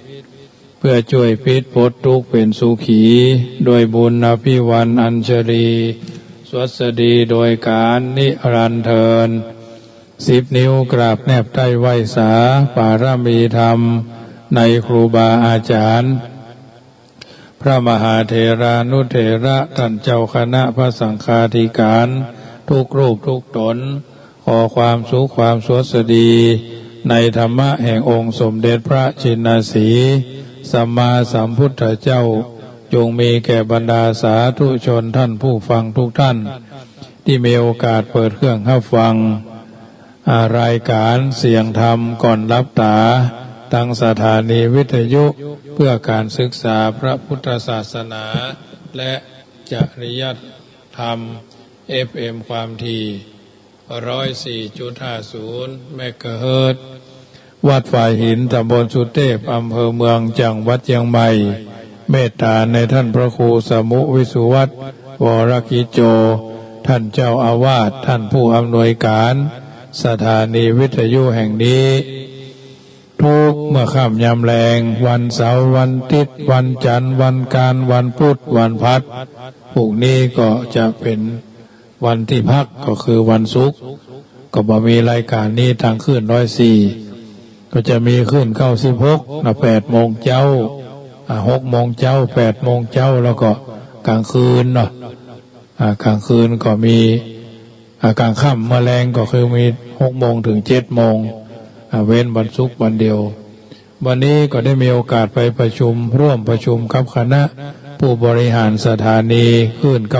96ที่วัดโลกโมลีมีพ่อครูวันลบนามวงพรมเป็นต้นเป็นประธานหลวงพ่อท่านพระครูธรวิสุทธิคุณเจ้าคณะอำเภอ ห่างดงวัดหนองตองเป็นประธานเปิดประชุมในฐานะฝ่ายพระสงฆ์ท่านพระครูวิสิตศรีราพร ท่านพระครูสิริเจติยานุกูลท่านพระมหานิกรท่านพระมหาพิษณุท่านพระครูศรีสุตตคุณท่านมหาไพศาลท่านมหาเชนเนาะแล้วก็ท่านพระครูวัดป่าเศร้าน้อยเนาะแล้วก็ท่านพระครูวัดแม่ริมทั้งแม่ริมนะอาจารย์วัดหลายตนเนาะอาจารย์ณัฐพลมาเสนอาจารย์สุวิทย์จันแดงเนาะแล้วก็ป่อครูป่อลบปาละกะวงเนาะเจ้าของพึ่งน้อยเบเกอรี่แล้วก็รวมแล้วพระเจ้าประสงค์24ตนได้ไป